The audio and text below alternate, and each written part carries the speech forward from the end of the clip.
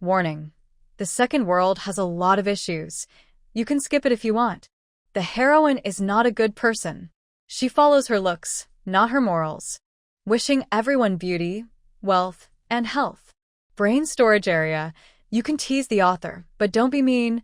I might cry. Extra tip: compliments make the author update faster. Let's begin. When Lin Wanqing opened her eyes, she saw a soft pink room. She looked around and saw no one, so she quickly called out to the system in her mind. System, have I entered a small world now? Yes, host. Lin Wanqing had been an orphan on Blue Star. She was beautiful since childhood and often benefited from her looks. With the help of kind people, she went to college and later found an ordinary job. Her salary was just enough to cover rent and bills, leaving her with little to spare. But because she was pretty and spoke sweetly, many men were willing to spend money on her. Lin Wanqing never thought of herself as a good person. If she could live better, why should she refuse? But things went wrong. A man who had been pursuing her for months found out she was seeing others. One night, on her way home from work, he attacked her with a knife. She could feel the warmth leaving her body as everything faded away. Lin Wanqing couldn't understand. If he really cared about money, why would it matter if she gave it back to him? Did things really have to end up like this? Besides, they weren't even together. She had only spent a little of his money. In short, she realized one thing: never spend a poor person's money, because that's their lifeline. Lin Wanqing thought her life had come to an end. But just as her soul drifted out of her body, it was suddenly bound by something calling itself the retirement benefit system. Before she could even ask what was happening, the system pulled her straight into a small world. Let's talk, she said. What exactly are you, and why did you bind me? Host, I am the retirement benefit system. My main task is to travel through different small worlds and live as long as possible. The longer you live, the more points you earn. As for why I chose you, I had just arrived on Blue Star and saw you lying there. You look nice, so I decided to bind with you. Hearing that, Lin Wanqing found it hard to believe that good luck could just fall from the sky and land right on her. But she had indeed crossed into another world. Whether it was good or bad, it gave her a new life. So she stopped overthinking and asked, in novels, systems usually give a beginner's gift. Don't you have one? Yes, host. The top-level space has been granted. Right after that, a bright light shot out from the system and flew straight toward Lin Wanqing's head. Lin Wanqing was startled by the sudden scene and instinctively closed her eyes, her heart filled with fear. The pain she expected never came. Instead, a vast space suddenly appeared in her mind. Lin Wanqing decided to study this strange space carefully. The system did not rush her. She took a deep breath and silently said in her heart, "Enter the space." As soon as she thought it, a wave of dizziness came over her. When she opened her eyes again, she found herself standing on a grassy field inside the space. Looking around, she saw endless green meadows, and in the distance, rolling mountains stretched across the horizon. To the left, she could see a faint coastline far away. To the right, there were patches of dark soil. When she turned around, she saw a huge palace behind her. She wanted to take a closer look, and in the next moment, she appeared right in front of the palace gates. Startled again, she quickly realized that this must be one of her powers as the master of this space. She pushed open the grand doors and stepped inside, where she saw a misty spring bubbling gently. It looked like the spiritual spring water often described in novels. Without stopping, Lin Wanqing continued exploring the palace. After walking around, she found that it contained everything she could possibly need: a bedroom, storage room, training room, study, pharmacy, kitchen, and many other useful places. At this moment, the entire space was empty, with nothing inside. Lin Wanqing silently exited the space and asked the system, "Is the spring at the palace gate a spiritual spring?" "Yes, host." "Tell me what other functions this space has." "Of course, host." Time is frozen inside the storage area, and time outside the palace flows 10 times faster than in the outside world. The spiritual spring water, when taken regularly, can improve health and beauty. The more Lin Wanqing listened, the more amazing she found this space. It was exactly the kind of special ability that every novel heroine dreamed of.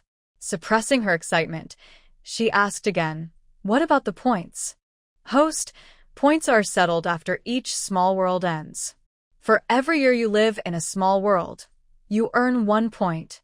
Points can be used to buy items in the system store. Hearing this, Lin Wanqing stopped thinking about points. After all, that was something for the next world. She decided to finish this world first before worrying about the next one. System, transfer the original owner's memories to me, she said, pausing for a moment before adding uncertainly, "You can do that, right?" "Yes, host."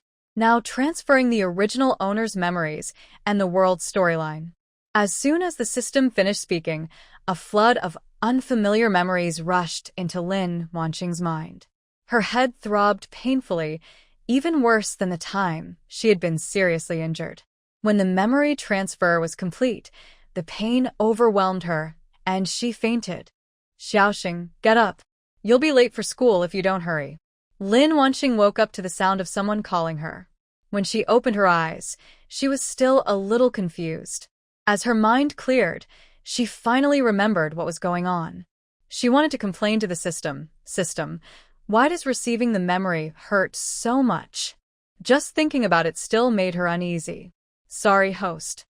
I forgot you're just an ordinary person with a weak soul. It won't happen again in the next world," the system said, its voice growing smaller and more guilty. Lin Wanqing rolled her eyes before answering the person outside. "I'm up, Mom." The original owner of this body was also named Lin Wanqing, a senior high school student.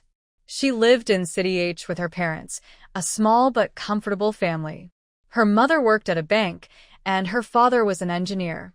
They both loved their daughter very much. Lin Wanqing gathered her thoughts, quickly got out of bed, and went to wash up. When she came out in her school uniform, a steaming bowl of wontons was already waiting on the table. Following the original owner's habits, she sat down and ate slowly. After finishing breakfast, her father drove her to school. Using the original owner's memories, she found her classroom and took her seat. Only then did she finally breathe a sigh of relief.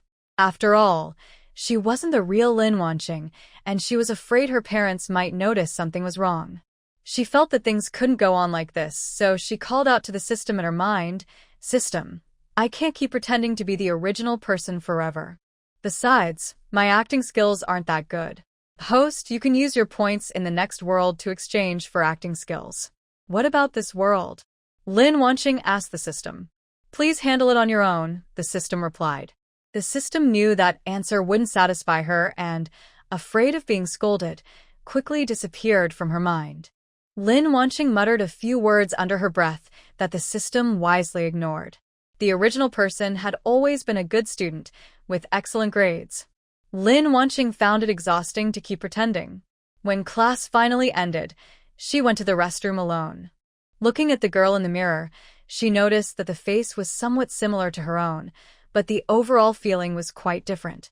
The girl had a soft, oval face and a small, delicate nose. The lines of her features were smooth, and the tip of her nose was gently rounded.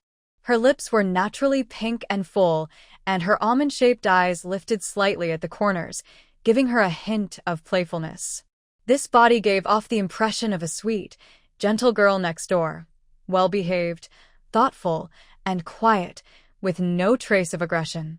When she smiled, her eyes curved like crescent moons, showing neat white teeth, warm and bright like sunlight. Lin Wanqing looked at her reflection in the mirror and felt quite satisfied. With a small smile, she turned and went back to the classroom. During class, she had already decided that she wanted to study acting. It would be useful in the future. As for what the system said about buying skills in the system space, she didn't believe it. By the time that worked, it would be far too late. She wondered whether her parents would support her decision to study acting. Thinking about it, she began to recall the story of this world. It was one of those overly dramatic tales where a powerful CEO falls in love with a clumsy, unlucky heroine. After going through the whole plot in her mind, she realized she didn't appear in it at all. She understood then, she was just a background character in the story. That was fine with her. Watching the main couple's silly romance would only make her lose patience. The school day finally ended. When Lin Wanqing walked out of the gate, she saw her mother waiting there. Her mother always came to pick her up after work, so they could go home together. Smiling, Lin Wanqing walked over. Mom. Xiaoxing, are you hungry? A little. Then let's go home. I'll cook for you, her mother said gently. What would you like to eat? Lin Wanqing mentioned cola chicken wings, the favorite dish of the body's original owner. Pretending to be sweet and obedient wasn't too hard. But the original girl had a big sweet tooth, while Lin Wanqing loved spicy food. Just thinking about a table full of desserts made her feel like the sky was falling. The two of them chatted casually on the way home. As soon as they arrived, Lin Wanqing went straight to her room to do her homework. Luckily, she had the original host's memories, otherwise, she wouldn't know what to do. Everything she learned in high school had already been forgotten after graduation. After writing only a few lines, she couldn't hold back anymore. Softening her tone, she spoke to the system that hadn't appeared all day. System, come out. I won't scold you anymore. Oh, really? The system's mechanical voice carried a hint of doubt. Really? I need your help to think of something. Hearing her confirmation, the system finally reappeared. Host, what do you need help with? I want to study acting. Do you think the original host's parents would agree? According to the data, the original host's parents are quite open-minded. You can ask them. All right. Lin Wanqing paused, then suddenly remembered something important. By the way, since I'm using the original host's body, what happened to her? Host, haven't you noticed that this body looks a bit like your own? Before Lin Wanqing could respond, the system continued. This body was created by the system itself. It was previously controlled by the world's consciousness. Is it like this in every world? Yes. That's why each body in different worlds will resemble your real appearance to some extent. Lin Wanqing paused for a moment. This was an unexpected surprise. If the person looked a bit like her, then they must be quite good-looking too. After all, attractive people often seem to have an easier time doing things. She pulled her thoughts back and focused on her homework. Xiaoxing, come out for dinner, her mother called from outside the door. Coming, Lin Wanqing replied, putting away her homework before getting up and leaving her room.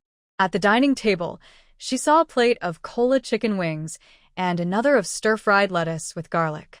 She went to the kitchen, took a bowl and chopsticks, and served herself some rice. Then she sat down to eat with her mother. Just as they started eating, Lin Wanqing asked softly, Is Dad working late again today? Yes, he's busy at work and won't be home for dinner, her mother said, placing a chicken wing in her bowl. Eat more. Okay. Lin Wanqing nodded and began eating, taking big bites of rice and chicken. When she finished her bowl, she put her dishes in the sink. Her mother looked at her and asked, Why did you eat so little today? You used to eat almost half the chicken wings, but today you only had a few. Hearing that, Lin Wanqing quickly came up with an excuse. I was thinking about a math problem while eating, so I ended up eating more rice instead.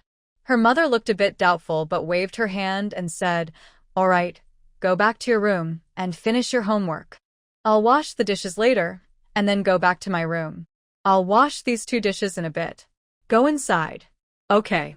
Lin Wanqing answered softly and went back to her room. Once inside, she didn't start her homework right away. Instead, she sat in the chair, lost in thought. She was an orphan and didn't know how to get along with parents. But in just one day after coming here, she had already felt a mother's love. Even when she ate a little less, it was noticed. Wasn't that love? A mother's love? Lin Wanqing wasn't sure. She shook off her thoughts and began doing her homework.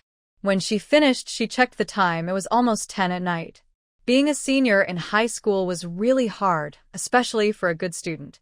Feeling exhausted, Lin Wanqing rubbed her temples, took a shower, and went to bed. The next morning, she woke up on her own before her mother called her. As usual, her father drove her to school. Just like that, the week passed, and on Friday evening, after school, Lin Wanqing didn't go straight to her room to study. Instead, she went into the kitchen to help her mother pick vegetables. Mom. Lin Wanqing hesitated, not sure how to start. Her mother noticed her uncertainty, turned to her, and asked, "What is it? Why are you hesitating?" Mom, I want to learn acting. Is that okay? Lin's mother didn't object right away. She stayed silent for a couple of seconds, kept working with her hands, and asked, "Why do you want to learn acting?" "I kind of like it," Lin Wanqing replied. "I'm not against it," her mother said. "Here's the deal, you have a day off tomorrow. I'll take you to a few acting classes. See if you really like it. If you can stick with it, I'll agree." After speaking, she patted her daughter's hand and turned back to prepare dinner. Lin Wanqing couldn't help but smile. Thank you, Mom. I'll definitely keep going. She knew herself well. Even if she didn't end up liking it, she would still learn for the sake of her future. Soon, her father came home, and the three of them sat down for dinner. Her mother told him about her wish to study acting. Without hesitation, her father said, "If you like it, then go for it. Dad supports you." Then he placed a piece of cola chicken wing into her bowl. Yes, they had cola chicken wings again that day. "Thank you, Dad. You're the best." To avoid raising any suspicion, Lin Wanqing ate a lot of chicken wings. After dinner, she washed the dishes and went back to her room. Thinking that she might not have time to do homework the next day because of acting class, she opened her school bag and started working on her assignments. The next morning, Lin Wanqing got up early and went out with her mother.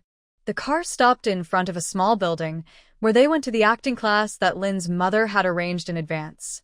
A middle-aged female teacher greeted them. She wore a simple cotton and linen dress, and her expression showed a sense of professionalism. There was no small talk. The teacher simply said, "Let's watch one class first," and led her into the classroom. "Relax your shoulders. Feel your breath sink down to your core, then use your stomach muscles to push the sound out. Try to use your body to imitate a tree, from taking root to swaying in the wind. Feel the stretch in every joint. Walk around the room. Change your steps with different emotions. Don't use your face, let your body speak. Watch me do this movement carefully. Notice the change in my eyes. Now you try it and tell me what emotion you feel." Lin Wanqing listened carefully. This was important for her future safety. In the modern world, it was fine, but in ancient or magical worlds, being discovered as different could truly be dangerous. By the end of the class, a light sweat had formed on Lin Wanqing's forehead. The acting teacher looked toward Lin's mother, who was waiting by the door, and said, "She has above-average talent and a great attitude. Let's continue tomorrow." Lin's mother quickly nodded with a smile and thanked the teacher. "Yes, of course. Thank you very much." Lin Wanqing also thanked her and followed her mother home. On the way back, Lin's mother looked at her and asked carefully, "So, how is it? Do you like it?" "I do." "All right, then let's study acting." From then on, Lin Wanqing spent her weekdays attending school and her weekends taking acting classes. Time passed quickly, and soon it was time for her to take the art college entrance exam. Lin Wanqing hadn't studied acting for very long, so her exam results weren't great. In the end, she was accepted into a media university in City C. Although the university wasn't top tier, it was still considered above average. After graduating from high school, Lin's mother gave her a thick red envelope as a graduation gift, telling her to buy something she liked. The next day, Lin Wanqing went to a seed shop and bought every kind of seed she saw. Then she went to buy live chickens, ducks, geese, and rabbits, 2 of each, 1 male and 1 female. It wasn't that she didn't want to buy more, but she had already spent all her money. Since she couldn't carry everything at once, she took 2 animals at a time and stopped by a public restroom on the way. Inside, she stored the chickens, ducks, geese, rabbits, and seeds in her secret space. After just a short while, she noticed a faint smell of poultry on her clothes. Frowning slightly, Lin Wanqing hurried home. Once home, she locked the door and entered her space. She carefully planted the seeds and set aside an area to raise the chickens, ducks, geese, and rabbits. After drinking a cup of spiritual spring water, she left the space. The first thing she did was rush into the bathroom to take a shower. She went to the water dispenser again and replaced the tap water with the spring water from her secret space. She had been doing this ever since she started learning acting. Not long after she began changing the water, her mother touched her face and said, "My skin has gotten so much better lately. The fine lines are gone." Her father also commented at the dinner table, "Even though I've been working overtime every day, I feel more energetic than before." Lin Wanqing quietly smiled while eating her rice, only replying vaguely, keeping her secret to herself. Even during her vacation, Lin Wanqing didn't stop taking acting classes. That night, as she lay in bed, she thought about how long it had been since she entered her space. She silently recited the words and entered it. Time in the space flowed 10 times faster than outside. The vegetables she had planted were already ripe, and the rice and corn were almost ready. The fruit trees had just grown into small saplings. She went to check the breeding area and saw eggs everywhere, chicken, duck, and goose eggs. Many had been stepped on and broken. Seeing this, she felt a little sad. Those were all valuable. She had planned to sell them later to store supplies. She decided that from now on, the first thing she would do every morning was to come and collect them into the warehouse. It only took a thought, so it wouldn't take much time. After leaving the space, she took a quick shower and soon fell asleep. Time passed quickly, and it was soon time for her to go to college. Her parents, worried about her going so far away, both took time off work to accompany her to the university. When they arrived at the school and finished getting the campus card, the three of them carried their luggage to dorm room 208. "The second floor is nice. You won't have to climb too many stairs," Lin's mother said as she carried a bag and walked up the stairs beside Lin Wanqing, who only had a backpack. "Yes, it's quite nice," Lin Wanqing replied. Lin's father didn't say anything, holding 2 suitcases in his hands. When they reached the door of room 208, they saw that it was already open. 2 other families were inside, making the beds. One young girl was standing on the floor, giving directions to someone on the top bunk. Another young girl was making her own bed, while her parents cleaned the cabinet for her. Lin Wanqing walked into the room, and everyone looked up. Smiling, she greeted them, "Hello, I'm also staying in this dorm." After speaking, she went straight to her bed. The dorm was a standard 4-person room with a bed on top and a desk below. Her bed was on the inner side of the left wall. As she passed the girl giving directions, she waved to her parents. "Dad, Mom, come in." "My bed is over here." Hearing her, both parents smiled and nodded politely to the others in the room. When they reached her bed, Lin's mother started making the bed while her father cleaned the cabinet. Lin Wanqing began organizing her clothes. When everything was done, only the 3 of them were left in the room. Father Lin wiped the light sweat from his forehead and said, "Let's go eat. In the afternoon, we'll go to the supermarket and buy whatever we still need." The 3 of them had a quick meal at a small restaurant near the school gate, then headed to the supermarket. They walked toward the daily necessities section: shampoo, body wash, toilet paper, wash basins, laundry detergent. Everything seemed useful. When they came out, they were carrying 2 big bags full of items. After putting everything in the dorm room, Father Lin and Mother Lin finally left, still a little worried.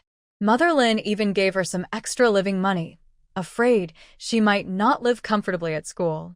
Lin Wanqing also felt reluctant to part with them, since they truly cared for her. For the first time, she felt the warmth of real parental love. Still, she was a little happy because now she could finally eat spicy food. By evening, all 4 roommates had arrived. After introducing themselves, they found out they were all in the acting class, and naturally, none of them looked plain. The one giving directions was Wang Man, a bit spoiled from being pampered at home. The one neatly making her bed was Su Haishan, who had a gentle and pleasant face. The tallest one, with a cool and confident air, was Wu Yanhua. Since it was the first day, and they weren't familiar with each other yet, they didn't talk much. Everyone just finished unpacking and went to bed. The next day, Lin Wanqing woke up and instinctively wanted to drink a cup of spiritual spring water. But when she opened her eyes, she remembered she was at school. She had no choice but to get out of bed, go to the bathroom, put away the things from her space, and then drink a cup of spring water. She felt a little uneasy. Living with others meant she had to be very careful when using her space. Lin Wanqing had thought about renting a place of her own, but freshmen weren't allowed to live off campus. So she gave up on that idea and bought a bed curtain instead, creating a small private space for herself. College classes weren't too heavy, so Lin Wanqing had more free time. Since her school was far from H City, her acting lessons were also on hold. With nothing much to do, Lin Wanqing started thinking about ways to make some money. She wanted to stock up supplies in her space, and with such a large space, that would take quite a lot. That night, lying in bed, she called out in her mind, "System, come out." "What is it, host? Your technology level must be really advanced, right?" "Of course. I was created by the most powerful main system," the system replied proudly. Lin Wanqing continued in a gentle tone, as if coaxing a child. "Then you must be like a god in this world's internet, right?" "Of course," the system said, full of confidence. Hearing that, Lin Wanqing smiled and said decisively, "Good. I'll give you the money. Help me invest in stocks." Huh? The system sounded confused and asked again, "Host, what did you just say?" "I said, you should trade stocks and make money for me," Lin Wanqing repeated. "No, I won't do that." The system's tone suddenly became firm. Even its mechanical voice carried resistance. Lin Wanqing was prepared. She slowed her speech and coaxed gently, "Look, you're linked to me, right? That means you like me, doesn't it?" Yes. "Then don't you want to keep working with me for a long time? You know, finding a host you like isn't easy." "I do." "Exactly. If we're going to stay together for a long time, we should share both good times and hard times, right?" Lin Wanqing pressed on, sounding completely reasonable. Right. "Then, that's it. I'm having a hard time now. I don't have enough money. Since you have the ability, shouldn't you help me?" The system paused for a few seconds, then replied, "Yes, I'll help." Tricked by Lin Wanqing's smooth words, the system agreed, without hesitation. "The money is in the bank card ending with 8569.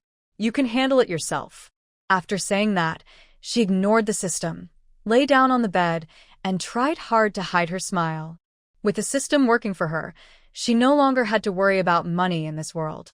Meanwhile, the system was still excitedly studying stock trading software, completely unaware that it had just become her assistant. The system really hadn't lied. Her stock trading was always successful. In just a month, the money in her hands had multiplied several times. Lin Wanqing didn't rush to stock up on goods. Instead, she waited for the system to help her earn even more. In her free time, she also taught herself calligraphy.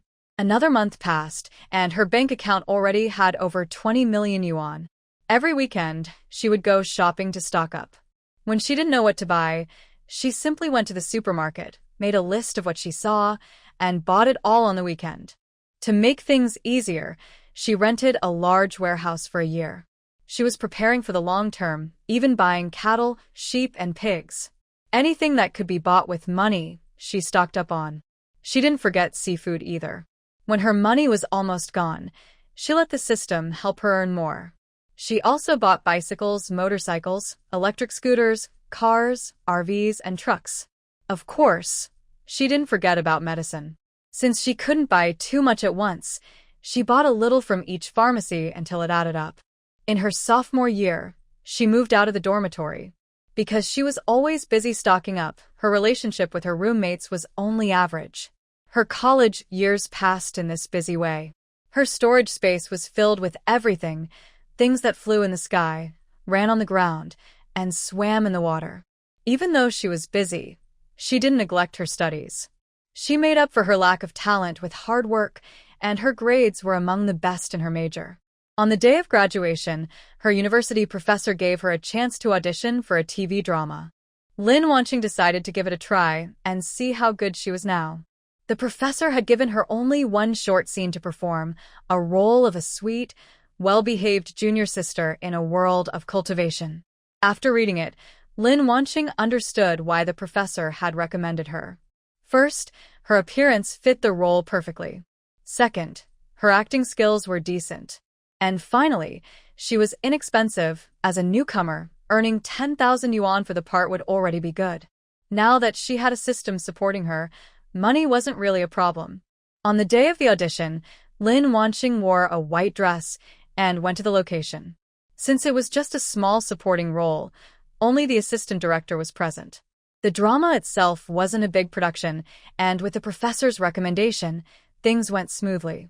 As soon as the audition ended, the assistant director smiled and said, "You did well, you're in." She hadn't left yet and was ready to sign the contract. The assistant director handed her a copy. Lin Wanqing glanced at the densely written terms but couldn't understand much of it. She quickly called out to the system in her mind, "System, please check this contract for me." After scanning, the system replied, "Host, there are no issues with the contract." Lin Wanqing picked up the pen, turned to the last page, and signed her name. Seeing this, the assistant director reminded her, "You should read it carefully before signing." "It's fine," she said with a smile. "I'm just a small actress. There's nothing worth scheming over. Besides, I trust you." Lin Wanqing smiled as she finished speaking and handed the signed contract to the assistant director. The assistant director took it, chuckled, and shook his head. "Next time, read it carefully. Not everyone is as easygoing as I am." "All right, I'll make sure to read it carefully next time," Lin Wanqing replied politely before leaving. There was still a month before filming began, and Lin Wanqing suddenly started missing her parents. Since she had some free time, she decided to visit them in H City. Once she made up her mind, she immediately booked a ticket and headed back, planning to surprise them without telling them in advance. After packing a few things, she hurried home. When she arrived downstairs, she took out some fruit she had brought and went upstairs. She knocked on the door, but no one answered. Using her key, she opened the door and saw both pairs of her parents' slippers by the entrance. That's when she realized they weren't home. She put her luggage in her room, sat down on the sofa, and called her mother. Beep, the phone had just started ringing when it was answered. Her mother's voice came through, "Xiaoxing, what's wrong?" Lin Wanqing could hear some background noise besides her mother's voice. "Mom, where are you?" "I'm traveling with your dad in J City," her mother said loudly, worried her daughter might not hear clearly. "When did you go?" "We just arrived yesterday." Lin Wanqing asked again, "When are you planning to come back?" "Just got here. What's the rush?" "What's wrong?" "Nothing, you all have fun. I just missed you." "If you're fine, then I'll hang up. I'm outside right now." "Okay, take care." After hanging up, Lin Wanqing looked at her phone and couldn't help but smile. What a coincidence, they had just gone out, and she had just come back. She sighed, stood up, and went to her room to pack her things. Then she took out some fruit from her storage space and wrapped it nicely herself. After that, she left the house, planning to visit her acting teacher. When she arrived at the small building, she immediately saw her teacher giving a lesson. She didn't interrupt, just quietly watched from outside the door. When the class ended and the teacher came out, she stepped forward and said, "Teacher, I came to see you." The teacher looked a bit surprised, wiping away sweat as she asked, "How are things going now?" "I just auditioned for a role. Filming starts in a month." "Come in, let me see if you've improved," the teacher said, turning and walking back into the classroom. Lin Wanqing quickly set down the fruit she brought and followed inside. After the short test, the teacher smiled with satisfaction. "Not bad. Looks like you've been working hard." They chatted for a while, and when new students arrived for class, Lin Wanqing politely said goodbye. She planned to use the days before her parents came back to stock up on local specialties from H City and tidy up her storage space. That evening, looking at the lively and thriving space, Lin Wanqing felt completely satisfied. She had also organized the warehouse with shelves, arranging everything neatly. She even set up a section for ready-to-eat food, filled with meals and snacks she had packed from different restaurants and food stalls. She didn't even skip milk tea. Each time she ordered more than a dozen cups, and after 4 years, she had stored quite a lot. She planned to get some advanced equipment when she went abroad later.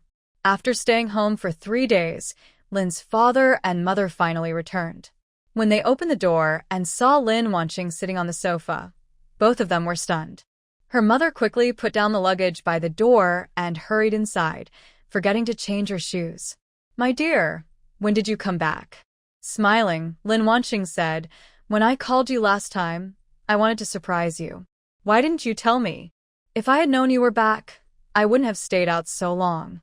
It's not easy for you two to find time to travel. I'm not in a hurry to leave anyway. Her father brought in the suitcase, changed his shoes, and came inside.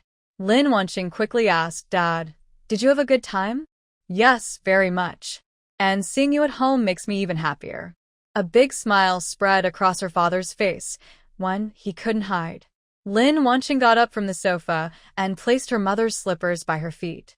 Mom, change your shoes. All right, her mother replied quickly, smiling. My little Xing is always so thoughtful. Hearing that, Lin Wanqing grinned. Of course, I'm your caring little girl. The three of them laughed together. After staying home for another half-month, Lin Wanqing returned to City C and spent the rest of her time carefully studying her script.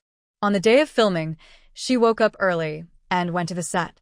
Since she lived in the same city, the crew hadn't arranged a hotel for her. When she arrived, she greeted the director and assistant director, then went to a shared dressing room to have her makeup and hair done. Once ready, she quietly watched the lead actors perform, carefully observing their movements and thinking about how she would act in their place. When the two finished their scene, the assistant director called out, Next scene, junior sister's part. Actors, please get ready. Lin Wanqing gathered her thoughts and waited for her first scene to begin. The set was quickly prepared, and with the director's call of action, filming started. Following what she had learned, Lin Wanqing began her performance. Senior brother, please take me out to have some fun, she said playfully to the actor playing her senior brother. Be good, junior sister. Master will come soon to check your lessons. When it's over, I'll take you there, all right? The male lead's voice was especially gentle. Okay, but you can't go back on your word, senior. He smiled and gently patted her hair. All right, I won't. The scene ended. Lin Wanqing bowed to the male lead in thanks, then walked over to the director. The assistant director looked at her and said, Good performance. Lin Wanqing smiled, watched the scene they had just filmed, and saw that the director had no further comments. Her work for the day was done. As a supporting actress, she didn't have many scenes and her schedule depended on the leads, so her parts weren't filmed all at once. Still, she didn't leave. She stayed to observe other actors' performances and even helped the props team when they were shorthanded. In this way, Lin Wanqing went to the set every day, and after more than 2 months, she finally finished all her scenes. The assistant director gave her a small red envelope to mark the end of filming. After exchanging a few polite words, she left the crew. A wrap-up party? That wasn't something small actors like her could attend. Lin Wanqing returned to her rented apartment and took a few quiet days off at home. She never planned to become a celebrity. Filming a few dramas was just a way to test what she had learned. It was a decision she had thought through carefully. Becoming a star meant living under constant attention, which would make it very inconvenient for her to use her special space. This first world was still the modern one she knew well, so she definitely needed to stock up properly. To prepare for the future world, she wouldn't make things difficult for herself. She didn't even plan to get married. With beauty and wealth, why should she suffer for love? Weren't handsome models good enough? Loving money and beauty was simply part of her nature. She just wasn't sure if her parents, Mr. and Mrs. Lin, could accept her decision not to marry. Pulling her wandering thoughts back, Lin Wanqing lay on the bed and soon fell into a deep sleep. After staying for a few days, she went to other cities. In each city, she rented a large warehouse and bought some local specialties. She traveled like this for more than half a year before the TV drama she had acted in finally started airing. She didn't have the patience to wait for 2 new episodes every day, so she called out to the system, send me the full version of the drama I filmed. Of course, host. You can count on me. The next second, the complete series appeared on her phone. Lin Wanqing thought to herself, free help really is the best. She opened her phone and started watching the drama. It took her a whole day to finish it. After watching, she had only one thought. It wasn't perfect, but it wasn't bad either. Still, she couldn't stop there. She needed to keep improving. After all, traveling through time didn't automatically make her smarter. She refused to believe that she couldn't master at least one skill in her lifetime. So Lin Wanqing signed up for several acting classes, some focused on historical roles, others on emotional performances. She wanted to learn every style. Once again, Lin Wanqing became busy with her new studies. That day, she went out to the supermarket and unexpectedly met a fan of her show. Smiling, she took a photo with them and signed her name. On her way home, she quietly hummed a tune. Having fans, did that mean her acting was pretty good? After class that day, her acting teacher called out to her. "Wanqing, I have a script here. It's a historical drama. Are you interested?" She hadn't planned to take on another role, but when she thought about historical dramas, she knew the actors in them were usually very skilled. It would be a good chance to learn from them. Lin Wanqing thought for a moment and said, "Yes, teacher, I'm interested." Good. "I'll send you the director's contact information later." "Okay, thank you, teacher." When she got home, she received a message from her acting teacher. It was a phone number and the name of the director, Sun Tianqing. Lin Wanqing looked outside. It was still early, so she called Director Sun right away. After a moment, the call was answered by a slightly hoarse, middle-aged voice. "Hello, who's this?" "Hello, Director Sunday. I'm Lin Wanqing. My teacher, Li Fong, gave me your contact information today." When Sun Tianqing heard Li Fong's name, he immediately understood. "Come to City B tomorrow. I want to see your performance."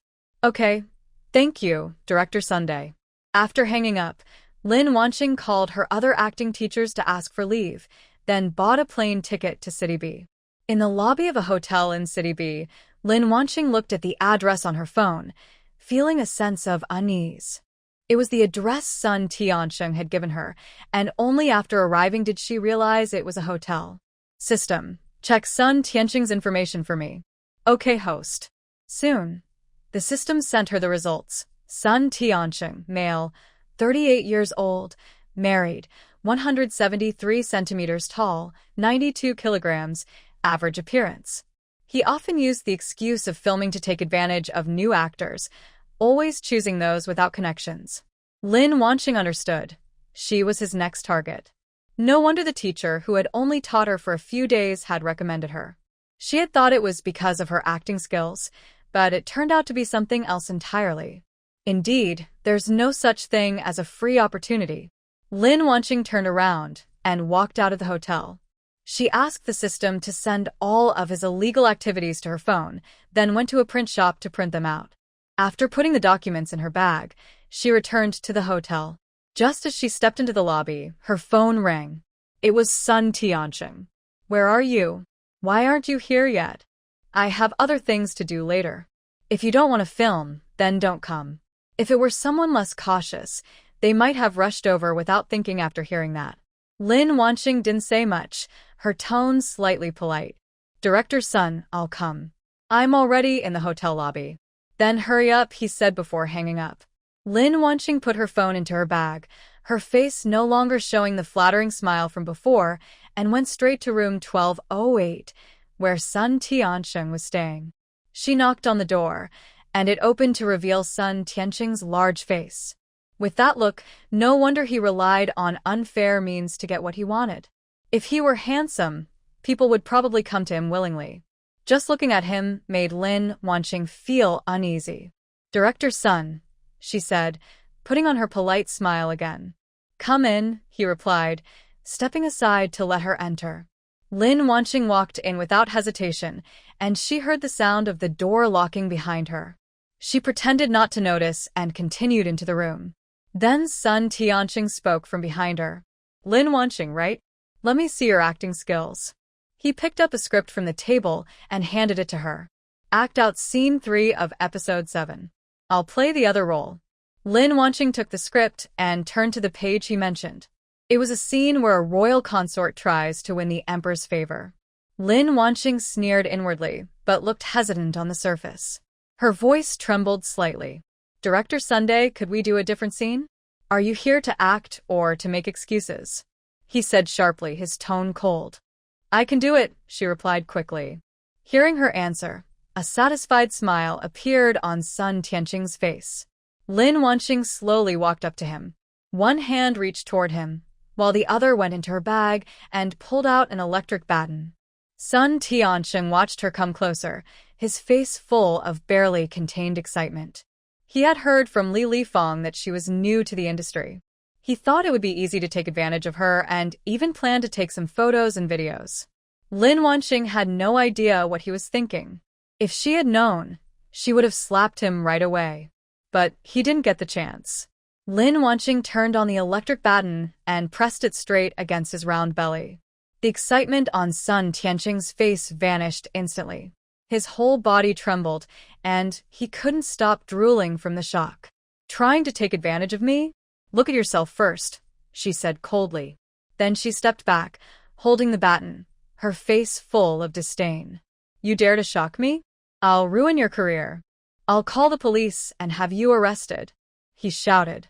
Hearing that, Lin Wanqing laughed, walked over to the sofa, sat down, crossed her legs, and said, "Ruin me?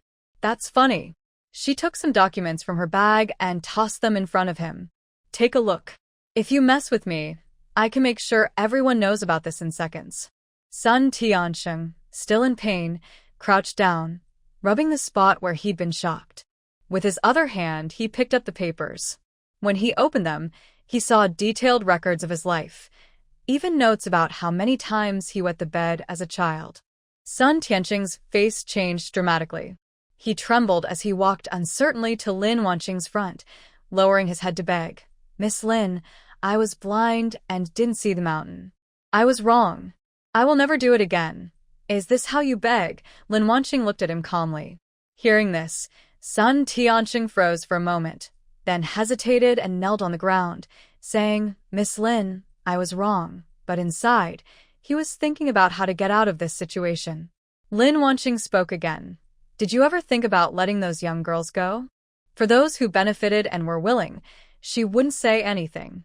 But looking at his records, 5 of them were forced with photos taken and no benefits given. He used these as leverage, forcing one to jump off a building." When Sun Tianqing heard her words, his face turned pale, and sweat broke out on his forehead. Lin Wanqing considered herself not a good person, but not a saint either. She stood up, brushed off the dust on her clothes, and left with a final remark, "Take care of yourself." Then she exited the hotel room. She felt a bit annoyed. 4 newcomers without connections, it was too hard to survive in this circle. One careless move could lead to ruin. She took a deep breath and had the system send Sun Tianqing's illegal records to the police station. Of course, she also didn't forget to include Li Lifeng, who was involved in pimping. System, what is Li Lifeng's result? Host, she has been sentenced to 7 years in prison. Okay, I understand. Lin Wanqing plans to invest in that historical drama. The script is good. It just needs a different director. She asked the system to contact the producer and arranged a meeting place, then got up to wash up. She changed into a shirt and suit pants, looking neat and professional, and headed to the meeting spot. When Lin Wanqing arrived, the producer, Wen Hao, was already there. She carefully looked him over, about 180 centimeters tall, weighing around 180 jin, a man in his early 30s. Lin Wanqing looked away and quickly walked forward, extending her hand and saying, "Hello, Producer Wen. I am Lin Wanqing, the one who called you earlier." Wen Hao also shook her hand briefly before letting go. "Miss Lin, please sit." "I'm not sure if the investment you mentioned over the phone is still available." Lin Wanqing sat across from him as she was told. "Yes, I really like the show, Palace Secrets." "Do you still need investment?" Wen Hao's face immediately lit up with a smile. Who wouldn't want more money? He quickly replied, "Yes, we need it, especially now." "How much are you planning to invest, Miss Lin?" Last night, Lin Wanqing had already calculated the best investment amount with the system. 30 million yuan. For a 15% stake. "But I have one request." Hearing the offer of 30 million, Wen Hao's smile grew a little wider. Then he hesitated slightly and asked, "Miss Lin, do you have any specific requests?" "I need a small role," she replied. "Well, "Miss Lin, you should know that poor acting skills might affect." Before he finished, Lin Wanqing interrupted him. "Don't worry, Producer Wen. I just want a minor part. I will also audition in front of the director. We'll see how it goes. That's no problem at all. I can agree to that, he said. Great. Please prepare the contract. Once it's signed, I can transfer the money. Okay. Miss Lin, please wait here. After saying that, he stood up and left to call his assistant, asking him to prepare the contract. Lin Wanqing didn't wait long. About half an hour later, a young man hurried into the coffee shop, carrying a briefcase. He approached Wen Hao and handed him the briefcase. Boss, here's the contract you asked for, he said. Wen Hao took it. Go take a rest. We'll go back together later. Without waiting for a reply, he took the briefcase and approached Lin Wanqing. He handed her a contract and opened his own to read carefully. Of course, Lin Wanqing couldn't understand it. She called out in her mind, "System, come out and look at the contract. I'm coming." The system's voice entered her mind, and after a moment it said, "Host, there are no issues." Lin Wanqing immediately picked up a pen, signed her name, and handed it over. At this time, Wen Hao also finished reading, signed his name, and exchanged documents with her, signing again.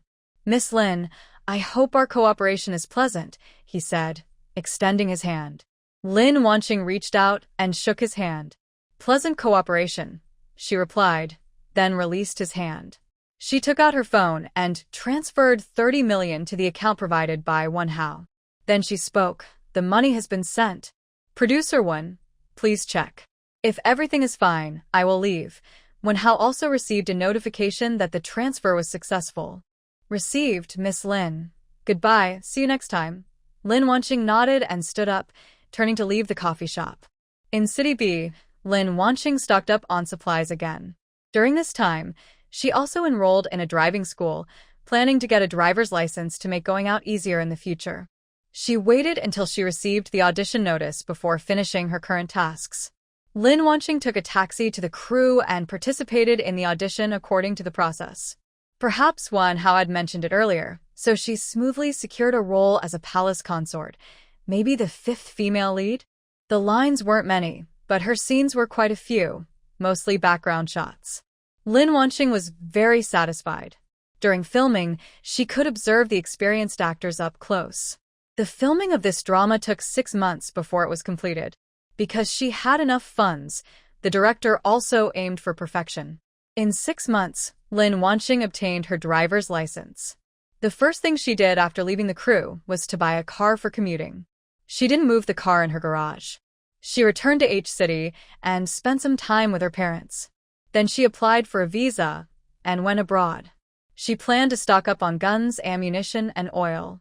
First, she went to Saudi Arabia and stored 10 tons of oil, then traveled to Germany. She hired a team of the most expensive bodyguards and then went to HK Company to order all the firearms she saw. When receiving the goods, Lin Wanqing was worried they might cheat her. Fortunately, HK is the largest and most reputable gun company, and she successfully received her order. After returning home, she finally felt at ease. Lying on her bed in H City, she asked the system in her mind, "System, what would happen if I accidentally died?" "Nothing much. So, does that mean I can choose to end my life if I dislike the world I'm in?"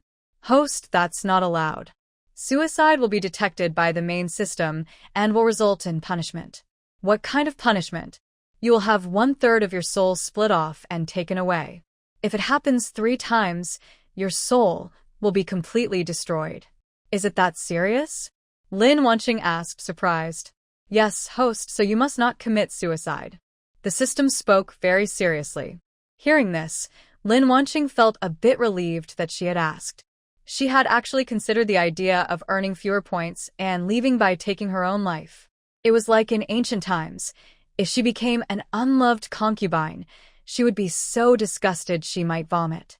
By the way, system, what is the next world we will go to? Random crossing into different worlds. All right. Lin Wanqing stayed at home for a while and then started her acting classes again. She also took on a few good scripts to act in, but not many. Over several dramas, her progress was obvious. Lin Wanqing was very happy with her achievements. In the blink of an eye, she was already 25 years old. She had started to feel the fear of being pressured to marry. She didn't dare to go home often. Every time she did, her father and mother took turns talking to her. You're already 25 and you don't even have a boyfriend. What do people say? Yep, still single from birth. Even if you can't bring a guy home, you could bring a girl. I guess we'll never see grandchildren in this lifetime. Lin Wanqing. Their ideas were quite open-minded. They could accept 2 women. So, does that mean if she doesn't get married, they would still accept it? Wanting grandchildren isn't hard, just have a child with her partner. This lifetime, she never even thought about getting married. She is beautiful and wealthy, so why is she so eager to enjoy conflicts between mother-in-law and daughter-in-law? One day, she tidied up, took the gifts she bought for the 2 of them, and returned to her home in H City. As she opened the door, she saw them sitting on the sofa with serious expressions. What's going on? Dad, Mom? Lin Wanqing was startled by the scene. What's wrong? Do you still know how to come back? Lin's mother's voice was the first to reach her ears. How could it be? I just came back, see? I even brought you gifts, she said, waving the items in her hand. Their faces looked a bit better, and Lin Wanqing sighed in relief. She closed the door, changed her shoes, and went into her room. Lin Wanqing handed the bags to both of them. See if you like these. Lin's mother took the bags, slowly opened the boxes, and then closed them with a snap, looking at Lin Wanqing. Where did you get so much money? I earned it from acting in movies. I even invested in the projects I starred in. Haven't you 2 watched my shows? They're quite popular. Yes, we watched them. How could we not? Since you haven't been back for so long, we only see you on TV. Lin's father's voice came from nearby. Lin Wanqing softly replied, I didn't come back because you kept pressuring me to marry. Unexpectedly, Mom Lin's sharp ears caught her words. She said, pushing you to marry is for your own good. Since we're leaving, you'll be alone without a partner. If I had known you wouldn't marry, I should have had another child with your dad when I was young. Oh, enough. Just see if you like it. Dad, you also open yours and take a look. Okay, I'll open it now. He opened the box he was holding, which contained a jade guanine pendant and a bottle of wine. This pendant is really beautiful. What kind of wine is this? His face showed an uncontrollable smile as he carefully examined the bottle. Oh, it's Matayuan Kingwa. BB, how much did you spend on this? Not much. Since I bought it for you, you can drink it. Lin Wanqing didn't dare to say anything, because that bottle of wine cost her 1.5 million yuan. She had bought it with great difficulty. Mom Lin also carefully looked at her large gold bracelet and sapphire necklace. Seeing that both of them were quite happy, Lin Wanqing sat down on a nearby sofa and asked, Dad, Mom, do you really want to have grandchildren? Hearing this, Mom Lin put down her gift and spoke softly, Actually, I don't care if you have children or not. I just worry that you'll be lonely when you're old. All right, I understand. Mom, is it okay if you accept that I don't want to get married? We can't control you. As long as you don't regret it later, that's all we hope for. Mom, you are so kind. Don't worry, I won't feel lonely. The group chatted for a while longer, then Lin Wanqing went back to her room. It had been a long time since she last entered her space, so she quickly teleported inside. She looked at the fruits and vegetables she had grown and checked the nearby ranch. The entire space was now fully self-sufficient. If she wasn't afraid of loneliness, she could live here forever. She carefully inspected the space. She found that she had stored enough items on land, but only a little edible stuff in the sea. She still needed to stock up more. Lin Wanqing stayed at home for a week before heading out. First, she ordered a custom boat, then learned swimming and diving. It took nearly 2 months to master these skills, and the boat was finally finished. She asked them to dock the boat at the pier, then drove there alone. She couldn't drive the boat herself, so she let the system control it, and she set out to sea alone. Once away from the shore, she put on her diving suit and dove into the water alone. She descended a bit and immediately stored all the surrounding seawater and marine life into her space. She repeated this process 10 times until she was satisfied. Back on the boat, she took a shower and then entered her space. Looking at the variety of fish in her space's sea, she felt happy. Her collection obsession was greatly satisfied. After drifting at sea for 2 more days, She returned to the dock. As for the spaceship, she planned to store it in her space when she was ready to leave this world. Otherwise, if she stored it in her space while at sea, she wouldn't be able to return to the shore. One day, she suddenly really wanted hot pot.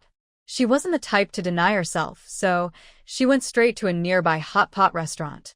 As Lin Wanqing entered, the waiter greeted her. "Hello, how many people?" "Just me. Could I have a quiet private room, please?" "Of course. Please follow me." She was then led to a private room at the very back of the second floor. She ordered her favorite dishes: blood tofu, fatty beef, bean curd skin, shrimp balls, 2 servings, and a tripe. She didn't mind ordering more. If she ordered too much, she could just store the leftovers in her space to take away. Once all the dishes arrived, she happily started eating. Because she chose the spiciest hot pot base, her lips were a little swollen and red from the spice. While eating, Lin Wanqing said with a smile, "Spicy food is the best, so satisfying." She took a big sip of juice next to her, making a gulp-gulp sound, feeling a bit better. Drinking so much juice made her need to go to the bathroom, so she stood up and headed toward the door. Just as she reached the door of the neighboring private room, someone rushed out and bumped into her. She was pushed against the wall opposite. Bang! Lin Wanqing let out a sharp cry. Sorry, are you okay?" The man's apology came through. But Lin Wanqing didn't answer. Her whole arm was hurting a lot right now. She kept her left hand clutching her right arm, as if that could make the pain less. Then the man spoke again. "Come on, I'll take you to the hospital to get checked." He reached out to hold her left arm. Seeing his action, Lin Wanqing quickly shouted, Wait, don't touch me. I'll go slowly." Lu Yu withdrew his hand, nervously curling his fingertips. He felt annoyed with himself for rushing out and bumping into someone. Lin Wanqing sat quietly for about 3 or 4 minutes until she felt a bit better. Then she looked up to see what the person who bumped into her looked like.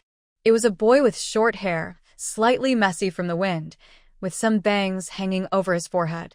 His straight nose and bright eyes, shining like they held stars, caught her attention. He was wearing a white short-sleeved shirt, with the sleeves casually rolled up to his forearms, showing clean, slim wrists. On his wrist, he wore a simple sports watch. He looked at her with an apologetic expression. "Sorry, let's go to the hospital and check." Lin Wanqing didn't reply. She moved her arm to see if it was okay. She pushed up her sleeve and saw a large purple bruise. "No need to go to the hospital. I'll just put some medicine on it at home," she said. "But you should go. I think it's pretty serious," he insisted. Lin Wanqing definitely didn't want to go. She believed that a little injury could heal quickly with some spiritual spring water at home.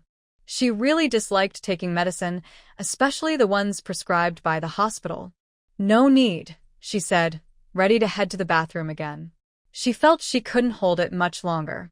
Unexpectedly, he grabbed her arm. "Let me buy some spray medicine for you." She looked up and saw the guilt and seriousness in his eyes. "Let go first. I need to use the bathroom urgently.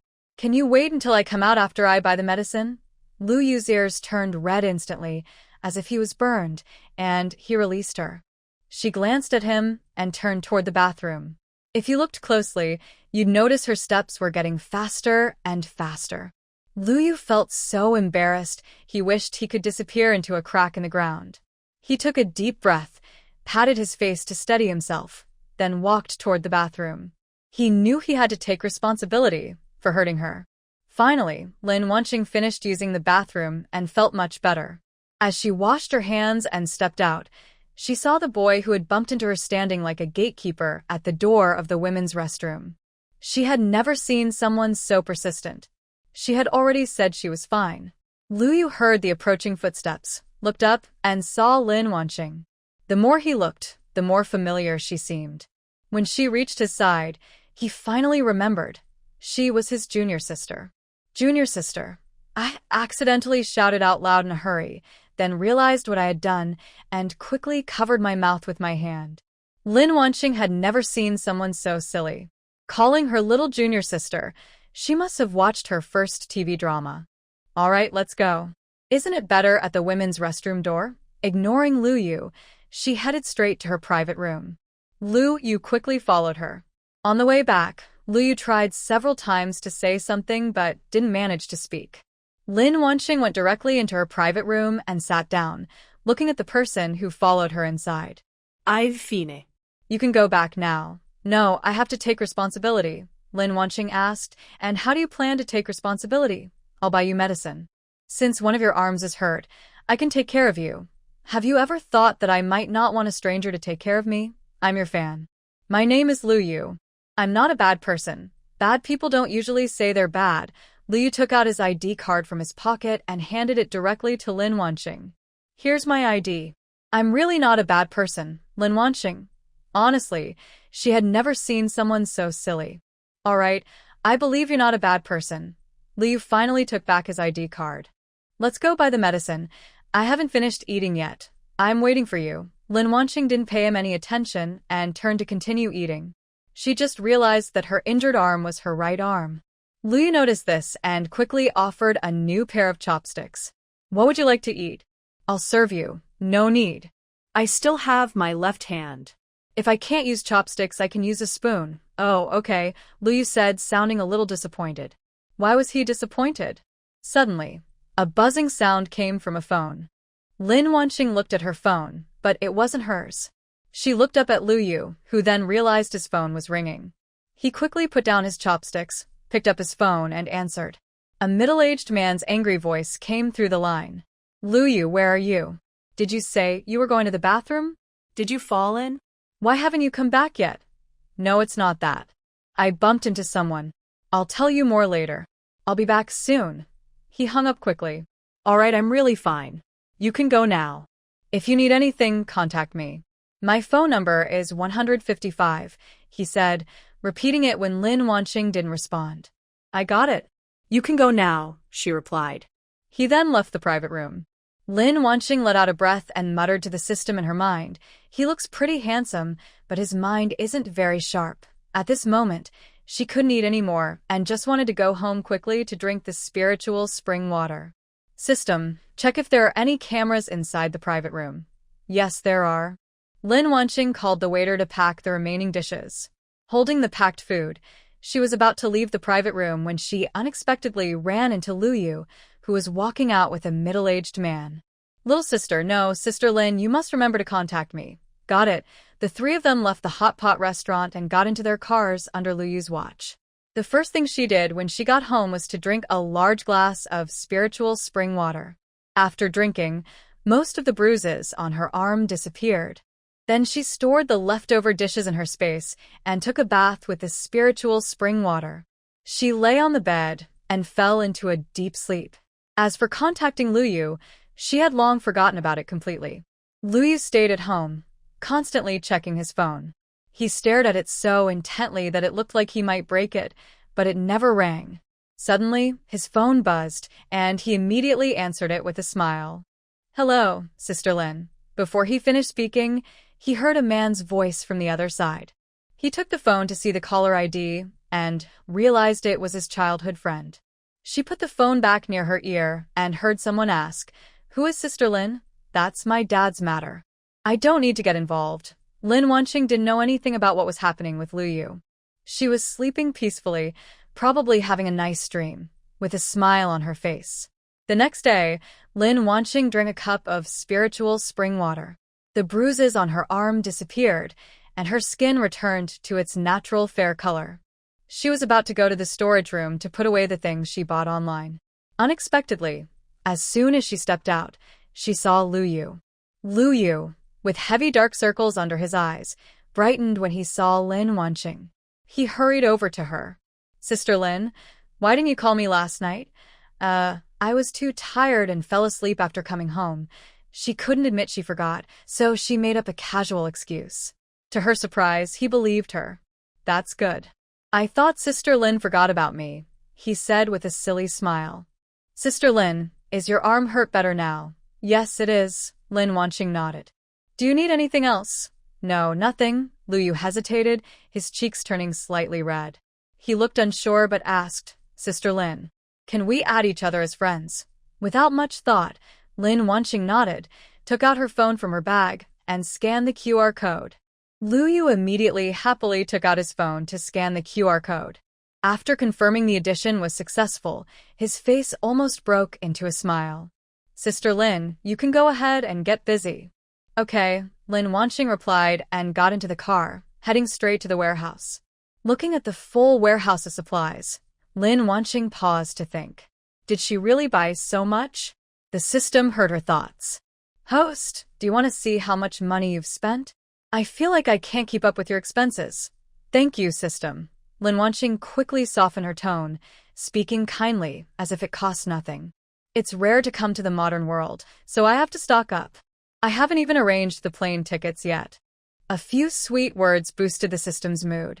Lin Wanqing knew very well, just a little talk and she could get a 24-hour free labor force. This deal was really worth it. She stored the items from the warehouse into her space, not in a hurry to go home. She directly entered her space and organized everything by category. Suddenly, she patted her forehead, realizing she had forgotten to stockpile gold. Quickly exiting the space, she went to the bank and bought 10 500-gram gold bars. She didn't dare buy too many at one bank, so she visited several banks. In the end, she accumulated 100 jin of gold bars. All this gold cost Lin Wanqing over 40 million yuan. In the following days, she kept busy, buying a large number of vintage items online. There are large floral bed sheets and duvet covers, a military water bottle, work shoes, gloves, and an aluminum lunchbox. Even 50 sewing machines have been bought and stored in the space. Buying more is never wrong. Anyway, time in the space is frozen, so nothing will spoil. One day, when she was returning home, she passed by a maternity and baby store on the corner. She suddenly remembered she hadn't stocked up on maternity and baby supplies. What if she ends up traveling back as a child someday? She quickly got off the bus and went into the store, buying everything inside. Stockpiling always leads to forgetting many things. But Lin Wanqing wasn't in a hurry. She still had a whole lifetime to fill in the gaps.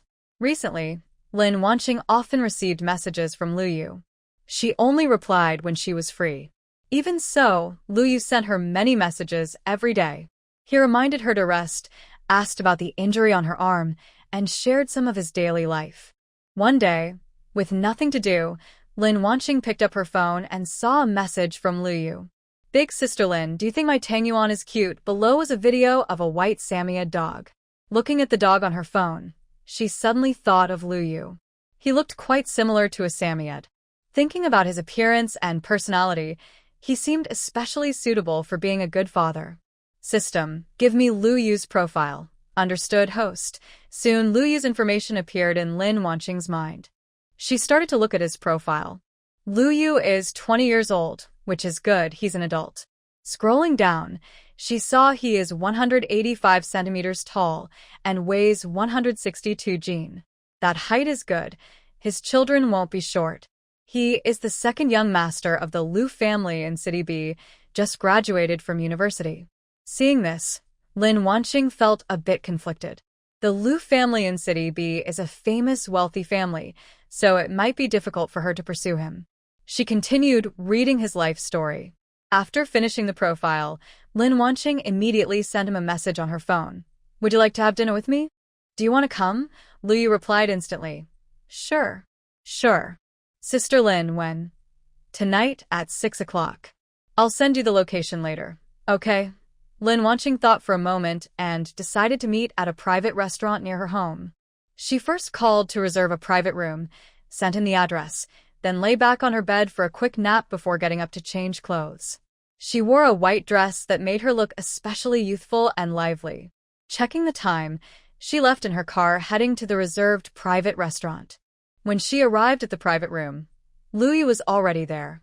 He was wearing a white t-shirt and work pants, with his hair casually falling over his forehead. Lin Wanqing thought he looked quite handsome even when he wasn't speaking. Lu Yu saw Lin Wanqing walk into the private room and stood up, smiling again. Sister Lin, you're here. Yes. Why did you come so early? Lu Yu opened the chair for Lin Wanqing and said, I didn't want Sister Lin to wait for me. Lin Wanqing sat down and looked at Lu Yu returning to his seat. She asked, what would you like to eat? Sister Lin can decide. Do you have any food restrictions? No, I don't. Then I'll order a few signature dishes. After speaking, she called the waiter and ordered some popular dishes. When the waiter left, she gently closed the door. For a moment, only their breathing remained in the room. Why did Sister Lin suddenly want to invite me to dinner? I was a bit busy recently, and since your messages weren't very timely, I wanted to treat you to a meal. Of course, Lin Wanqing couldn't directly reveal her true feelings. Did I send messages too often and bother you? Lu Yu asked, looking at Lin Wanqing cautiously. It seemed that if she said yes, he might get upset. No, I haven't even thanked you for your concern. It's what I should do. Lu Yu changed the subject and asked, has Sister Lin been filming anything lately? No, I haven't found a script I like. Lu Yu looked at Lin Wanqing with hopeful eyes, then seemed to think of something and added, it's the war-themed movie. This film was something he wanted to make after graduation, using the resources his family provided. It was easy for him to bring someone into the project. Right now, he mainly wanted to see if Lin Wanqing was interested. Just as Lin Wanqing was about to ask for more details, she heard a knock on the door. It turned out the waiter was starting to serve the dishes. She swallowed her words and waited until the waiter left and the door was closed before speaking. Who is the director? Director Zhang Tianyuan. Hearing this name, her mind automatically pictured a man in his 40s. He was known for making military-themed movies. His last film earned $5.4 billion in box office sales. I heard Director Zhang is quite strict about filming. That's true. To get better results, he requires a month of special training with the military before shooting. With the military, Lin Wanqing thought for a moment about the guns and ammunition in her space. She didn't seem to know how to use them well. I'm interested. Do I need to audition? No need. I'll arrange everything directly. Then thank you, Brother Lu Yu. Lin Wanqing didn't expect to have such a pleasant surprise on this outing. When she called him Brother Lu Yu quietly blushed at the tips of his ears. Noticing his reaction, Lin Wanqing pretended not to see. Eat quickly, or the food will get cold, she said, using her shared chopsticks to serve Lu Yu a piece of food. They ate and talked together, and for a while it was quite peaceful. After finishing, Lin Wanqing didn't dare to mention her real reason for coming. She silently sighed, thinking to herself, never mind. Lu Yu heard her sigh and looked up at her with a curious expression. Sister Lin, what's wrong? Oh? Nothing. Then why did you sigh? I was thinking about some things, Lin Wanqing replied casually, changing the subject. How did you come here? I had the driver bring me. Okay, after you finish eating, I'll take you back. Sure, thank you, Sister Lin. Lin Wanqing called the waiter to pay, but to her surprise, the bill was already settled. She looked back at Lu Yu in surprise. Lu Yu smiled shyly. Sister Lin, I didn't do anything last time when you got hurt. This time, I should treat you.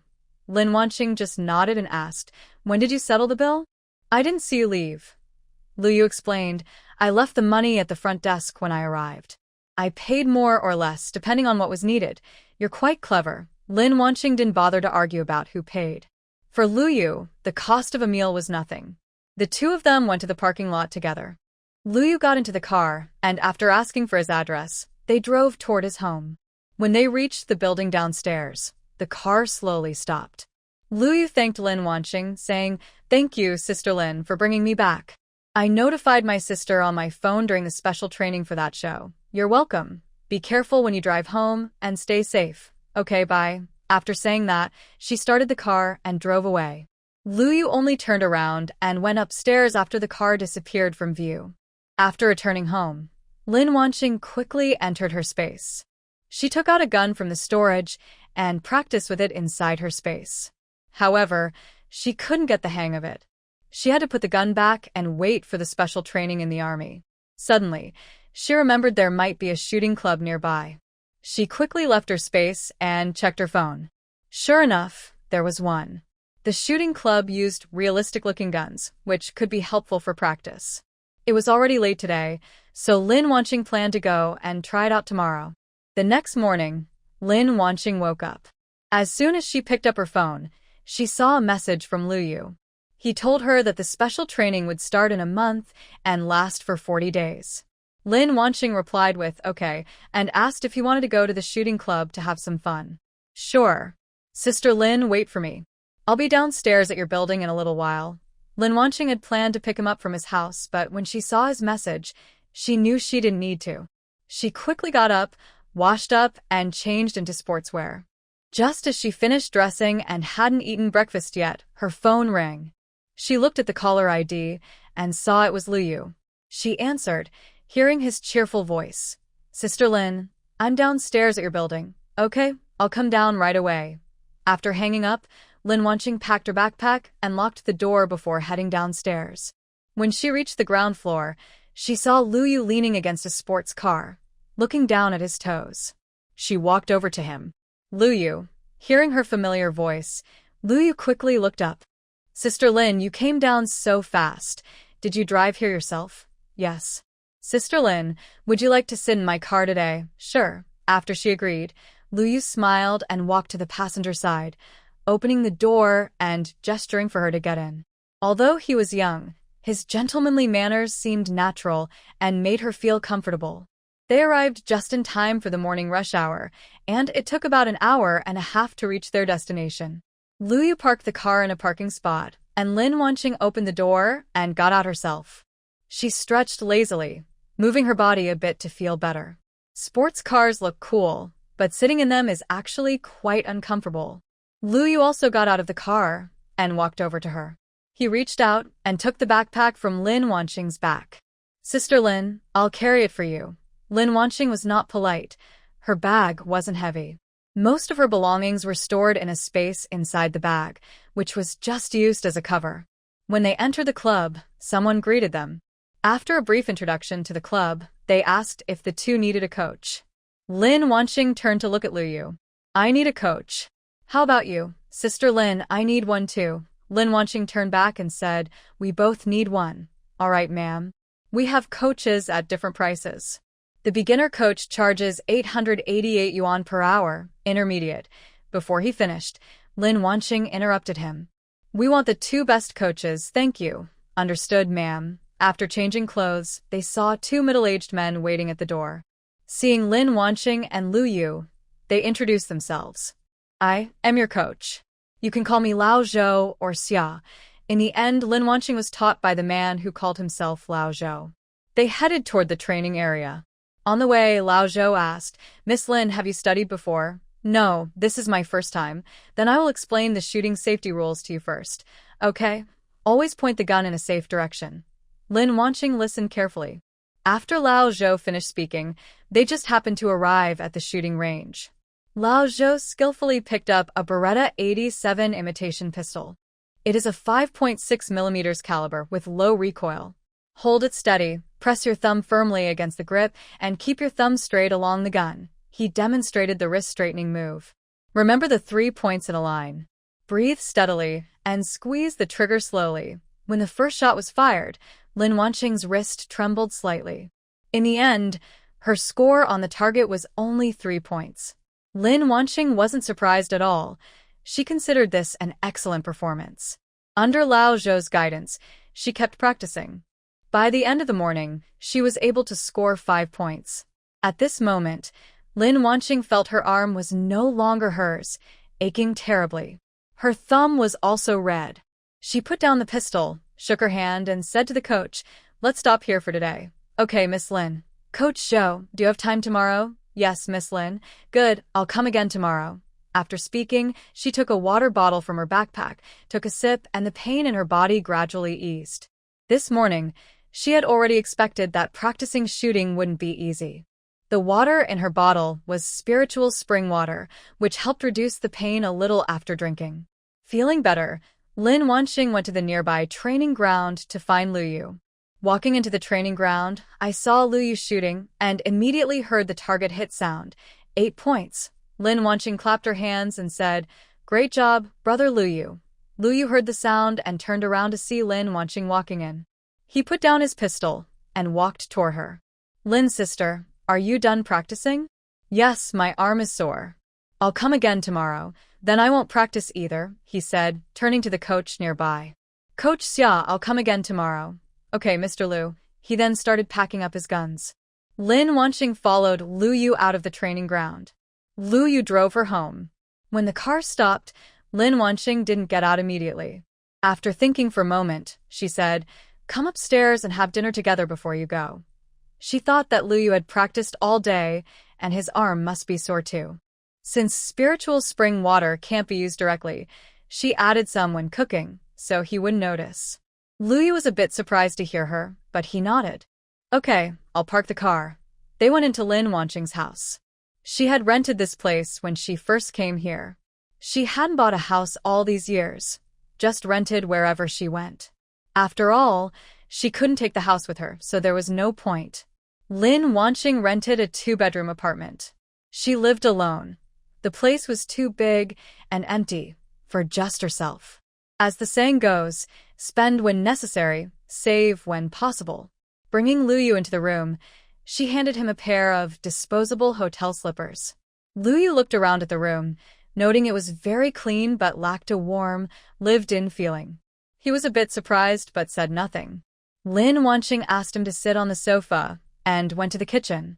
While Luyu wasn't paying attention, she took some vegetables and fruits from the storage space and filled the fridge. She then took a plate from the kitchen, washed some strawberries and cherries, and carried them out to the coffee table. Sit and eat some fruit. I'm going to cook now, she said, adding playfully. My cooking is just okay, so don't be too picky if it's not great. Luyu didn't sit down as she expected. Instead, he stood up and followed Lin Wanqing. Big sister Lin, I want to help, he said.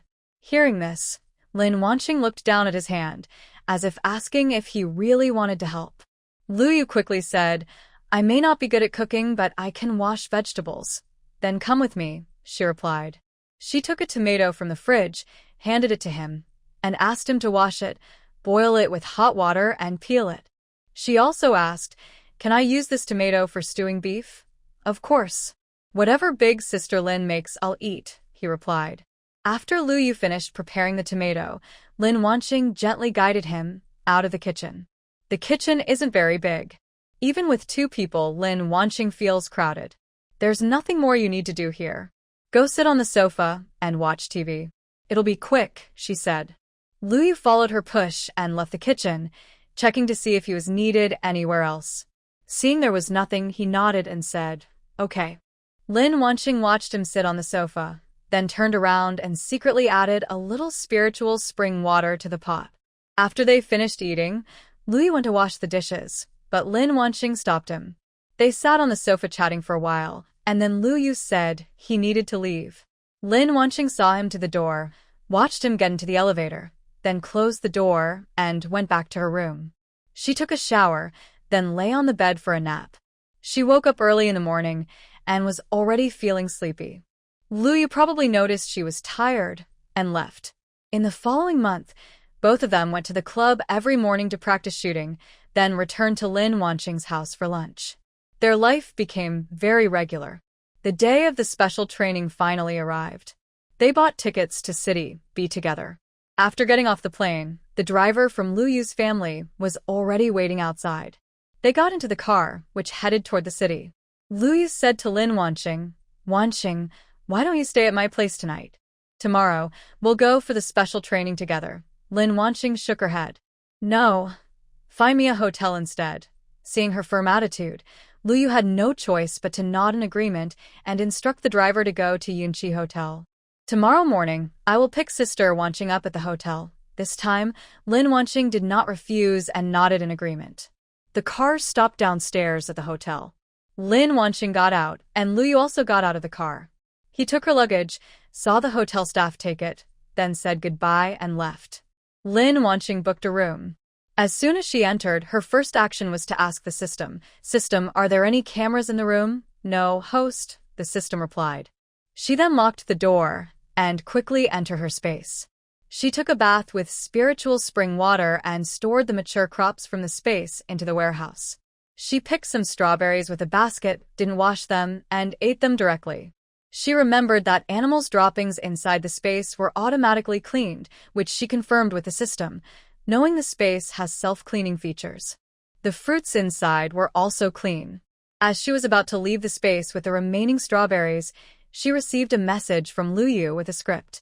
He also told her that before the special training tomorrow, he would sign the contract. Lin Wanqing briefly looked over the script to understand her role. She was playing a Special Forces instructor. System, Wake me up at 7 a.m. tomorrow, she said to the system in her mind. Without waiting for a response, she went to bed. The only sound was Lin Wanqing's steady breathing. The system called out several times, but Lin Wanqing did not wake up.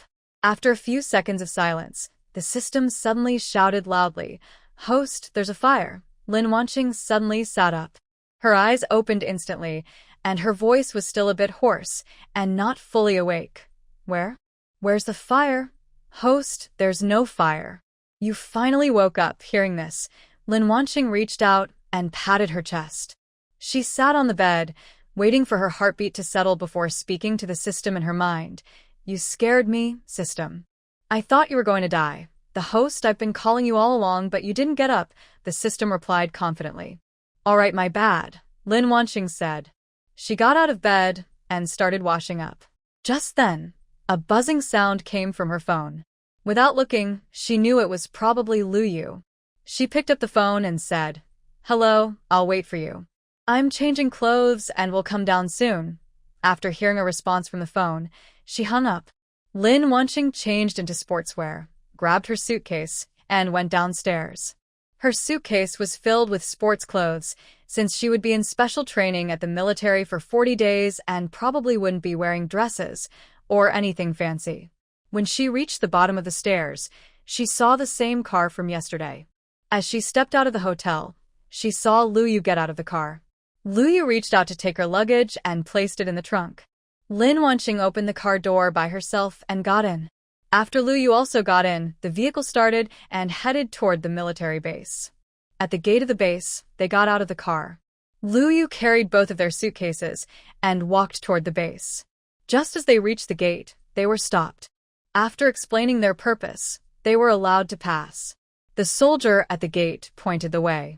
They followed his directions and walked slowly. After about 10 minutes, they saw a group of people chatting in small groups nearby. Lu Yu led Lin Wanqing to the director and said, "Director Zhang, we are here." Hearing Lu Yu, Zhang Tianyuan turned around and said, "Good, just in time. Let's go. I'll take you to sign the contract." After that, he looked at Lin Wanqing beside Lu Yu. "Okay, Director Zhang." Zhang Tianyuan took them to a simple tent nearby, went inside, and handed the contract to Lin Wanqing. "Please take a look at the contract." Lin Wanqing took it with both hands. "Thank you, Director Zhang." She pretended to read the contract carefully. In her mind, she called the system. "System, check the contract." The system scanned the contract and responded with a mechanical voice in her mind. "Host, the contract is fine." She hadn't finished reading the contract yet, but after she finished, she took the pen from Lu Yu and signed her name. Lu Yu saw her handwriting and praised, "Sister Wanqing, your writing looks quite nice. I've been practicing calligraphy for many years." Lin Wanqing replied while handing the contract to Zhang Tianyuan. She then said to him, "Director Zhang, thank you for giving me this opportunity." Zhang Tianyuan took the contract and quickly responded, "You're welcome, you're welcome." This was someone brought by the Lu family, and as a director, he couldn't accept her thanks.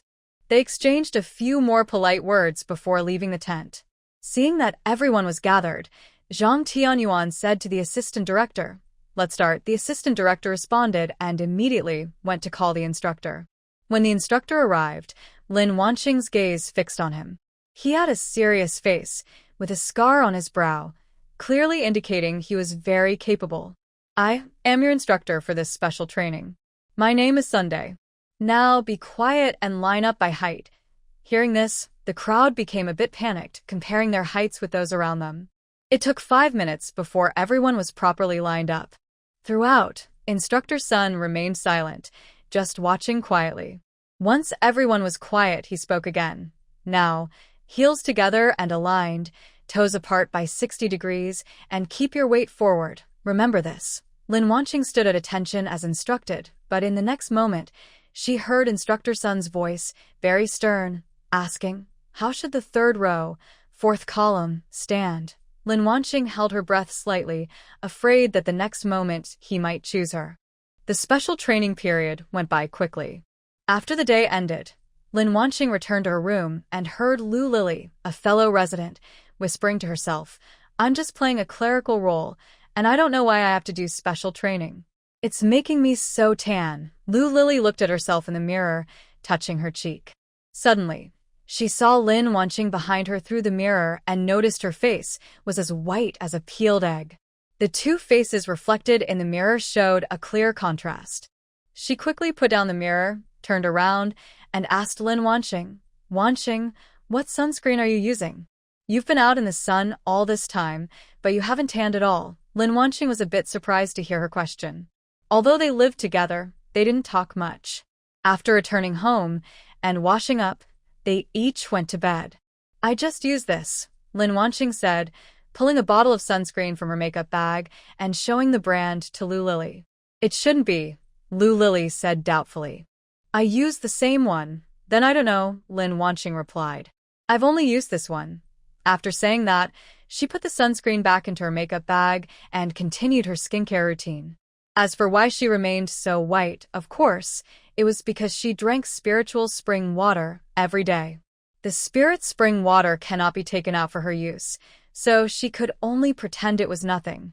"Well, maybe it's just your natural gift," Lu Lily sighed softly, then took her clothes to take a shower. The next day, Lin Wanqing noticed that everyone in the team was more tan than before, except for her, who still looked very pale and glowing. She was easy to spot in the crowd. That day, Lin Wanqing reduced her use of spirit spring water so she wouldn't stand out so much among the others. But not using it completely? That was impossible. Every day after training, she was exhausted, and only the spirit spring water kept her alive. Days passed, and after the special training ended, Lin Wanqing felt she was now very powerful. Of course, that was just her illusion. Although she was a bit stronger than before, she wasn't yet super powerful. After leaving the army, she moved into a hotel arranged by the crew. The next day, after finishing makeup photos, they would start filming officially. As soon as Lin Wanqing stepped out of her room in the hotel, she heard a knock on the door. She went to the door and opened it, seeing Lu Yu standing there with water droplets on his hair. "Miss Wanqing," Lin Wanqing stepped aside and said to Lu Yu, "Come in and talk." After he entered the room and closed the door, she asked again, "What do you want to talk to me about?" "It's nothing. I just didn't see you during the special training, so I came to check on you." "All right, I saw your hair was wet, so I thought you had an urgent matter." After saying that, she walked to the cabinet, took out her hairdryer and handed it to Lu Yu. "Dry your hair, okay?" Lu Yu replied with a smile, took the hairdryer, plugged it in, and started drying his hair slowly. Lin Wanqing watched quietly. When Lu Yu was silent, he looked really handsome. He looked a bit darker than before, which made him seem more masculine. Lu Yu noticed her gaze on him, and his ears turned slightly red. When the sound of the hairdryer stopped, Lin Wanqing snapped out of her daze. She realized she had been staring at Lu Yu and felt a little embarrassed. She cleared her throat and quickly looked away. Lu Yu glanced in her direction and saw her withdraw her gaze. Then he let out a long breath. "Wanqing, thank you. I finished drying my hair," he said, unplugged the hairdryer, and handed it back to Lin Wanqing. She took it, put it back in the cabinet, looked at the time around 6 in the evening and said, "Let's go out to eat together." "Sure." "Wanqing, what do you want to eat?" Lin Wanqing thought for a moment. "How about hot pot?" "Sounds good." She looked at his clothes. He was wearing a white t-shirt and gray sweatpants. "Do you want to go home and change your clothes?" "Huh? Is there a problem with what I'm wearing?" Lu Yu looked down at his outfit and didn't see anything wrong. "No problem. I just wanted to ask if you want to change into something else." "Oh, no need to change. This outfit is fine." "Then wait here for a moment. I'll go change my clothes." She said this and went into the bathroom, grabbing a white shirt and a beige acid wash skirt from her suitcase. She looked at herself in the mirror, feeling like something was missing. She took out a lipstick from her bag and applied it. Looking at herself again in the mirror, she said confidently, "Perfect." She came out of the bathroom and called to Lu Yu, who was sitting on the sofa. "Let's go, I'm ready." Lu Yu looked at Lin Wanqing with bright eyes and quickly responded, "Okay." He stood up and followed her out of the room. When they left, the door to the next room opened just then. Lin Wanqing looked over and saw Lu Lily coming out neatly dressed. Lu Lily saw the two of them come out of one room, her eyes scanning them back and forth. She nodded knowingly and smiled kindly. Lin Wanqing thought to herself, She clearly understood Lu Lily's expression, but she didn't ask for an explanation. Not explaining might lead to misunderstandings, so she chose not to say anything, just smiling and nodding. Louis was still unaware of Lu Lily's thoughts and didn't notice anything unusual. Seeing Lin Wanqing nod, he also nodded in response. They then went downstairs together, following Lin Wanqing. Since they decided to go out spontaneously and didn't have a car, they looked for a nearby hot pot restaurant. As they entered the hot pot restaurant, a waiter asked, "Hello, how many of you?" "2. There's only one window seat left here." "Is that okay?" "Yes, that's fine." Lin Wanqing had no objections since it was mealtime. The restaurant was crowded, so having a seat was already good. They sat down guided by the waiter. Lin Wanqing scanned the QR code on the table with her phone to order food. She looked at the menu on her phone and asked Lu Yu without looking up, "What do you want to eat?" "Just order whatever, I'll eat everything." "Can you eat spicy food?" "If not, I'll order a Inyong hot pot." "I can eat spicy." Lin Wanqing ordered a medium spicy broth and some of her favorite dishes. She thought Lu Yu probably liked meat, so she added a few more portions. When the food arrived, they ate and talked. Sometimes, Lu Yu shared some shocking gossip that made her laugh. "Really?" Lin Wanqing asked curiously, stopping her chopsticks to listen. Yes, in the end, his original wife couldn't handle it and had to accept her husband's mistress and her mistress's aunt moving into the house. The original wife later stopped caring and just spent her days praying and meditating. Listening to this, Lin Wanqing felt the original wife was too weak. She quickly stuffed a big piece of beef tripe into her mouth in anger. After the two finished eating, Lin Wanqing's food was almost gone, with no waste at all. They slowly walked toward the hotel, taking some time to digest their meal. When they reached Lin Wanqing's room door, they parted ways. Lin Wanqing went inside, threw her clothes into the washing machine in the space, and washed them thoroughly. Then she left the space, went to the bathroom, and took a shower. She smelled like the hot pot restaurant. This time, before sleeping, Lin Wanqing didn't ask the system to call her. Instead, she set an alarm on her phone. She lay on the bed, closed her eyes, and fell into a deep sleep. The next morning, before her alarm rang, she received a call from Lu Yu. "Wanqing, wake up. Let's go have breakfast." "Okay, I'm getting up now," Lin Wanqing replied with a sleepy, soft voice, still not fully awake. Lu Yu felt his heart melt and quickly said, "Wait for you," then hung up. He hurried into the bathroom, looked at his face in the mirror, cheeks flushed. He turned on the tap, splashed cold water on his face with both hands. Seeing his face look normal again, he dried his face and left the bathroom. Sitting on the sofa, he recalled the memories with Lin Wanqing, his heartbeat gradually speeding up, and he couldn't calm down for a long time. What Lu Yu was thinking about, Lin Wanqing had no idea. After hanging up, she stayed in bed for a few more minutes, reluctant to get up. She slowly moved to the bathroom to wash up. Cold water splashed on her face, making her shiver before she felt awake. She changed into a t-shirt and jeans, then called Lu Yu to ask him to come downstairs. They had breakfast together and then went to the set to take their makeup photos. Lu Yu was the third male lead and had his own makeup artist. As for Lin Wanqing, she didn't have one. She borrowed her makeup artist and waited to be ready for filming. It was July, and B City was very hot. Their costumes were long-sleeved camouflage outfits, which felt a bit better in the air-conditioned room. But once outside, sweat poured down her face like it was free. Lin Wanqing secretly regretted taking this role. It would have been better not to accept it. She had only thought about special training at first, but didn't expect it to be so hard. She wasn't someone who could endure hardship easily. It felt like she was just asking for trouble. She could have learned at the shooting club instead. But now it was too late to regret. The contract was signed, so she had to keep going. She took her scenes seriously, trying to get through them quickly so she wouldn't have to stay outside too long. Director Zhang was very happy with her attitude and kept praising her nonstop. He had thought that someone who got in through connections would be a burden, but she was actually talented. The filming of Lin Wanqing's scenes lasted 3 months before it was finished. The director gave her a big red envelope for completing the shoot, but there was no farewell party. Lin Wanqing didn't mind. She just wanted to go home and rest in bed for a few days. Until Lin Wanqing was about to leave, Lu Yu looked at her sadly. Why do you look like that? I'm leaving, but it doesn't mean we won't see each other again. Lu Yu finally felt a little better, thinking to himself, I won't act anymore. It's not fun at all. He isn't from a professional acting school, and the director is quite strict with him. He has a lot of scenes, and he's only filmed half of them. After saying goodbye, Lin Wanqing returned to her home in City H. She hadn't seen her parents in a long time, and she missed them. She spent some time with her parents at home, then went out again. This time, she went to City X to buy some beef jerky, heard it's especially delicious there. When she arrived in City X, she didn't rush to stock up. First, she rented a half-year apartment through an agent and also rented a warehouse. Then she visited nearby attractions before starting to buy supplies. She bought plenty of beef and lamb, as well as various dairy products.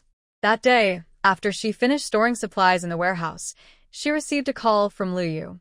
Wanqing, where are you? I'm in City X now. I've finished filming. Can I come see you? There was a hint of anticipation in his voice. Sure.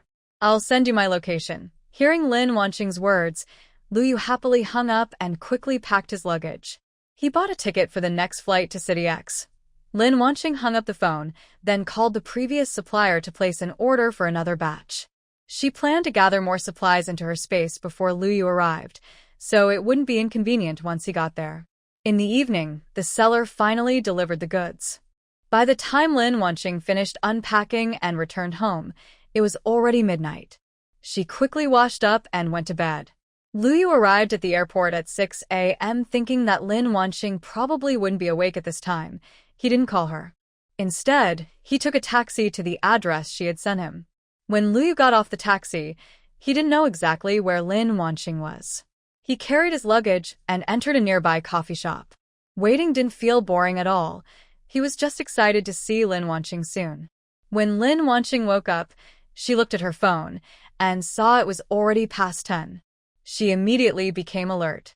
She checked her phone but saw no call from Lu Yu. She sat up on the bed and called him. Wanqing, sister. Where are you now? I'm at the coffee shop downstairs from your building. Why didn't you call me when you arrived? I sent you my location, just come up. Okay. After saying that, she hung up and sent him her room number. While waiting, she quickly went to the bathroom to wash up. She looked at her silk slip dress and then changed into a short-sleeved house outfit. I just finished changing when I heard a knock at the door. I quickly went to the door and opened it. There stood Lu Yu, with big dark circles under his eyes, holding a suitcase, looking tired and dusty. Come in quickly. Why didn't you call me earlier? I overslept. I didn't want to disturb Sister Wanqing's sleep, he said, carrying his suitcase into the room. Then you should have found a hotel to rest in during this time. Look at your dark circles. I just want to see Sister Wanqing as soon as possible. Lu Yu's voice grew softer, but was still clear enough for Lin Wanqing to hear. Lin Wanqing felt a mix of feelings and didn't know what to say. After spending some time together, she had given up trying to find him a partner. He was such a good person and she didn't want to let him down. She never expected he would like her. She changed the subject. Have you eaten breakfast? No, I just had a cup of coffee. Would you like to eat some dumplings? Yes, that would be good. Lin Wanqing pretended to take dumplings out of the fridge, but she was actually taking them from her space. In the kitchen, she boiled water and started cooking the dumplings. When they were ready, she brought them to the table and called out, Lu Yu, breakfast. Lu Yu didn't answer. Lin Wanqing looked toward the sofa and saw him hugging a pillow, leaning back and sleeping. Lin Wanqing walked over to the sofa and gently nudged him. Get up and eat breakfast before going back to sleep. Lu Yu opened his eyes, still looking a bit confused. Seeing him like this, Lin Wanqing thought he looked more like her family's Samia dog named Tang Yuan. A small smile appeared on her face as she spoke again. Get up, wash your face, and eat. At this moment, Lu Yu also realized what was happening. His voice was a little hoarse as he replied, Okay. He got up and went to the bathroom to wash his face. When Lu Yu came out of the bathroom, his ears were slightly red, and he looked a bit shy. Sorry, Sister Wanqing, I fell asleep. It's okay. Just eat first. After you finish, you can rest in the guest room for a while. Luyu pursed his lips, then walked to the dining table and sat opposite Lin Wanqing. Lin Wanqing handed him a plate of dumplings and asked, "Do you want any dipping sauce?" "No need. Just eat them as they are."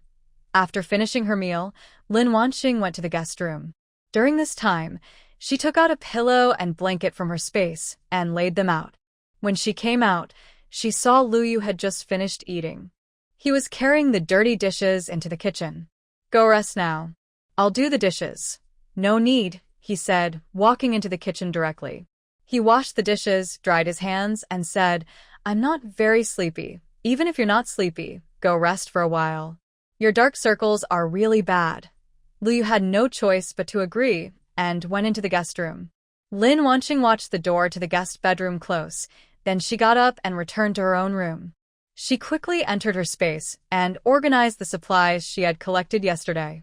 When Luyu woke up, it was already evening. Lin Wanqing heard sounds from inside her room and came out to see Luyu with messy hair, looking a bit sleepy and relaxed. "Can't you sleep?" "I'm not sleeping anymore. Just going to wash my face to feel more awake." He then went into the bathroom.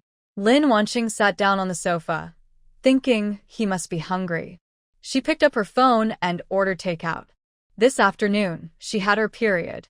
Although her body was fine and she didn't feel any pain, she just didn't want to move and felt very tired.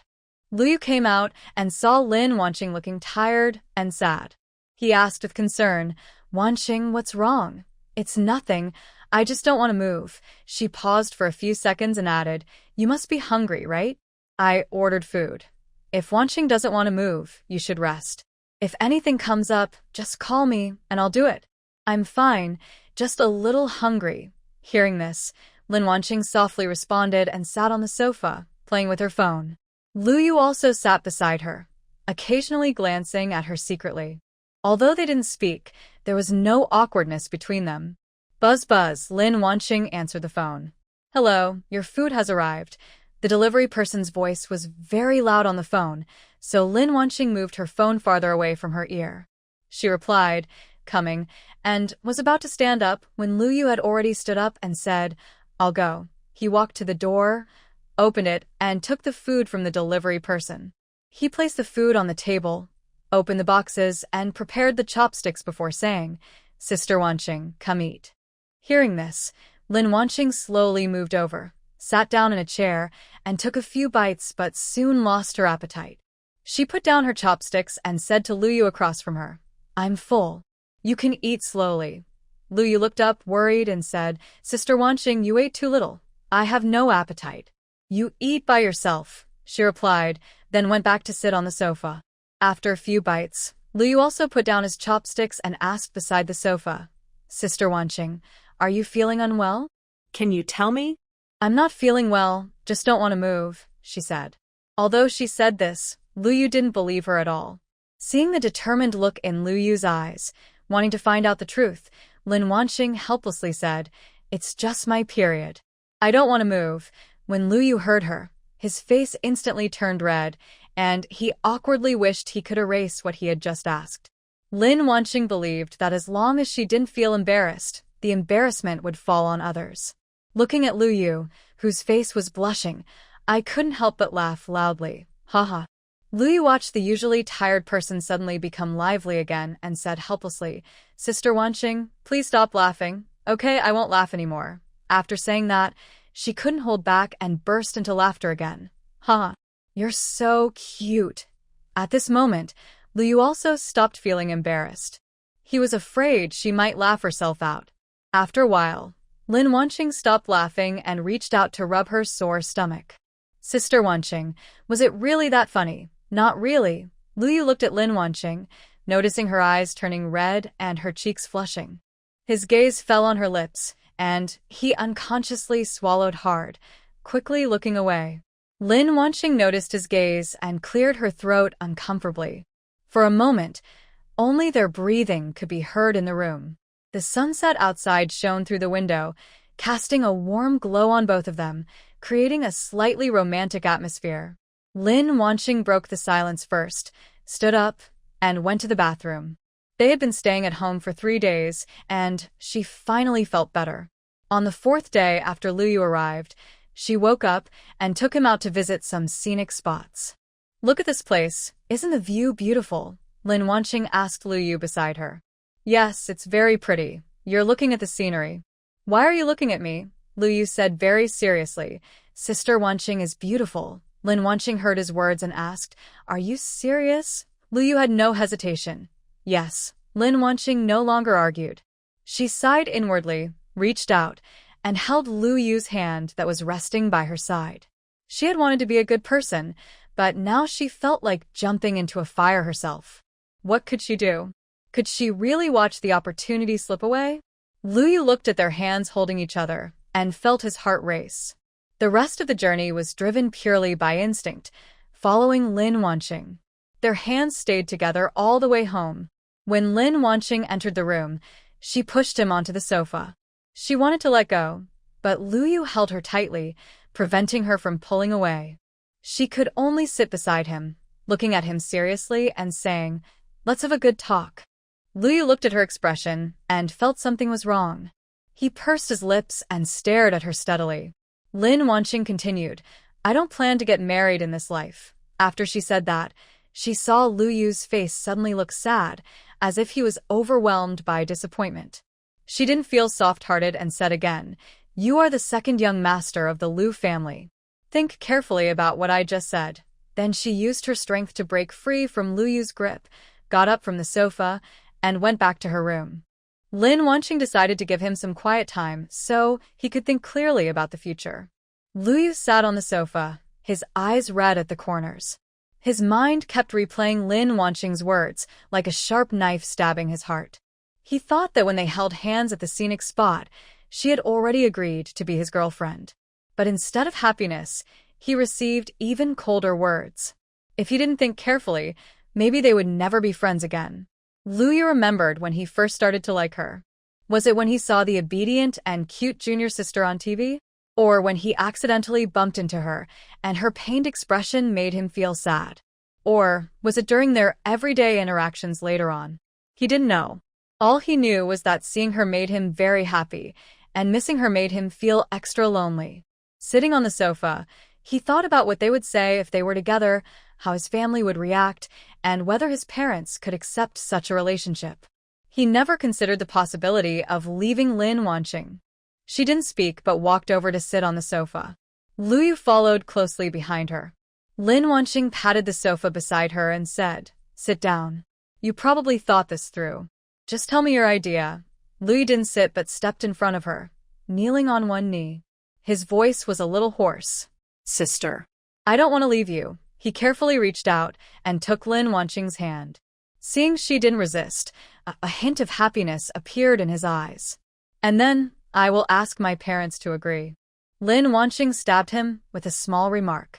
"What if I don't like you anymore in the future? Are you saying you like me now, right?" Hearing Luyu's words, Lin Wanqing felt a bit speechless. "Is that the main point? This is very important, sister. If you like me, you might also like someone else. It's my fault. I can't make you like me forever." Tears welled up at the corner of his eyes and slid down his cheeks, falling onto Lin Wanqing's hand. Hearing this, Lin Wanqing only had one thought. What kind of top-level love brain is this? Can't he just be a flirt? But she was actually quite happy to hear those words. As the saying goes, a man's best dowry is a love brain. Lin Wanqing forcefully pulled Luyu up from the ground. "Sit down and talk." Then, with her other hand, she took a tissue from the table in front of her and wiped away his tears. "Big sister, I like you very much. You can't leave me," she said, tears flowing more fiercely. Yes, don't cry anymore," he replied. Hearing this, Luyu smiled through his tears and gently hugged Lin Wanqing into his arms. "I'm afraid you'll regret it later. You're still young." Lin Wanqing's muffled voice came from his embrace. "It won't happen, big sister," he said, tightening his hold on her as if that could prove he wouldn't regret it. Lin Wanqing softly said, "Okay, I understand. Please be gentle. You're hurting me." Luyu quickly loosened his grip. "Sorry, big sister." Since they opened up to each other, Luyu was like a sticky patch, Wherever she went, he followed. Lin Wanqing didn't even have time to stock up on supplies. If she couldn't stock up smoothly because of him, she would definitely choose to stock up and give up Lu Yu. Nothing was more important than her own matters. That evening after dinner, they sat on the sofa. Lin Wanqing asked, "Did you tell your family?" Lu Yu hesitated and said, "Not yet. I don't know how to start." "So, you plan to keep it a secret forever?" "No, I will tell them," he replied. "You are an adult now. You can make your own decisions." "I know, big sister." She said this while holding Lin Wanqing back into her arms. The next day, Lin Wanqing just woke up and walked out of her room. She saw breakfast on the table and a note. It read, "Sister, I am going home for a while. I will miss you very much. I didn't say goodbye face to face because I was afraid I wouldn't want to leave you. Sorry, sister. Love you very much, Lu Yulio." Lin Wanqing was a bit surprised. She thought he would keep delaying, but he turned out to be quite responsible. After eating some warm breakfast, she picked up her phone and sent a message to Lu Yulio to ask how he was doing. Lu Yulio didn't reply. She directly asked the system in her mind, "System, what is Lu Yulio doing now?" "Host, he is on a plane." "Okay." While waiting, Lin Wanqing took this time to check the supplies needed for X City. She first entered her space. When Lu Yulio was around, she didn't dare stay long inside. She would just come in to harvest mature crops, and then leave. Today, she could finally take a good look at her supplies inside the space. When she came out, she saw her phone with over a dozen missed calls from Lu Yulio. Can I say she forgot about Lu Yulio? She quickly picked up her phone and called him back. The moment the call connected, Lu Yulio's anxious voice came through. "Sister, are you okay?" "I'm fine. I just fell asleep and didn't hear my phone because it was on silent." Hearing this, Lu Yu let out a long sigh of relief. "That's good. You scared me to death. If my sister didn't answer the phone, I was about to go back. Don't worry. I'm not a kid anymore." The two of them chatted for a while longer before ending the call with Lu Yu feeling reluctant to hang up. Lin Wanqing quickly dressed and left her house, starting her shopping trip. Meanwhile, Lu Yu was caught in a difficult situation. After returning home, he told his parents about his feelings during dinner, but he didn't reveal Lin Wanqing's identity, fearing they might say something unkind if they found out about her. When they asked who she was, he kept quiet, saying he liked a girl older than him and that he didn't plan to get married in his life. Lu's father was so angry he made him kneel in the study to reflect. He knelt all night. In the morning, Lu's father entered the study with a serious tone. "Did you do something wrong?" His voice carried a hint of concern. "I didn't. I just like someone who doesn't want to get married." "What's wrong with that?" Lu's father simply said, "If you don't admit you're wrong, you'll keep kneeling. Don't bother eating." With that, he swung his sleeve and left the study angrily, his earlier concern gone. Lu Yu also felt a bit wronged. He wanted to contact Lin Wanqing for comfort, but couldn't because his father had taken away his phone. He is now missing Lin Wanqing very much. His knees hurt, his stomach is hungry, and he feels a bit sleepy. He has never experienced such hardship before. Tears unconsciously flowed down his face. Tired from kneeling, he lay on the study room floor, tears in the corners of his eyes, and fell into a deep sleep. When Lu Cheng received a call from Dad Lu, he hurried home and saw Mom Lu sitting on the sofa, wiping tears. "Mom, what did little you do to make Dad so angry?"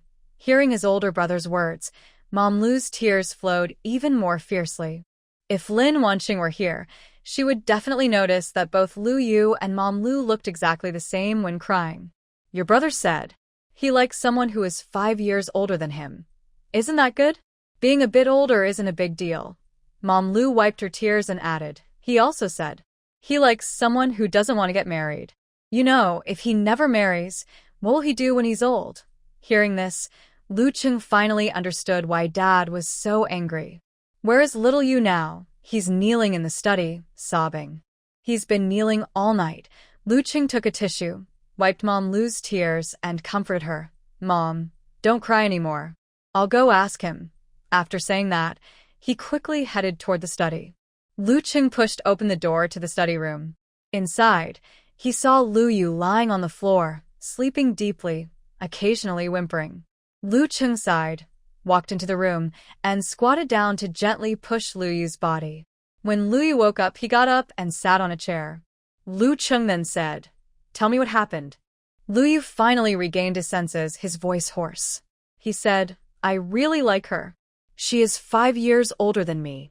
She doesn't want to be with me. I told her I can't live without her, but she said she doesn't plan to get married." When Lu Yu mentioned Lin Wanqing, his eyes brightened a little. When he talked about her not wanting to marry, he looked a bit sad. "Brother, I really like her," Lu Yu said to him, with a hint of pleading in his voice. Lu Cheng was silent for a few seconds before asking, "Have you thought about whether you'll regret this later?" Lu Yu answered without hesitation, "No regrets." "Good. Remember what you said. Mom and Dad will help you," Lu Cheng said. Then he stood up, left the study, and stopped at the door. He looked back and said, "Get up. If you stay like this, Mom will worry." Without looking back, he went downstairs. Lu Yu struggled to stand up, limped slowly to his room. As he looked at his face, you could see he was grimacing in pain. Lin Wanqing was walking between different restaurants at this moment. She ordered a few dishes at each place, walking along the street. After finishing, she went back to the first restaurant to pick up the prepared food. She even bought a van to make it easier to store supplies. Lin Wanqing finished collecting all the dishes she ordered and then went home. When she entered, she collapsed onto the sofa, leaning back and closing her eyes to rest. Suddenly, her phone rang. She slowly reached for it and answered. On the other end, her mother's voice came through. "Xiaoxing, where are you now?" "Mom, I'm in City X. What's wrong?" "Your uncle's sister is getting married in a few days. You need to come back." "When is it?" "I didn't hear anything about it," Lin Wanqing asked, surprised. "It's in half a month. You've been out every day, and I can't find you. How do you know where to go?" Her mother said with a hint of frustration. "Okay, Mom, I understand.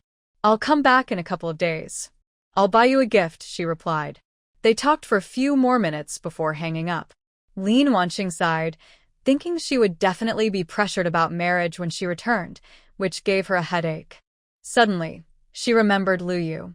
She picked up her phone and saw no messages from him, which surprised her. With his clingy personality, he shouldn't have gone a day and night without contacting her. "System, what is Lu Yu doing right now?" The mechanical voice in her mind sounded. "He was punished to kneel all night and is now sleeping. Is that so? It seems it's not easy to get his parents to accept this relationship." She withdrew her thoughts, entered the space, tidied it up, and then lay on the bed to fall asleep. The next morning, she received a call from Lu Yu. Lu Yu didn't mention the trouble he had at home this time. "Sister, I miss you so much. Wait for me. I'll come to see you very soon." "Okay, I'll wait for you." They chatted affectionately for a while before Lu Yu hung up. Lin Wanqing stayed in X City for another week before Lu Yu, who had been in B City, finally returned. As soon as Lu Yu entered the room, he hugged Lin Wanqing tightly. "Sister, I miss you so much." "Did you miss me?" Lin Wanqing felt a little guilty. She had missed him, but not as much as she could. She softly responded, Hearing this, Lu Yu's lips couldn't help but turn up into a smile. They hugged for a while longer before he let go of her. They sat down on the sofa. Suddenly, Lin Wanqing said, "My aunt's sister is getting married, and I need to go back to H City. Do you want to come with me?" "Really?" Lu Yu looked at her with a hint of uncertainty and asked back. "Of course." "What, are you afraid to meet my parents?" "That's fine. Tonight, you should rest well. We will take the plane back tomorrow." "Okay, I will listen to my sister." After a moment he added, "Sister, can we stay together forever?" "My parents have already agreed. Now I want to meet your parents too." He wore a silly smile as he spoke. Seeing his expression, Lin Wanqing couldn't bear to look at him and didn't reply because she wasn't sure if she could stay with him forever. That promise was too heavy, and she couldn't make it. "All right, go rest quickly." Lu Yu took her hand and said in a coaxing tone, "Sister, let me stay with you a little longer. I haven't seen you in a long time." Lin Wanqing reached out and patted his head. "Be good." Seeing how eagerly Lu Yu looked at her, she cupped his face with both hands and kissed his cheek. Lu Yu was momentarily stunned. While he was still in shock, Lin Wanqing pushed him into the guest room. Then she left the room and closed the door. Luyu was awakened by the sound of the door closing. He reached up and touched his cheek, which was burning hot. He couldn't help but smile. Sitting on the bed, he took a moment before washing up and going to sleep. Lin Wanqing returned to her room, took out her phone, and bought tickets for their flight to H City tomorrow. Then she entered her space and started thinking about what gifts to prepare for her parents when she got home.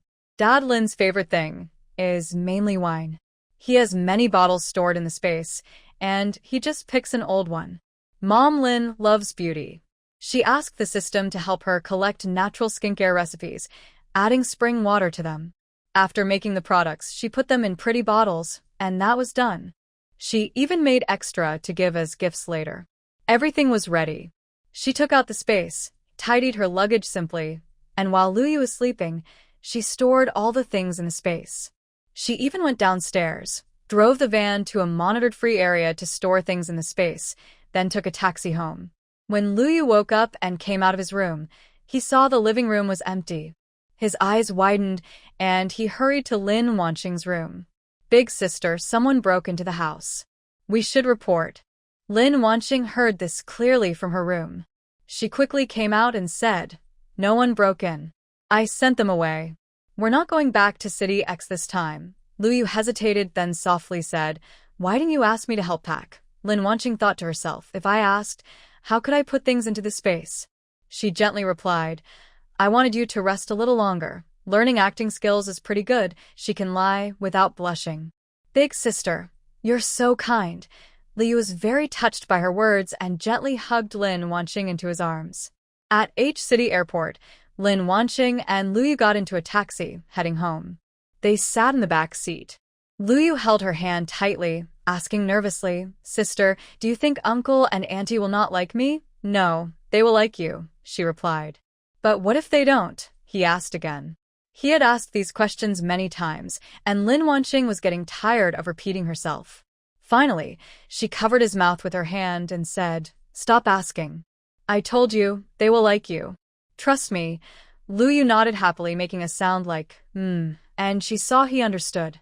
She then let go of his hand. When they reached the building, the car slowly stopped. Luyu went to the trunk to take out their suitcases.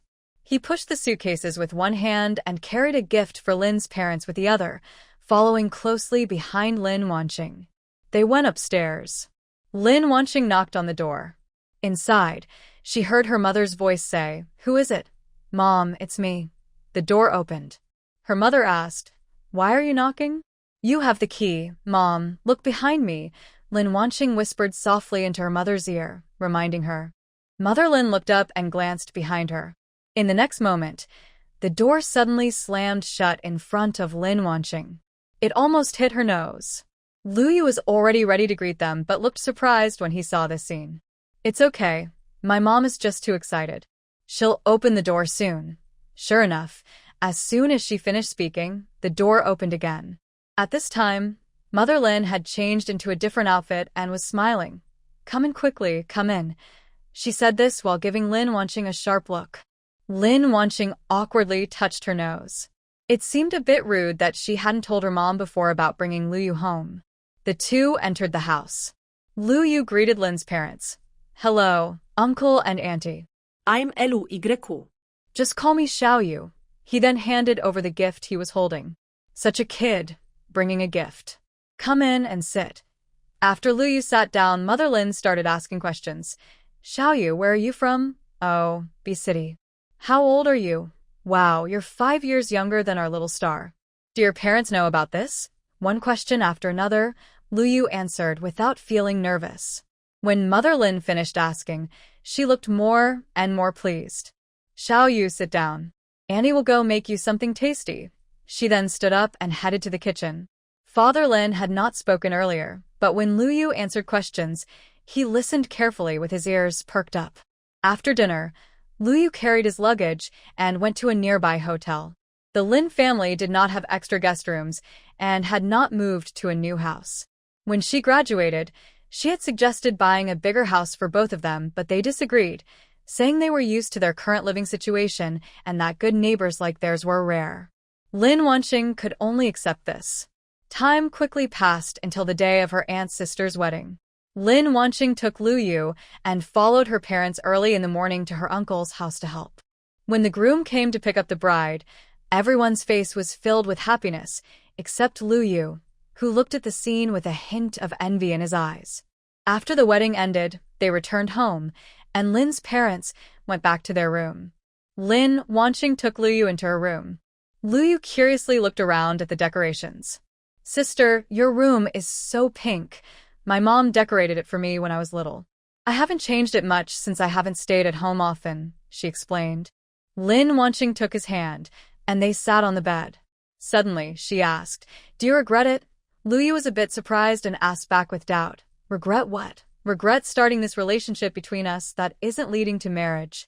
He also realized that his behavior today probably made her think differently. He quickly explained, "No regrets, sister. I just feel a little envious." After a few seconds, he added, "I just wanted to see what you would look like in a wedding dress. Want to see?" "We can go take wedding photos," said Lin Wanqing as she pulled Lu Yu to stand up. "Let's go now." Inside the wedding dress shop, Lu Yu watched Lin Wanqing in a pure white wedding dress walking toward him. He imagined their wedding in his mind, his eyes turning red, his voice trembling. "Sister, you look so beautiful." "Then why are you crying?" "I'm just so happy." They took a set of wedding photos before returning to the hotel. When Lu Yu left, he asked the photographer for all the negatives. He picked his favorite photo of the two of them and set it as his phone wallpaper. Looking at the wedding dress photo on his phone, with a smile on his face and Lin Wanqing leaning close to him, Lu Yu nodded in satisfaction. "Sister, can we not go back today?" Lu Yu whispered softly. He wasn't planning to do anything special. In his heart, today was their wedding day. "Where would we stay if not at home?" "Stay with me." Lu Yu's voice grew softer. Lin Wanqing looked up at him, silent for a few seconds before she spoke. "Okay, really?" "Sister." "Yes." Lu Yu happily picked up Lin Wanqing and spun her around.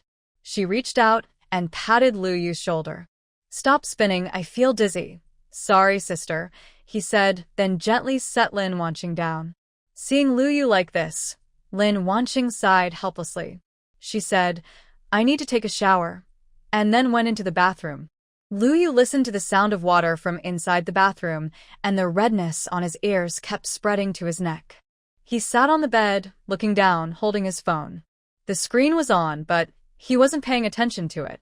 When Lin Wanqing came out of the bathroom, Lu Yu took the hairdryer and helped her dry her hair before going into the bathroom to shower. Lin Wanqing poured herself a glass of spiritual spring water, drank it, and sat on the bed playing with her phone.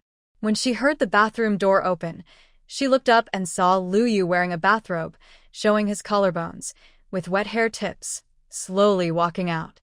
Looking at him, she thought he had a pretty good figure. Lin Wanqing didn't look away.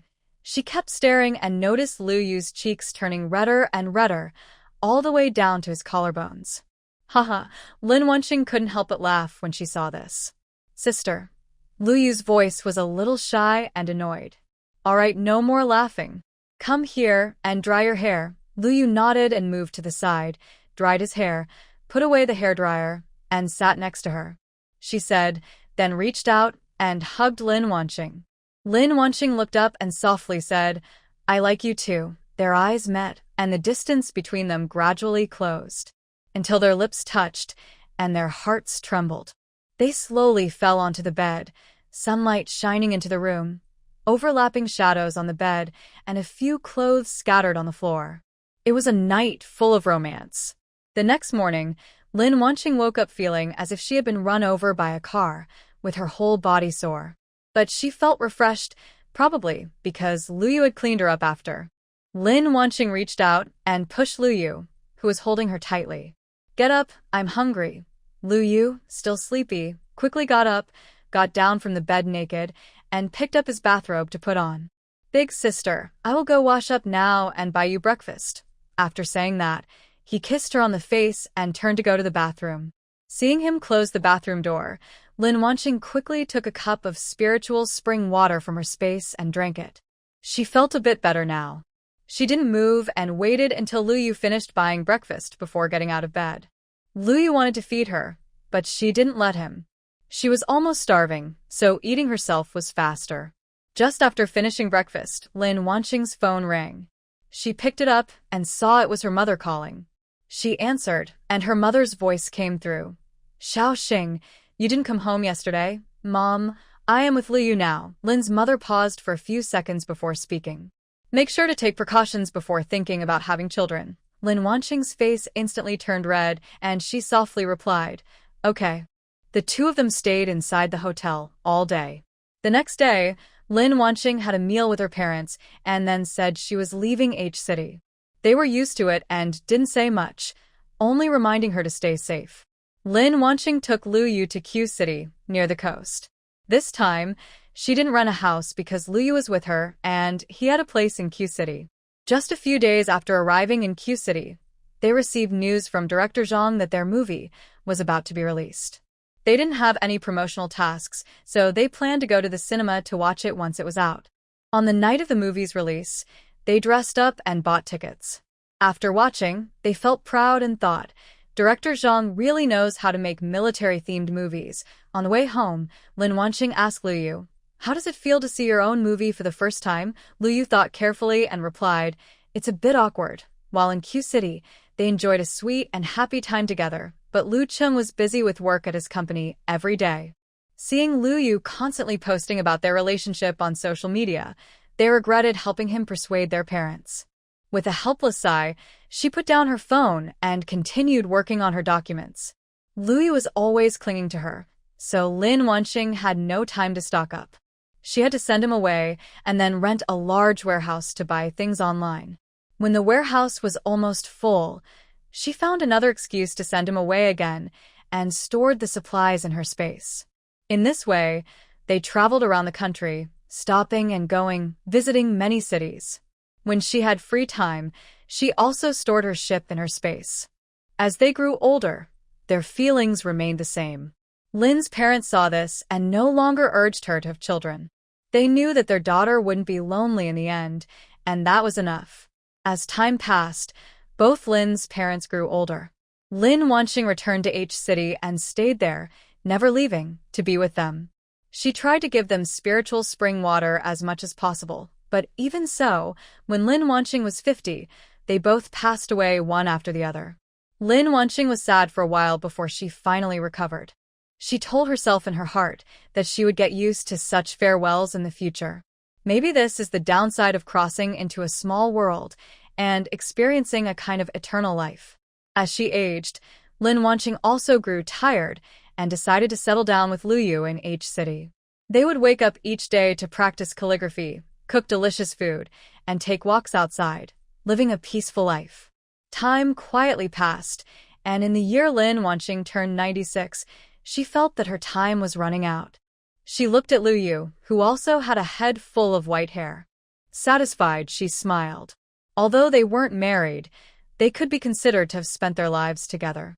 When she was young, she had seen more handsome men than Liu Yu. Every time Lin Wanqing looked at handsome guys, she would notice that Liu Yu was surrounded by a sense of fragility. In the end, her heart softened. She only had him in her life. Lin Wanqing sat on the sofa and asked Liu Yu beside her, Are you satisfied with your life? An old voice responded, full of warmth from youth. I'm very satisfied. Thank you, sister, for always accepting me. I might have to leave. Her voice grew softer. Liu Yu almost pressed his ear to her mouth to hear clearly. Sister, don't leave me alone, she said, tears falling down. Lin Wanqing used her last strength to wipe his tears with her hand. You still like to cry so much. You need to take good care of yourself. After saying that, she closed her eyes and lost her breath. Her soul was pulled out by the system and entered the next small world. Liu Yu watched as the person beside him lost her breath. He handled her funeral and took her ashes to the city where they first met, quietly waiting for death. Divider, this world has many problems, but you can skip them. When Lin Wanqing opened her eyes again, she found herself in a mud brick house, the room dim. Not understanding the situation, she felt uneasy and quickly called out to the system in her mind. System, welcome, host. Don't worry. The world is paused now. Congratulations, you have earned 80 points. I am now transmitting the original host's memories and the story of the world to you. After receiving the memories, Lin Wanqing finally understood this world. It is 1974, very similar to the 1970s in Blue Star. The original host's family consists of 4 people. Besides her parents, she has an older brother. They live in L City. Her father, Lin Jiangwo, works at the city steel factory, earning 35 yuan a month. Her mother, Lu Chunmei, works in the kitchen of a textile factory, earning 26 yuan a month. Her brother, Lin Weiming, bought a temporary job at the steel factory for 800 yuan when he graduated, earning only 15 yuan a month. The original host just graduated from high school this year. If she can't find a job, she will have to go to the countryside as a youth. Lin Wanqing feels a bit worried. She has read historical novels and knows how hard life in the countryside can be. She must find a job for herself before the time runs out. She can't bear the hardships of farming. Thinking this, she absorbed the story of the world. The female lead in her previous life married and then cheated, living a miserable old age. After death, she was reborn and decided to make up for her husband. They had 2 children and lived happily together. Lin Wanqing carefully checked again and found that the original host was just a background character in the story. The original host went to the countryside with the male lead and had no interaction with the main characters. As Lin Wanqing finished receiving her memories, the world began to function normally again. Suddenly, the system asked in her mind, "Host, do you want me to clear your emotions?" "No need, I will get used to it," she replied. Lin Wanqing then started to look around her environment. She saw a small room, about 5 or 6 square meters. Her family lives in a house allocated by the steel factory, with 2 bedrooms and 1 living room, only 45 square meters in total. Each room is small. Her room is a converted second bedroom, shared equally with her brother.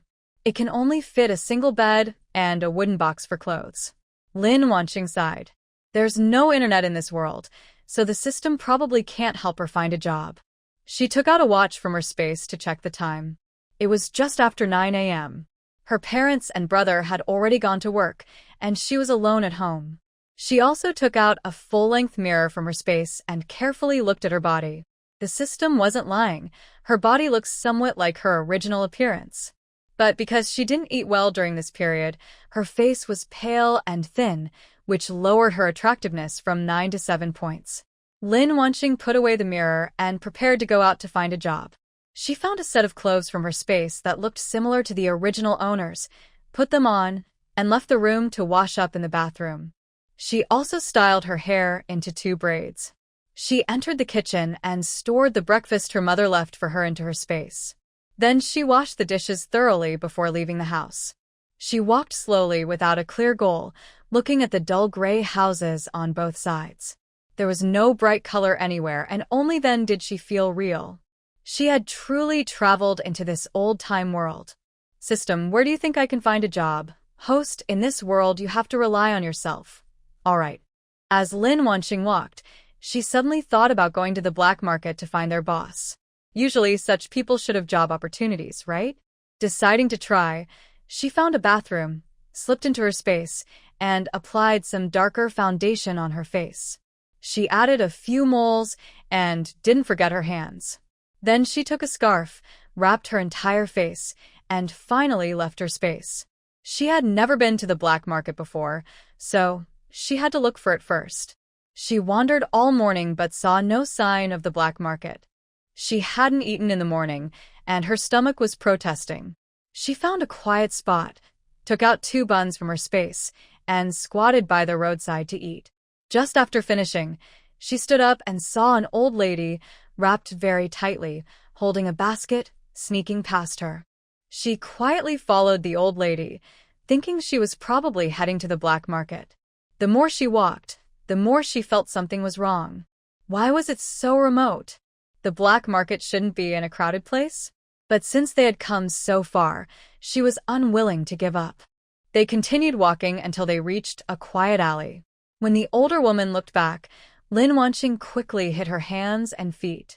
She watched as the woman knocked on a door at a house entrance, and a small opening opened. The woman went inside. Lin Wanqing was stunned. She had followed all this way, but she didn't have the courage to knock on the door herself. Silently noting the spot, she checked around to make sure no one was nearby. She took out a Phoenix brand bicycle from her space and rode it toward home. On her way, she passed a corner and saw a group of people dressed in thick clothing coming and going. Lin Wanqing was happy. She thought this place was probably a black market. She found a quiet spot, stored her bicycle back in her space, and took out a basket, hanging it on her back. She headed toward the alley entrance. Just as she reached the corner, someone stopped her. The person asked, "Buy?" "Sell?" Lin Wanqing thought she had no money and replied, "Sell." The person reached out his hand. Lin Wanqing stared blankly, then heard him impatiently say, "5 cents. Do I need to pay to go in? Isn't that obvious?" The man's expression was starting to look annoyed. Seeing this, Lin Wanqing quickly said, "I have no money. I came here to sell things for money. I have stuff. Can you let me in?" Upon hearing Lin Wanqing's explanation, the man's expression softened slightly, and he asked, "What are you selling?" "Meat," she replied. The rice in her space was of such good quality that she couldn't bring it out, so she could only sell meat. The man's face lit up with happiness, and he asked, "How much do you have?" 50 jin. After speaking, she mentally took out 50 jin of pork from her space and placed it into the basket behind her. The man, hearing this, directly said, "Wait here for a moment. I want all of this." "Okay," Lin Wanqing responded, walking to the side to take down the basket. 50 jin of meat was quite heavy. If she wasn't worried about him seeing, she wouldn't have taken it out so early. She waited for about 10 minutes. Then she saw the man call someone over to take his place and walk toward her. "Let's go." "Okay." Lin Wanqing slung the basket on her back and followed behind him. The two of them turned and twisted their way into a small courtyard. The man knocked on the door. "Third master, this person is meat." The door opened with a sound, revealing a face with a pointed nose and a scruffy chin. Lin Wanqing thought to herself, "This third master doesn't look very impressive," but in the next second, she heard the man say, "Come in." Third master is inside. He then stepped aside, signaling them to go in. Lin Wanqing felt a bit awkward. She straightened her expression and followed the man inside. Inside, she saw a man sitting on a chair, surrounded by a few people. One was fixing a bicycle, another was holding a scale, and a third stood behind the seated man. Someone at the alley entrance entered and respectfully said to the seated man, "Third master, this woman says she is meat." Lin Wanqing felt like she had accidentally entered the set of a crime boss scene. But upon reflection, it made sense. Even if he wasn't a crime boss, he was definitely a black market boss. She quickly pulled her thoughts back and softly replied, "Yes, third master. Open it and take a look," came a deep, charming voice that made Lin Wanqing feel like her ears might be about to burst from how nice it sounded. If he became a voice actor, he would surely be famous. She kept thinking this in her mind while continuing her work. She put down the basket and slowly opened it, revealing the pork inside. The person behind the third master came over, reached out to touch the pork, and then said to the third master, "Third master, this pig is quite fat. All right, take it. Weigh how heavy it is." The person with the scale stepped forward, weighed the pork, and said, "Third master, exactly 50 jin." Throughout the process, they didn't give Lin Wanqing a chance to speak. Everything was decided quickly. While they were weighing the pork, Lin Wanqing looked up briefly to observe the third master's appearance. He was wearing a neat, light-colored shirt with the cuffs carefully rolled up to his arms, revealing a watch on his wrist. His hair was neatly parted to the side, with some strands gently lifted by the wind. He had a high nose bridge, clear lip lines, and carried a gentle, clean, scholarly air. Lin Wanqing was a bit surprised. She had thought that the third master would be more bossy. She looked away and asked, "Third master, I wonder what price you can offer me." The third master didn't speak. The person behind him said, "Outside, it's 7 cents plus a meat ticket. Do you want a ticket? If not, I can give you 1 yuan per jin. No ticket. Tickets are used to buy things, but she didn't need to buy anything, just money was enough." "All right, 50 jin of meat for 50 yuan. Is that okay?" Lin Wanqing regretted not asking about the prices before coming in. Now, She could only accept whatever price they offered. She nodded and said, "That's fine." Seeing her nod, the man took out 5 large union cards from his pocket and handed them to her. Lin Wanqing took them, looked up, and asked the third master again, "Third master, I want to ask if you still buy pork." "Yes, how much do you have?" Lin Wanqing didn't answer directly. Instead, she asked, "I want to change to a different job position. How much do I need?" "It depends on what kind of job you want." Upon hearing this, Lin Wanqing thought carefully. She wasn't short on money, and the supplies in her space were enough for her to use for a long time. She just wanted something easy. After figuring this out, she spoke to the third master. "Something more relaxed is fine, even if the pay is lower." The third master thought for a moment, then looked up and said, "There is an accountant at a textile factory, but I want 1,000 pounds of meat."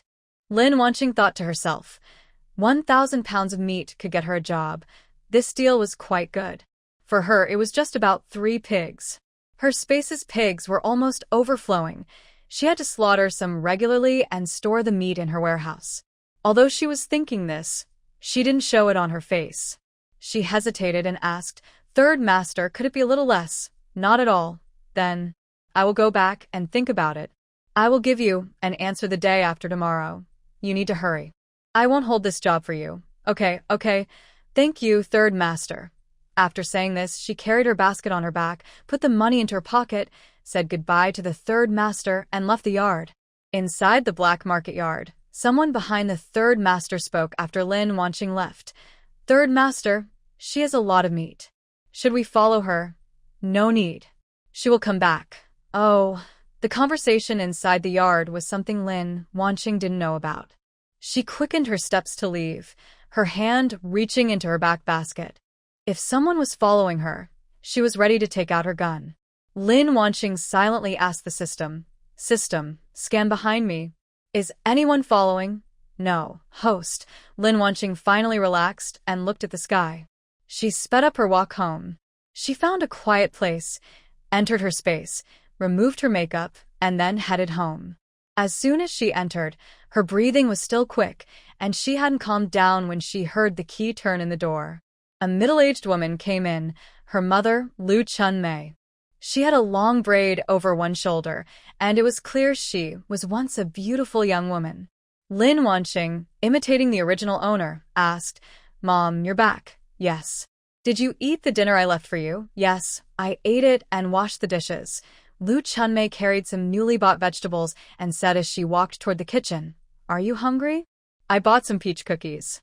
Eat a piece to fill your stomach. I'll start cooking now. When your dad and brother come back, we'll eat." "Mom, what are we having tonight?" "I want to eat meat. We just had meat a few days ago. We don't have a meat coupon now. I'll go to work tomorrow and see if I can get some meat." "Okay." It's not that Lin Wanqing craves meat. The original owner simply said that every day. She is the youngest child in the family. Her parents have good salaries, and there are no elderly to care for. Their income is used to support the small family. In this era, life is relatively comfortable. Her older brother is sensible and always considerate of her, so the original owner is somewhat spoiled and lazy at home. Most mornings, her mother leaves her food, and she doesn't bother to wash her dishes after eating. It's mainly because she looks good. Otherwise, Lin Wanqing thinks it would be hard to get married in this era. After all, in this time, women are usually chosen for being hardworking and capable. That suits her well. Why marry just to serve the whole family, like a beast after marriage? But in this era, not marrying at a certain age might cause others to gossip. Lin Wanqing doesn't care, but her parents definitely would. She stops thinking about these things and pulls back her thoughts. She walks to the cabinet her mother mentioned, takes out a piece of peach pastry, and slowly eats it in the living room chair.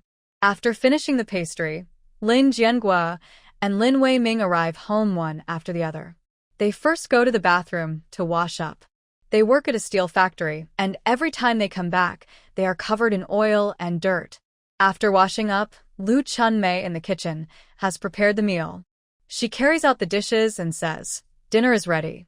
Lin Wanqing looked at the dinner table, which had a plate of potato chips, a plate of vegetables, and a boiled egg in a bowl nearby. The main dish was sweet potato rice.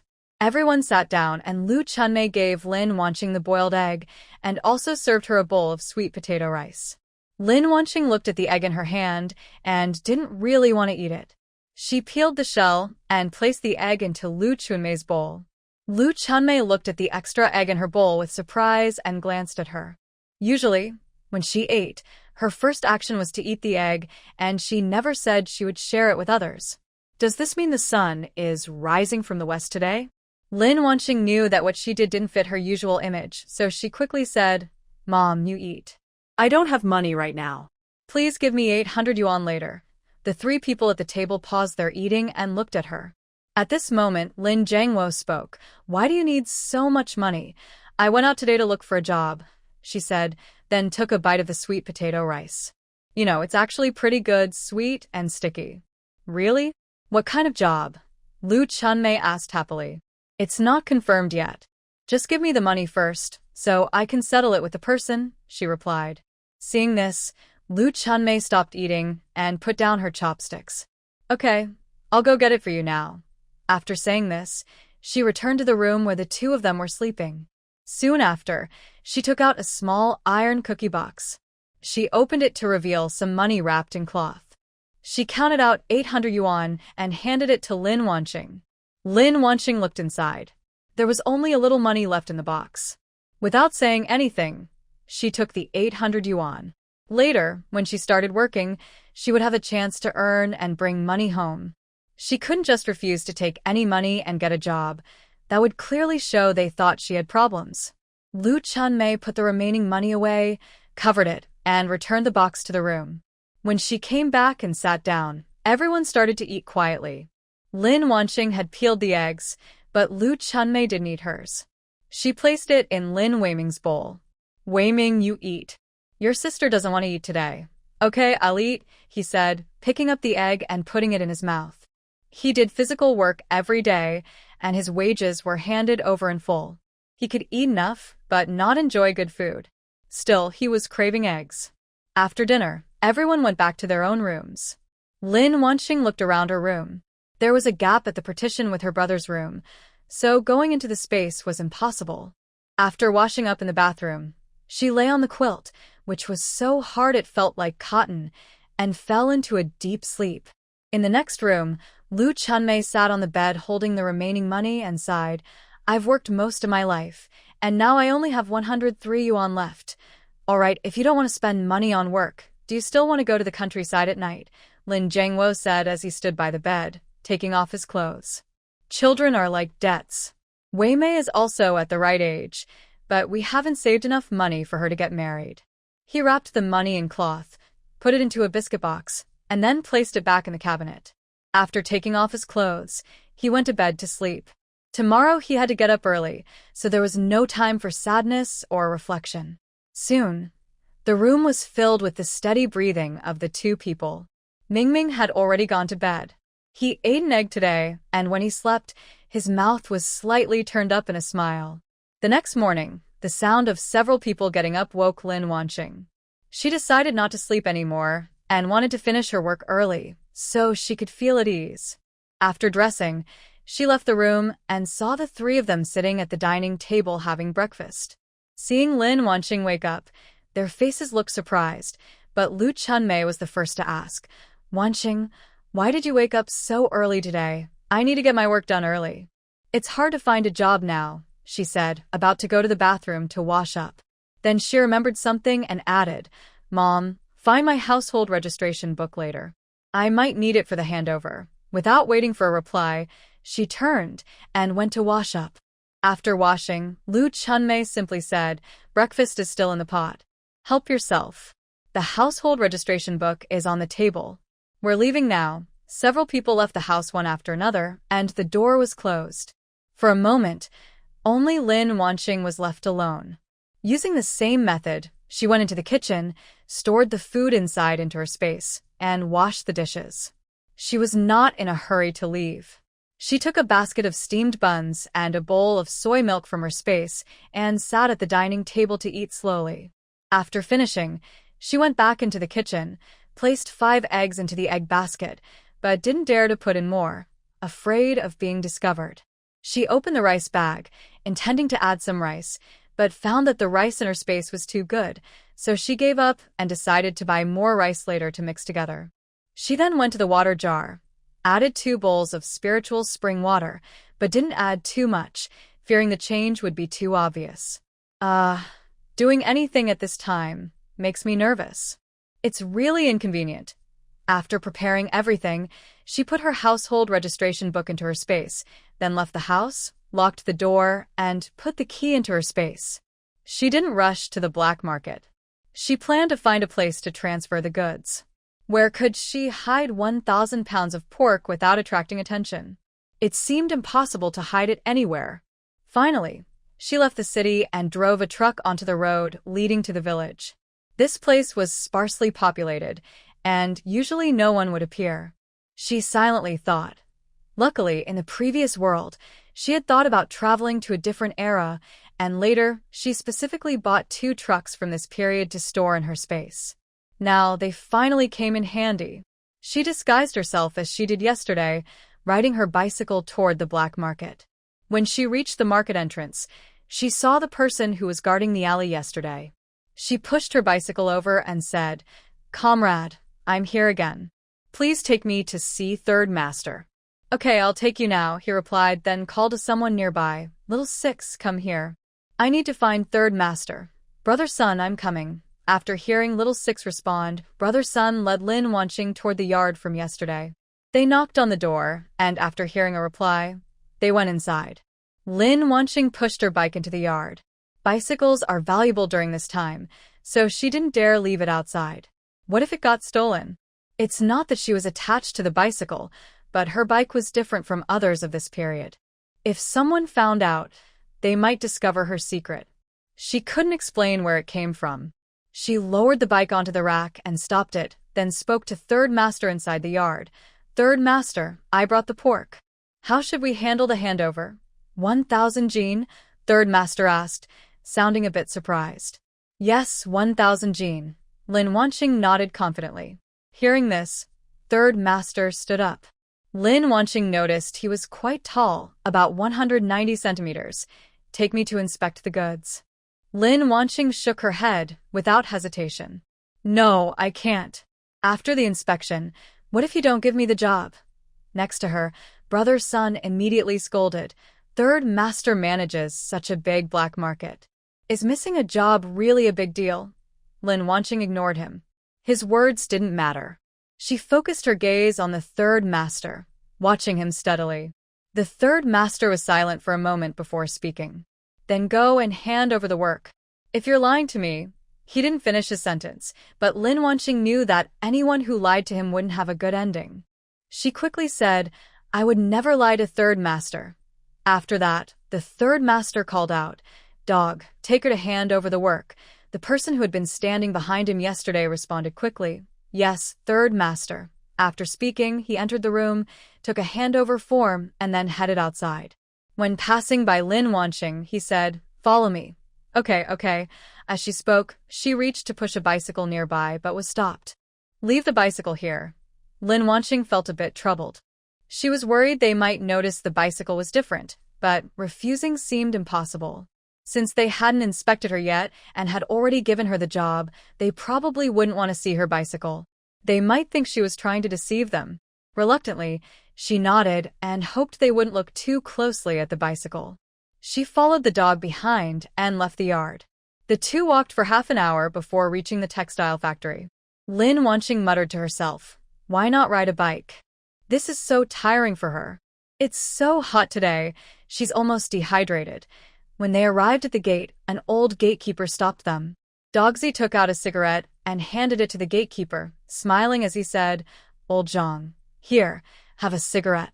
I'm bringing my sister over to hand over the work." Afterward, he showed the watch in his hand to Old Zhang for a quick look.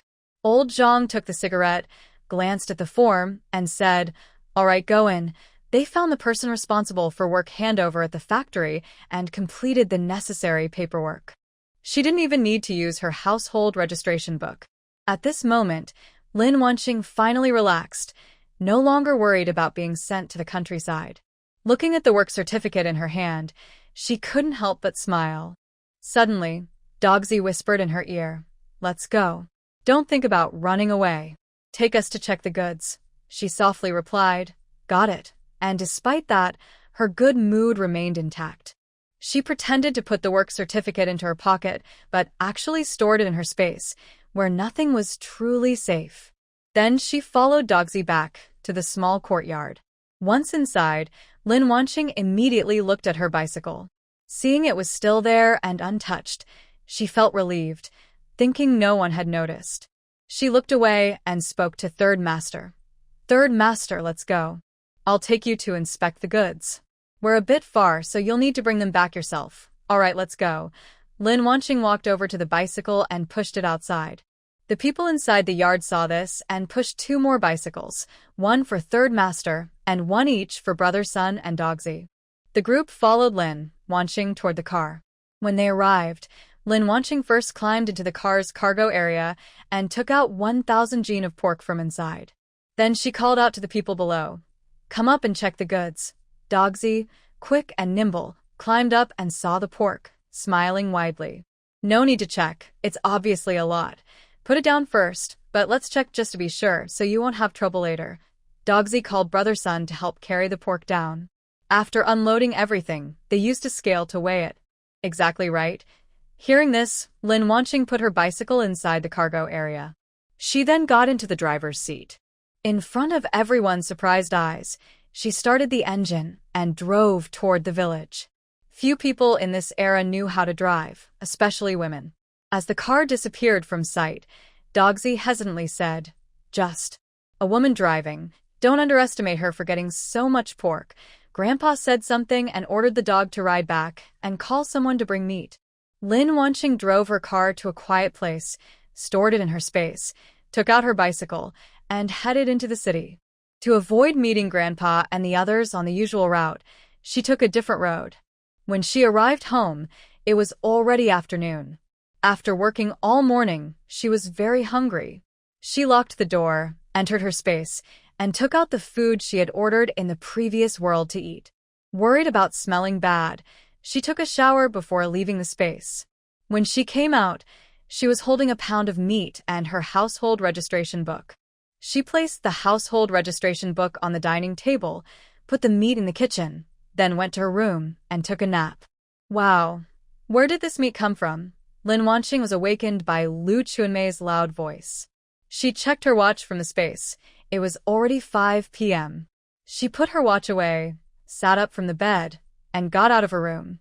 As soon as she stepped out, Lu Chunmei, holding the pork, asked her, "Wanqing, is this the meat you bought? Where did you get the meat voucher?" "I finished my work today, and they asked me to start working the day after tomorrow. I bought the meat from the black market." Hearing this, Lu Chunmei put down the meat, walked over to her, and gave her a hard slap on the back. "You little girl, you went to the black market? Do you know how dangerous it is? Are you that greedy? I won't say much today. I'll see if I can bring some meat back from work." "Mom, be gentle, it hurts." Lin Wanqing quickly jumped back to avoid her mom hitting her again, muttering, "The meat you brought back is so little. Who can eat that?" Lu Chunmei heard Lin Wanqing's words and got really angry. She looked around for something to use and finally grabbed the broom by the kitchen door, walking quickly toward her. "Stop right there. You're so rebellious. Do you think you can eat all that? Not everyone is as greedy as you." She kept talking as she moved closer. Seeing this, Lin Wanqing hurried into the bathroom and locked the door. "You naughty girl, come out here. I'm not stupid. If I go out, you'll hit me." As soon as she finished speaking, she heard the door open outside. Her dad and brother had come home. Lin Weiming saw her mom holding the broom at the bathroom door, looking confused, and asked, "Mom, what's wrong? Did little sister make you angry again? What do you think? That reckless girl dared to go to the black market herself." Lin Weiming was about to try to calm his mom down and help little sister, but when he heard her mom's words, he immediately said, "Mom, you need to control yourself." Then he walked over to the dining table and sat down. He reached out and moved a chair over to his dad, inviting him to sit as well. "Are you coming out?" "I'm not coming out." "Then just stay in there." Saying that, he took the broom and went into the kitchen. She put the broom back in its place and started preparing dinner. Lu Chunmei looked at the meat on the cutting board and sighed. It was their fault that Wanqing had to go alone to the black market to buy meat. The more she thought about it, the sadder she felt, and tears started to fall without her realizing. She raised her hand and wiped her tears with her sleeve, then continued cooking. Lin Wanqing saw her mother leave, felt relieved, and washed her hands in the bathroom. Suddenly, she heard Lin Weiming's voice outside. "Mom, don't cry anymore." Wanqing was confused. Why was she crying? She quickly opened the bathroom door and hurried to the kitchen. She saw her mother's eyes red, and she was wiping away tears from time to time. Slowly, Wanqing moved closer and said, "Mom, why are you still crying?" "I was wrong." Lu Chunmei didn't speak. She wasn't angry at her child. She was upset with herself, feeling she wasn't capable enough. At that moment, Lin Jiangwo, who had been silent since entering, spoke. "All right, come out now and let your mom have some peace." Wanqing and her brother exchanged glances and quietly left the kitchen. For a moment, only the sound of their breathing and Lu Chunmei's occasional sniffles filled the room. Wanqing didn't dare to breathe loudly. Who could believe it? She had just traveled here and already made her mother cry.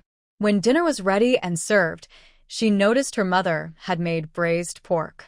Looking at the meat on the plate, it seemed to be half-cooked. Lu Chunmei reached out and moved the plate of braised pork in front of Lin Wanqing. She quietly ate her meal after withdrawing her hand. Lin Wanqing brought back the meat mainly to help her father and others improve their health, not because she wanted to eat it herself. She only said that to fit her character. Now, it seems as if only she can eat this meat. She picked up her chopsticks and served a piece of braised pork to each of them, then said, "I know I was wrong. I won't go to the black market anymore. I just thought you haven't eaten meat in a long time." After saying this, she quietly finished her meal, ate all the rice in her bowl, and then put down her chopsticks. She said, "I'm done eating," and then got up to go back to her room. Seeing this, Lu Chunmei started to wipe her tears again. "Enough, crying won't help. Your daughter cares about you, and you're still not satisfied," Lin Jiangwo said, speeding up his eating. Lin Weiming ate his meal quietly. He just wanted to finish quickly and go back to his room. In his room, Lin Wanqing sat on the bed, sighed, and thought, "How can I take things back in the future with all this mess?" She stopped thinking about it and took a piece of cloth to block the gap in the partition, then slipped into the space. She began searching through the warehouse to see what items she could bring into this world. In the end, she found various fabrics, rubber shoes, a military water bottle, and an aluminum lunchbox. She currently has 850 yuan. She doesn't need much, and there's no need to sell goods on the black market. She just woke up and wasn't feeling tired. She took her phone and headphones and left her space. Lin Wanqing dimmed the screen of her phone, put on her headphones, and lay in bed watching a TV show she had downloaded from the previous world. She watched until late at night, then yawned and threw her phone into her space. She closed her eyes and fell asleep. Sunlight shone through the curtains onto her face. Lin Wanqing blinked sleepily, sat up, and looked at the time on her watch. Good, it was already noon. She left her room, and the house was empty. First, she went to the kitchen. There was leftover braised pork in the pot from last night. Looking at the plate of meat, she could tell that none of the three of them had eaten much. She normally stored her meals in her space, washed the dishes and chopsticks, and then returned to her room. Today, Lin Wanqing didn't plan to go out, since she was going to work tomorrow. She wasn't sure if her colleagues would be easy to get along with. In the evening, a few people returned, and everything seemed normal again. It was as if her dealings with the black market had just been forgotten. The next day, Lin Wanqing got up early and had breakfast with her family. They left the house together, heading toward the steel factory and the textile factory. Lin Wanqing carried her bag and followed Lu Chunmei into the textile factory. Her mother went to the kitchen and kept reminding her before leaving, "Get along well with your colleagues." At noon, I went to the cafeteria. "I saved some delicious food for you." "Got it." "Hurry up and go. You'll be late soon." She waved goodbye to her mother and turned to walk toward the office building. On the way, she asked someone for directions and finally found the workplace. When she opened the door, she saw two people inside. One was a woman in her 40s, sitting in a chair and knitting a sweater. The other was a younger girl, sitting and eating sunflower seeds, chatting happily. Lin Wanqing entered, and both of them looked at her. She smiled and said, "Hello, comrades.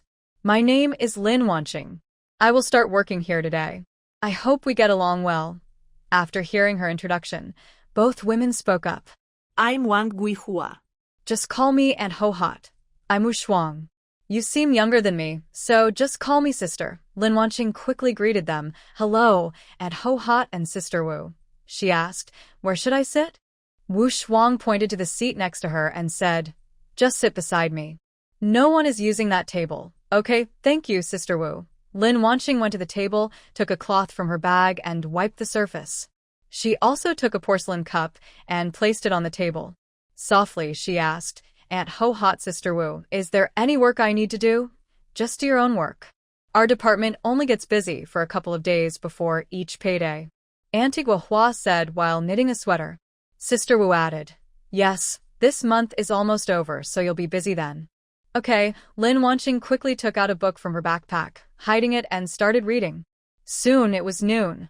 "Let's go, Shaolin, time to eat." Wang Guihua put down her sweater, stood up, and spoke to Lin Wanqing. Lin Wanqing hurriedly put down her book and followed the two toward the cafeteria. There weren't many people in the cafeteria now. The workers hadn't finished their shifts. Only office staff were sitting around. Lu Chun Mei saw Lin Wanqing come in. She wiped her hands and walked over to her. Lin Wanqing looked up and saw her. She immediately greeted, "Mom, I'm here." Lu Chun Mei approached her and whispered, "How's work? Is it tiring?" "Not at all. That's good. Come on, I brought some delicious food for you," she said, trying to pull her along. Lin Wanqing quickly stopped her. Mom, wait. "These are my colleagues, Annie Guihua and Sister Wu." She introduced them to Lu Chun Mei. Hearing this, Lu Chun Mei quickly smiled and said to the two women, "Comrades, please take care of my Wanqing. Come on, let's go together." Without waiting for their responses, she turned around and walked toward the back. Lin Wanqing saw this and, holding one person's hand, followed her mother. They reached a table at the back. Lin Wanqing saw a fish on the table, which was probably a tasty dish her mother prepared for her. They went to get food and sat down to eat. Aunt Gua and Sister Wu kept thanking Lu Chun Mei. After eating, they all went back to the office. They each took out a small blanket and lay on the desks to sleep. Lin Wanqing looked at her bag, wondering if she could take out a blanket from her space. But no matter how she looked, her bag couldn't hold it. Finally, she sighed and just laid her head on the desk. She realized she hadn't prepared enough. Tomorrow, she must bring a blanket too. But she didn't sleep. Instead, she focused her mind and looked inside her space for the things she needed for tomorrow. A blanket, 2 pens, and a notebook similar to the one in this world. She searched around and found that there were very few books she could take out from her space in this world. She planned to go to the recycling station to see if they had science and math books. She checked the time. Only 3 years left before the college entrance exam was restored, so she needed to start studying. In this world, she planned to study medicine, which would definitely be useful when she travels to other worlds later. Suddenly, she remembered she still had some points. She quickly called out to the system in her mind. "System, come out." "Host, what's the matter?" The system realized that in her previous world, she had been tricked by her own host. She had been busy investing in stocks and almost caused a system crash. Looking at this world, it was so peaceful and relaxed, with nothing to do. Lin Wanqing asked, "How many points are needed to buy medical skills?" "Host, beginner medical skills cost 10 points, intermediate 100 points, and advanced 1,000 points. What level can the beginner skills reach?" "An average doctor's level." "And the intermediate?" "This is the highest level in this world." After hearing the system's explanation, Lin Wanqing suddenly felt it was quite worth it. After all, she only needed 10 years to exchange for a beginner skill. Thinking of a key question, she asked again, "Are the skills I exchange for permanent, or can I only use them in a small world?" "Host, they are permanent." Hearing this, Lin Wanqing nodded happily. "If that's the case, wouldn't it be better to just spend points directly?" Otherwise, with her intelligence, it might take 10 years of learning just to reach the beginner level.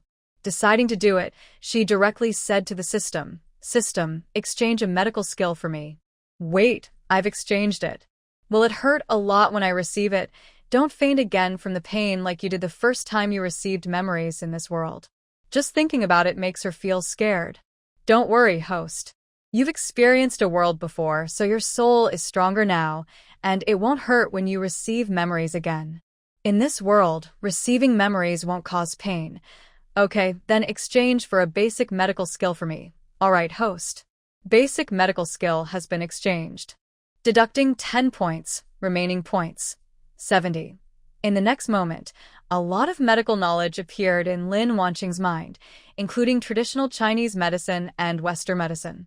After she finished receiving the knowledge, her medical skills reached the level of an ordinary doctor in this world. Lin Wanqing felt like she had a new toy and was eager to try her medical skills. After thinking for a while, she couldn't find anyone to be her patient, so she gave up. The lunch break quickly passed. Aunt Ho-Hot woke up first, went to the bathroom to wash her face, and then sat back down to knit a sweater. While she was out, Lin Wanqing got up and picked up the book she hadn't finished reading in the morning. Wu Shuang didn't sleep long either. After getting up, she drank a glass of water and started chatting about gossip. She quietly asked Wang Ho-Hot, "Aunt Ho-Hot, have you heard about the Hao family over in the west part of the city?" Wang Ho-Hot asked back, "Is it the family that married a simple-minded woman?" Wu Shuang clapped her hands excitedly, nodded, and started talking about her own family. Yes, it's his family. I heard his son married a wife, and she is very pretty, but a bit slow-minded," she said with a slightly pitying tone. Lin Wanqing, hearing the gossip, quickly put down her book and moved her chair closer to listen. She perked up her ears and listened carefully. She liked gossip. Wu Shuang saw Lin Wanqing's action, raised her voice a little, and continued, "But the real story is later. His son went to work, and old Hao, seeing an opportunity, did something to his daughter-in-law." Lin Wanqing's eyes widened with curiosity and asked, "And then, coincidentally, his son forgot something and came back to get it, and he ended up catching him in bed. His son also knows his silly wife doesn't understand these things, probably because of his dad. He almost hit his dad," Wu Shuang said while gesturing with her hands as if she was there at the scene. "Now, old Hao is still in the hospital."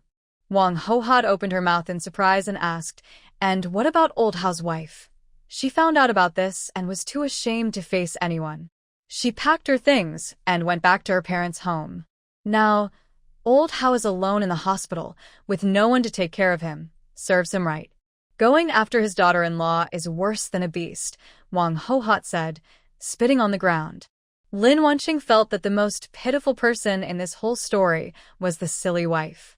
She quickly asked Wu Shuang, "So, what happened to that silly wife now?" "She is also pitiful. Her husband only thinks of that incident when he sees her, so in the end, he sent her back to her parents' house." Wu Shuang sighed and added, "I guess her family will have to find her a new place to stay soon." There was a few seconds of silence in the room, then Wang Ho-Hot spoke again. "The family upstairs, they argued again yesterday."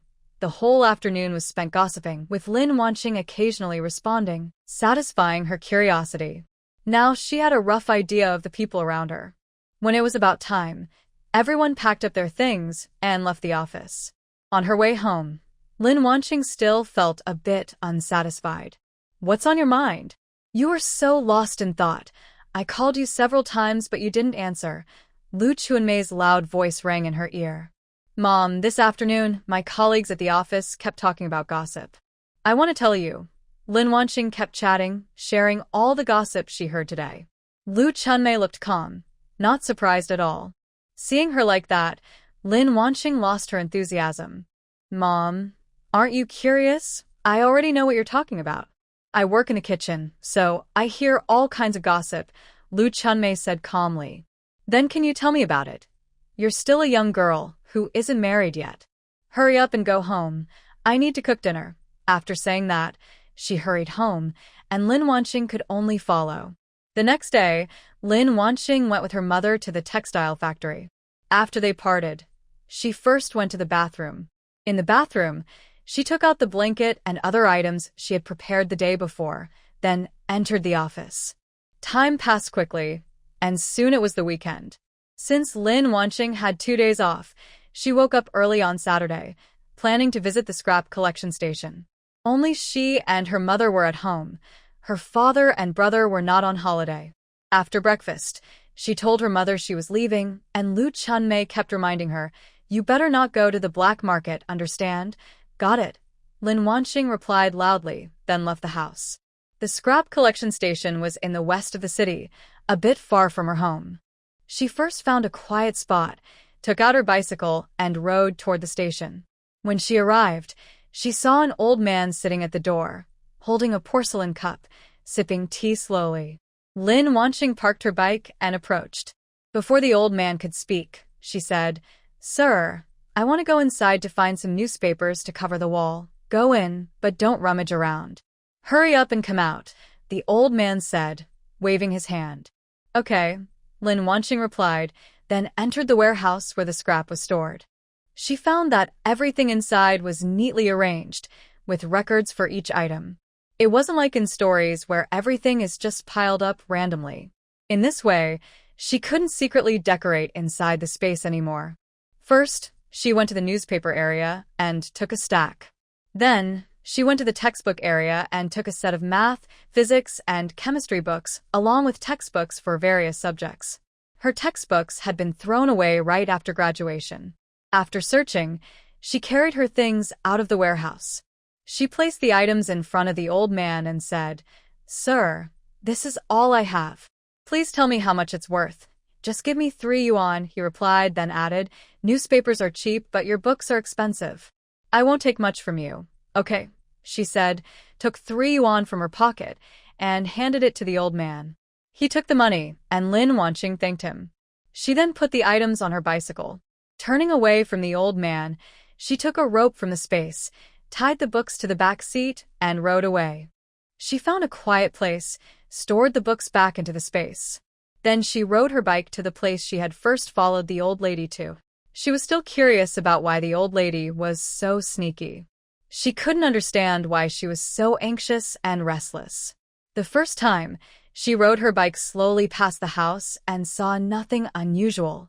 She then found a higher spot, crouched down, took out a telescope from the space, and looked into the house. Inside the yard, there were 6 men. 4 of them were playing cards, 1 was standing nearby watching, and another was always standing at the door, which was locked. Seeing this, Lin Wanqing felt there was something wrong with the house. She didn't dare to act rashly. She quickly entered the space, and using her knowledge of traditional Chinese medicine, she gathered the necessary herbs and prepared several doses of sleeping powder. When she came out of the space with the sleeping powder, an hour had already passed outside. This meant it took her 10 hours to prepare the sleeping powder. That was just the first time, so it was slow. "It will be faster next time," she comforted herself silently. Holding the sleeping powder, she was about to use it but remembered she didn't have an antidote. She re-entered the space and made herself an antidote. Looking at the antidote in her hand, Lin Wanqing took a deep breath and drank it. Immediately, her face showed a look of pain. It was really tough to find trouble for no reason. Why was she so curious? The antidote was very bitter. She quickly drank a glass of spiritual spring water and then put a white rabbit milk candy in her mouth, which helped mask the bitterness. After leaving the space, she rode her bicycle and threw the sleeping powder into the yard as she passed by. After finishing, she went to a high place and took out her binoculars. Time passed second by second, but there was still no reaction from the people inside the yard. Lin Wanqing started to doubt herself. Was her sleeping drug not working? Just as she was about to give up, she saw the people inside falling one after another. She was happy and took back her binoculars. Then she put on a mask and rode her bike to the door. She parked the bike and took out a ladder from her space, then entered the yard. She walked to a person and kicked him gently. The man's body shook, but he didn't respond. Only then did Lin Wanqing walk to the locked door. She took out a large pair of pliers from her space and cut the lock. Worried there might be danger inside, she also took out a gun and held it in her hand. She gently pushed the door open. Carefully, She entered the room and saw more than 10 young women, all naked. Their faces looked numb, and they didn't react when Lin Wanqing came in. Looking closely, she saw wounds and signs of abuse on their bodies. Lin Wanqing left the room and closed the door behind her. This was beyond what she could handle. So many girls, so many people involved. Each girl represented a family. She took a deep breath, then took out some ropes from her space and tied up the men in the yard. She also gave them a dose of sleeping drug because she didn't know when these men would wake up. She glanced at the door of the room, then looked away and climbed over the wall to leave the yard. Holding a piece of paper and a pen, she wrote down the address and details of the house. Then she rode her bicycle quickly toward the police station. She handed the paper to a police officer dressed in uniform without saying a word, then turned and left in his car. The police officer looked at the note in his hand, his face changing color suddenly. He didn't have time to chase after the person who gave him the note. He hurried inside the police station to report what he saw. Lin Wanqing rode her bike to a quiet place, put it into her storage space, took off her mask, and pulled out a newspaper and some books she bought at the recycling station. She headed home. As soon as she entered the house, Lu Chunmei asked, "Why are you so late coming back?" Lin Wanqing placed her things on the table with a loud bang. "I went to the recycling station. It's far away. I was so hungry. Mom, do we have anything to eat at home?" "You really are a hungry ghost," Lu Chunmei said, though she still went into the kitchen and called out, "Lunch is gone. I'll cook you some noodles." "Okay. Don't forget to make me a fried egg on top." Noodles are already precious food. Why would I add an egg? That would be too much. She started cooking while grumbling. Lin Wanqing didn't mind at all. In this world, a mother's words may be sharp, but her heart is soft. Lin Wanqing turned to the bathroom, quickly washed herself, then changed into a new outfit when she returned to her room. She was lying on a high spot, observing the yard, with her clothes covered in dirt and very messy. The clothes were dark in color, so it wasn't obvious, or her mother would have noticed. When she changed into clean clothes and came out, there was already a bowl of cooked noodles on the table. Lin Wanqing immediately saw the fried egg on top of the noodles. A small smile unconsciously appeared on her face. After experiencing two worlds, she found that her family was always kind. She picked up her chopsticks and started eating slowly. In her mind, she asked the system, will I always have such good parents in future worlds?" The system's mechanical voice responded in her mind, "Host, it is random. But isn't this body created by you? Why is it random? Just find a good family. It's not that simple. It depends on the arrangement of the world's consciousness." All right. Lin Wanqing withdrew her thoughts and focused on eating her noodles. In this world, her mother is a cook, and even simple noodles are very tasty. She plans to learn well. The food she makes herself is just edible, but adding some spiritual spring water makes it somewhat delicious. After finishing, she took the initiative to wash the dishes and then approached Lu Chunmei, saying, "Mom, teach me how to cook." Lu Chunmei looked at her with a doubtful expression. "Why do you want to learn to cook now?" "I feel like it's a pity if your cooking skills aren't passed down. Then don't just learn for a few days and stop." Lin Wanqing firmly promised, "I will study hard." Lu Chunmei also hoped her daughter would be more diligent, so she said, "All right, tonight you can help me cook." Lin Wanqing agreed and went back to her room. When it was almost time for dinner, she went to the kitchen. She helped her mother and pretended she didn't know much. Fortunately, she had learned acting skills in her previous life, so she used them now. Her mother didn't suspect anything. Lu Chunmei thought her daughter was quick to learn and maybe had a talent for it. The next day, after breakfast, Lin Wanqing left the house and went to the police station, wanting to find out what happened to the people in that house yesterday. She waited outside the police station and listened for a while. She learned that the girls who could find their families were taken home by their parents. Those who couldn't find their families were still in the hospital getting treatment. If they still couldn't find their families, they might be sent to a factory to do simple work, enough to support themselves. Hearing this, Lin Wanqing turned and went home. Days passed quickly, and finally, it was the end of the month. As soon as Lin Wanqing entered her office, Wu Shuang handed her a lot of documents. "Calculate the data. We need to finish it in 2 days." Lin Wanqing looked at it and saw it was simple, only involving addition and subtraction. She sat down, put down her backpack, and started calculating. Halfway through, she suddenly remembered the system. Since this free labor was so good, why not use it? She quickly called out to the system. System, please help me calculate this data. The system immediately refused. Host, do your own work. I was exhausted in the last world, and I need to rest in this one. In the last world, you were busy and I wasn't idle either. Isn't that right? Seeing the system not respond, Lin Wanqing continued, this world has mostly been me working. How long have you been resting? Watching the system start to think, Lin Wanqing used her acting skills learned in the previous world, her voice trembling slightly. Are you thinking of changing hosts? The system quickly denied. I don't want to change hosts. Then why won't you help me with such simple tasks? Are you trying to tire me out so I'll die and find a new host? Lin Wanqing said, her voice trembling a little. Seeing this, the system's data was almost scrambled. It hurriedly spoke.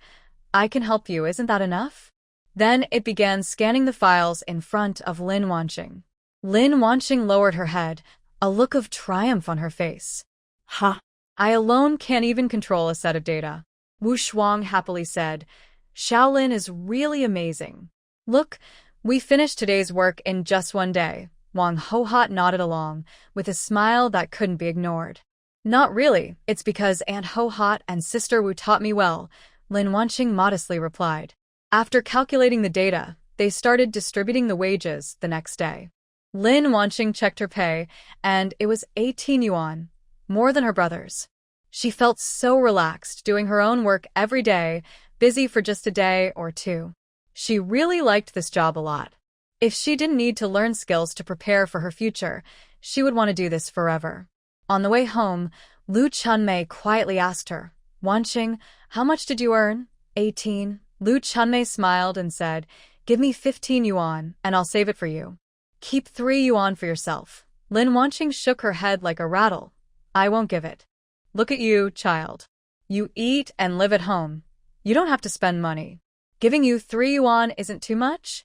Your brother even hands over everything. My brother can give you his money if you want, but I won't. After saying this, Lin Wanqing quietly glanced at her mom's face. Lu Chunmei's face turned pale, clearly about to get angry. Lin Wanqing quickened her steps and headed home. You're outside now, waiting to go home. You stubborn girl, Lu Chunmei said through gritted teeth. Hearing this, Lin Wanqing quickly slowed her steps. Why rush home now? She leisurely followed behind Lu Chunmei. Seeing this, Lu Chunmei became even angrier. There's always a time to finish the journey. No matter how slow she was, she would get home eventually. As Lu Chunmei opened the door, Lin Wanqing, like a quick black mouse, swiftly slipped into her room and locked the door, not giving Lu Chunmei a chance to stop her. Lu Chunmei's hand froze as she opened the door, and she couldn't help but laugh bitterly. She comforted herself internally, thinking, this is my own daughter, my own flesh and blood. She took a deep breath and went into her room. Inside, Lin Wanqing sat on the bed, patting her chest and whispering, luckily I ran fast. Actually, giving all her wages to her mother wasn't a big deal, but Lin Wanqing planned to take some things from home. Where did the stuff come from? She could only say she bought it with her wages. Otherwise, since she had handed everything over, how could she openly take things from home? Tonight, she didn't plan to go out. She decided to just take some food from her space for dinner. That evening, Lu Chunmei called her out to eat, but she refused, saying she wouldn't eat and just lay on the bed to sleep. The next day was a weekend, and she planned to bring everything back then. She had a good night's sleep. Lin Wanqing woke up, walked to the door, and opened a small crack to look outside. She found no one at home. She then left her room, feeling a bit confused. Her mother wasn't there. Where could she have gone? After washing up and not seeing her mother return, she checked the kitchen. The food in the pot was still warm. Everything was the same as usual. She put things into her space, washed the dishes, changed her clothes, and braided 2 pigtails. Then she left the house. First, she looked for a quiet place and slipped into her space. She prepared about 3 jin of pork and 20 eggs. She also found a large piece of dark blue cloth in the storage and tore it off. She packed everything into a basket and made herself look different to hide her identity. Only then did she come out of her space. She took her bicycle and headed toward the black market. When Lin Wanqing arrived at the black market, she was spotted by Brother Sun, who was collecting money at the alley entrance. He looked excited, like a dog seeing a bone, his eyes shining.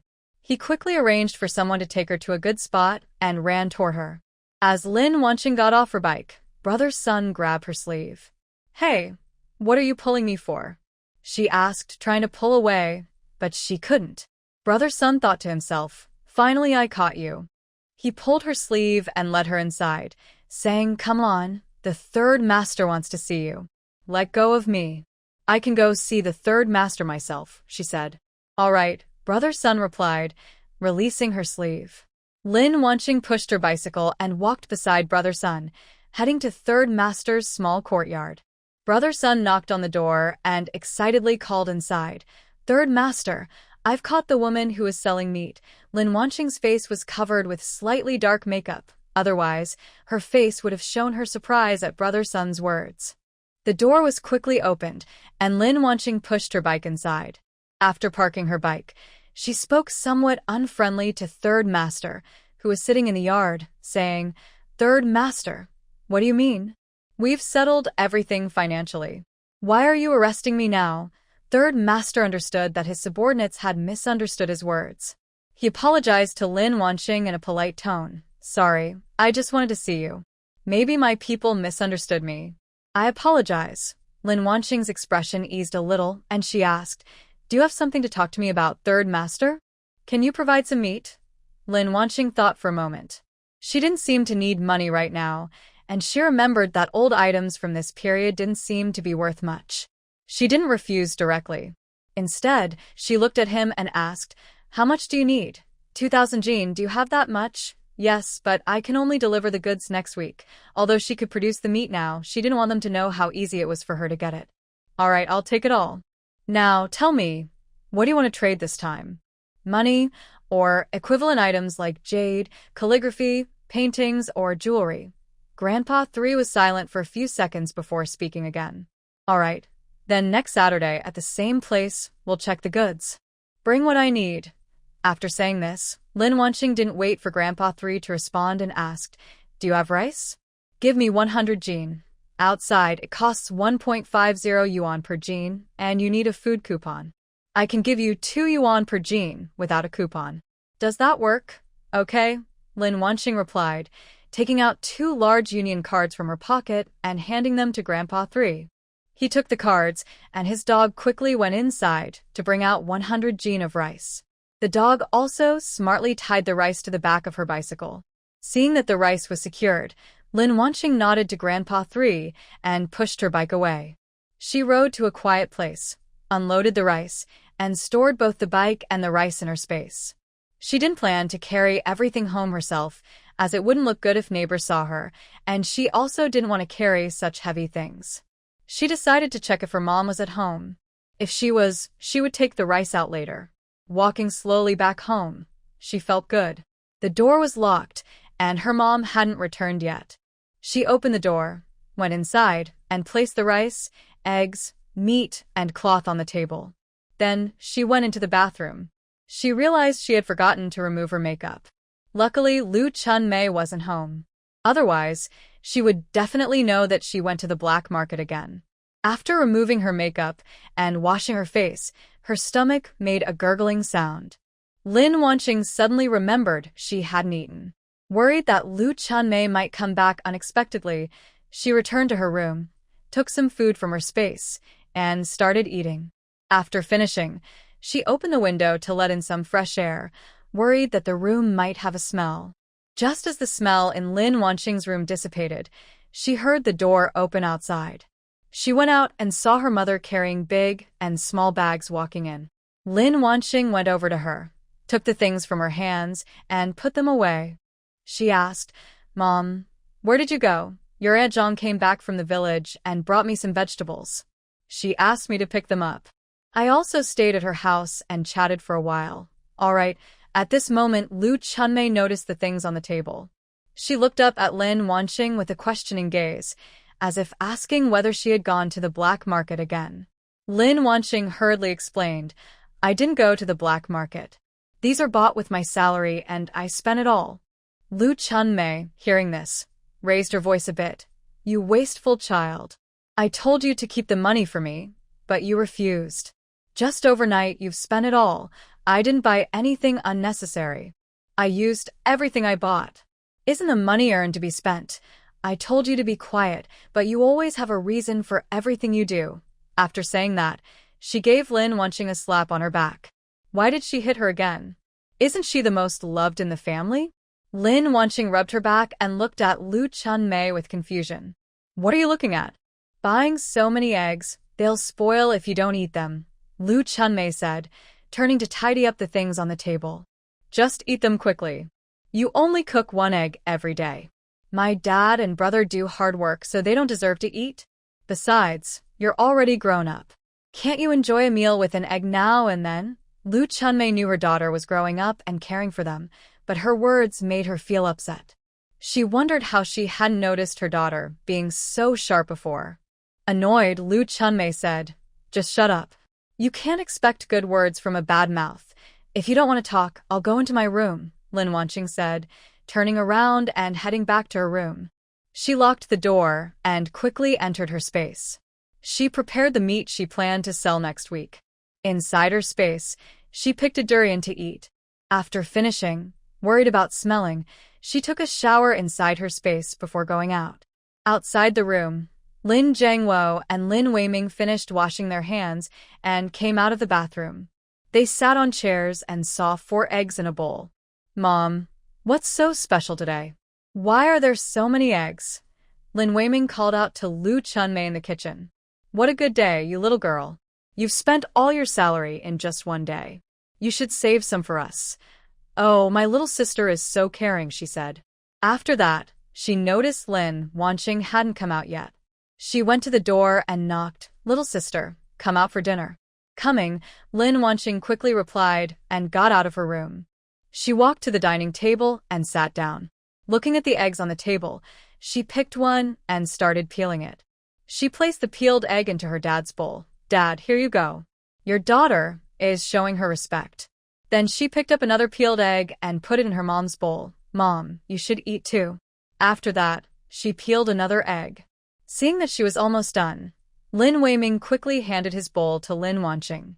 Thanks, little sister, he almost said, but then he swallowed the words and asked instead, Why did you put it in your own bowl? Isn't it for me? When did I say I'd peel it for you? If you want to eat, peel it yourself, she said. Then she picked up the remaining unpeeled egg and handed it to Lin Weiming. Lin Jiangwo chimed in, If you want to eat, just do it yourself. Don't wait for your sister to feed you. Lin Weiming picked up the egg and muttered softly, If I want to peel it, I'll peel it myself. Lin Wanqing didn't pay attention and continued eating her egg. Time flew by quickly, and a week passed in no time. Lin Wanqing woke up early and didn't have breakfast. She told her mother she was going out for a walk and was about to leave. As she reached the door, Lu Chunmei stopped her and handed her 3 yuan. You didn't eat breakfast and you probably don't have any money now. All right, go ahead. She pushed her out and closed the door. Lin Wanqing looked at the 3 yuan in her hand, feeling warm inside. She knew there wasn't much money left at home. Her brother was already 18 and should have found a partner by now. She didn't expect her mother to give her 3 yuan just for going out. She put the money into her space and then turned to walk outside the town.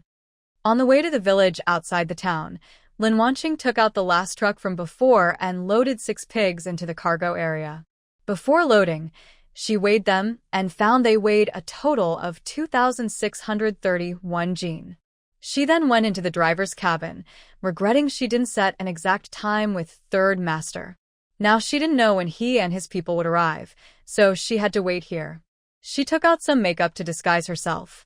Looking at the time, it was already 10:30 in the morning. She sighed, took out her phone from her space, and started watching a TV show.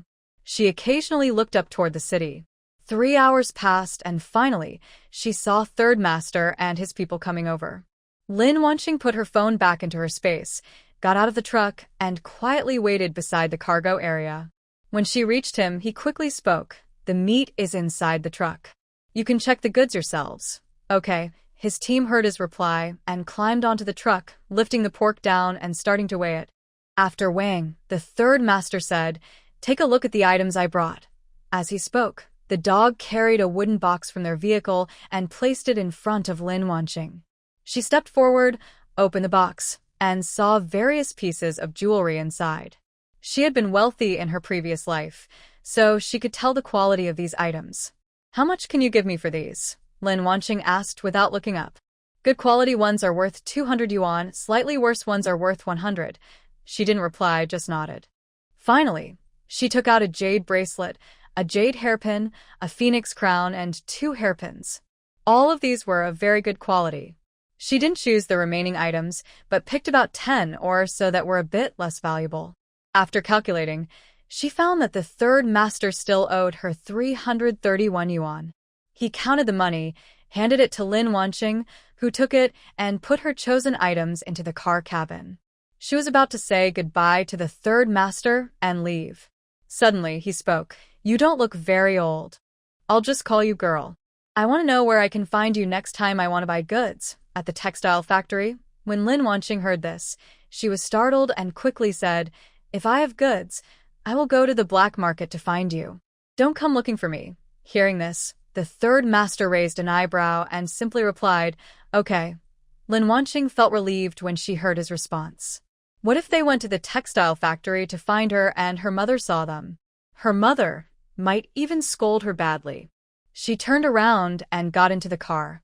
Before leaving, she was still worried and said again, "Please don't come to the textile factory to find me." Then she started the car and drove towards a village. Lin Wanqing stored the car and everything inside it into her space. She then rode her bike home. After dealing with her mother's questions, she went back to her room, locked the door, and slipped into her space. She took out the old items she had acquired today from the car. The more she looked at them, the more she liked them, especially the phoenix crown. It was 35.5 centimeters tall, with a base diameter of about 20 centimeters. Made entirely of gold, with a phoenix decorated with green inlay craftsmanship. In modern times, green inlay is strictly banned from being sold, and the kingfisher birds used for the inlay are nearly extinct. It takes 6 pigs to make a single green inlaid phoenix crown, such a valuable item. She carefully examined the other objects, stored them properly, and left the space feeling satisfied. In her mind, she thought that in the future, she could trade more of these items. She didn't lack money, but she valued these old objects. Days passed one after another. One day, Lin Wanqing finished work and didn't wait for her mother. She went to the kitchen and asked the chef, only to find out that her mother had taken a day off. Lin Wanqing felt curious and hurried home faster. Her mother must have had some reason to take leave, but she didn't know if it was good or bad. When she reached the door, she heard lively chatter coming from inside the house. Lin Wanqing realized it was probably not a bad thing. She paused at the door to calm her quickened breath, then pushed the door open. Inside, she saw her father, mother, and brother, along with 2 middle-aged women and a young girl. When they saw her come in, everyone's eyes turned to her. Lin Wanqing looked at her mother and asked what was going on. Lu Chunmei quickly smiled and introduced, "This is my daughter, just finished work." She then said to Lin Wanqing, "Wanqing, this is Aunt Zhang, this is Aunt Wei, and this is Sister Zhao." The scene looked more and more like a matchmaking gathering. She greeted everyone politely, then took a chair and sat next to her brother. She wanted to ask her brother about the situation, but when she looked at him, she saw his gaze often drifting to Sister Zhao across the room. She understood immediately. This was clearly a matchmaking scene for her brother. She said nothing and quietly watched the adults exchange polite words. Lin Wanqing then turned her gaze to her sister across the room. She had neatly combed hair, styled into 2 thick black braids hanging in front of her chest, tied with a simple red ribbon. She was of average height, with a balanced figure, and her skin was a healthy wheat color.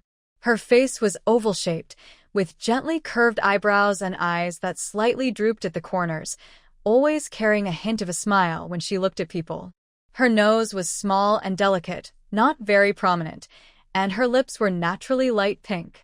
Her appearance matched her brother's well, but she wasn't sure about her personality. However, these weren't her concern. Her mother wouldn't harm her son.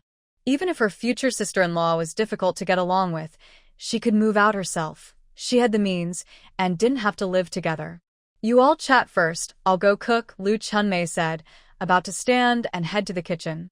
As she moved, Aunt Wei and Aunt Zhang stopped her. "Look at you, don't bother. We're leaving now," they said. "Yes, there are other things to do at home," they added. They stood up and headed outside, and Sister Xiao quickly followed.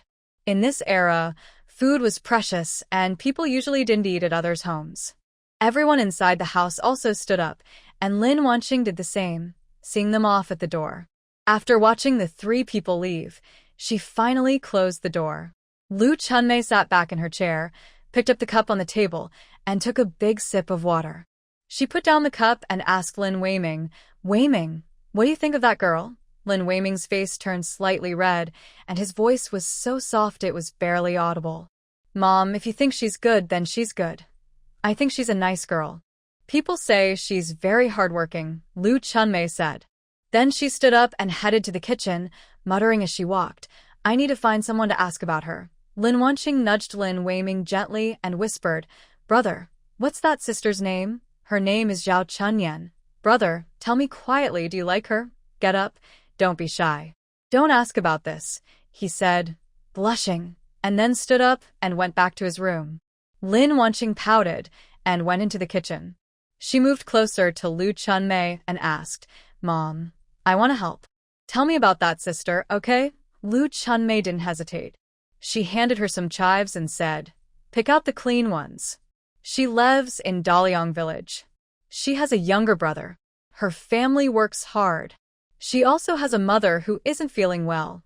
After saying that, she sighed. Lin Wanqing asked again, "What about her family's character?" "People say she's honest and straightforward, but I still need to find out more," Lu Chunmei replied. Then she stopped talking and focused on cooking. Lin Wanqing was picking chives in her hand, secretly thinking, as long as the person has good character. After dinner, Lu Chunmei did not go back to her room to sleep as usual, but went out. She planned to find out early whether it was possible to give the girl a clear answer soon. Lin Wanqing returned to her room and thought about her marriage. Her older brother is just over a year older than her. Now he is starting to look for a partner, and once he gets married, it will be her turn. In the previous world, she experienced the fear of being pressured to marry, and in this world, the pressure is probably even worse. Not marrying seems impossible now. Maybe find a soldier? He is in the army, and she can keep working her job. But that might not work. What if he still needs to take care of his parents and sister? Maybe find an orphan soldier? The more she thought about it, the more it seemed possible. But then the question is, where can she find a good-looking orphan soldier? Otherwise, just looking at him might affect her appetite. She thought for a long time but couldn't come up with a good idea, so she simply stopped thinking about it. She pulled the blanket over herself, closed her eyes, and fell asleep. The next morning, sunlight shone through the window onto Lin Wanqing's face, waking her up. She covered her face with her hands, and her muffled voice came through her fingers. "I'm going crazy." She didn't know if it was because she thought about it during the day or dreamed about it at night. Last night, Lin Wanqing had a dream all night long. In her dream, she married a handsome soldier who perfectly matched her taste, and they were very happy after marriage. She even felt the touch of the soldier's abs in her dream, as if it were still on her fingertips. Lin Wanqing's cheeks turned red and hot. She quickly shook her head to chase away the inappropriate images in her mind, stood up, dressed, and went to the bathroom.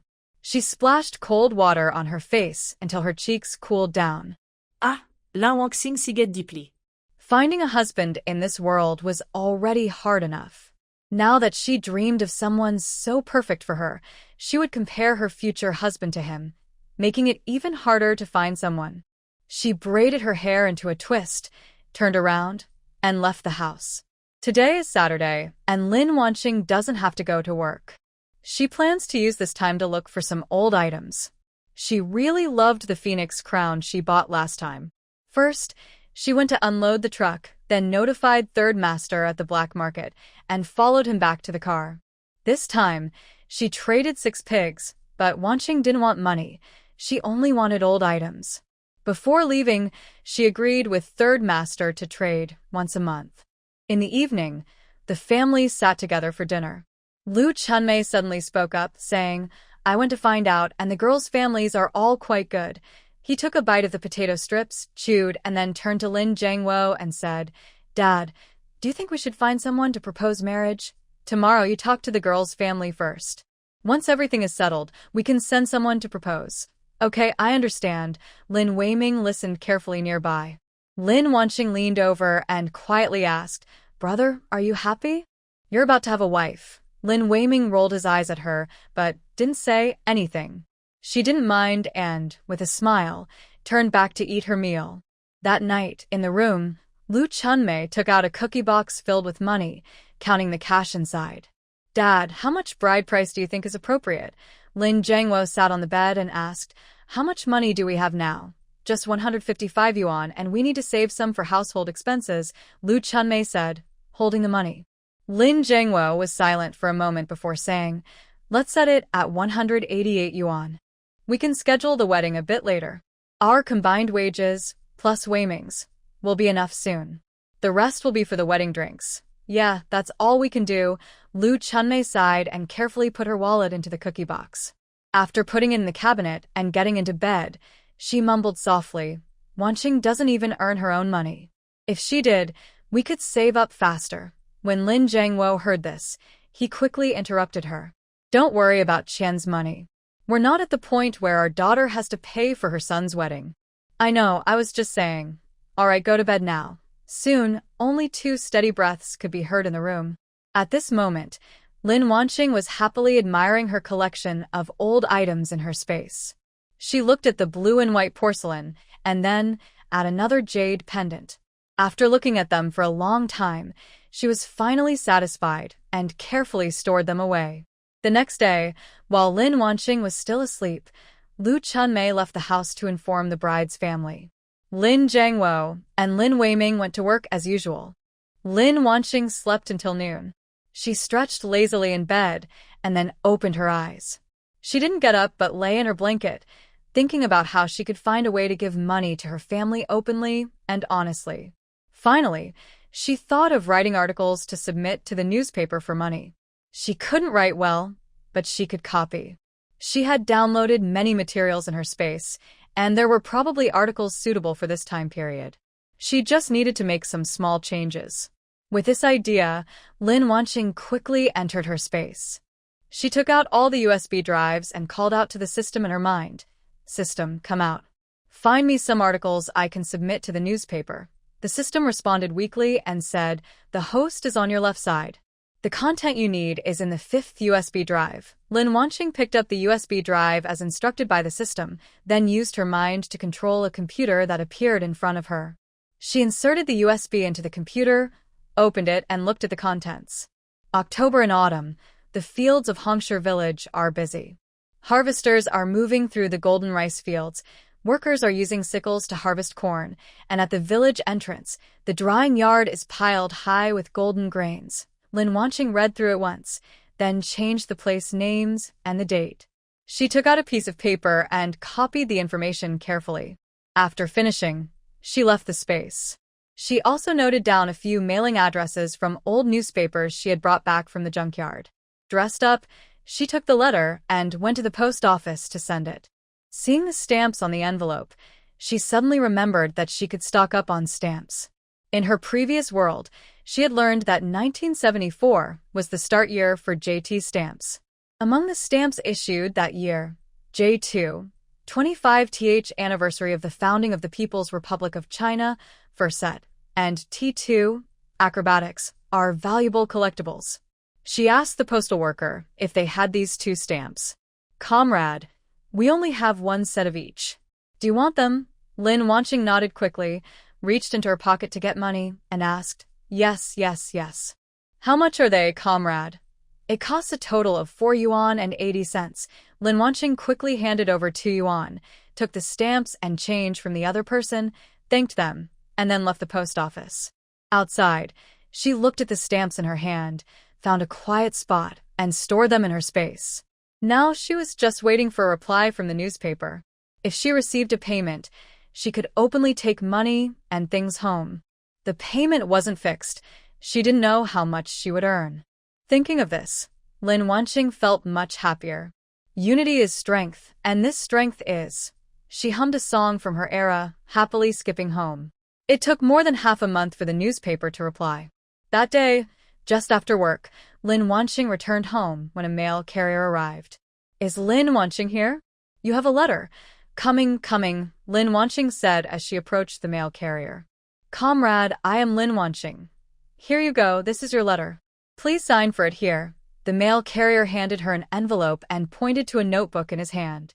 "Okay." Lin Wanqing signed her name where he indicated, returned the pen, and said, "Thank you, comrade.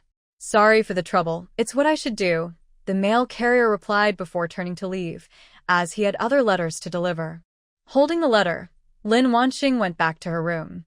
Lu Chunmei asked, "Who sent you this letter?" "I see now, I understand." Lin Wanqing opened the letter and replied. Inside the letter was a piece of paper, 9 yuan and 2 ration coupons. She looked at it and understood that her article was accepted, thanking her for submitting and looking forward to her next contribution. Lin Wanqing put down the paper, took the 9 yuan and 2 ration coupons, and handed them to Lu Chunmei. Lu Chunmei reached out to take them, looking puzzled. Just as she was about to ask, Lin Wanqing explained, "I submitted an article to the newspaper, and they gave me the payment." "This is your first payment." "Really?" Lu Chunmei still couldn't quite believe it. When did her daughter become so talented? Lin Wanqing directly pressed the paper into her hand. "You read it yourself." Lu Chunmei quickly opened the letter and read it. By the end, she couldn't help but smile. "Give me this paper too, I want to keep it, okay?" Lu Chunmei looked at it several more times before carefully putting it away, and then got up to go to the kitchen. She took out the meat Lin Wanqing brought back last time. Since they didn't finish it then, she had marinated it. Today, she took it out to cook. Just as the meal was ready, Lin Zhangwo and Lin Weiming came into the house. "Mom, it smells so good. Did you cook meat?" Lin Weiming called out as soon as he entered the kitchen. "Yes. Wash your hands quickly and come to eat," Lu Chunmei said happily, clearly very pleased. "What's the matter? Why are you so happy?" Lin Zhangwo asked curiously. Lu Chunmei wiped her hands, carried the meat out of the kitchen, and said, "Late star, you're so talented." She submitted an article to the newspaper, and they accepted it. Her article was published. She placed the plate on the table, turned around, took the envelope, opened it, and showed the letter to Lin Zhangwo. Lin Zhangwo wanted to reach out and look carefully, but Lu Chunmei stopped him. "You haven't washed your hands yet. Don't get everything dirty. I'll hold it and you just look at it." So Lin Zhangwo quickly glanced at it. Lin Weiming also leaned in, sticking his head over to see the letter. Watching this, Lin Wanjin shook her head and didn't bother them. She went to the kitchen and started serving rice. Once everything was ready, the others were still looking and couldn't help but say, "Mom, Dad, come eat first. It'll get cold later." Coming, Lu Chunmei replied, tidying the letter and sitting down. Lin Zhangwo and Lin Weiming also went to wash their hands in the bathroom. From that day on, Wanjin often copied articles and sent them to the newspaper. Sometimes she added a little money from her earnings to her mom, or brought home some meat or cloth. Everyone in the family thought she bought these things with her earnings and stopped questioning her. Before long, the year ended, and Lin Weiming's wedding was scheduled for early spring next year. One day, while Lin Wanqing was eating, she suddenly remembered where her brother was living after getting married. She couldn't possibly bring her sister-in-law and still stay in that half of the room. The room wasn't soundproof at all, and she didn't have the habit of eavesdropping on her neighbors' conversations. Thinking about this, she directly asked, "Mom, where does my brother live after he got married?" Hearing Lin Wanqing's question, Lu Chunmei sighed first. "Oh, I'm worried too. Your brother applied for a house at the steel factory, but they haven't approved it. Lin Wanqing then noticed that her mom's lips were chapped and quickly said, Mom, maybe I should rent a place to live. Lu Chunmei put down her chopsticks, looked at her seriously, and said, If you move out, it will be your brother and his family who move out. Lin Wanqing hurriedly explained, Mom, I just want to live somewhere quiet so I can focus on writing. The big grandson next door, Lao Gao's family, cries every day. It's so noisy. Actually, she mainly wanted to live on her own for more convenience and to free up the room for her brother, killing 2 birds with 1 stone. Lu Chunmei didn't agree immediately. I don't feel comfortable with you living alone. Seeing her mother wavering, Lin Wanqing tried again. If I have a quiet place, I can write more articles. I could rent near the police station, even if it's a bit expensive. Just 1 more article, and it will be worth it. Lu Chunmei picked up her chopsticks, took a bite of food, and then said, I'll talk to your dad when he comes back. In the evening, after Lin Jiangwo returned home, Lu Chunmei told him about Lin Wanqing's idea. At first, he strongly disagreed. However, when he heard that she was living near the police station, his attitude softened a bit. Since tomorrow is Saturday, you should take her to look for a house near the police station. Lu Chunmei agreed. Okay, I'll go tomorrow. The next day, Lin Wanqing was still asleep when Lu Chunmei woke her up. Wanqing, get up. Today, we're going out to find a house. Initially wanting to stay in bed, Lin Wanqing was quickly energized by her words. She got dressed and left the room, happily asking, Mom, have you guys agreed that I can go rent a place? Yes, but it has to be near the police station, Lu Chunmei said as she placed food on the table. Hurry up and wash up and eat. We might not find a suitable place today. Okay, I'll go now, Lin Wanqing said, quickly heading to the bathroom. After they finished eating, they left the house and headed straight toward the police station area. When they arrived, Lu Chunmei asked the elderly people sitting at the entrance chatting, Ma'am, do you know if there are any houses for rent nearby? You're looking to rent a house. You should ask over there. I think Old Sher's wife has a house for rent. It's near the big willow tree at the entrance. If you look that way, you can even see the top of the tree, she said, pointing in a direction. Hearing this, Lin Wanqing and Lu Chunmei looked in that direction and indeed saw the top of a willow tree. Thank you very much, ma'am. After Lu Chunmei expressed her thanks, she and Lin Wanqing headed toward the big willow tree. When they reached the big willow tree, Lu Chunmei knocked on the door. Soon, an old, gentle voice came from inside. Who is it? Lu Chunmei spoke through the door. Ma'am, I want to ask if your house is available for rent. Rent the house? Just a moment, she replied. Lu Chunmei then heard slow footsteps approaching. When the footsteps stopped, the door opened with a creak. Standing there was a kind-looking old lady. The old lady looked both Lu Chunmei and Lin Wanqing over carefully before slowly saying, You want to rent the house? Lu Chunmei nodded and replied, Yes. All right, come in and take a look, said the old lady, stepping aside. They stepped inside into a small yard. On the left was a patch of land, currently empty. The main door faced the house. Inside, they first entered a living room. On each side of the living room was a bedroom. Behind one bedroom was the kitchen, and behind the other was a storage room.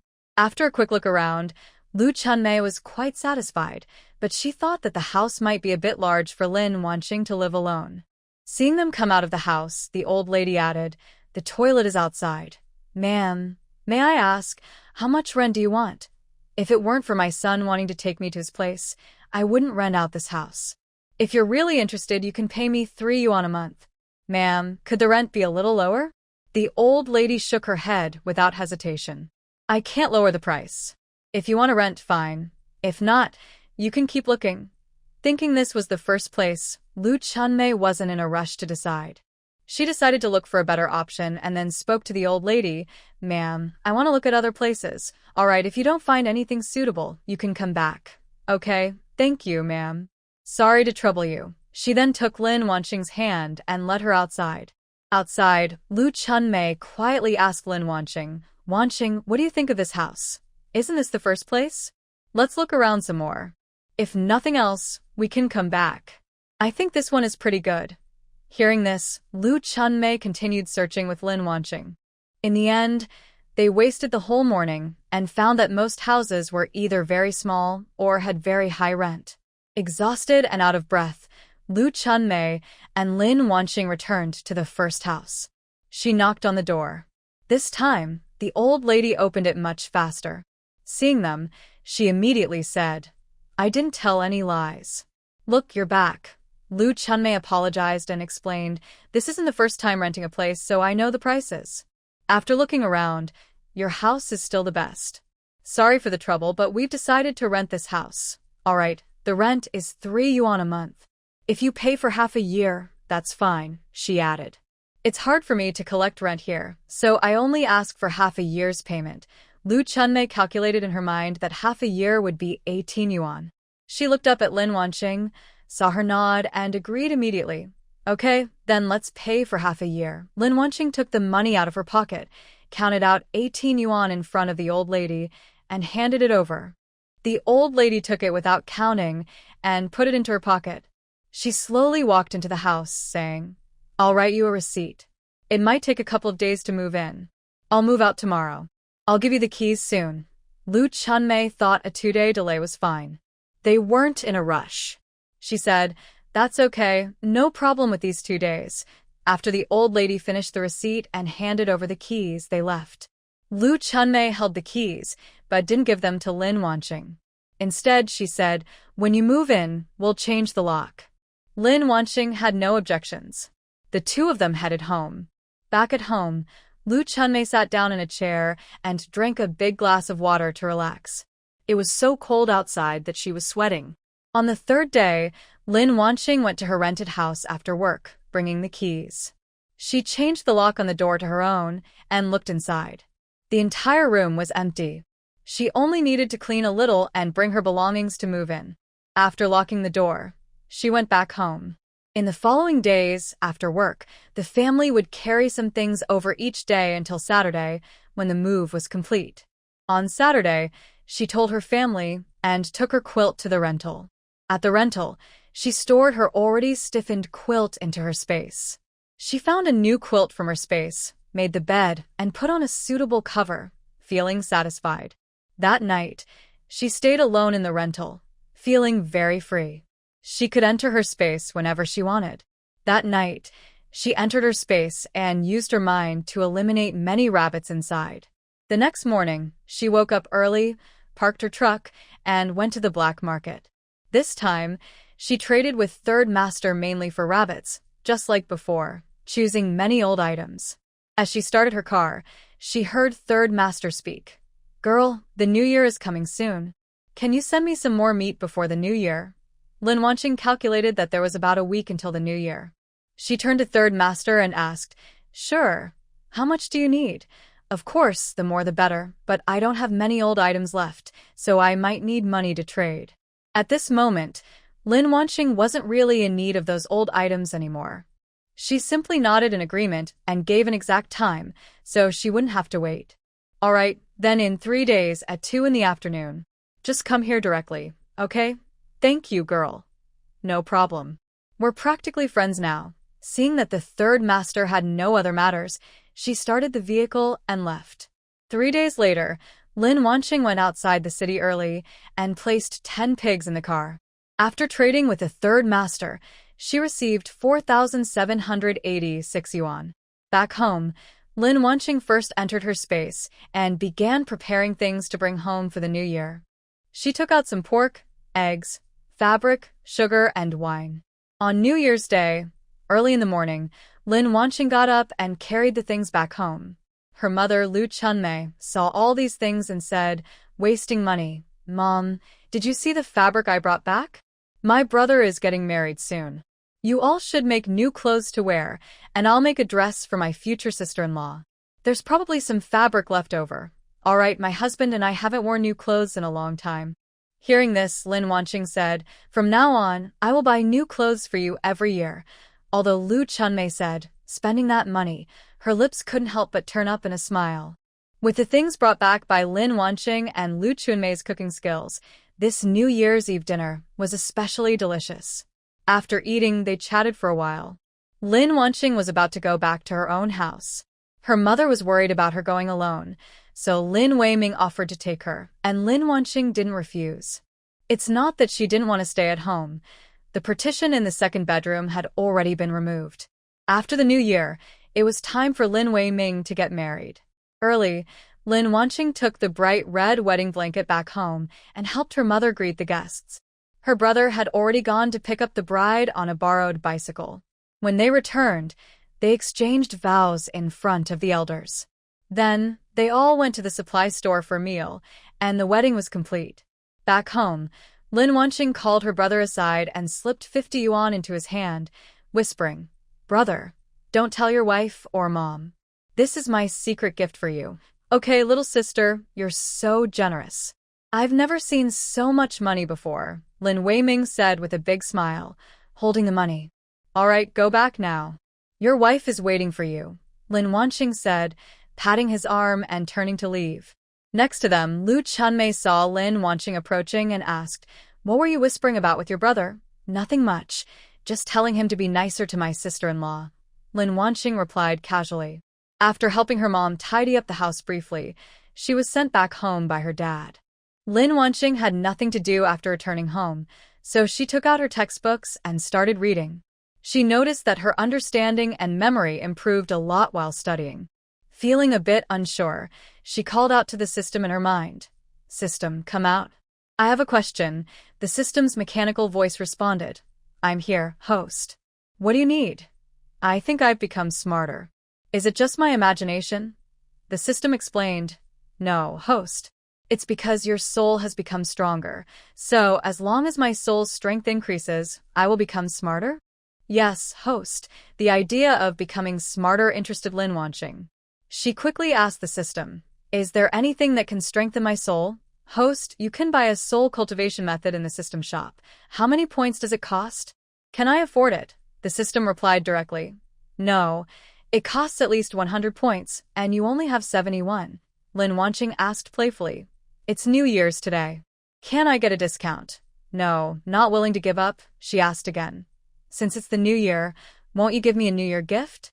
"Then just set a precedent," she said. "No, I can only use my own savings to buy a New Year gift for the host," he replied. Lin Wanqing pretended to be grateful and said, "System, you're so kind. Why are you so good to me? I love you so much." The system was so touched by her praise that its light shone a little brighter. It generously said, "Host, I will give you a soul cultivation method. It's not the best, but it's enough for you right now." "Wow, system, you're really generous.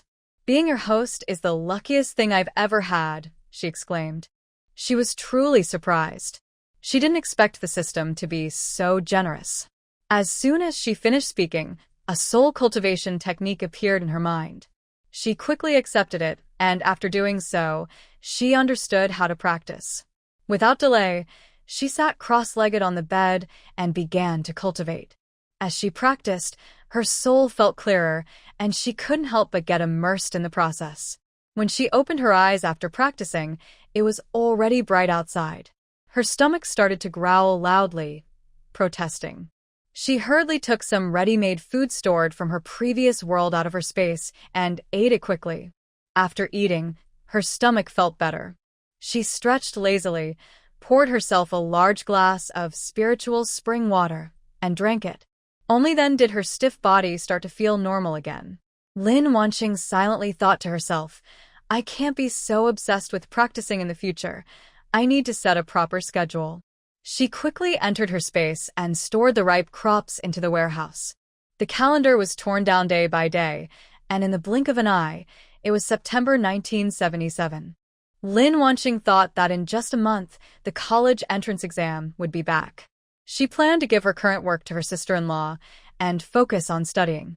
Although she hadn't put down her books in the past 2 years, she knew that in 1977, when the college entrance exam was restored, there were over 5.7 million candidates nationwide, but only 273,000 students were admitted. The acceptance rate was just 4.8%. It was a tough competition, like 1,000 soldiers crossing a narrow bridge. She didn't think it would be easy for her to get into Peking University. Yes, she planned to attend the medical school at Peking University to improve her medical skills. After 2 years, Her soul strength had improved tremendously. She felt her learning ability had reached a top student level. In this life, she was determined to master medicine and believed she had made great progress. Looking at the time, it was 10 a.m. on Saturday, and her mother was at home. She put on her clothes, took a chicken from her space, and headed home. When she entered the house and just put down the meat, Lu Chunmei asked, "Why are you back? Didn't you say you wouldn't come back anymore? That was just angry words." "Who told you all to keep pressuring me about marriage?" Lin Wanqing replied. Li Chunmei became even angrier upon hearing this. She crossed her arms and pointed outside the door, saying, "Look at that, a girl who is 20 years old and not married yet." "All right, today I came back to talk to you about something," Lin Wanqing said, changing the subject directly. "Mom, I want to transfer my job to my sister-in-law." Li Chunmei looked at her in disbelief after hearing her words. Before she could ask, Lin Wanqing explained, "My editor at the newspaper told me that the college entrance exam is about to be restored. I plan to study hard and take the exam then. Is that information accurate?" "Yes, it is. Even if it's not, I don't plan to work anymore. I make good money writing at home." "Then do as you say. Transfer your job to your sister-in-law. She shouldn't get your work for nothing. Have your brother give you 10 yuan each month for 3 years. Lin Wanqing didn't need that small amount of money and thought it was unnecessary. She interrupted her mother directly, saying, "No need. I'm not short of that. The money saved can be used to buy good food for my nephew." Her brother got married in the 2nd year, and his wife became pregnant. After 10 months, she gave birth to Lin Hao, the eldest grandson of the Lin family. From that time on, Lin Wanqing became the main target of marriage pressure. Li Chunmei saw her firm attitude and did not insist further. In the past 2 years, Lin Weiming had officially become a worker, but his salary was only 26 yuan. Zhao Chunyan was also unemployed and had a child. If it weren't for her and her husband helping out, they would have been unable to make ends meet. The two of them made a decision, and Lin Wanqing went to knock on her brother's door. "Sister-in-law, can you come out for a moment? I need to talk to you." "Yes, I'm coming," Zhao Chunyan replied quickly when she heard her sister-in-law's voice. She was very grateful to her sister-in-law. Since she got married, she often brought things home, always remembering to give her a share. After having the child, her sister-in-law was even kinder to her son. All the clothes her son wore from childhood were brought back by her sister-in-law. She kept this in her heart but felt she had no ability to repay her. Zhao Chunyan quickly dressed and left the room, gently closing the door. She asked softly, "Sister-in-law, what do you want to talk to me about?" "If you need anything, just say. Sister-in-law, it's good news." "Sit down, and I'll tell you." Zhao Chunyan sat on a nearby chair, curious to hear what Lin Wanqing had to say. Lin Wanqing didn't hide her intentions. "Sister-in-law, I plan to transfer my job to you." Hearing this, Zhao Chunyan quickly waved her hand and interrupted her. "No, I can't take your job. You've helped us so much since you got married. Older sister-in-law, please listen to me. I heard that the college entrance exam is being restored and I want to take it. I can't continue this job anymore. If you don't want it, I will sell it to someone else." Upon hearing this, Zhao Chunyan became anxious. "Such a good job, how can I let it go to someone outside?" Lin Wanqing decisively said, "Then I will transfer it to you, sister-in-law. I feel embarrassed." "You've helped me so much," Zhao Chunyan stammered, feeling shy. To prevent her from feeling too guilty, Lin Wanqing emphasized, "Sister-in-law, I'm not helping you. I'm helping my brother." Hearing this, Zhao Chunyan was stunned. "Is that so? Well, All right then." Seeing her agree, Lin Wanqing continued, "Sister-in-law, tomorrow morning, come with me to the textile factory to hand over the work." "What about the children?" Zhao Chunyan asked, looking at Lu Chunmei. Lu Chunmei suddenly remembered she had forgotten about the children. Lin Wanqing was also surprised. She had forgotten about the children too. For a moment, only the breathing of a few people was heard in the room, and everyone was silent. Finally, Lin Wanqing suggested, "How about this, sister-in-law?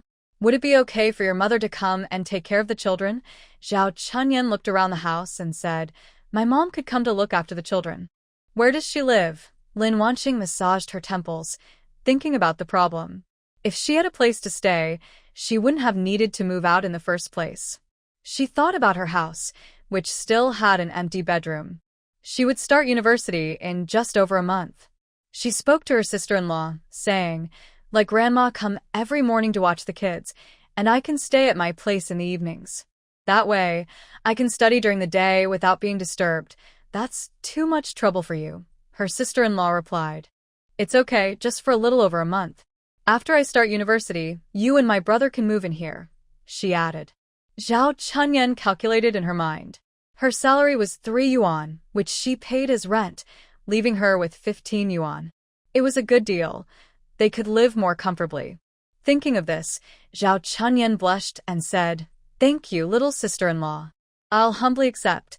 Lin Wanqing nodded in response. They chatted at home for a while. When her eldest nephew woke up, she played with him for a bit before returning to her own house. She needed to prepare the other room. The next day, she went to the textile factory entrance and saw her mother and sister-in-law standing there. Lin Wanqing quickly walked over. "Mom, you should go to work." "Sister-in-law, come with me." "Okay," Zhao Chunyan replied, following her. The two went to hand over their work. She decided not to take her belongings from the office and left everything for Zhao Chunyan. However, Lin Wanqing still went to the office to say goodbye to Wang Hohot and Wu Shuang. "Auntie Hohot, Sister Wu, I've handed my work over to my sister-in-law." Both women looked worried. "Xiaolin, is everything okay at home?" Wang Hohot didn't finish her sentence, but Lin Wanqing understood. She was worried about her being bullied, so she gave her work to her sister-in-law. Lin Wanqing quickly smiled and explained, "No, it's not that. I just don't have time to come to work anymore. I asked to give my work to my sister-in-law." Hearing this, they finally relaxed and looked a bit reluctant. "All right then. It will be hard to see you in the future. Oh, we're all nearby. Just come over and visit whenever you want." Lin Wanqing exchanged a few polite words with them, settled her sister-in-law, and then left the textile factory. She didn't go home but went straight to the black market. She planned to tell Third Master and stop supplying him. For the past few years, Lin Wanqing had still been trading with Third Master. She didn't count her money, but she was sure she had at least 100,000 yuan. Confidently, she went to the small yard in the black market and knocked on the door. The dog inside opened the door. Seeing the visitor, he looked confused. He definitely hadn't seen this person before. Otherwise, he would remember such a good-looking person. "Dog, it's me. Is Third Master here?" The dog heard a familiar voice and recognized her immediately. Its eyes widened in surprise as it stammered, "Yes, Third Master." Inside, Lin Wanqing smiled slightly and stepped into the yard. She saw the Third Master sitting there, just like when they first met. "Third Master, I want to tell you that I can't supply you anymore from now on." Hearing this, the Third Master looked up and saw a woman with fair skin and delicate features. A hint of admiration flashed in his eyes. Hearing the familiar voice, he realized the person in front of him was the girl who had been supplying him. He snapped back to reality and remembered what she said. "Girl, why so sudden? I'm going to Jing City." Hearing her reason, he nodded in understanding. Seeing his nod, Lin Wanqing knew her task was done. She said, "Third Master, until we meet again." With that, she turned to leave. Fu Tingyuan, watching her go, suddenly wanted to know her name. He quickly asked, "Girl, we've known each other for 3 years. My name is Fu Tingyuan. May I know your name?" Lin Wanqing looked at him thoughtfully and replied, "My name is Lin Wanqing." "All right, Wanqing. Until we meet again." Lin Wanqing smiled and responded, "Okay." Then, under Fu Tingyuan's watch, she turned and left. Now she felt light and free. "I can now focus all my energy on studying." Time flies quickly. On October 21st, 1977, Lin Wanqing finally heard the news about the resumption of the college entrance exam on the radio. During this period, besides registering for the exam, she spent most of her time studying at home. On December 10th, 1977, Lin Wanqing, accompanied by her parents, went to take the exam. Seeing people of all ages in the exam hall, she truly understood how difficult this year's exam was. She withdrew her gaze and focused on answering the questions. Looking at the questions on the paper, which she had already studied, She let out a deep breath of relief. After leaving the exam hall, Lu Chunmei handed her a hot water bag. "Are you cold?" "How was the exam?" she asked carefully. "Pretty good.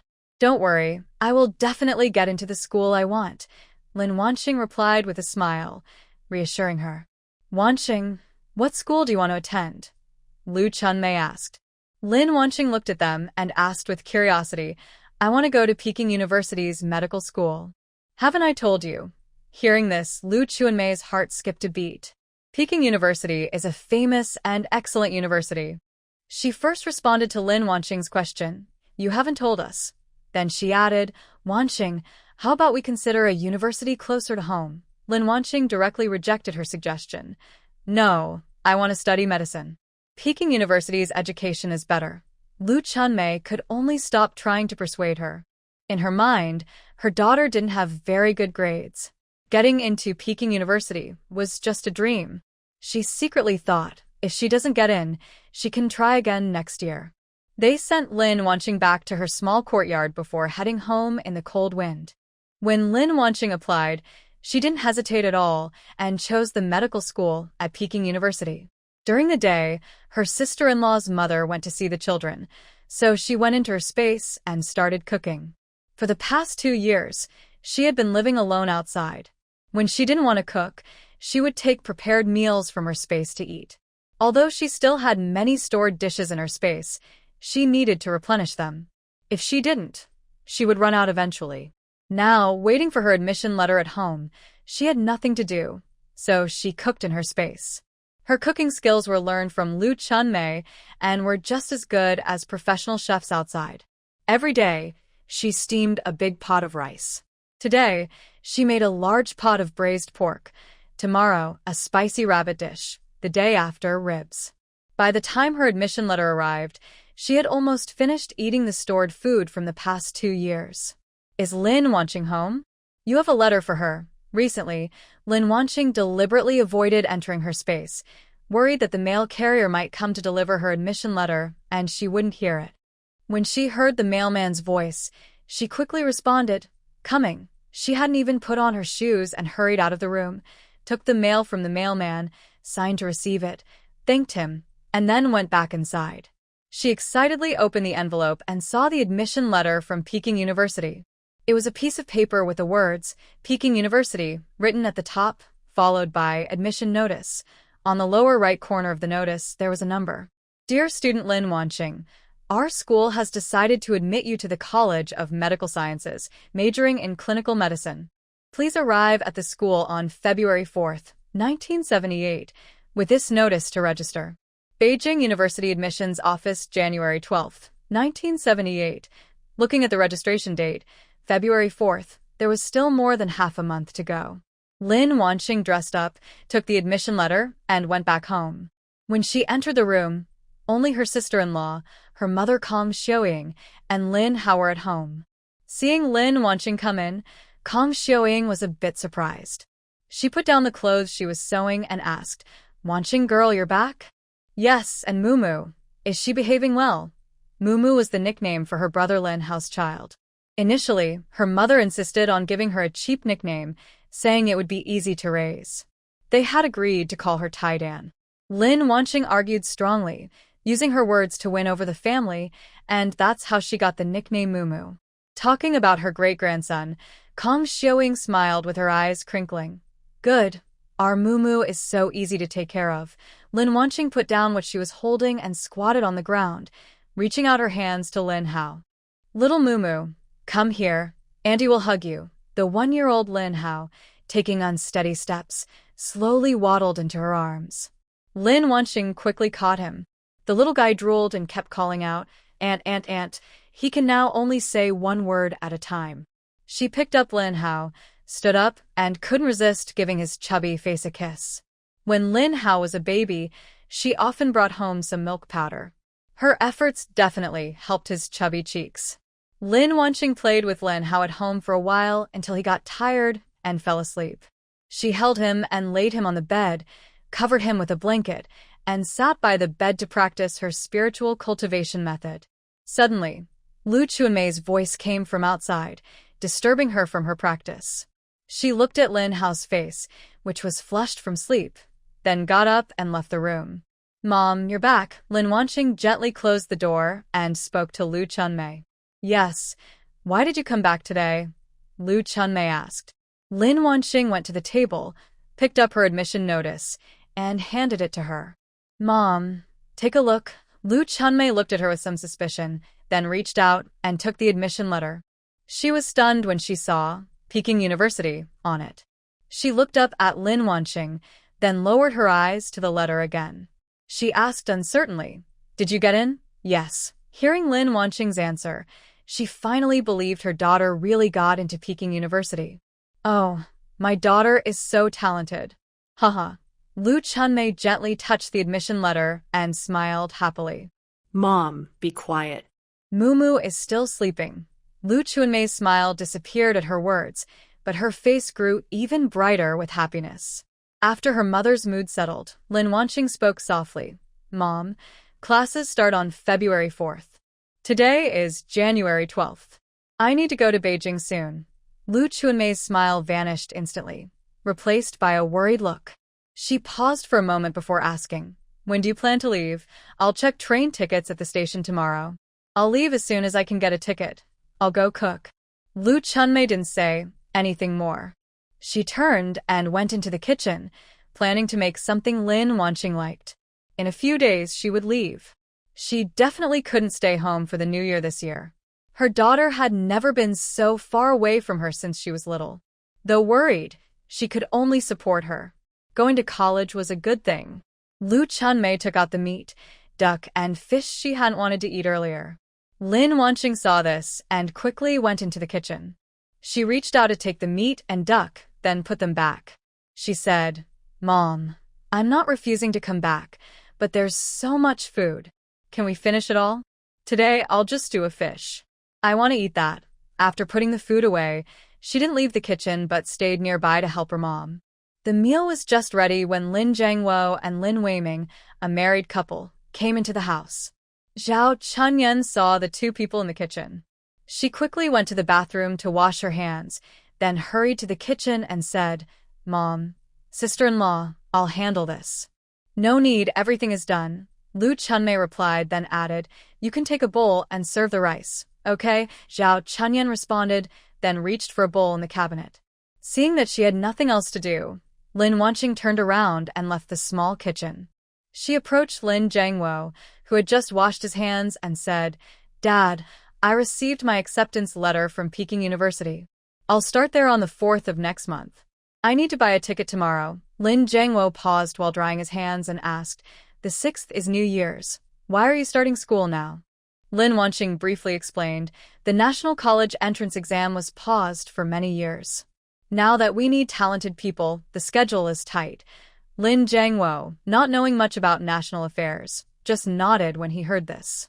Next to her, Lin Weiming moved closer and whispered, "Little sister, since you're leaving, when do you plan to get married?" Lin Wanqing directly reached out and slapped his arm. "Brother, what are you talking about? I never said I was ready to get married. Her brother is already married with children but still acts like a kid." Lin Weiming rubbed his arm and muttered, "Why did you hit me? You're just like Mom, always quick to start a fight." After saying that, when Lin Wanqing raised her hand again, he quickly jumped back, mumbling, "It's not me saying this, it's Mom. She plans to find you a husband before you start college." Hearing this, Lin Wanqing lowered her hand and moved closer to him. When Lin Weiming tried to step back as she approached, she grabbed his arm and asked in a quiet voice only they could hear, "When did Mom say that?" "I didn't know. Not long after you finished your exams, she started looking into people," he replied.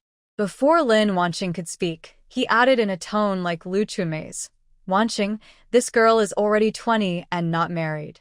If she goes to college for 4 years, she'll be 24. No, I need to find her a husband before she starts college." Hearing this, Lin Wanqing felt relieved that her acceptance letter arrived just in time. Otherwise, her mom might have introduced her to a matchmaker before telling her. Lin Wanqing decided to pretend she didn't know about this matter and quietly made up her mind. Tomorrow, when she bought her ticket, she would definitely choose the next train to Beijing. If that didn't work, she would drive herself. It's only 1,000 kilometers. The road conditions might be bad at this time, so it could take longer, but she could still make it in 20 hours. Anyway, she didn't plan to stay at home much longer. It was a good chance to go to Beijing and see if she could buy a courtyard house to live in. The money in her space was useless if she took it with her, so she might as well spend it. Why are you two siblings whispering again? I haven't seen you get along so well before. Lu Chunmei's voice interrupted Lin Wanqing's thoughts. She quickly replied, I asked my brother to move into my place after I leave. Wait until you buy your ticket, then we'll talk. For now, have your meal. Coming. After dinner, Lin Weiming took her and her mother-in-law back to the rented apartment. The next day, Lin Wanqing got up early and went to the train station. After asking around, she found out that the train to Beijing would take 18 hours. There were no sleeper cars, only hard seats. She didn't buy a ticket. She planned to drive herself to Beijing. If she got tired, she could sleep in her space, which would be more comfortable than taking the train. When she got home, she started packing her things. After packing, she put everything into her space. She didn't move the pots, bowls, and utensils, planning to leave them for her brother. After finishing packing, she took out some small bananas from the space and also brought 20 pounds of meat. Since the weather was warm, the meat wouldn't spoil outside. She also took out fabric for the whole family to make clothes. She hadn't forgotten her promise to give her parents new clothes every year. She picked out her father's favorite wine and some snow cream for her sister-in-law and mother. She found a few bottles of snow cream from this world and filled them with her own skincare products from the other world. She checked the space again and took out a few cans of milk powder. She opened them and sealed the powder in clean, transparent bags. Only then did she leave the space with her bags full of things. When her mother was about to finish work, Lin Wanqing returned home carrying the bags.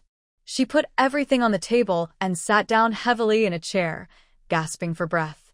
Kang Xiaoying saw this, put down what she was holding, and walked over to pour her a glass of water. Drink some water to rest.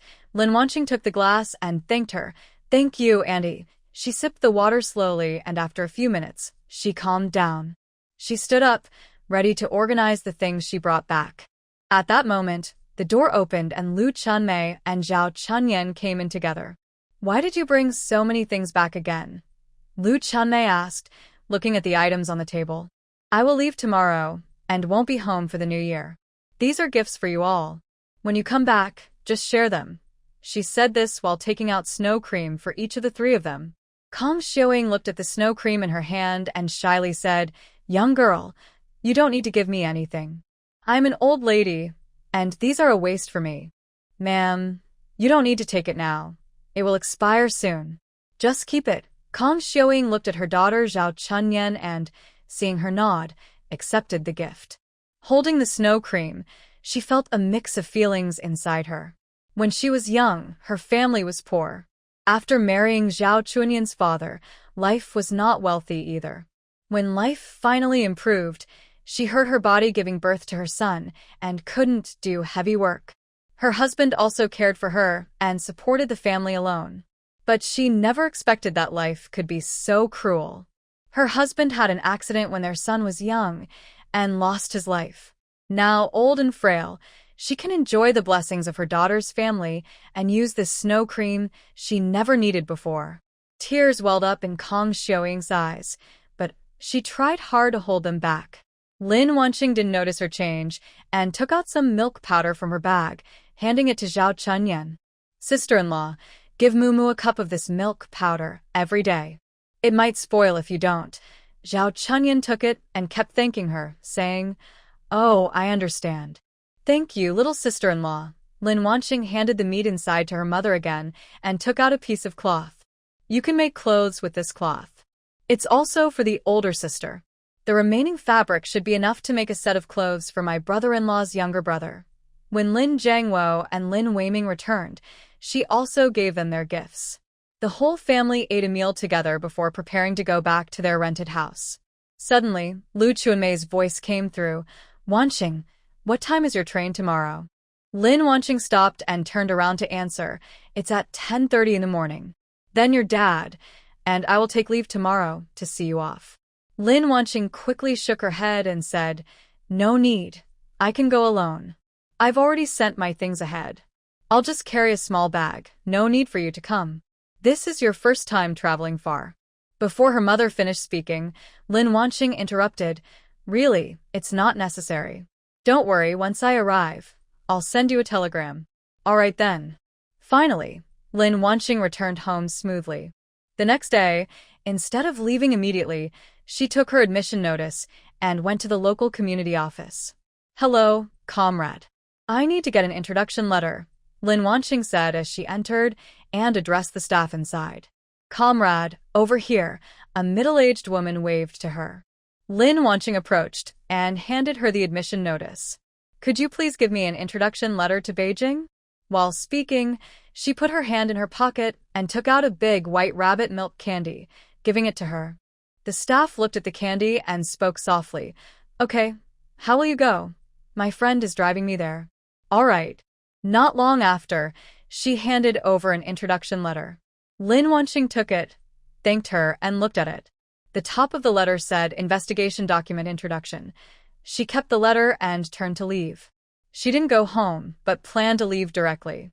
She found a map from her space, went to a quiet place, and took out a truck from her space. She started the truck and headed toward Beijing. It wasn't that she didn't want to drive a small car, but at this time, small cars were mainly for official use and private ownership was almost impossible. Lin Wanqing drove all day until it was dark, then stopped by the roadside.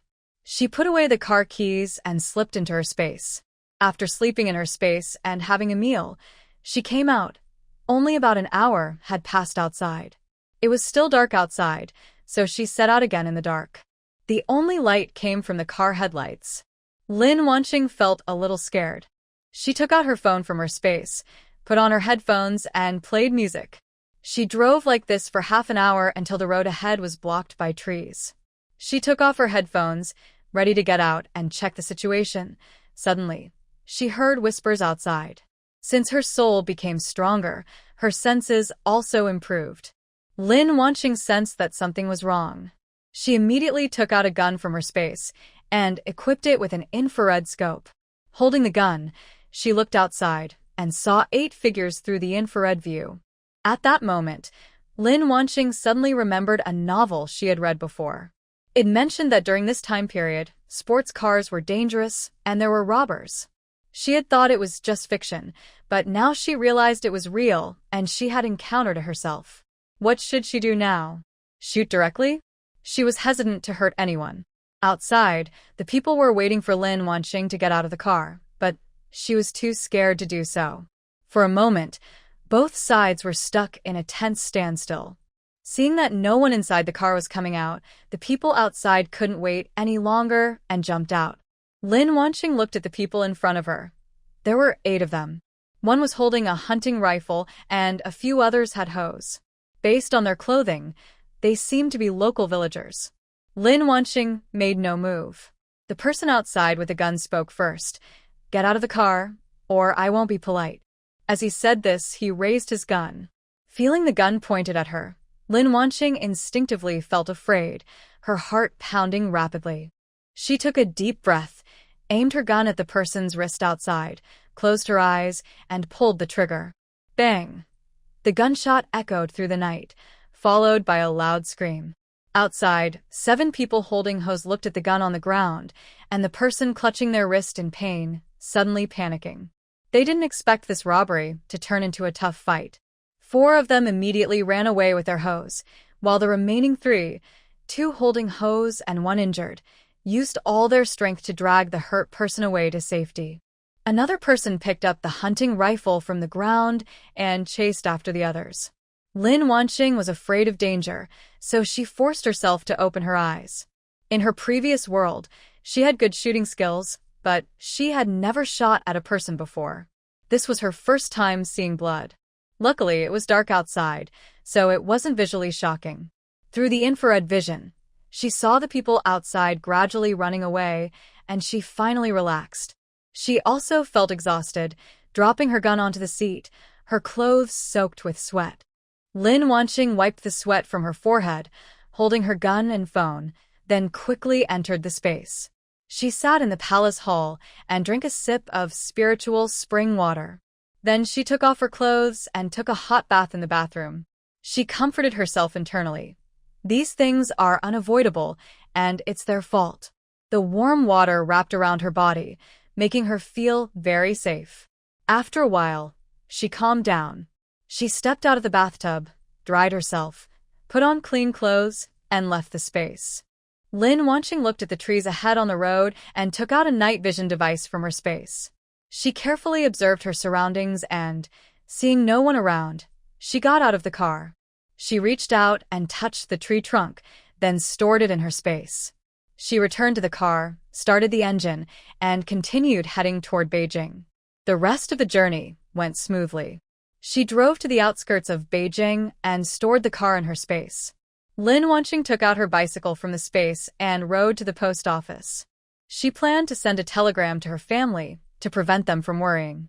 Then she biked directly to near Peking University to look for a house. She was prepared for a long-term effort, as buying a house was not easy at the moment. While riding through an alley, she saw some elderly people chatting at the entrance and went over to ask. When night fell, she looked for a quiet place to enter her space and rest.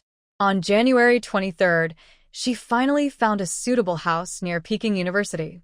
She spent 38,000 yuan to buy this traditional courtyard house covering 330 square meters. The entire courtyard was well maintained by the previous owner, so it needed little upkeep. The main gate was located at the southeast corner of the yard. After entering, there was the front yard area. On the south side is the rear house, usually used as a gatehouse, guest room, or multi-purpose space. The front yard's north side features a decorative gate, through which you enter the inner courtyard. To the north is the main house, the most important building in the courtyard, often where the family elders live. The main house has east and west side rooms, which can be used as bedrooms, studies, or storage. Symmetrically arranged on the east and west sides are the east wing and west wing, generally for younger family members. The inner courtyard is surrounded by covered walkways connecting the main house, side rooms, and decorative gate, forming a unified whole. The backyard is located north of the main house, extending the inner courtyard. On the north side, there is a row of rear storage rooms, usually used as storerooms, servants' quarters, or for unmarried daughters. Lina Weining lives alone, so she naturally stays in the best room. She only cleaned the main room she planned to live in, took her belongings inside, and settled in. This marks her official start in Beijing. Lina Weining rested at home for a few days before exploring the city of 1978. By then, some people had already started heading south to trade goods. She wasn't short of money and had no plans to start a business. At this time, Beijing was less fast-paced than in later years, and everyone was full of energy. After a while, she went to Quanjude in Beijing to try the roast duck from this period. She entered Quanjude, and the waiter led her inside. The hall was lively with many voices, and several tables were occupied by foreign guests and officials dressed in Zhongshan suits. As a young woman eating roast duck alone, she looked a bit noticeable. The waiter led her to a vacant table in the corner and asked, "Comrade, is this seat okay?" Lin Wanqing didn't mind sitting there at all. She nodded and sat down. The waiter left and soon brought a pot of hot tea. Then, a chef held up a duck for her to see. Lin Wanqing nodded in response, watching as the chef took the duck to be roasted. With nothing else to do, she started observing the surroundings. Suddenly, her attention was caught by a man dressed in a light green military uniform. His military cap was placed on the corner of the table, his hair cut short and neat. He sat upright with a steady posture, hands resting naturally on the table, exuding a calm military presence. This was her first time seeing a soldier from this period, and she couldn't help but look a little longer. The man sensed her gaze and suddenly turned his head, looking directly at her. Their eyes met for a moment. She was surprised but then smiled and nodded, turning her head away. In that instant, she also got a clear look at the man's face. His dark face was tanned from the sun, with a strong jawline. His eyes were bright and steady, without a hint of flirtation. "She looks quite handsome," Lin Wanqing thought silently. Lin Wanqing picked up the teacup on the table and slowly sipped her tea.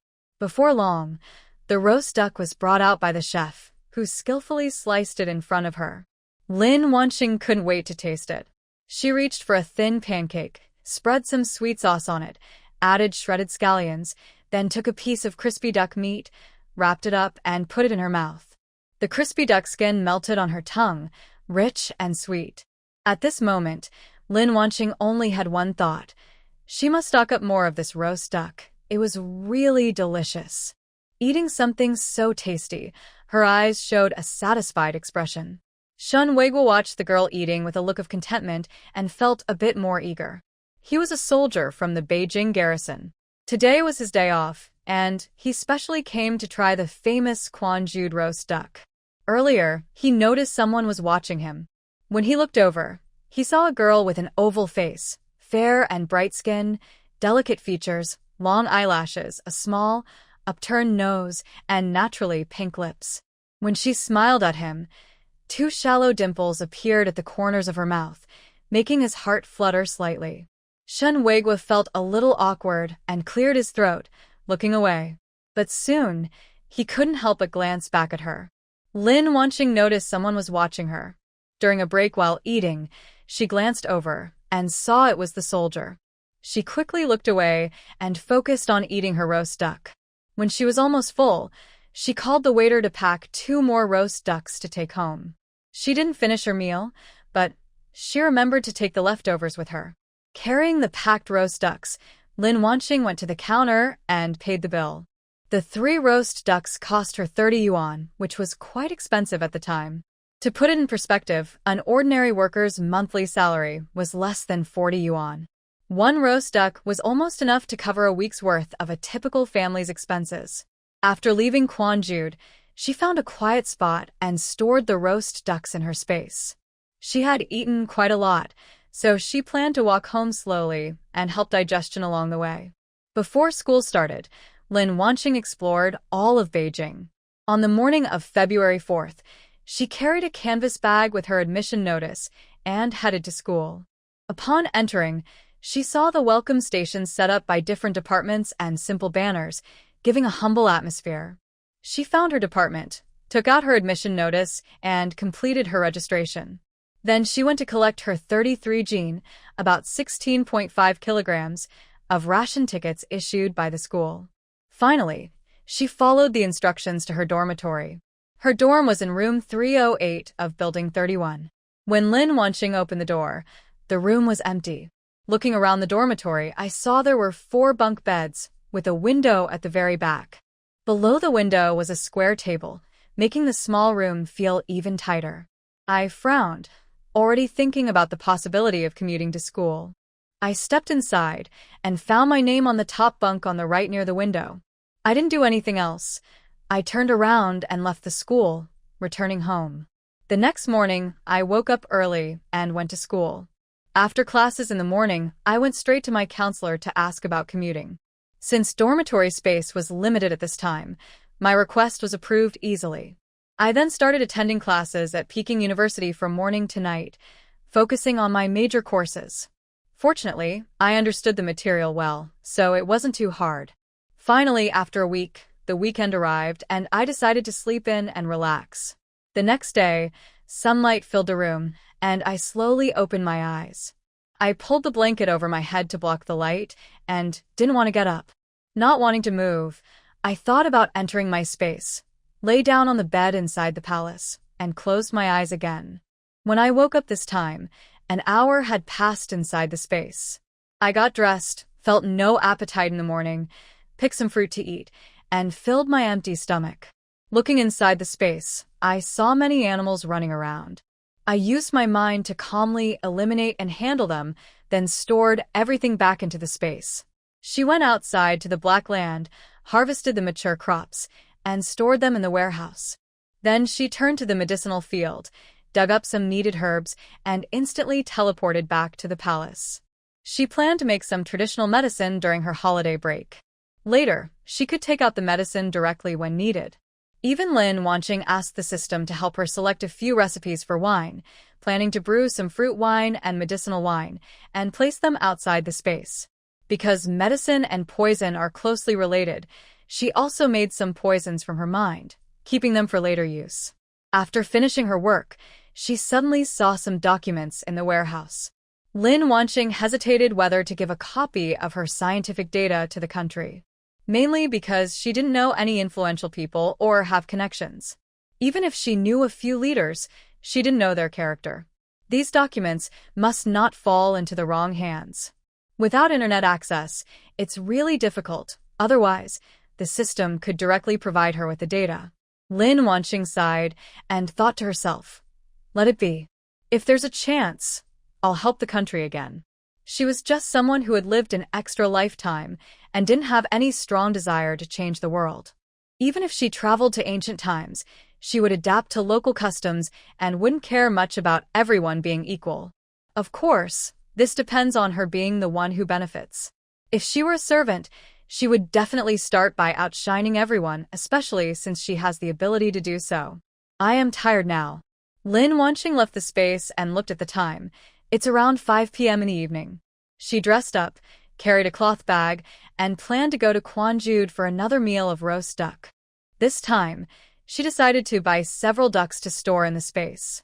This time, she went back to her usual seat, finished eating, and packed 10 roast ducks. Carrying a big bag of roast ducks, she left Quanjude, planning to find a place to put them into her space. Unexpectedly, someone had been following her all along. She could only carry her bag and walk home. When she reached the alley, it was completely empty. Lin Wanqing heard footsteps getting closer behind her.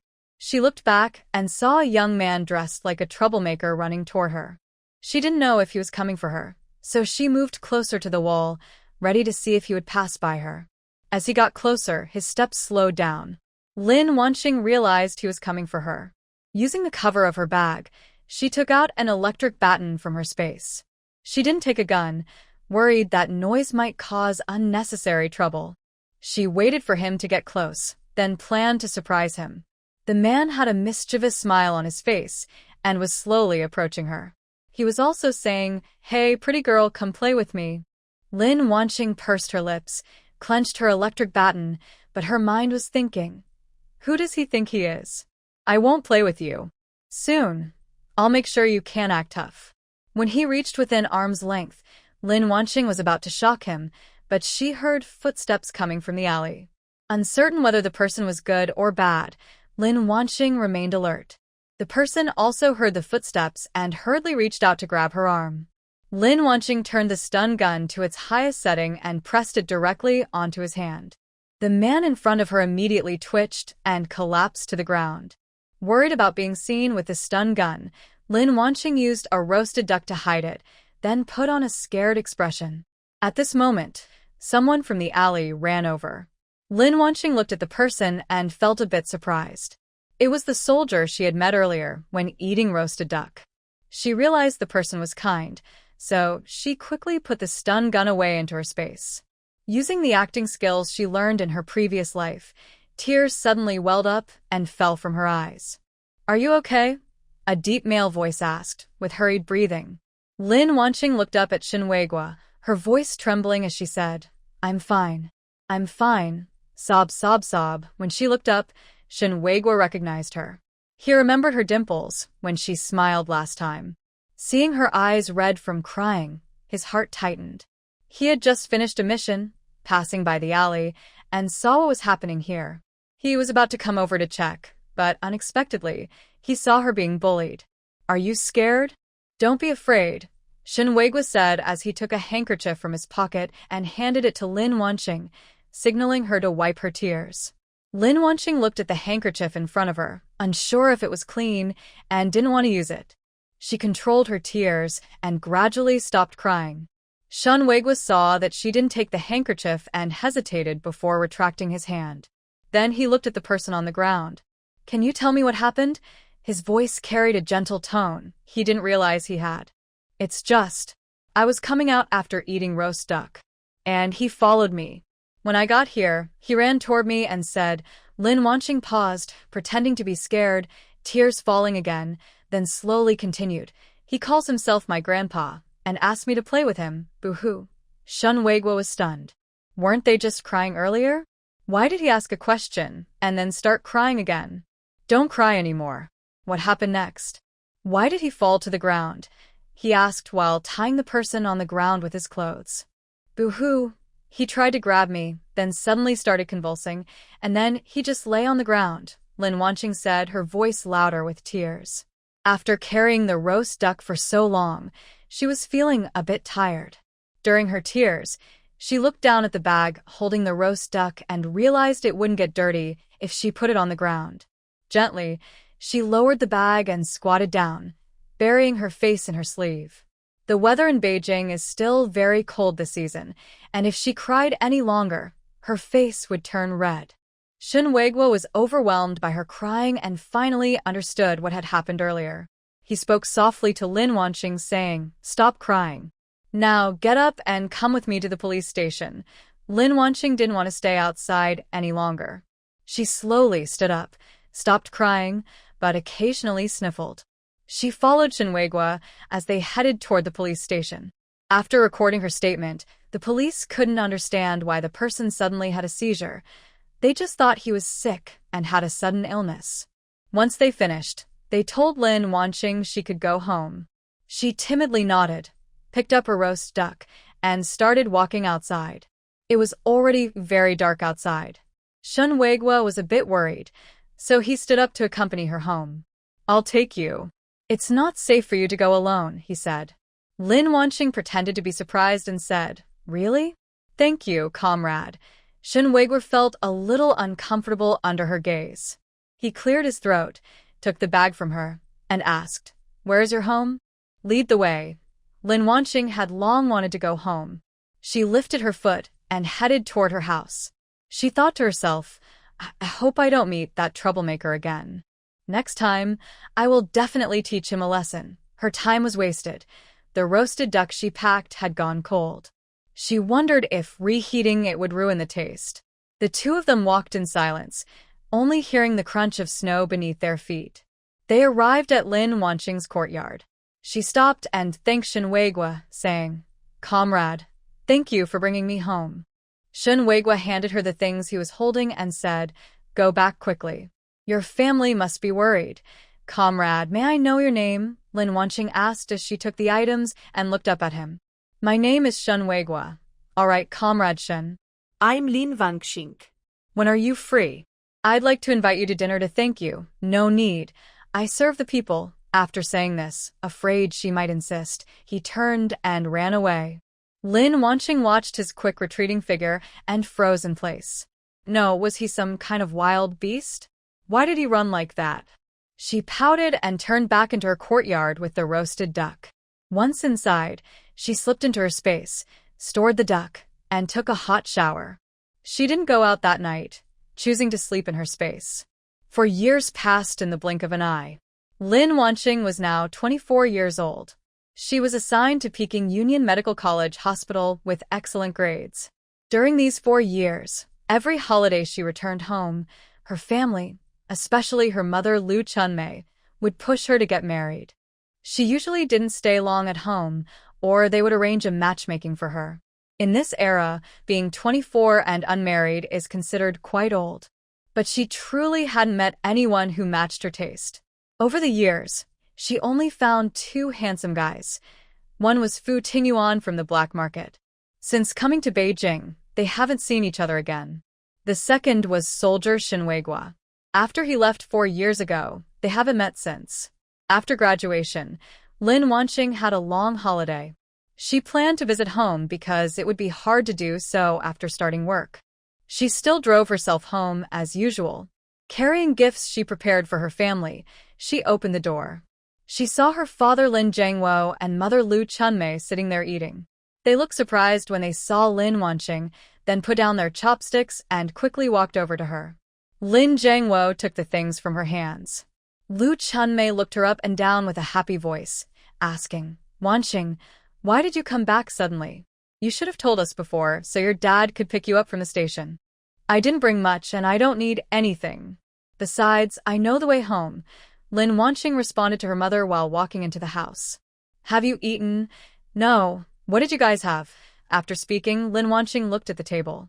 Both bowls contained sweet potato rice, and the only dish on the table was pickled vegetables. We were at home, and you two just ate like that. Lin Wanqing's tone was a bit upset. Lu Chunmei quickly explained. No, we came back late with your dad today. We didn't want to cook, so we just ate something simple. You keep sending things home, and we old folks can't be starving. Lin Wanqing nodded and said, I don't want to eat pickled vegetables. Sit and rest. Mom will make you some meat. The meat you sent last time. I haven't finished eating it yet. She was about to go to the kitchen to cook, but was stopped by Lin Wanqing's outstretched hand. Aren't you not wanting to cook? Let's go out to eat.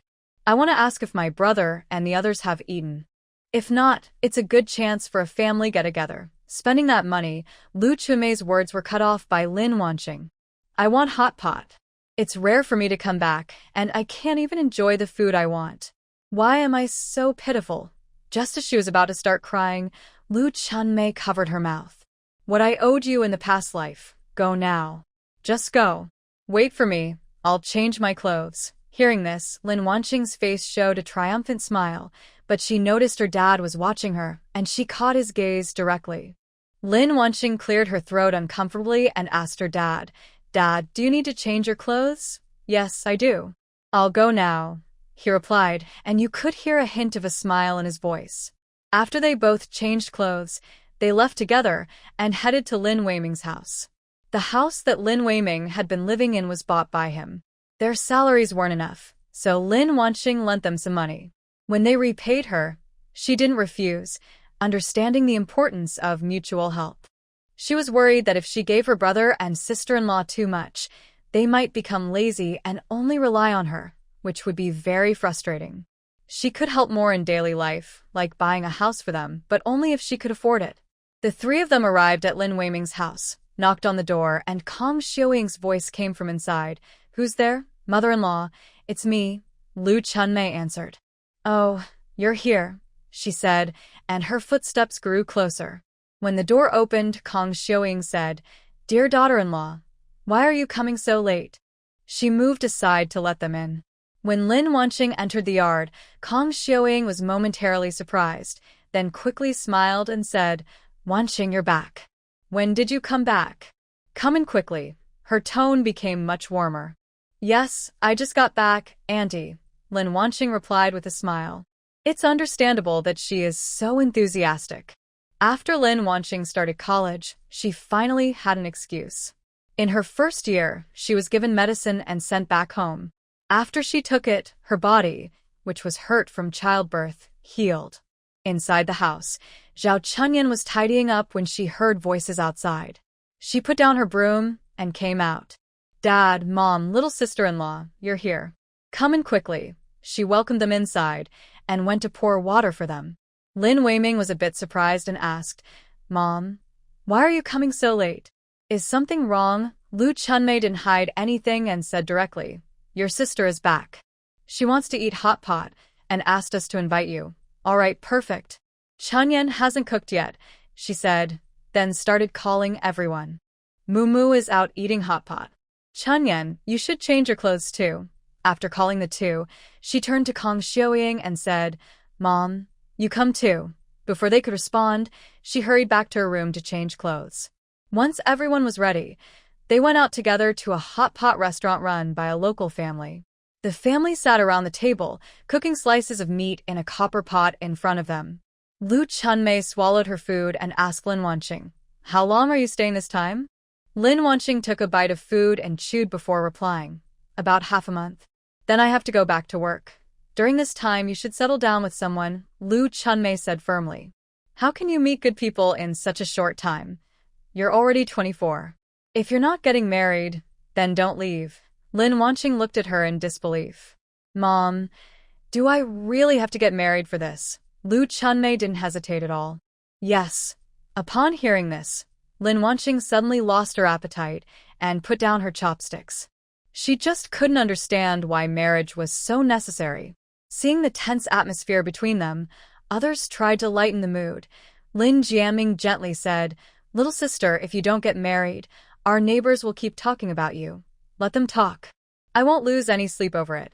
Lin Jiangwo also advised, "Wanxing, your mom is just worried you'll be lonely when you're older. Then I can just find someone to marry." "Yes, I won't be lonely, but I might not live to old age." Lin Wanxing shot back at everyone, leaving them speechless. She took a deep breath and said to Lu Chunmei, "Don't worry. I will get married, but I will find someone myself." Seeing everyone put down their chopsticks, she said, "Aren't you all still hungry? Eat up." Then she picked up her own chopsticks and started eating. After dinner, the group went home. Lin Wanxing went to her room, locked the door, and entered her space. She harvested the crops inside, then took a cup of milk tea, watched a variety show, and finally felt a bit better. When she left the space, she lay on her bed and slowly fell asleep. The next day, Lin Wanxing woke up to find no one at home. She lay in bed, thinking about where she should go to find a partner. After getting up, dressing, and washing up, she left the house and wandered aimlessly in the park. When she got tired, she sat on a park bench, enjoying the sunshine. Not long after she sat down, she heard footsteps approaching. Then she heard two people talking. "My sister just sent me a message saying my mom was crying at home. The neighbors are asking why I still haven't found someone. If I keep delaying, no one will want me in the future," Zhoming said, sounding tired and clutching his fingers until they turned white. "Don't take it to heart. Your mom is just upset by what others say. It's not really your fault," Zhao Guodong gently comforted him. Zhoming turned his head, his eyes starting to fill with tears. "But she doesn't know. I can't tell her, I can't. I can't tell her that there's a man in my heart. Yesterday, she even said she arranged a girl for me to meet next week." Zhao Guodong reached out and held his hand firmly. "Don't be afraid. I'll find a way. I won't let you be put in a difficult position. What can you do? These days, people see us as wrong." Zhao Guodong raised his hand and gently wiped the tears from his eyes with his sleeve, his movements careful and tender. "Anyway, I won't let you be forced to marry someone else, and I won't let you carry all this alone. With me here, nothing will fall apart." Zhoming looked at him, silent for a while, then softly nodded and leaned closer. Lin Wanxing listened to the entire conversation. She swore she didn't mean to overhear it. She was just out for a walk to relax and got tired. Lin Wanxing tried to breathe quietly to reduce her presence. Suddenly, she heard Zhao Guodong say, "There's a chair over there. Let's go sit for a while." Then she heard their footsteps. Lin Wanxing thought to herself, "Oh no, I can't hide anymore." Sure enough, in the next moment, they appeared in front of her. She raised her hand to wave and forced a nervous smile, saying, "Hi." "Hee." Zhoming's face turned pale instantly, and he looked nervously at Zhao Guodong. Lin Wanxing quickly explained, "I didn't mean to listen. I was just sitting here. But don't worry, I won't tell anyone." Zhao Guodong frowned. He hadn't expected anyone to overhear their talk here. Looking at the people in front of him, he didn't know what to do. "I wish you both happiness. I'll go now," Lin Wanxing said awkwardly, standing up. She just wanted to leave quickly, so she hurried her steps. Seeing Lin Wanxing's movement, Zhoming's face turned even paler, and he looked at Zhao Guodong with a pleading look. Zhao Guodong opened his mouth, but finally closed it again, saying nothing. Watching Lin Wanxing's figure gradually disappear, I clenched my fists. Not long after Lin Wanxing left, I suddenly remembered that she would be a very good marriage partner. Although Zhoming isn't particularly handsome, he has a good temperament, gentle and refined. Thinking of this, Lin Wanxing turned around and walked back. Seeing her return, the two people looked at her with surprised expressions. Lin Wanxing hesitated, unsure how to start, then organized her words and said, "I heard you're being pressured to marry, and I am too. How about we pretend to get married?" When they heard her words, their faces turned unpleasant. Lin Wanxing didn't mind. Since she had already spoken, she continued more smoothly. "Look, if we pretend to be married, your family won't pressure you anymore, and my family won't either. I can also help cover for you, killing two birds with one stone. Moreover, once your family agrees that you two are together, I will divorce you immediately and I won't bother you anymore. Seeing their attitudes soften a bit, she added, basically, if you marry me, your lives won't change at all. I won't live with you. I will be going to Beijing for work later. This plan has only benefits and no drawbacks. Think about it carefully. If you're interested, come find me here. After saying this, Lin Wanqing left her address and was about to turn away. This time she was stopped by two people. They remained silent for a moment, exchanged a glance, and Zhou Ming nodded. He then turned to Lin Wanqing and said, I agree. Really think carefully. Although it's a fake marriage, the wedding is real. Since a decision had been made, Zhou Ming nodded without hesitation and said, yes, I've thought it through. Seeing this, Lin Wanqing also smiled. She was finally free from her mother's pressure to get married. She decided not to leave and sat down on a nearby chair. She said, sit down. Let's get to know each other so we can handle things better when we get married. Let me tell you about my family. My name is Lin Wanqing. I am 24 years old. My father works at a steel factory and my mother works at a textile factory. I just graduated from university, and in half a month, I will start working at Peking Union Medical College Hospital. Both of them listened to Lin Wanqing's introduction and were a bit surprised. They didn't expect the person in front of them to be so outstanding. After Lin Wanqing finished, Zhou Ming also shared about himself. My name is Zhou Ming. I am a teacher, 27 years old. Both of my parents are teachers too. Finally, Lin Wanqing suggested he go home and talk to his parents, and she would do the same. They aimed to hold the wedding within half a month, and also arranged to meet here the next day. When she got home, Lu Chunmei and her partner finished work. Lin Wanqing told them she had found someone to marry. They asked who he was, and she said his name was Zhou Ming. She promised to bring him home in a few days for them to meet. The next day, Lin Wanqing went to the park again. When she arrived, Zhou Ming and Zhao Guodong were already waiting for her. Lin Wanqing immediately spoke up. I told my mom, and in a few days, I will bring you to meet her. I've also finished talking. My mom already bought tickets today and plans to come over. They discussed some details and then left. Soon after, Zhou Ming's mother came over. The two families had a meal together and talked about the wedding. Within half a month, Lin Wanqing was married. Her belongings were moved to Zhou Ming's house.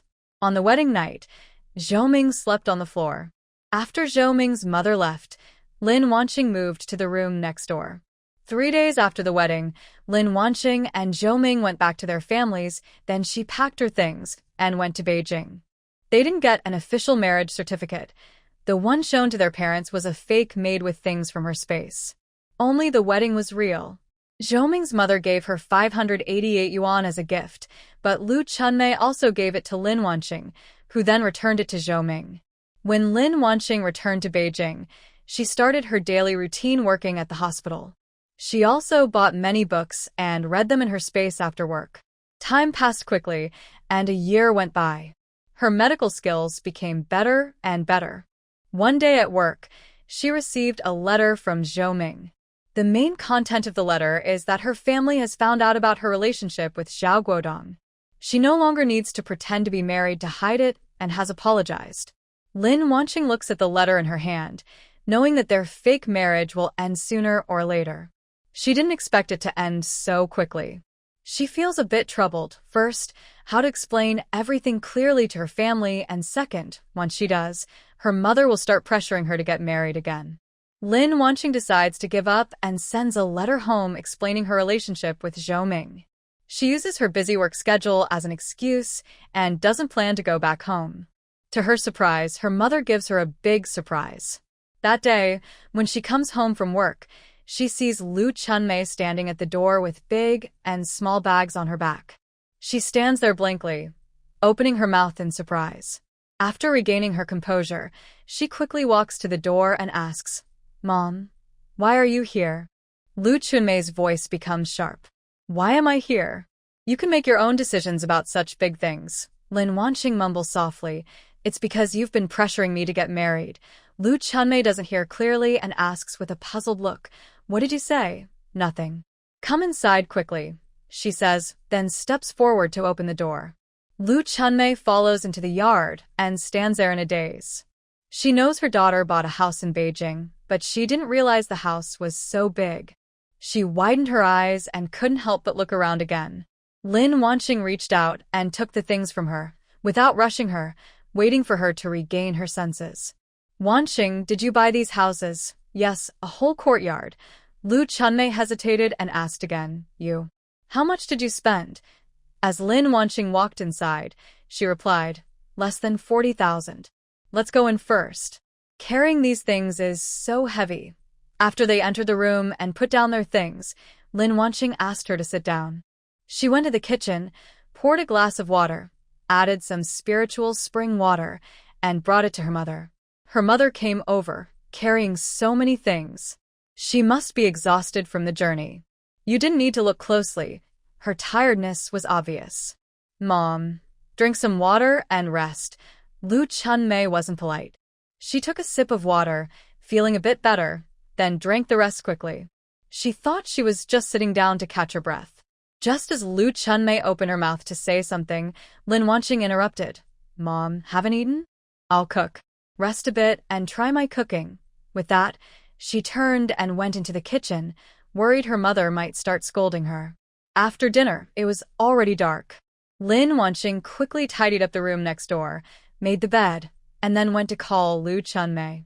Mom, you've been on the road all day. You must be tired. We can talk about everything tomorrow.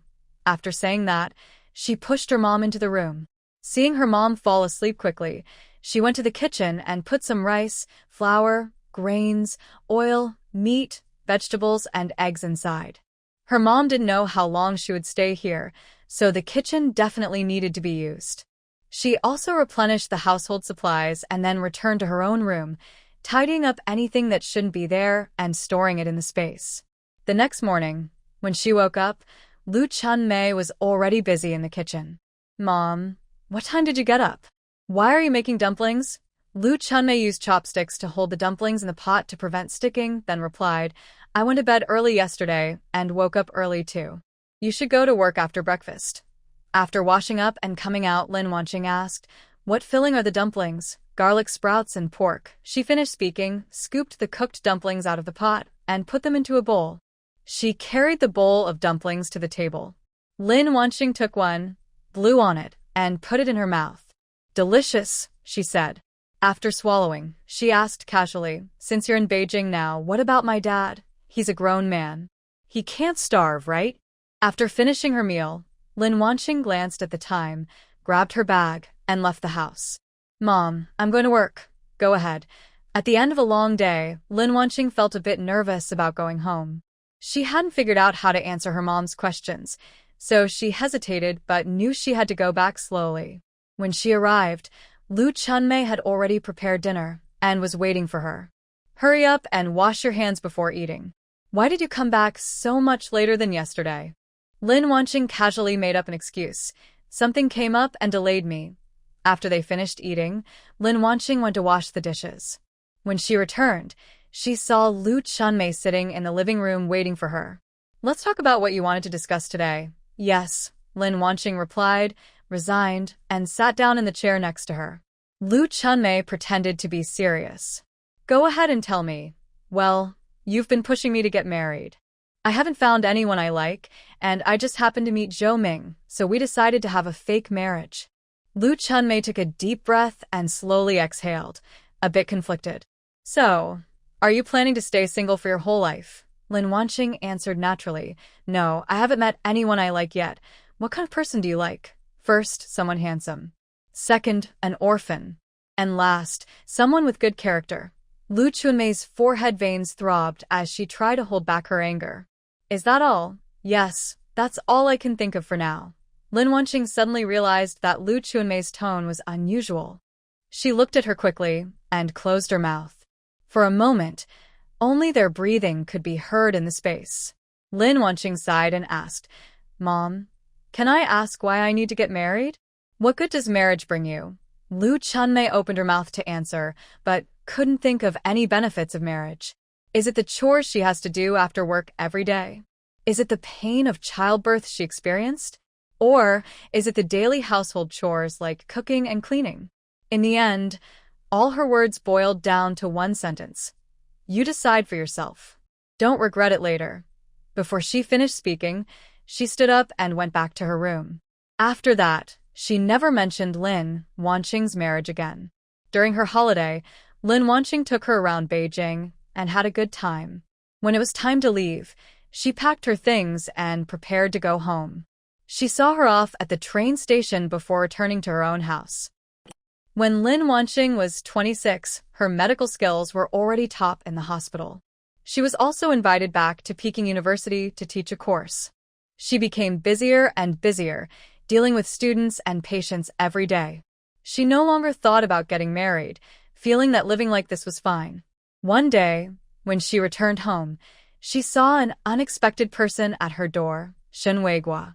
Compared to 6 years ago, he has become more calm, and there is now a scar on his face, at the brow ridge. The scar does not ruin his handsome face. Instead, it adds a touch of masculinity. Shen Weiguo saw Lin Wanqing and nervously straightened his clothes. His Adam's apple moved as he softly asked, Comrade Lin, do you remember me? Yes, I remember. I also said I would treat you to a meal, but you ran away. We haven't seen each other in a long time. Why are you here now? Shen Weiguo cleared his throat and looked for the right words. I was on a mission after I went back. And just got back. Seeing his nervous movements, Lin Wanqing smiled and said, Let's go inside and talk. He opened the door and led Shen Weiguo into the courtyard. Please sit down. I'll get you a glass of water. No need, I'm not thirsty. But Lin Wanqing didn't listen and still went to pour a glass of water, placing it on the table in front of him. Do you know why Comrade Shen is looking for me? Lin Wanqing sat on the chair opposite him and looked up as he spoke. Shen Weiguo unbuttoned the top button of his shirt and was silent for a moment before speaking. Comrade Lin Wanqing, my name is Shen Weiguo. I am 30 years old, and my monthly salary is 238 yuan. The first time I saw you, I fell in love at first sight. I don't understand romance, but I know how to train, guard the station, and protect our country. I also want to protect you. From now on, I will share half of my salary with you, and I will have half of the military honors just like you. I want to spend a peaceful life with you. Lin Wanqing was stunned by his sudden confession. After a few seconds of silence, she asked, You're so. It's been 6 years since we last met. Aren't you afraid I might get married? Hearing this, Shen Weiguo clenched his fists, his knuckles turning white from the force, and his voice became a little tense. He asked, Are you already married? No. Shen Weiguo immediately relaxed. A thin layer of sweat appeared on his forehead. Comrade Lin, I hope you will think carefully about what I just said. Lin Wanqing asked back, What about your parents? I am an orphan, Shen Weiguo quickly added, thinking she might care about that. Although I have no parents, I will treat you even better. Hearing that he was an orphan, Lin Wanqing's eyes lit up. As a soldier, he probably has good character. He also looks quite handsome, though not as perfect as the one in her dreams. And since he is an orphan, there won't be any conflicts with in-laws. Since that's the case, would you be willing to become a live-in son-in-law? Shen Weiguo didn't answer immediately. Instead, he thought seriously for a moment before saying, Yes, I can. Shen Weiguo stood up, looking surprised as he asked, Really? Is it true? Yes. Lin Wanqing nodded confidently. As he spoke, Shen Weiguo moved in front of her, took her hand, and said, Lin. No, Wanqing, wait for me. I'll go report this now. Then he happily ran outside. Lin Wanqing smiled and shook her head. She agreed for a few reasons. First, she didn't want her parents to worry. Second, she liked the idea of being in the military. Third, Shen Weiguo was handsome, and she was a bit attracted to him. Finally, through Shen Weiguo, she could meet some government leaders and access information in her space. Most importantly, she had the freedom to make mistakes. Even if Shen Weiguo later acted in a way she didn't like, she could leave at any time. A week had passed since Shen Weiguo's marriage report was submitted. He said their leaders sped up the process because they thought he was getting too old. The army granted Shen Weiguo a month of marriage leave. Lin Wanqing also took leave and went back to L City with Shen Weiguo. When they entered the house, Lu Chunmei pulled Lin Wanqing aside and whispered, "Wanqing, is this really a fake marriage?" "Of course not. You're not pushing me anymore, so why would I find a fake partner?" Lu Chunmei patted her chest and let out a breath, saying, "That's good." After saying that, her smile became more genuine as she walked toward Shinweigua. Throughout the day, her mother-in-law grew more pleased with her son-in-law. When she learned that Shinweigua was a live-in son-in-law, her smile widened a bit more. The two registered their marriage in L City, but did not hold a wedding, then returned to Beijing. Shinweigua gave all his savings to Lin Wanqing, which was quite a lot, 6,543 yuan in total. He kept not a single penny for himself. Lin Wanqing generously gave him 43 yuan as pocket money. That night, after taking a shower, Lin Wanqing lay on the bed. Shinweigua, with damp hair, walked into the bedroom. He looked at his wife, his throat moving as he slowly climbed onto the bed. Soft, gentle sounds of pleasure and deep breathing filled the room. It was a wild night. The next day, Lin Wanqing opened her eyes to find it was already noon. Her stomach protested and started to growl. She looked around, but Shinweigua was no longer there. She took a cup of spiritual spring water from her space and drank it, feeling better. At first, she only knew how to use brute force. She silently cursed herself. "Stupid soldier." Just then, Shinweigua entered and softly said, "You're awake? Are you hungry?" She was about to answer, but her stomach growled again. Shinweigua cleared his throat and smiled. "Get up. I made breakfast. It's ready, okay?" During the remaining time of her maternity leave, the couple enjoyed a very sweet life together. When the holiday ended, Shinweigua returned to the army, and Lin Wanqing went back to the hospital. Time passed quickly. After a year of marriage, Lin Wanqing unexpectedly became pregnant. Shinweigua couldn't take care of her, so he brought Lu Chunmei to help care for Lin Wanqing. After 9 months, she gave birth to a big baby boy weighing 6.8 pounds, named Shinhe. Originally, Shinweigua wanted the baby to have the Lin family surname, but Lin Wanqing disagreed. The Lin family already had Lin Hao. During childbirth, Lin Wanqing was not badly hurt, and she admired women who had multiple children. After giving birth and completing her postpartum rest, Lin Wanqing started taking birth control pills. She didn't want to go through the pain of childbirth again. Lin Wanqing left Lu Chunmei in Beijing to look after the baby. She was determined to continue studying medicine. So, after her postpartum rest, she returned to work at the hospital. Shinweigua also couldn't take care of the baby. What to do? She could only trouble Lu Chunmei. Every month, Lin Wanqing gave her 100 yuan. At first, her mother didn't want to accept it. It was Lin Wanqing who said, "If you don't take it, I will just spend it on buying things," and her mother finally accepted. As the child grew, both Lin Wanqing and Shinweigua advanced in their careers. She organized some documents in her storage space and handed them to Shinweigua, hoping they could help the country. Shinweigua looked at the documents in his hand, said nothing, and both of them had lived together for a lifetime. He had long sensed his wife's unusual behavior, but he didn't ask anything. When Lin Wanqing wanted to talk, she would tell him. If she didn't want to say, it was no use for him to ask. Shinweigua handed over the documents. When the leader asked where they came from, he remained silent. In the end, the country gave up and no longer pursued the source. When Lin Wanqing was 51, she said goodbye to Lu Chunmei. No matter how much she tried to help her recover, she couldn't make up for her health loss. The following year, she also said goodbye to Lin Zhengwo. From then on, she had no parents in this world. Having experienced the previous world, Lin Wanqing's mindset improved a lot, but she still felt very sad. She secretly thought, in the next world, if she encounters bad parents, she won't have to suffer such pain. 3 more years passed, and her son brought home a girl with a round face. Lin Wanqing gave them a welcome gift and held a wedding for the couple. Another 3 years later, they had a beautiful, fair-skinned daughter who looked especially lovely, especially her eyes, which resembled Lin Wanqing's. Lin Wanqing and Shinweigua were also retired, spending their days watching their granddaughter and enjoying family happiness. When she was 83, she said goodbye to Shun Weiguo. When Shun Weiguo was leaving, a man who had never cried in his life suddenly shed tears. He cried and said, "Late star, I trust. I can't leave you. I have never said this before. I love you. Now I want to say, I love you very much, very deeply." After finishing the last word, he didn't wait for Lin Wanqing's response. He closed his eyes unwillingly and lost his breath. Lin Wanqing's heart felt like it was being torn apart. She also understood how Lu Yu felt when she left the previous world.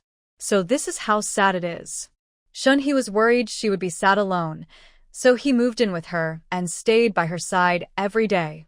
Time is the best medicine. After 10 years, Lin Wanqing was no longer sad.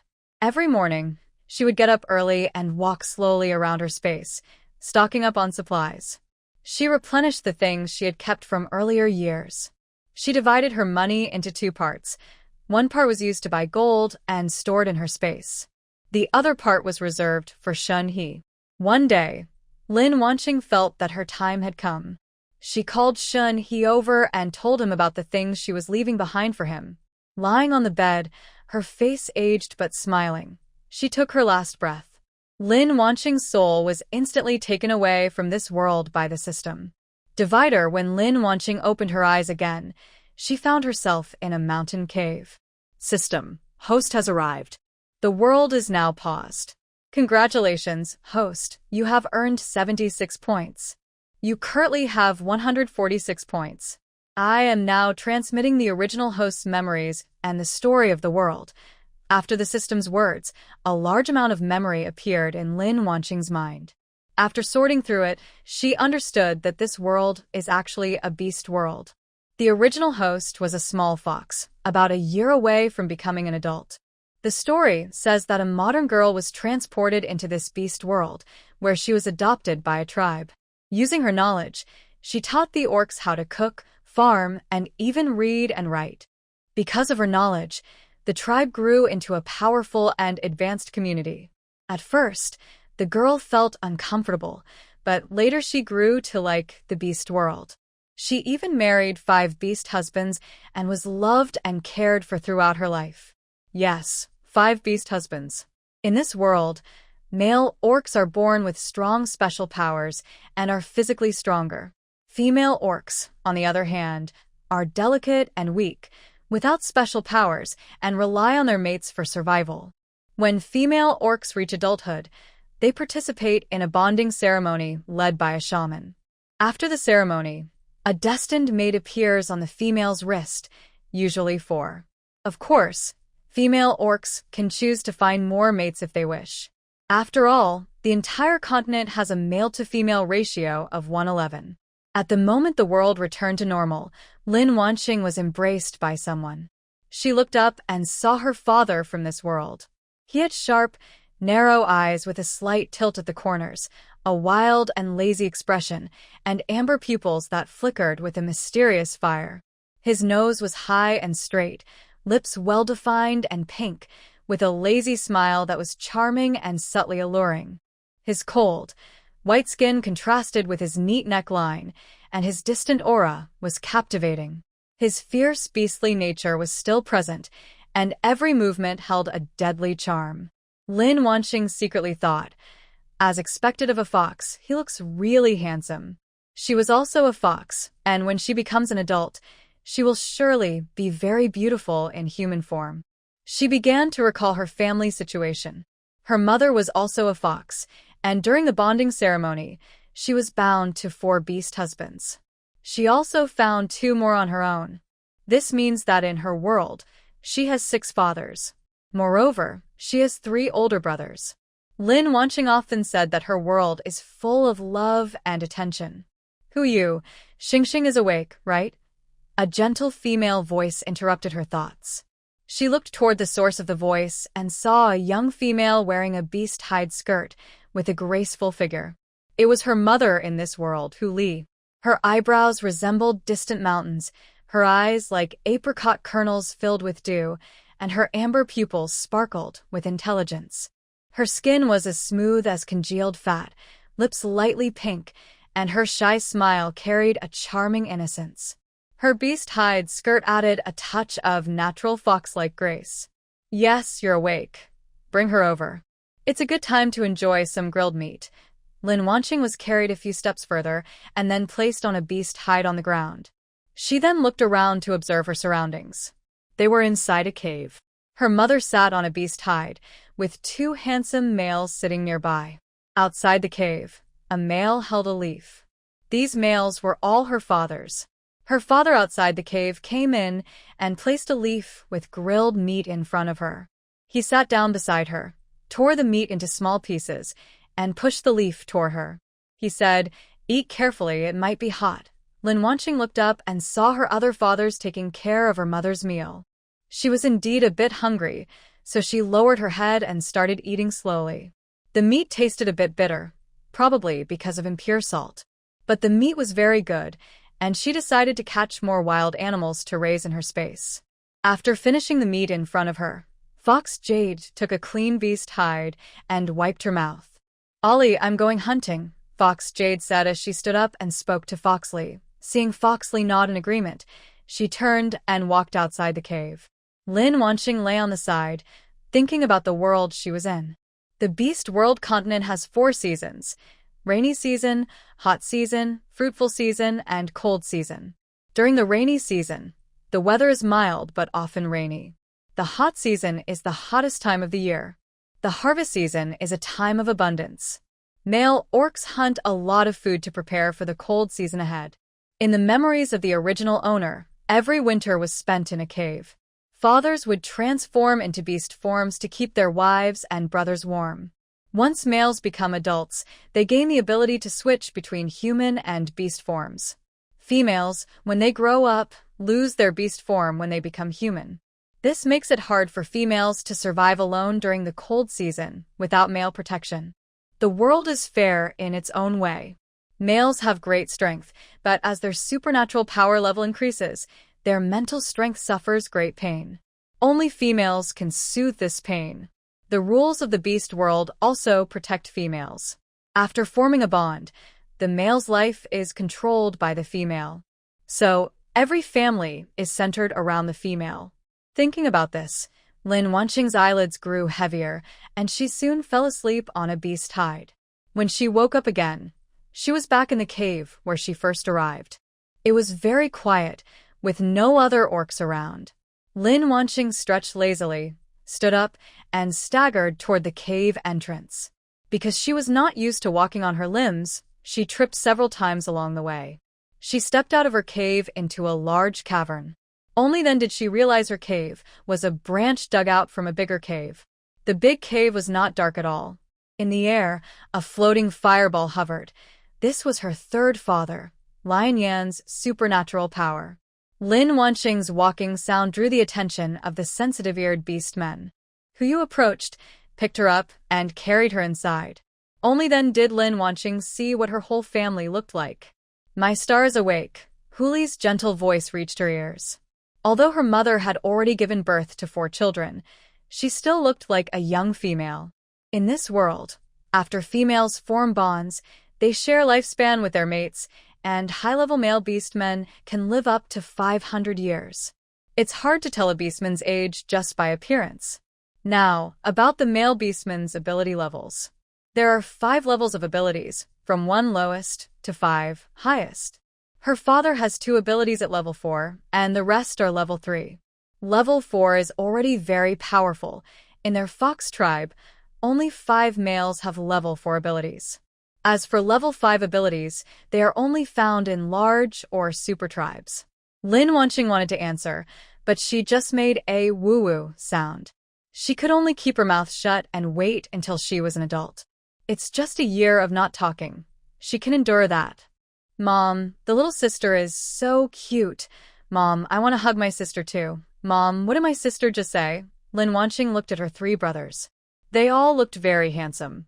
Since she traveled here, she has only seen her family members, and none of them look bad. I can understand this. Only handsome creatures are chosen by females to reproduce, so ugly ones naturally don't pass on their genes. The remaining are mostly the handsome ones. Lin Wanqing can only say she likes this world. Your sister is saying she's awake now, Huli gently explains. Yes, I am saying I am awake. Our star is really adorable. Huli reaches out and hugs Lin Wanqing, gently stroking her fur. Lin Wanqing also wants to see what her little fox looks like, but since there are always beasts at home, she doesn't dare to enter the space. Otherwise, with her father's abilities, they could easily notice her unusual behavior. She doesn't dare to take that risk. The space is her life support. Thinking of this, she sighs deeply in her heart. In this world without internet and with the system mostly useless, she can only hope that during the bonding ceremony, she will be matched with strong beast partners. Then she can leave the tribe and gather supplies from the beast world continent. If the matched beast partner is too weak, she wouldn't even dare to leave the tribe, let alone gather resources. Does she have the strength to do that with her current weak skills? She also wonders how much damage modern weapons could do to the wild animals in this world. From her memories, she has never seen a live beast before. In the past 15 years, she hasn't even left the tribe. Not only her, but all the young ones in the tribe are the same. This year, Lin Wanqing spent her days eating and sleeping, or sleeping and eating. Sometimes, she was carried by her mother to visit other female animals and play with the little ones. You won't believe it, but she even saw a panda cub, chubby and adorable. In a whole year, she never found a chance to see what her little fox looked like. So, she could only call out to the system in her mind. System, come out quickly. The familiar mechanical voice responded in her mind. I'm coming, host. System, take some photos for me. I want to see them later. Host, there are so many fox cubs in your fox tribe. Haven't you seen any? They all look the same. Without hesitation, Lin Wanqing replied, Impossible. I'm so good-looking that even if I turn into a fox, I'd still be the most beautiful one. Before the system could reply, she urged, Just take the photos when I tell you. Also, take some short videos for me. The system was a bit speechless. Its host was really a bit narcissistic. It responded obediently. Understood, host. Lin Wanqing started running and jumping inside the cave, then went outside. Whenever she saw a place she liked, she would call the system to take pictures. At first, the system would remind her that the surroundings weren't very scenic. But Lin Wanqing ignored it. Eventually, the system stopped reminding her and simply obeyed, becoming a good camera tool. Lin Wanqing decided to take more photos of the world around her, so she could keep them as happy memories later.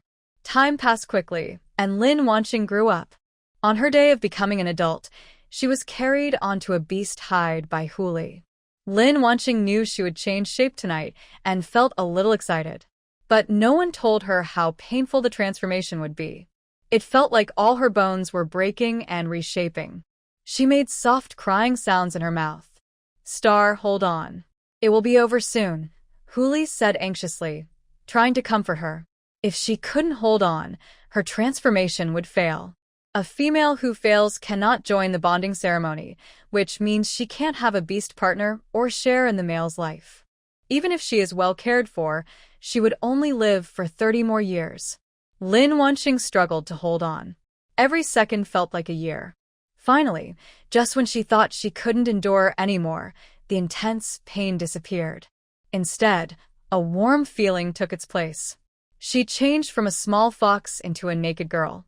Seeing this, Huli smiled and covered her with the beast hide. Lin Wanqing slowly opened her eyes and called out to Huli, Mother. Mother is here.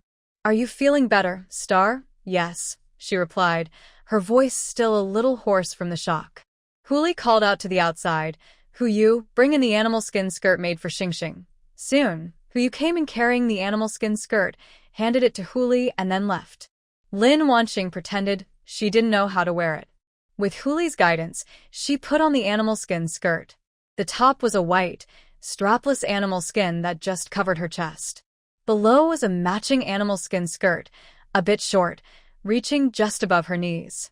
She wore it simply to cover herself, without any underwear underneath. She felt that any movement might cause her to be exposed. She felt completely unsafe. Seeing that she had put on the clothes, Huli called out again, All right, You can come in now." In the next moment, the entire animal family entered the cave, curious faces looking at Lin Wanqing, who had transformed into a human. After several lifetimes, Lin Wanqing's skin had become a bit thicker. Otherwise, with so many people watching, she would have wanted to find a crack to hide in. Lin Wanqing smiled sweetly and greeted her family, father, brother. "Wow, brother is here. Sister, you look so beautiful." Before she finished speaking, someone pushed her aside. "All right, you've looked enough. Your sister is tired from transforming. Let her rest first," Huyu said. "I'll go prepare an animal skin bed for my sister," she added, then ran toward the cave where Lin Wanqing had been before. Lin Wanqing slowly stood up, pretending she couldn't walk well, and carefully moved back to her cave. She lay down on the animal skin bed her brother had made for her. She couldn't stay in this home much longer. The bonding ceremony was about to take place. After the ceremony, her fox mate came to find her, and they would move out to start their own family. Just now, transforming had drained too much of her energy. Lying on the soft animal skin bed, she quickly fell asleep. The next morning, Lin Wanqing was awakened by a call.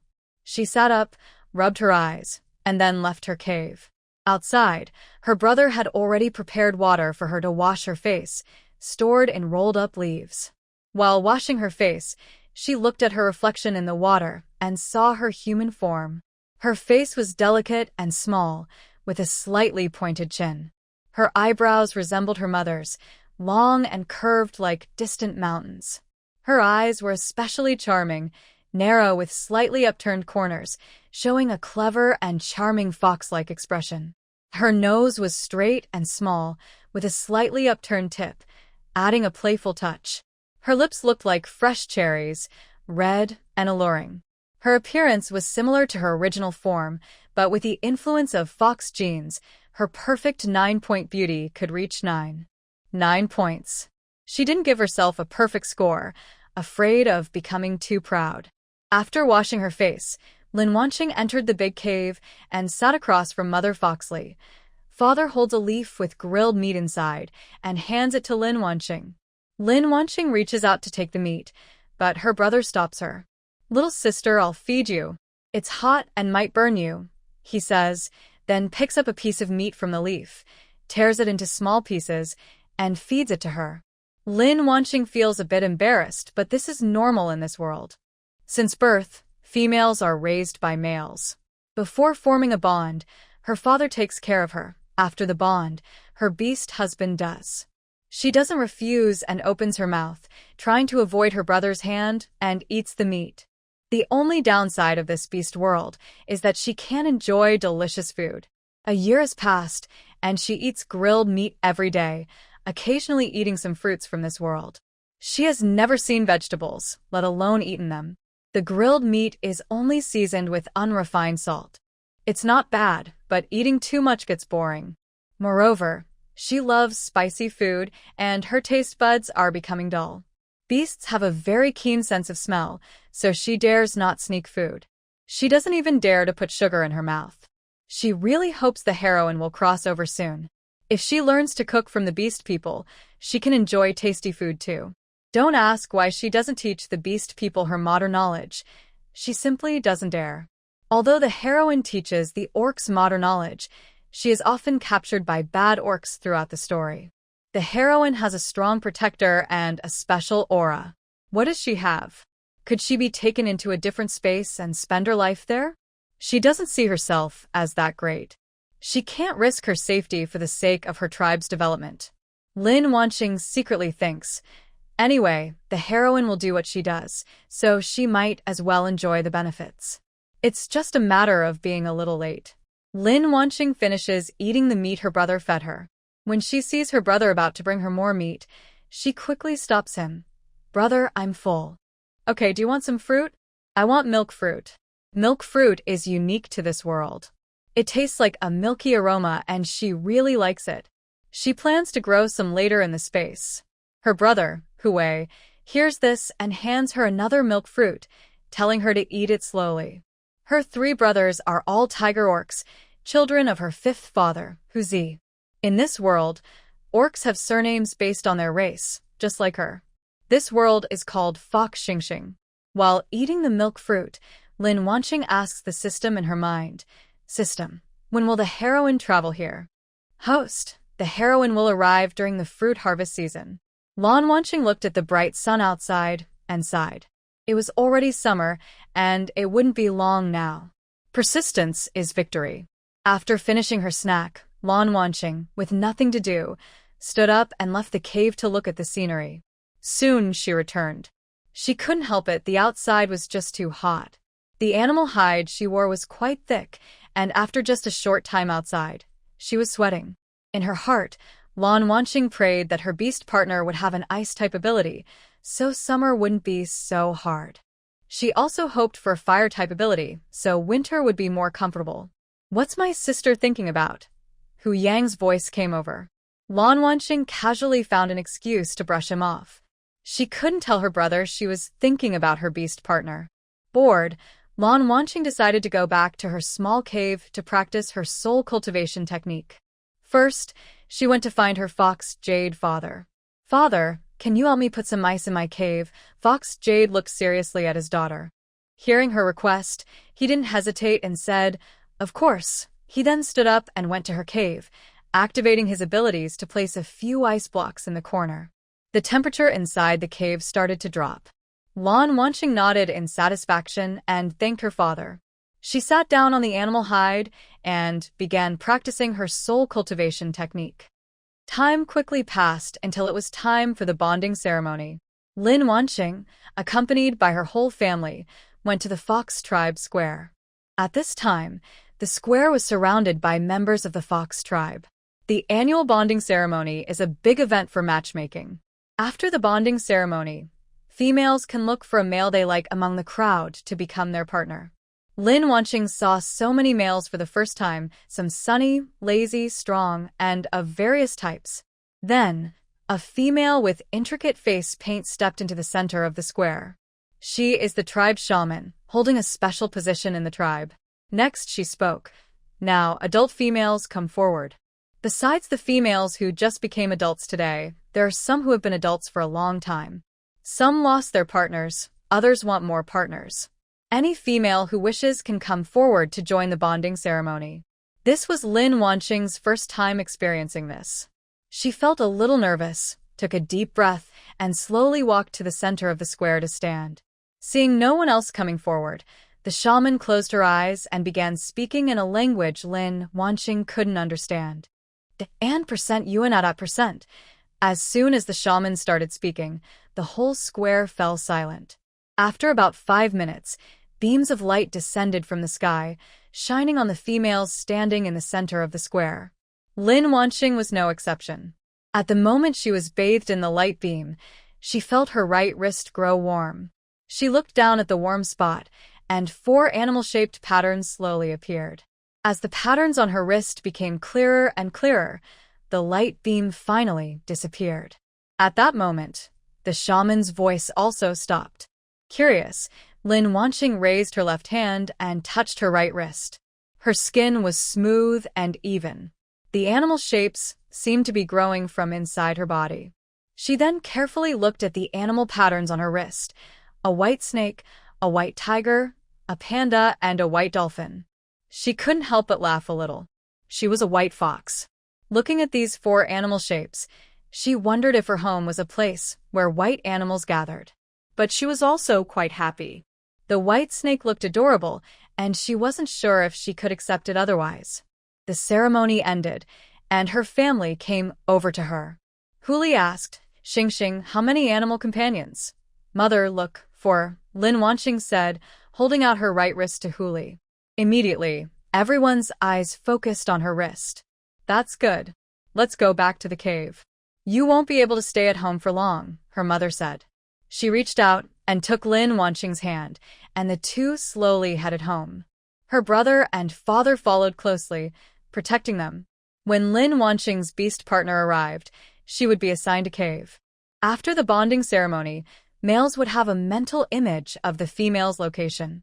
They would rely on this image to find her, leave their tribe, and live beside their mate. If a male liked a different female, He could refuse during the bonding ceremony. This would break the bond, allowing him to seek out his preferred female. However, few males choose to do this, as matching with a compatible female provides better emotional support. Before her beast partner arrived, Lin Wanqing spent each day practicing inside her cave. Today, just after finishing her training, she heard her brother outside call, "Sister, your beast partner has arrived." She quickly stood up and walked outside the cave, where she saw a young male with white hair. He looked handsome and extraordinary, with long silver hair, snow-white tiger ears standing upright among his hair. A white diamond-shaped crystal ornament was embedded in his forehead, highlighting his clear, sharp features. His eyebrows were pointed, and icy blue eyes like aurora glass slanted at the corners, with faint silver markings. He had a high-nose bridge, thin lips, a strong jawline, and pale white skin. It was obvious he was her white tiger beast partner. "My name is Huxing. I am a level 5 ice element ability user, and I am your beast partner," Huxing said, his voice a little cold, as he introduced himself to Lin Wanqing. "My name is Huxingxing," Lin Wanqing replied, then stepped closer to Huxing. Male orcs are not allowed to enter female orc caves, so Lin Wanqing did not take him into her mother's cave. She was preparing to find the clan leader to be assigned her own cave. When they first met, they were unfamiliar with each other and didn't speak for a while.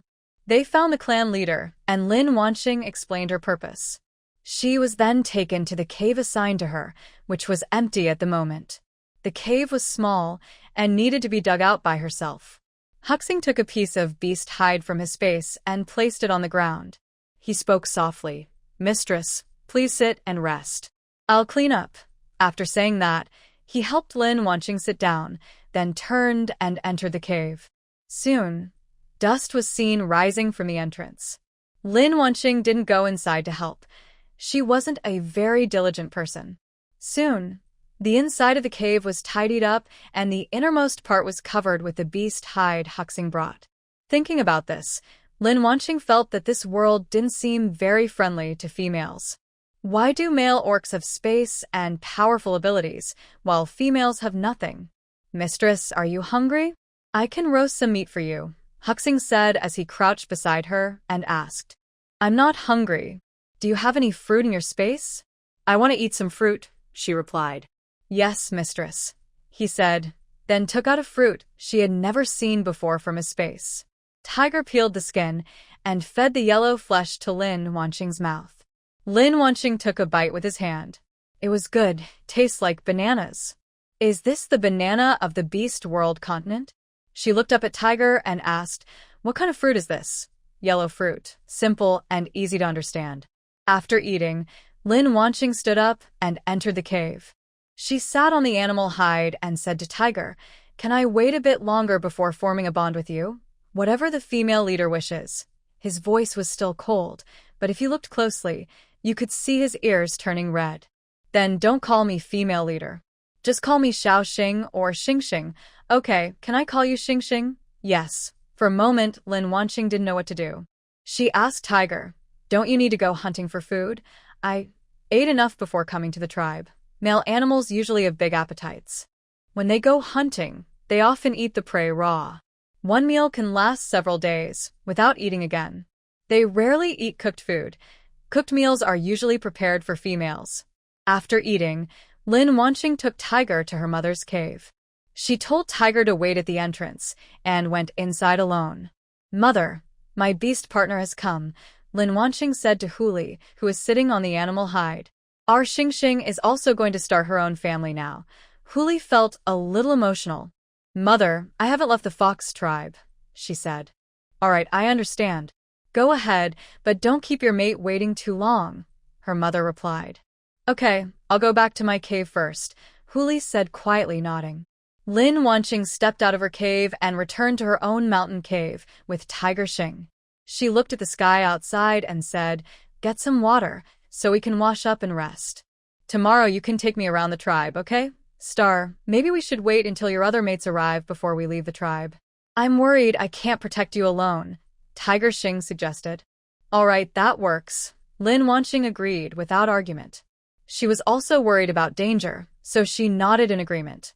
Tiger Xing smiled when he heard this. He liked his mate very much. He looked good and had a nice personality. He stood up to fetch water and help his mate wash up. After washing, Lin Wanqing lay down on a beast hide. She was about to ask where Tiger Xing would sleep when she saw him turn into a white tiger and lie at the cave entrance. Seeing the huge white tiger, Lin Wanqing instinctively felt a little scared. But then she remembered he was her mate, and his life was in her hands, which made her feel a bit better. She started to carefully observe Tiger Xing's form. He was completely white, with no other colors. His fur shimmered softly in the sunlight, with broad black stripes scattered across his body. His forehead was wide, with black markings forming a prominent king character. His eyes were deep and sharp, and his small, quick ears could catch even tiny sounds. The strong body, muscles hidden with power, thick limbs like pillars, sharp claws gleaming coldly, and a long, flexible tail all suggest how fierce his fighting ability is. After observing, Lin Wanqing withdrew her gaze, closed her eyes, and slowly calmed her breathing, falling into a peaceful sleep. As Lin Wanqing looked away, Huxing let out a long breath. He then closed his eyes too, standing guard at the cave entrance to protect her safety. The next morning, just at dawn, Lin Wanqing woke up. Looking at the top of the cave, she remembered she had moved out. She looked toward the entrance and saw that the strong white tiger was no longer there. Lin Wanqing sat up, got off the animal skin bed, and walked outside the cave. After a few steps, Huxing came in against the light, holding a rolled-up leaf with clean water inside. Xing, wash your face and wake up. You can eat now. Okay, Lin Wanqing replied, using the water in the leaf to wash herself. Then she sat on the animal skin, watching Huxing walk over with roasted meat and sit beside her. He tore the meat into small pieces, blew on it, and fed it to her mouth. Lin Wanqing ate the meat, and her lips accidentally touched Huxing's hand. Huxing's movements froze instantly, and it took a moment before he relaxed. If you look at Huxing now, you can see his Adam's apple moving and his ears turning slightly red. Lin Wanqing didn't notice, and was still thinking about why the meat roasted by the tiger was not bitter. She swallowed the meat in her mouth and asked curiously, "Tiger, what kind of salt did you use?" Huxing was surprised for a moment before replying, "Oh, I used salt crystals exchanged from the merfolk. Did you bring a lot?"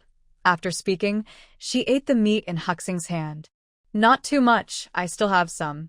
"Wanqing, is something bothering you? I want to send some to my mother." "Can I?" She chewed and swallowed the meat to add, "My mother's salt tastes a bit bitter. Of course, what I have is yours. You can handle it however you like." "Huxing, you're so kind." Wanqing's eyes sparkled as she looked at him, making Huxing cough awkwardly. Then he took out a piece of beast hide from his space, wrapped around all his salt crystals. Wanqing hurried to eat her meal faster. After finishing, she poured out half of the salt crystals from the beast hide. Huxing didn't say anything during the whole process, just helping her beside him. Once divided, Wanqing took the salt crystals to her mother's cave and gave them to her. She didn't stay long, just said a few words and returned to her own cave. Wanqing asked Huxing to chop down a tree to make a bathtub for her. Since she became human, she hadn't taken a bath yet. She felt like she was almost infested with lice. Although Hu Xing didn't know why Lin Wanqing asked him to cut trees, he didn't argue. He transformed into a beast form and left the tribe. He quickly chose a big tree and carried it back to the cave. With Lin Wanqing's guidance, he made a bathing tub and also used the remaining wood to make 2 water basins. "Xing, you're so clever," Hu Xing said, looking at his female master. The more he looked, the more he liked her, even though they hadn't formed a bond yet. Just then, her brother Hu Ju's voice came from outside. "Sister, your beast husband is here." Hearing this, Lin Wanqing stepped outside, and Hu Xing followed her. At the cave entrance, there were 2 beast men. One was her brother, and the other was probably her beast husband, though she didn't know which one. She looked at him and immediately saw his red vertical pupils. He had shoulder-length white hair, a handsome and pure face, with slightly upturned eyes that looked cold. He was tall and straight, with faint white tips on his fingers, and a faint cold aura surrounded him. Standing quietly, he seemed distant and aloof. Lin Wanqing felt confident that he was her white snake beast husband. She spoke first.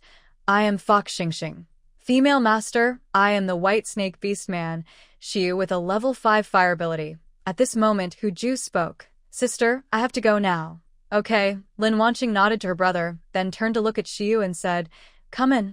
This is my mountain cave." "Okay," Xiu responded, following Lin Wanqing as they headed into the cave. Lin Wanqing sat on a beast hide, picked up a nearby log, and continued working. After sitting down, she introduced Xiu to Hu Xing. "Xiu, this is Hu Xing, my beast husband. He is a level 5 ice-type, white tiger orc." They looked at each other silently and nodded. Xiu watched what Hu Xing was doing and asked, "What can I do to help?" Just as Lin Wanqing was about to ask him to boil some water for her bath, she heard her brother's voice outside. "Sister, your beast husband has come again." Lin Wanqing stood up and went out with the 2 beast husbands. Outside, she saw her brother and 2 other orcs. She was a bit surprised. She didn't expect the other 2 beast husbands to arrive together. Her brother saw her come out, said nothing, and turned to leave. Lin Wanqing said, "Come in together," then turned back into the cave. She sat on the beast hide, looked at the 2 new beast husbands and said, "Introduce yourselves. My name is Xiong Qi, a beast of Iron Tribe orc, level 5 metal type ability." Lin Wanqing looked at the speaking orc. He had soft black hair, a round and gentle face, and a cheerful smile. He was slightly muscular but not bulky, with smooth fingertips and a calm, lazy aura around him, giving a friendly impression. "My name is Hai Sun, a Dolphin Tribe orc, level 5 water type ability." The orc with short white hair, slightly damp and pressed against his smooth forehead, has a handsome face with a hint of youthfulness. His eyes are bright and deep like the ocean. He has a tall, well-proportioned figure, wearing light, translucent clothing that shimmers like water. He carries a fresh, salty sea breeze scent, and his movements are lively and relaxed. Lin Wanqing notices that his clothing is not animal hide but a thin, delicate fabric. Curious, she looks at him a bit longer. Hai Sun also notices her gaze and speaks up. "Mistress, the clothes I wear are shajing, a special fabric of the merfolk." This is the second time Lin Wanqing has heard about the merfolk. She suppresses her strong curiosity about them and introduces the 4 beast husbands to each other. She begins giving them work orders. The current cave is too small. It needs to be expanded, and a few smaller caves should be dug as well.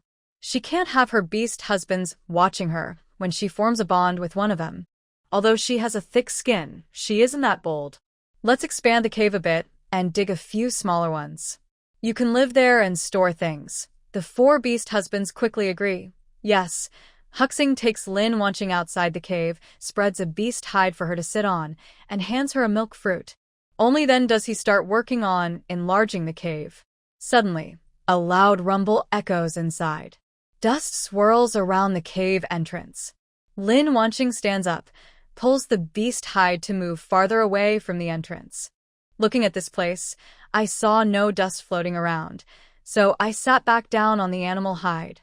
At that moment, Hai Sun came out of the cave. Using her water ability, she wrapped the dust inside the cave and threw it outside onto the ground. The dust disappeared, and the inside of the cave became clean. Lin Wanqing thought this ability was quite useful. Watching Hai Sun's ability, Lin Wanqing suddenly remembered that the 4 beast companions she matched with all seemed to be level 5. Isn't level 5 ability supposed to be rare? Feeling a bit confused, she asked the system, "Why are all my beast companions level 5 abilities?" "Host, because your soul strength is quite strong, your calming effect is better, so the beast companions you match with are all level 5. Hearing this, Lin Wanqing nodded. No wonder she thought her luck couldn't be that good. It was because of her strong soul strength. At this moment, the sounds inside the cave stopped. Hai Sun threw another water ball covered in dust onto the ground outside. "Master, the digging is done. Do you want to go inside and see if anything needs adjusting?" Hai Sun asked with a curious look. "Yes," Lin Wanqing said, about to stand up. Hai Sun reached out and held her hand, pulling her up. Lin Wanqing stood up, but he didn't let go of her hand. She glanced at their linked hands, then looked away without saying anything, and held his hand as they entered the cave. Inside the cave, Lin Wanqing looked around at the slightly larger space than before, with 4 small caves dug nearby. After walking around, she saw no need for adjustments and said, "This is good as it is. No need to change anything." Hearing this, the others nodded. Huxing went inside and spread out a beast-hide bed. He also brought out the bathtub and water basin that Lin Wanqing had asked him to make today. Xiongqi looked at the sky outside and asked Lin Wanqing, "Mistress, do you like any particular type of meat?" "Something tender is fine," she replied. Then, remembering that they all called her mistress earlier, she added, "You don't need to call me that anymore.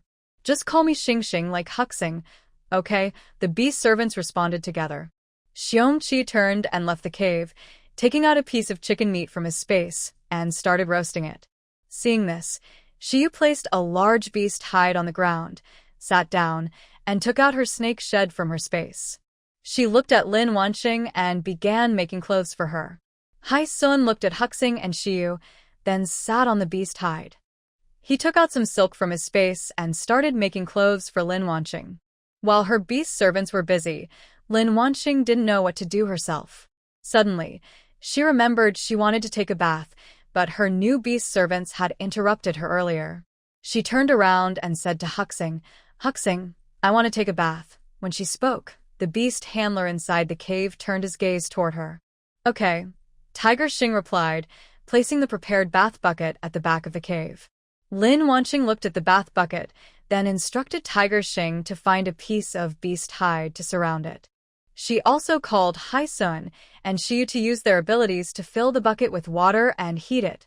Once everything was ready, Lin Wanqing asked Tiger Xing for a clean piece of beast hide and a beast hide skirt, then entered a simple bath area.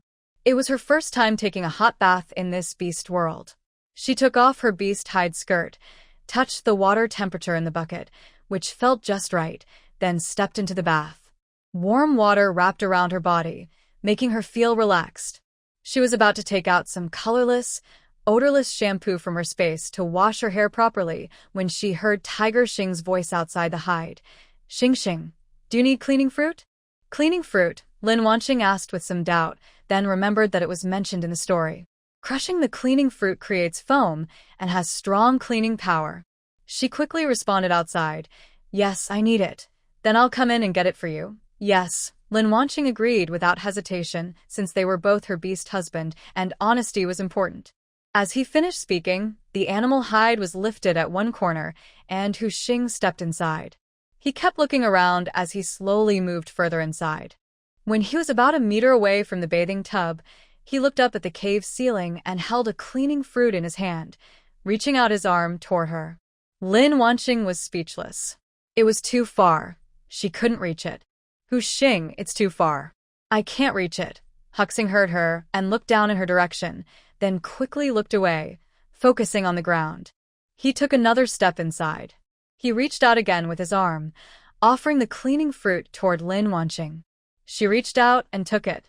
Water droplets from her hand dripped onto Hu Xing's hand, making him withdraw it quickly.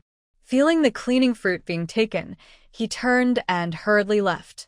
Standing beside the animal hide, he took a deep breath, suppressing his inner desire. He sat down on the hide on the ground and began making an animal hide skirt for Lin Wanqing. He realized that his female master's animal hide skirt was very scarce. The cave was very quiet for a moment, only the faint sound of water from Lin Wanqing's bath. Lin Wanqing used the cleaning fruit to wash her hair and body thoroughly.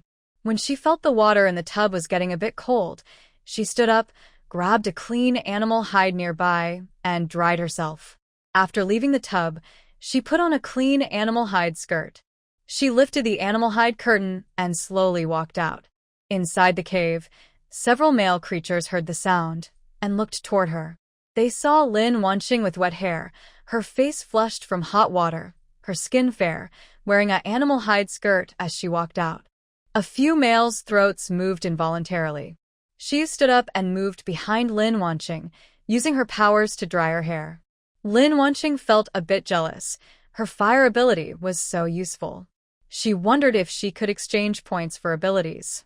Just then, outside the cave, Xiongqi came in holding roasted meat wrapped in leaves. Seeing Lin Wanqing's face bright and happy, she paused for a moment before speaking. "Star, the meat is ready. You can eat now." Lin Wanqing sat down on the animal hide, and Xiongqi quickly sat to her left. Her right side was occupied by Shiyu, standing beside her. Hyson saw this and had no choice but to get up and pour out the water from the bath. Xiongqi placed the leaves on the hide, tore the roasted meat into small pieces, blew on them to cool, and fed them to Lin Wanqing. She also said, "Star, try it. Is it good? If there's a problem, tell me, and I'll fix it next time." "Okay," Lin Wanqing replied, then took the meat from Xiongqi's hand and ate it. As the meat entered her mouth, her eyes lit up with surprise, and she looked at Xiongqi with a smile, asking, "Did you add honey?" Honey? "Are you talking about the honey from the buzzing beast?" "I added some. It's delicious. Since you like stars, eat more. I'll go find some honey after I finish. Our bear tribe is the best at finding honey." Lin Wanqing indeed ate quite a bit, finishing the small piece of meat the man brought in. She sat beside Snake Ghost, who, although silent most of the time, occasionally handed her water or a piece of animal hide to wipe her mouth. Lin Wanqing felt like she was being cared for by several handsome men at once. After eating the grilled meat, it was already afternoon. The weather outside was still very hot. Lin Wanqing went to lie on the animal hide bed to take a nap. When the heat eased, she planned to have her beast husband take her out of the tribe to explore.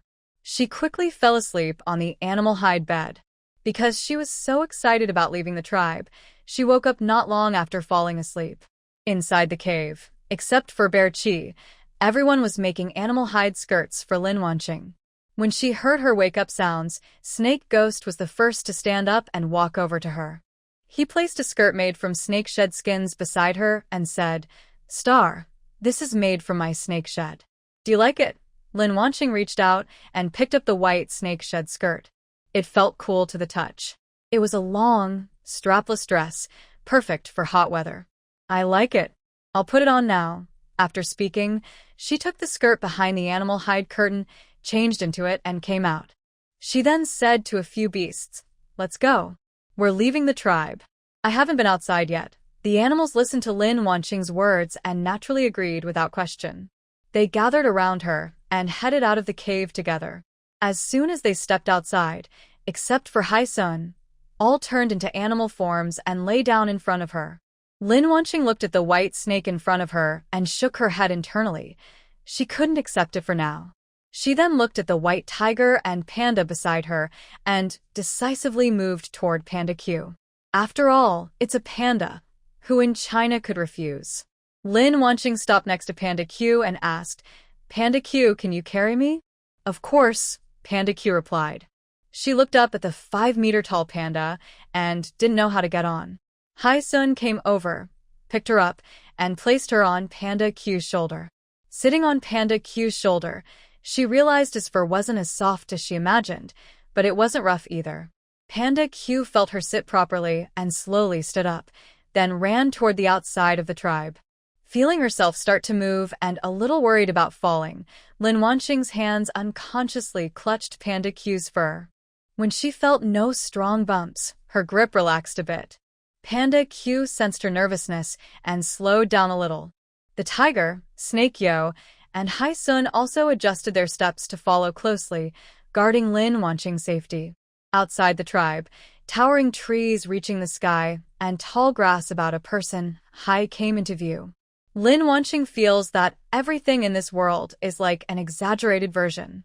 All the things outside the tribe are new and interesting to her. Looking at the world around her, Lin Wanqing's habit of hoarding is very strong. She even wants to dig up some weeds from the ground to put into her space. If she wants to do it, she will. Her beast companion is nearby, so she can share her secrets. She speaks to the bear-like creature below her. "Xiongqi, let's go a little farther." "Okay," Xiongqi responds in a deep, panda-like voice. They quickly run away from the tribe. Lin Wanqing looks at the same scenery all around and asks her beast companion, "Have we left the tribe's area?" We're about to leave, Huxing answers. Once we're out of the tribe's area, let's run a bit further and then stop. After about 5 more minutes of running, Xiongqi stops. Snake Yu uses its tail to gently wrap around Lin Wanqing's waist and slowly places her on the ground. The moment her body is touched by the snake's tail, Lin Wanqing stiffens. She comforts herself silently. This is her beast companion. There is no danger. Her tense body gradually relaxes, and she even reaches out to touch the snake's tail on her waist. The snake spirit paused briefly after being touched, then immediately returned to human form once Lin Wanqing was placed on the ground. Lin Wanqing didn't notice that the snake spirit's ears were tinged with pink. Tiger and Bear Chi also quickly transformed back into human form. First, Lin Wanqing looked around at the environment, then asked, "Is this area safe? Are there any other beast people?" "Star, it's safe. There are no other beast people," Hai Sun replied. "I want to tell you all a secret." Although the beasts didn't know what Lin Wanqing was about to say, they became alert and looked around carefully. Lin Wanqing then slowly said, "I also have a space." The beasts' eyes widened in surprise, and they looked at her with disbelief. In the beast world continent, no one had ever heard of a female having a space. Hai Sun's eyes showed concern as he asked, "Star, does your space hurt you in any way?" "No, it doesn't," Lin Wanqing replied confidently. Hearing this, the beasts had to suppress their worries and nodded. Then, "Star, do you need us to do something?" Tiger asked. "Yes, I want to dig up some plants to put into my space so we won't run out of food during winter. I also want to catch some wild animals and my space can hold them too." Okay, seeing that the beasts agreed, Lin Wanqing began giving orders, asking them to dig up all the plants around. Hai Sun did not move and stayed close to Lin Wanqing. The other 3 beasts followed Lin Wanqing's instructions and started working.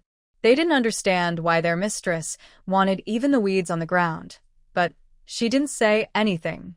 In the beast world continent, listening to their mistress is always the right choice, no matter if she is right or wrong.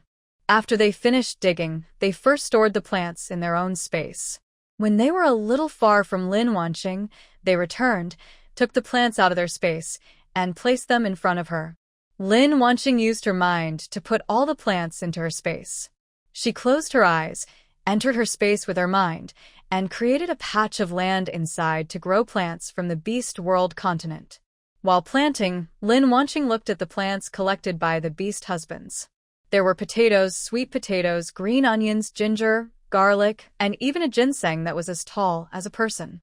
At first, she thought it was a radish because of its size, but when she looked at the leaves more carefully, she realized it was ginseng.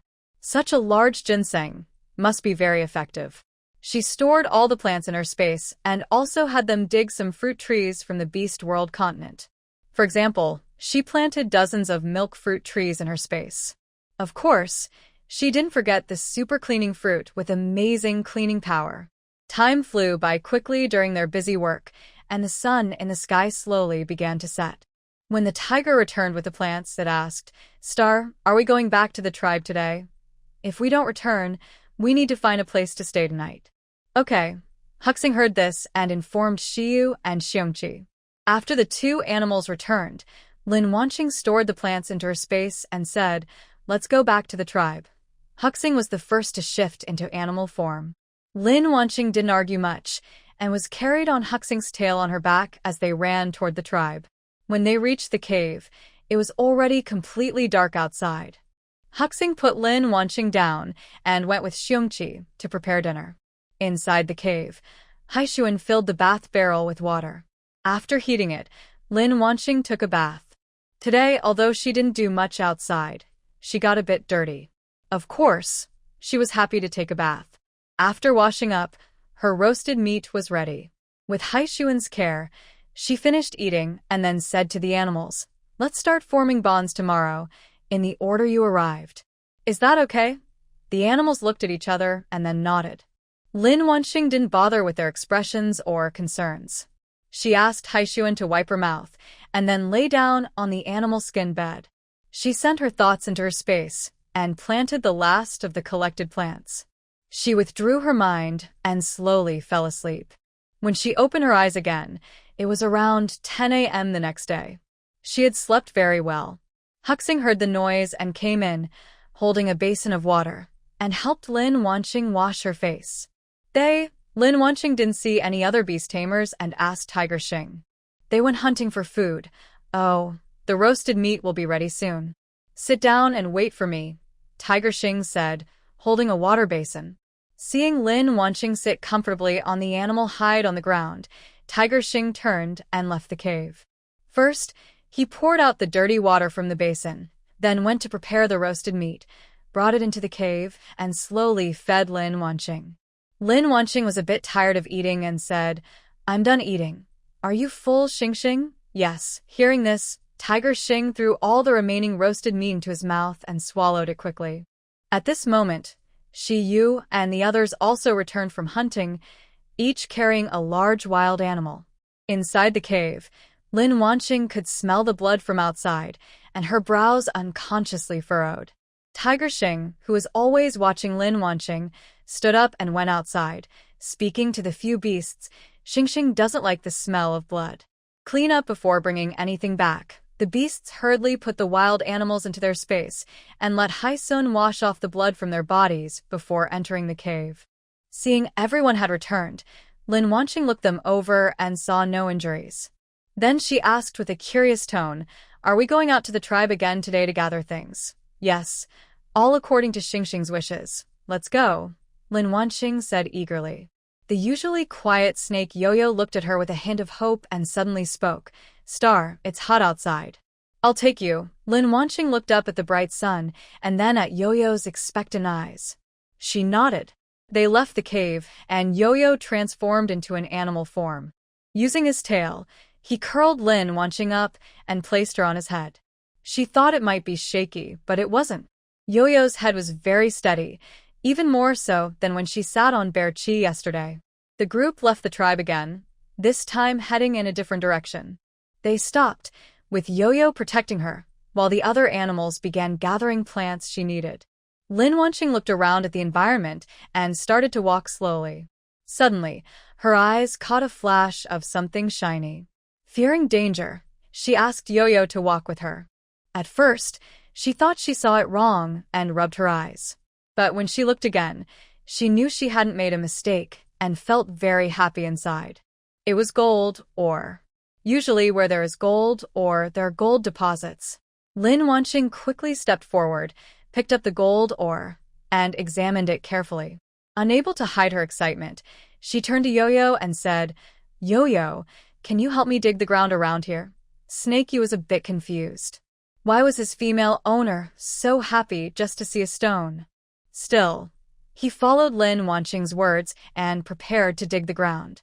First, he transformed into a half-beast form, reached out to hold Lin Wanqing in his arms, and then used his snake tail to dig. Lin Wanqing was surprised to be held by Snake Yu. She didn't expect him to have a half-beast form. Feeling his abs, her hand unconsciously reached out to touch them. Snake Yu's tail, which was digging, softened a bit, and he said in a low voice, "Xing, don't touch." Hearing this, Lin Wanqing responded with okay. Her hand stayed on his abs but didn't pull away. Snake Yu took a deep breath, and the sound of digging was like thump, thump. Lin Wanqing focused on the ground. As Snake Yu dug wider, she finally saw a spot shining with gold. She reached out and patted Snake Yu, pointing to the golden spot on the ground and said, "Snake Yu, dig here." "Okay."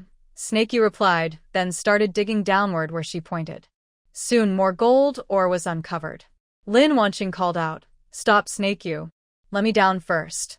Snake Yu paused, gently set her on the ground, then transformed back into a human form and stood beside her. As Lin Wanqing's feet touched the ground, she quickly looked toward the cave entrance.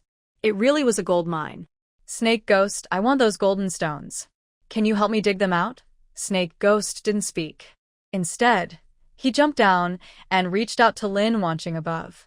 "Star, come down. I'll catch you." Lin Wanqing wasn't afraid at all.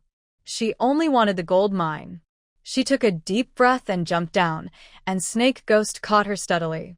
Once she was steady on her feet, she used her mind to focus and collect the visible gold into her space. Seeing her finish, Snake Ghost transformed into a half-beast form. picked her up, and continued digging. They did this for a while but only collected a little gold. Lin Wenqing felt it was too slow. She called out in her mind, "System, is there anything in the shop that can help me collect this gold mine faster?" In the next moment, the system's mechanical voice sounded in her mind. "Host, your soul cultivation method can do it. As long as you control your spiritual power, you can wrap the gold and collect it." "Can I do that now with my current soul strength?" "Yes, host. You can wrap less each time." Hearing this, Lin Wenqing spoke to Snake Ghost. "Snake Ghost, let me down." As soon as her feet touched the ground, she slowly directed her mental energy to explore underground. She hadn't explored very far because she was still unfamiliar with the technique and lost the connection. Lin Wenqing closed her eyes and focused. She tried 6 times before successfully collecting some gold from underground into her space.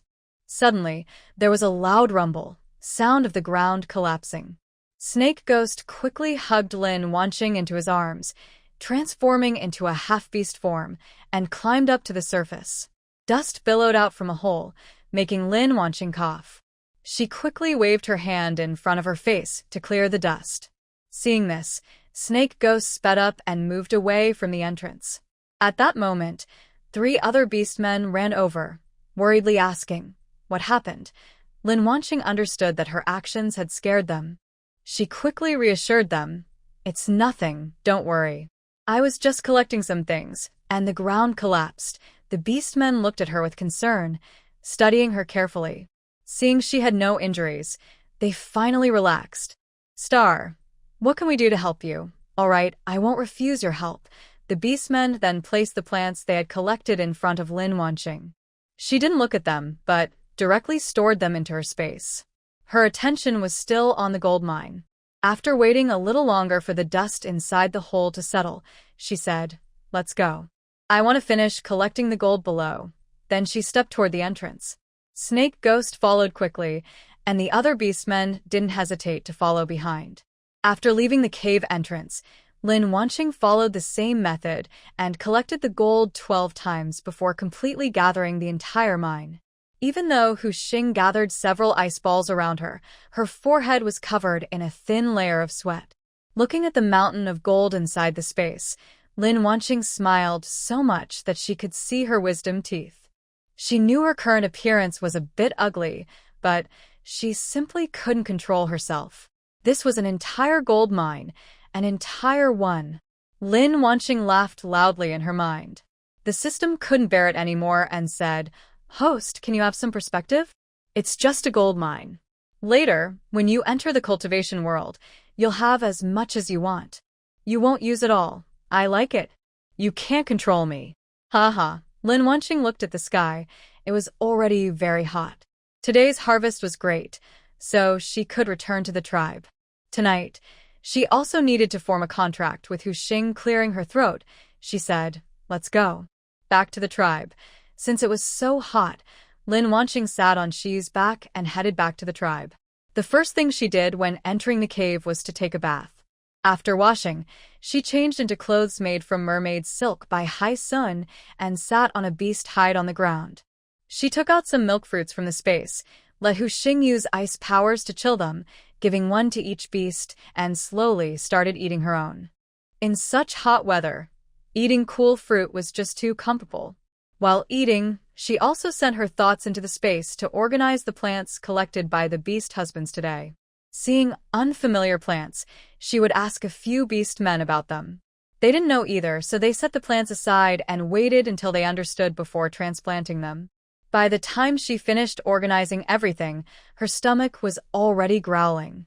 She really didn't want to eat more roasted meat, so inside the space, she took out the sweet potatoes and potatoes collected from the Beast World continent yesterday. "I want to eat these, is that okay?" "Star, do you know how to eat them?" Tiger Xing looked at what she took out, lost in thought. "Just bury them in the fire and roast until they're done," she replied. Then she looked at the large potatoes and sweet potatoes on the ground, about the size of watermelons, and wondered if they could be roasted properly. She also suggested, maybe you could cut them into small pieces and roast them. Hearing this, Tiger Xing reached out and picked up a potato from the ground, then went into the mountain cave. Lin Wanqing felt a bit tired, not sure if it was because she overused her spiritual power during the gold mine collection this morning. She stood up, walked to the beast hide bed, and lay down, quickly falling asleep. Hai Sun noticed sweat on Lin Wanqing's forehead, took a leaf, and went to fan her while standing by the beast hide bed. The sweat on her forehead slowly dried, and she slept more soundly. A fragrant smell of roasted sweet potatoes drifted into the cave. Lin Wanqing sniffed, slowly opened her eyes, and softly murmured, "It smells so good." "Star, are you awake?" Hai Sun saw her open her eyes, lowered the leaf in his hand, and asked softly. Lin Wanqing finally noticed his actions, a sweet smile on her face. She said, "Yes, I'm awake." "Thank you, Haixuan, for fanning me." Haixuan shyly pursed his lips and replied, "It's what I should do." Outside, the tiger walked by, wrapping a roasted sweet potato in a leaf. The potato entered the cave. Suddenly, the smell of roasted sweet potatoes filled the air inside the cave. Haixuan helped Lin Wanqing to stand up and sit on the ground. He poured some water for her to wash her face and refresh herself. She sat on a beast hide on the ground, waiting to eat the roasted sweet potato. The tiger put down the leaf, opened the sweet potato, and steam rose quickly. He took a small piece, blew on it, and when it cooled down, he put it into his mouth. Lin Wanqing's eyes followed the roasted sweet potato. When she saw it had cooled, she opened her mouth, but the tiger didn't feed her. She was stunned for a moment, then heard the tiger say, "It's safe to eat. No poison." Lin Wanqing didn't expect him to test the food himself. Was it because their lives depended on her? Her feelings were complicated. At this moment, the tiger picked up another piece of sweet potato, blew on it to cool, and offered it to her. Lin Wanqing silently took it. The soft, sweet, and fragrant taste in her mouth helped her clear her mind. No matter the reason, she was the one who gained from this. Thinking this, she regained her composure and started eating. This sweet potato is really delicious. She wants to plant more of them in the space. After eating a piece, Lin Wanqing pointed at the roasted potato on the leaf and said, "Huxing, I want to eat some of this too." Huxing put the roasted sweet potato in his mouth and then broke off a small piece of potato, blowing on it to cool. Lin Wanqing opened her mouth and ate it. The potato was very soft and sticky. She had a feeling that the plants and animals in this world are all very tasty. Thinking of this, her eyes lit up. Stock up more. After happily finishing her meal, it was already dark outside. Lin Wanqing remembered that she was going to form a bond with Huxing tonight. Blushing, she said to Huxing, "Huxing, remember to take a bath tonight after we form the bond." Huxing's face turned red when he heard this. His throat moved, and he replied in a slightly husky voice, "Okay." The other three beast husbands were a bit annoyed that they arrived a little late, especially Bear Chi and Hai Sun, who arrived last. What they were thinking about Lin Wanqing, she didn't care at all. She had just taken a bath before going to bed, so she wasn't dirty. But she still went behind the beast hide curtain, asked the beast husband to prepare hot water, and gave herself a quick wash. After all, she had been sweating while sleeping, and her body was a bit sticky. After wiping herself clean and feeling refreshed, she lifted the beast hide curtain and saw Huxing with water droplets still on his hair, standing outside the beast hide. She looked inside the cave and saw that the other three beast husbands were no longer there. Inside the cave, a fire was lit by Snake Yu, providing light. The lighting was neither too bright nor too dim, making it easy for Lin Wanqing to see clearly. Having experienced two worlds, Lin Wanqing still felt a little nervous. Huxing was even more nervous. He looked at his female partner and spoke with a tense voice, "Star, let's form a bond." Lin Wanqing didn't speak. She showed her feelings through her actions, lifting her foot and walking toward the animal hide bed. She slowly sat on the bed, looked up, and saw Huxing walking over to her. Huxing clenched his fist tightly, took a deep breath, and then relaxed his hand. His nervousness eased a bit. He turned and sat next to Lin Wanqing on the animal hide, reaching out to hold her in his arms. His throat moved as he leaned in to kiss her lips, and the two slowly fell onto the animal hide bed. Why? "Why are you so big?" she asked. Star, female partner, don't be afraid, he replied. Then, Be gentle. Okay. Soon, there were sounds of heavy breathing from the man and soft moans from the woman. Outside the cave, Shiu heard the sounds from inside and turned to walk away to a quieter spot. Hai Sun and Xiongqi exchanged glances and followed Shiu. The three beasts didn't go far, so they could return quickly if needed to protect their female partner. They all felt that tonight seemed unusually long. The next morning, Lin Wanqing woke up feeling sore all over. She opened her eyes and saw Shiu sitting beside the animal hide. She felt her throat almost burning and took out a cup of spiritual spring water from her space. The water was from the leftover scraps when Tiger Xing made the bath barrel earlier. After drinking the spiritual spring water, she felt a bit better. But she still felt sticky, and her eyebrows furrowed. Last night, she fainted before she could tell Tiger Xing to clean her up. Turning to Snakeyu, she said, Snakeyu, I want to take a bath. Her voice was a little hoarse. Snakeyu immediately stood up, took the bath barrel behind the animal hide curtain, and quickly went to fetch water. It only took 2 minutes to return. He heated the water, then walked to the animal hide bed, lifted the hide, and gently picked up Lin Wanqing. She felt a little embarrassed, as she was completely naked and still had red marks left by Tiger Xing.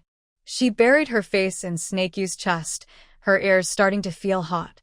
Snakeyu noticed that his lady was shy. He looked down at her red ears and slightly smiled. His lady was really adorable. In the animal world, females are used to being cared for by multiple mates, so they wouldn't be shy. He moved behind the animal hide curtain and slowly placed Lin Wanqing into the water. He didn't turn away but asked softly, Xing, can I help you wash? Lin Wanqing moved slightly, still feeling weak and sore, with no strength to clean herself properly.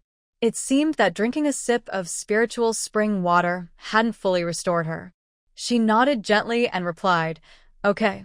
Snakeyu took out a cleaning fruit from the space, then dipped his hand into the water and gently began to wash Lin Wanqing. The smooth, soft sensation through his fingertips reached her mind, and Snakeyu's throat moved, causing a physiological reaction below. As Snakeyu put his hand into the water, Lin Wanqing closed her eyes. As long as she couldn't see, she wouldn't feel embarrassed. Time felt very slow. Finally, Snakeyu's voice reached her ears. Done. Lin Wanqing opened her eyes and was lifted out of the bath by Snakeyu, who took a beast hide to wipe her dry. He then used his fire element abilities to dry her hair. Next, he took out the beast hide skirt they made last night from the space and helped her put it on.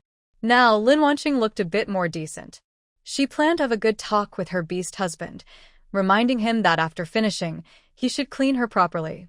At this moment, Hu Xing, Xiongqi, and Hai Sun, who had gone out hunting, also returned.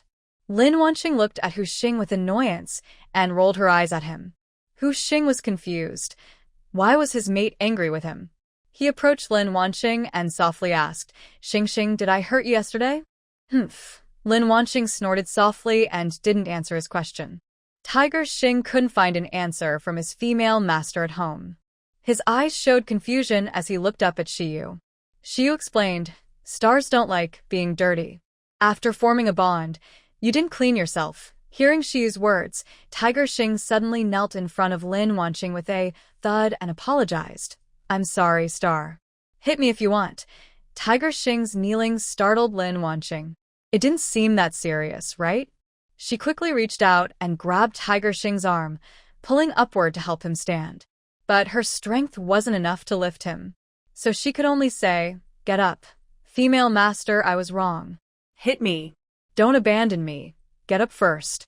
I didn't say I want to abandon you. Tiger Xing then stood up as told, head lowered, looking sad. It was his first day forming a bond with his female master, and he had already made her angry. He really was useless. Seeing Tiger Xing like that, Lin Wanqing could only helplessly explain, I'm not angry. Just remember to clean yourself next time. Seeing that the beast husbands nodded in agreement, she changed the subject.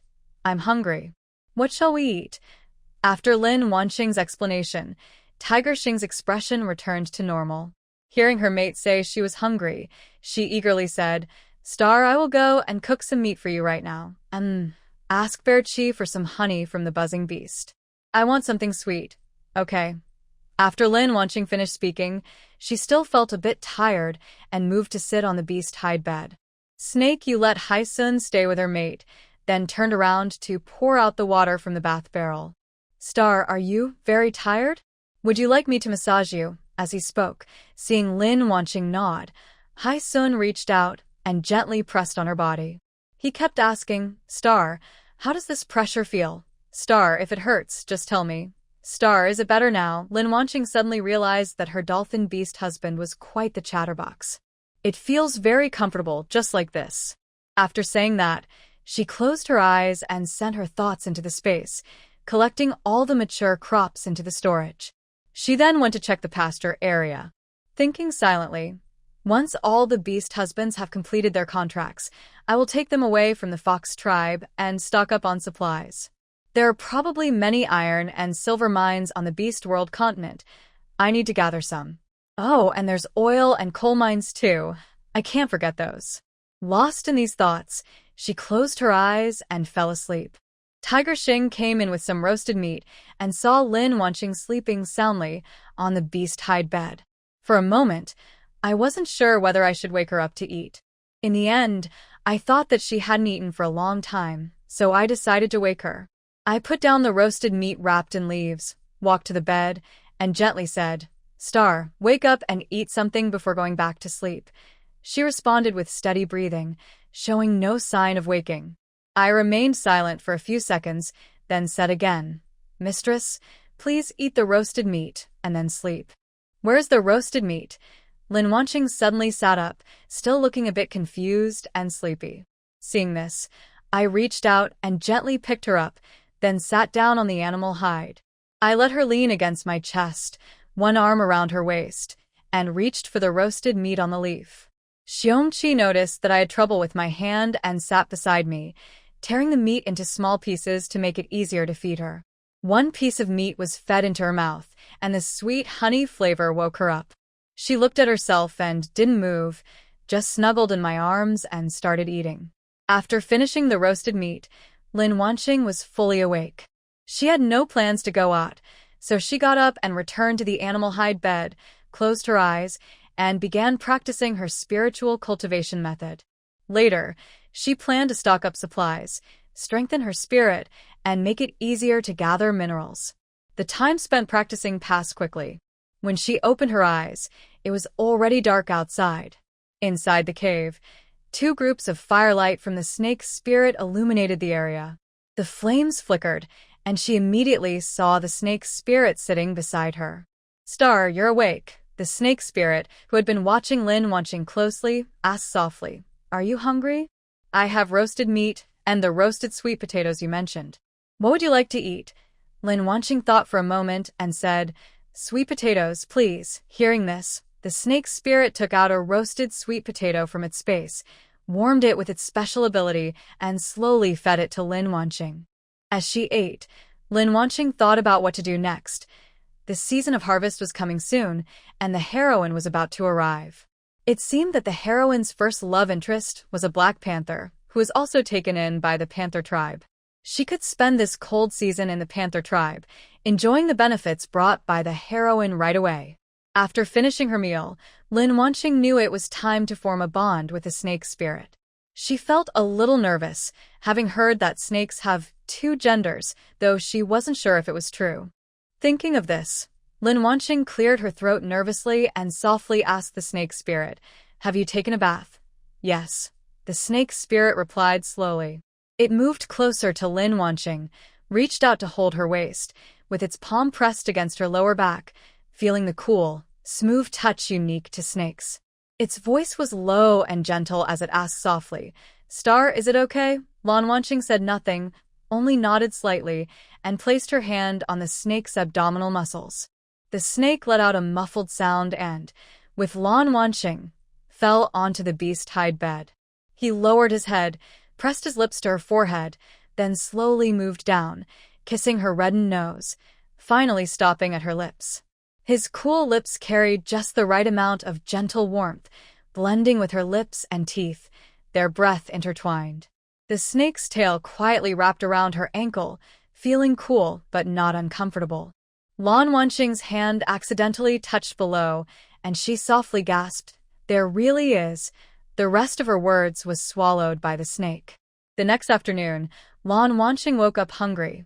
Lying in bed with her eyes still closed, she spoke, "I'm so hungry. Star, the roasted meat is ready. You can eat it when you get up."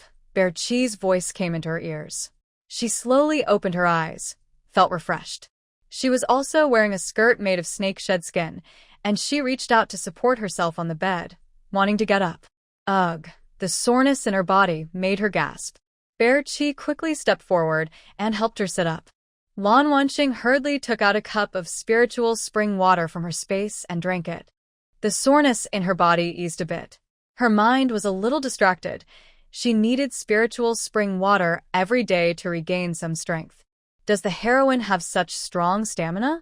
While watching the story, the female lead did some things the day after forming the bond. Could it be that the male leads are not capable? Feeling curious about what she was thinking, Lan Wanqing quickly shook her head and pushed the thoughts away. After being hugged by Xiongqi and eating some grilled meat, her stomach finally felt better. Once she finished eating, she asked Xiongqi to carry her back to the animal hide bed. She didn't want to move at all. Lying down, she looked at Xiongqi and asked, "Today, is it you or Hai-sun?" Although she didn't say it explicitly, Xiongqi understood that the female lead was asking who formed the bond with her today. He softly replied, "It's me." Lan Wanqing was a bit curious. Since they came together, how did they decide the order? Could it be that they fought and Xiongqi won? Unable to figure it out, Lan Wanqing directly asked, "So, how did you decide the order?" Hearing this, Xiongqi recalled his conversation with Hai-sun. "Hai-sun, you should form the bond with the female lead first," Hai-sun told Xiongqi calmly. "You can also go first. Our dolphin desires are quite strong. I will be the last so the female lead can rest well." Xiongqi responded, "Okay." It was Hai-sun who asked to be the last. Xiongqi finished his thoughts and answered Lan Wanqing's question. "All right." Lan Wanqing lay on the bed with her eyes closed and called out to the system in her mind. "System, come out." "What's wrong, host? Can I buy special abilities with points in the system shop?" "Yes, you can, host." "How many points do I need?" "Show me." As she spoke, a panel appeared in front of her. At the top it said, System Shop, with categories below. Food, clothing, housing, travel, pills, cultivation techniques, magic tools, and skills, all available. Lan Wanqing's mouth watered at the sight of the items, but when she saw the long string of zeros behind the prices, she could only helplessly look away and say to the system, "I can't afford these again." "Why are you showing me this?"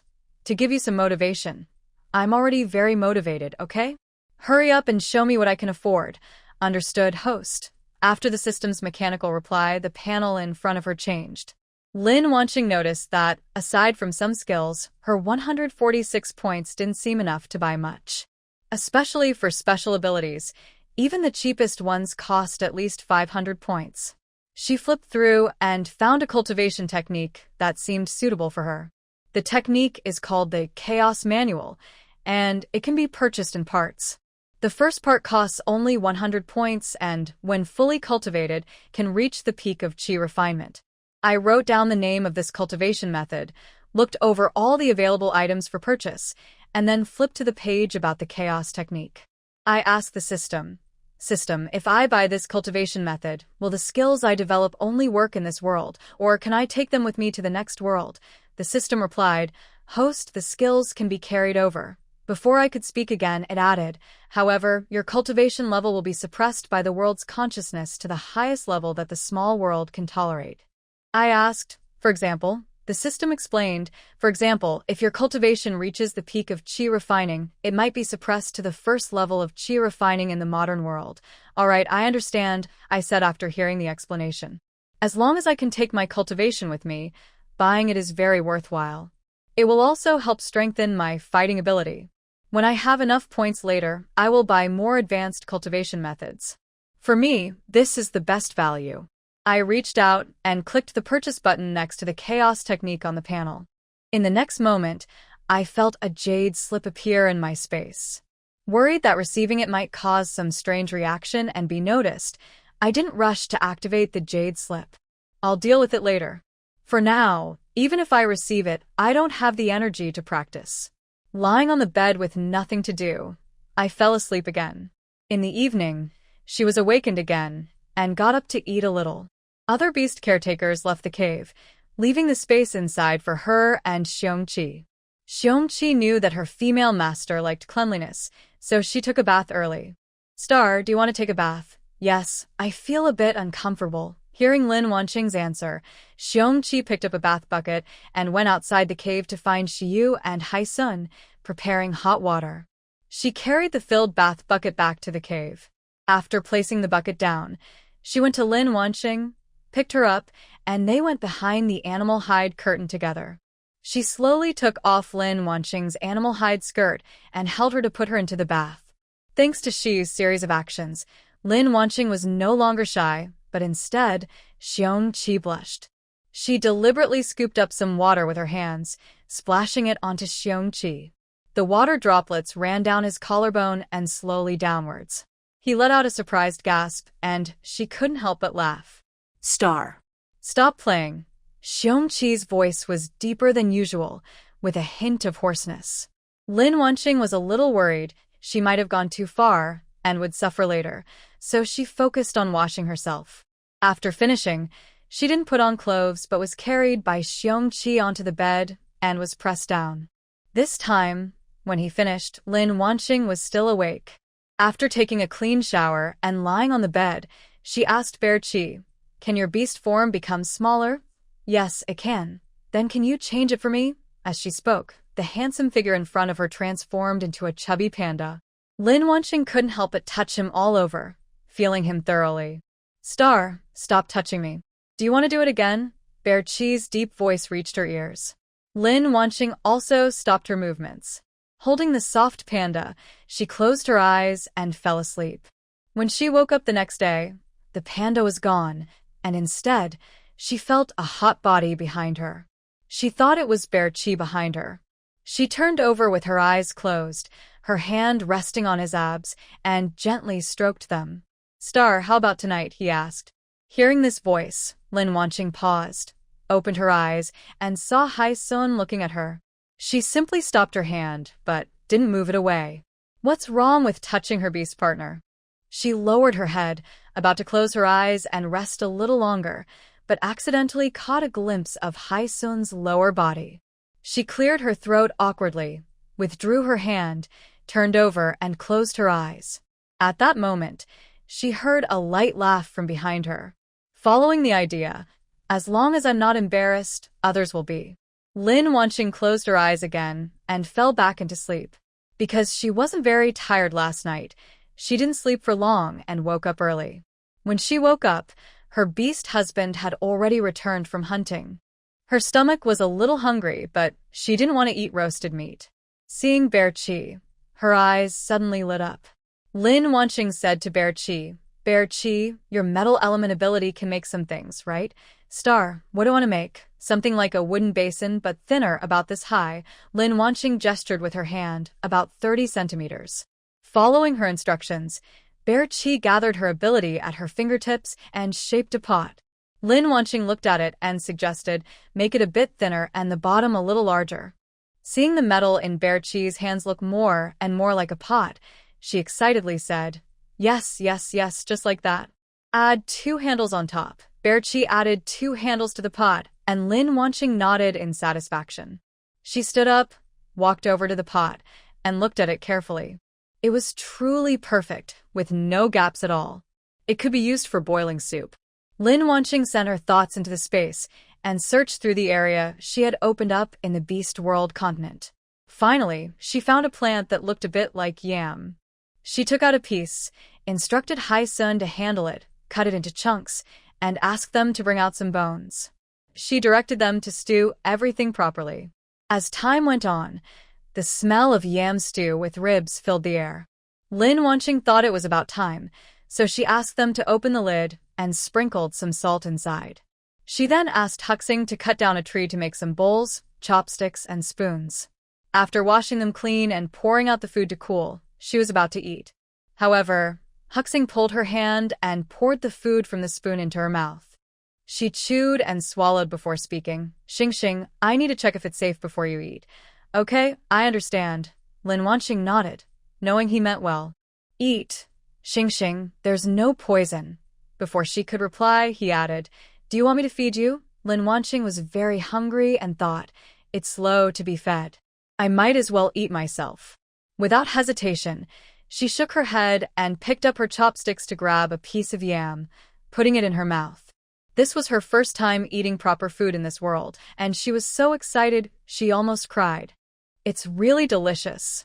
You should try some too, she said, speeding up her eating without waiting for their opinions.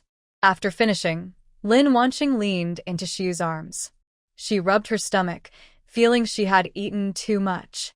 Seeing this, Xiu placed his hand on her belly and gently rubbed it.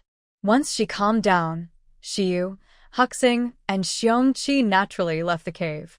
Ocean Sun gently asked, Star, do you want to take a bath? No, I won't. I didn't sweat this afternoon. Then the rest of the time is mine, Ocean Sun said. After speaking, he hugged Lin Wanqing and laid her on the animal hide bed. Star, does it feel comfortable when you wake up today? After saying that, he reached out and took her hand, placing it on his abs. Star, can I touch you again? I like skin contact with Star. Star. Lin Wanqing closed her eyes, silently enduring her mental and physical desires. The next day, Lin Wanqing woke up and felt as if her body had been run over by a cart. She quickly drank 2 cups of spiritual spring water and lay back on the bed, unwilling to move. Star, get up and eat, Ocean Sun whispered into her ear. Hearing his voice, she remembered what he said last night. Uncomfortable, she coughed lightly, opened her eyes, and was helped to sit up by Ocean Sun. After eating the meal they prepared, she sat on the animal hide and said calmly, The bonding is complete. From now on, follow the order of the bond. We should take a day apart, so I can rest. Do you have any opinions? Lin Wanqing looked around at the other beast companions, observing their expressions. Seeing they had no objections, she continued, Tonight, I will sleep alone. After speaking, she walked to the animal hide bed. Just as she lay down, she remembered an important issue. She hadn't taken the birth control pills. She didn't want to have a baby so soon. At least, she wanted to stock up on supplies from the Beast World continent first. Moreover, her beast husbands are all level 5, and she has a lifespan of 500 years, so there's no need to rush. Thinking of this, Lin Wanqing took out the birth control pills she made in her previous world from her space. She swallowed them, and a bitter taste quickly filled her mouth. Lin Wanqing frowned and hurriedly drank a cup of spiritual spring water from her space, then took out a milk fruit and ate it slowly. Hyson saw her actions and asked curiously, Xingxing, what are you eating? Hearing this, Lin Wanqing was silent for a few seconds before replying, I don't want to have babies so early, so I took the birth control pills. After a moment of silence, she asked the 3 beasts, What do you all think about having babies? I'll listen to Xingxing, said one. I don't like babies, replied Xiu with a calm tone. Xingxing, I also follow your lead, said Xiongqi quickly. She looked at the 3 beasts speaking, then turned her gaze to Hysun. Hysun finally spoke. I haven't spent enough nights with Xingxing for just the 2 of us. Lin Wanqing couldn't help but roll her eyes at him. She realized that among the 4 beast husbands, Hysun was the most flirtatious. Xiongqi was the simplest, and she was the most aloof and least talkative. Hu Xing was the most steady. After hearing that all 4 beast husbands were quite eccentric, Lin Wanqing simply said, Sleep, and lay down to close her eyes. Hu Xing went to a small cave, and before leaving, Xiu placed a tiny fireball above the cave. Xiongqi and Hysun went outside the cave. Lin Wanqing did not sleep. She closed her eyes and sent her thoughts into the space, preparing to absorb the techniques of the chaos method. She first asked the system, and after receiving confirmation that it would not hurt, she took out the jade slip and activated it. A large amount of technique information flooded into her mind. When chaos first opened, the energy transformed into shape. The key to practicing qi is to absorb the original energy, return to the source, and break through blockages in the meridians. She sat cross-legged, with her 5 hearts facing the sky and her tongue pressed against the roof of her mouth. She cleared her mind, like before chaos was divided, with no thoughts or worries. She gently inhaled through her nose, drawing in the mixed spiritual energy from the heavens and earth, passing through her throat and down her esophagus to her chest center. Then she exhaled slowly through her mouth, releasing the turbid air from her body through her pores. She repeated this breathing 9 times. When her chest and abdomen felt relaxed, she could start circulating her energy. Lin Wanqing began practicing according to the route of the chaos technique. The spiritual energy in the space was quite abundant, and she quickly felt a faint sensation of energy in her dantian. With each cycle of circulation, she could clearly feel her strength increasing, making her eager to continue. All her thoughts were focused on practicing cultivation. When she woke up from her training, the sky outside was turning white, signaling morning. Lin Wanqing exhaled, withdrew her thoughts, and felt refreshed even though she hadn't slept. She checked her strength. Now she could easily handle 5 special soldiers. However, fighting the beasts of this world still seemed difficult for her. Once she masters the chaos technique to the perfect stage, she plans to find a beast to practice on. For now, she decided to hold back because her small body couldn't even swallow a beast whole. She thought it was better to stay cautious and steady. She sat up from her animal hide bed, ready to take her beast husband out of the tribe today to catch some wild animals from this world and raise them in her space. In her space, she had absolute control, so the beasts wouldn't hurt her. "Star, are you hungry?" Tiger Xing asked gently. Lin Wanqing smelled the aroma of meat, sniffed, and asked back, What did you make?" "I made yam and rib soup." "I saw you ate a lot that day." "Okay, I'll get up now." With Tiger Xing's care, she finished washing up, sat on the animal hide, and was fed breakfast by Bear Chi. "Can we catch some beasts today and put them into my space?" Lin Wanqing asked softly, resting in Bear Chi's arms. After getting a positive answer, she sat on Snake Yu's head and left the tribe. This time, they chose a different direction. Tiger Xing said that walking straight ahead would lead into a dense forest, where large wild animals are more common and the danger increases. Lin Wanqing isn't very afraid. Even if there is danger, she can hide in her own space. And don't forget, she has 4 level 5 beast masters with her. If this could be dangerous, she might as well stay inside her tribe and not go out at all. The group hurried for a whole morning and finally reached the edge of the forest. Lin Wanqing could already hear the distant roars of animals.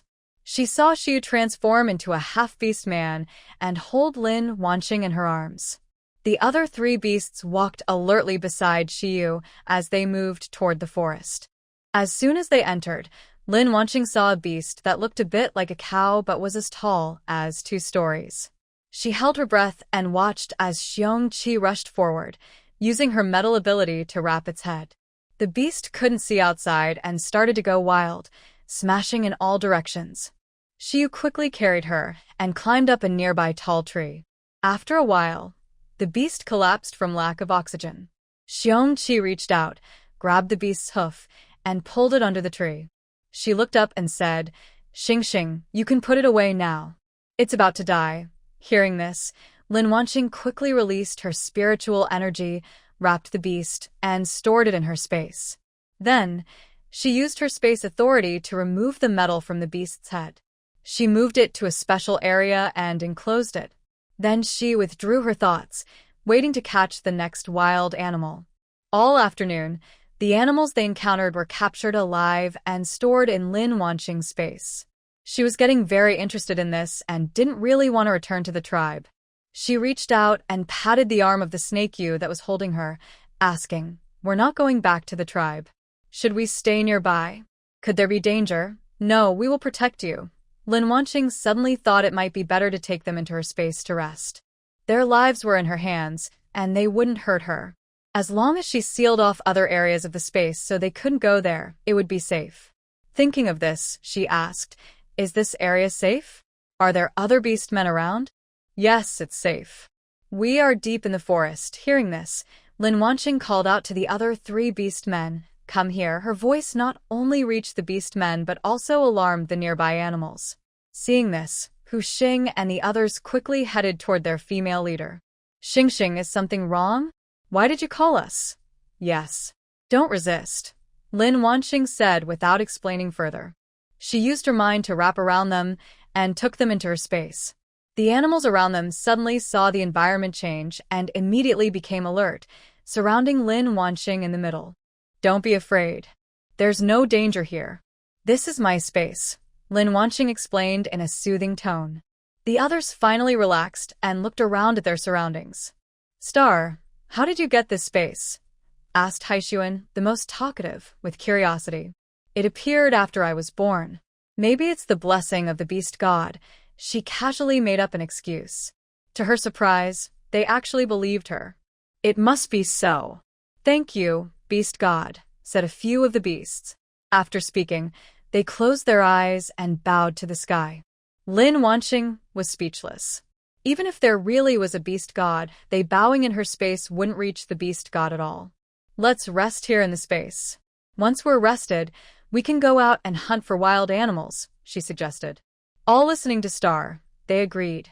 She didn't take them into the palace because she felt that the palace didn't have anything special in this world, and it was hard to explain to them. Instead, she let them take some beast skins and lay them on the ground to sit on. It was just as good as a cave. First, they made a thick beast skin bed for Lin Wanqing. Then, they took a pot from their own space and started cooking. They would rest in the space when tired and go out to hunt wild animals once rested. When they finally left the dense forest, it was already the season of harvest. Lin Wanqing hadn't forgotten her plan. She was preparing to go to the leopard tribe to spend the cold season. She didn't go directly to the leopard tribe but instead planned to return to the fox tribe to tell her parents. Lin Wanqing sat on Huxing's back, riding quickly back to the fox tribe village. She asked Shiyu and Hai-sun to go back to the cave to clean up, while she took Huxing and Xiongqi to her mother's cave. Standing outside the cave, she called inside, "Mother, I'm here." As she spoke, Hu was the first to come out of the cave and said, "Just go inside. Your mother is inside." "Okay, father," Lin Wanqing replied, telling her 2 beast servants to wait for her. Then she happily skipped into the cave. Inside, she saw Huli sitting on a beast hide, eating fruit. Xing is back. Is there something you want to tell mother? Huli asked, placing a fruit in her hand before speaking. Mother, I just want to let you know that I plan to spend the cold season in the leopard tribe, Lin Wanqing said directly. Huli stopped eating and asked with suspicion, "Why do you want to spend the cold season in the leopard tribe? I heard they have some new interesting things there, so I want to see," she replied. Then she added, as if remembering something, "I also want to travel all over the continent and visit the merman tribe." Huli didn't stop her but simply said, "Then go out and make sure your beast servant protects you well." "I understand, mother." After talking a few more words with Huli inside the cave, Lin Wanqing immediately returned to her own cave. Shiyu and Hai-sun had already cleaned the entire cave. Even when she returned, the hot water in the bath was already prepared behind the animal hide curtain. Lin Wanqing felt a bit emotional. In this world, everything was so easy, food and comfort were readily available. She wondered how she would get used to being so well cared for. The outside world wouldn't have such conditions. She sighed and decided not to think about these worries. She would deal with it when her time in this world was over. She pushed aside the animal hide curtain, took off her clothes, and stepped into the bath. After enjoying a relaxing hot bath and having a meal, she was carried by Hu Xing to the animal hide bed. It seemed that, except for forming a bond, they had never slept together before. Lin Wanqing felt a little guilty, as if she wasn't a very good partner. But was it really her fault? It was probably because they were too slow at hunting wild animals, which caused them to return to the tribe late. Her thoughts were interrupted by Hu Xing, and she found herself craving his touch. They spent a passionate night together. The next day, Lin Wanqing asked Hu Xing to bring some fruit and wild meat to her mother. Then she left the fox tribe with her beast companion. "Do you know the way to the leopard tribe?" Lin Wanqing asked as she sat on Xiongqi. "I do," she replied. Then she lead the way. We're going to the leopard tribe. A few animals responded with okay and quickly headed toward the leopard tribe. Lin Wanqing was not in a hurry to leave. The harvest season was just beginning. As they walked, they collected supplies and even found a silver mine to add to their space. The number of plants and animals inside the space had also increased significantly. By the time they reached the leopard tribe, half of the harvest season had already passed. As soon as they stepped into the leopard tribe's territory, a few black panthers spotted them. They asked Lin Wanqing and her group, "What kind of beast are you? Why are you here, in our leopard tribe?" A few beasts stopped, allowing the black panther to see their female leader, sitting on Tiger Xing's back. The leader said, "My female wants to spend the cold season in the leopard tribe." Seeing a female present, the black panther relaxed and spoke softly, "Welcome, little female. Follow me, I'll take you to see the tribe leader." After saying that, he turned and ran into the tribe. Tiger Xing saw this and followed quickly. The group entered the tribe and, led by the black panther, arrived at the tribe leader's cave. "Leader, this little female wants to spend the cold season with us," the black panther said, pointing at Lin Wanqing. "Our leopard tribe welcomes the arrival of little females. I am Leopard Strength, the tribe leader," the leader said with a gentle smile. After welcoming them, he continued, "Does the little female have any special requests for her living place?" "Hello, leader. My name is Fox Xingxing. I don't have any specific requirements for my residence." "Then I will arrange everything for you," the leader replied. After speaking, he turned to the panther orc leading the way and said, "Take this young female to the cave on the east side." "Understood, Chief," the panther orc replied. He turned to them and said, "Follow me," then walked out of the chief's cave first. Tiger Xing and the others followed him to an empty cave on the eastern side. Pointing to the cave, the panther orc asked Lin Wanqing, "Young female, is this cave suitable for you?" Lin Wanqing wasn't picky about her living place and nodded. "If you need anything, you can come find me. My name is Bao Qi." All right. Hearing her answer, Bao Qi turned and left. Tiger Xing gently set Lin Wanqing down from his back, changed into human form, and entered the cave with Hai Sun to clean it up. Outside, Snakey spread a piece of animal skin on the ground and helped Lin Wanqing sit down. Bear Chi took out some fruit from his storage space, sat beside her, and fed her. After she finished eating, the cave was cleaned and arranged to look like one from the fox tribe. "Xingxing, go inside and rest," Tiger Xing said as he came out. Okay. Lin Wanqing entered the cave, took a bath, then lay down on the animal skin bed and soon fell asleep. Although her body wasn't tired from riding on Tiger Xing's back, her mind felt a bit weary. When she woke up, she didn't open her eyes right away. Instead, she asked the system in her mind, "System, is the heroine in the panther tribe now?" "Yes, host." "Does she now teach the tribe how to cook?" "Yes, she has taught them." "You can ask your beast companion to learn as well." Having received a positive answer, Lin Wanqing opened her eyes. Looking at the beast companions around her, she said, "Let's go for a walk inside the tribe." "Star, do you want to eat something before we go?" Haishuan suggested. "No, I just want to see if there's anything delicious in the leopard tribe that I haven't tried," Lin Wanqing replied. After saying that, she sat up from the animal hide bed. With Snakey's help, she washed up. Then, the group left the cave and headed toward the tribe. Not long after they stepped out, Lin Wanqing caught the smell of tomato and egg. She sniffed and turned to Snakey, asking, "What's that smell? It smells so good. Shall we go see?" Snakey identified the source of the smell, then carried Lin Wanqing in his arms and walked toward it. Soon, they saw a circle of beastmen gathered in front of a cave.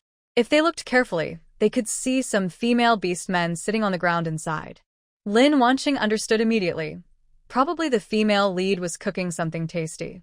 This attracted the female beastmen in the tribe, and they brought their beast companions, which explained the many beastmen present. Lin Wanqing patted Snakey a few times to signal him to go forward. The male beastmen around saw the small female and made way for them. The group walked straight to the front. "Hello, I am Fox Xingxing from the Fox tribe. This place smells so good. Can I join you?" Of course, you can. Everyone replied happily. Come here, sit next to me, a light-skinned female said, then moved a little closer. Lin Wanqing smiled and thanked her, then sat beside her. My name is Guogua, and I am a young female fox. You are very beautiful, Guogua said, reaching out to touch her arm. You are very beautiful too. They looked at each other and smiled, and the other females nearby also looked at Lin Wanqing. Can I call you Xingxing? Wow, your skin looks like Ching Cheng's.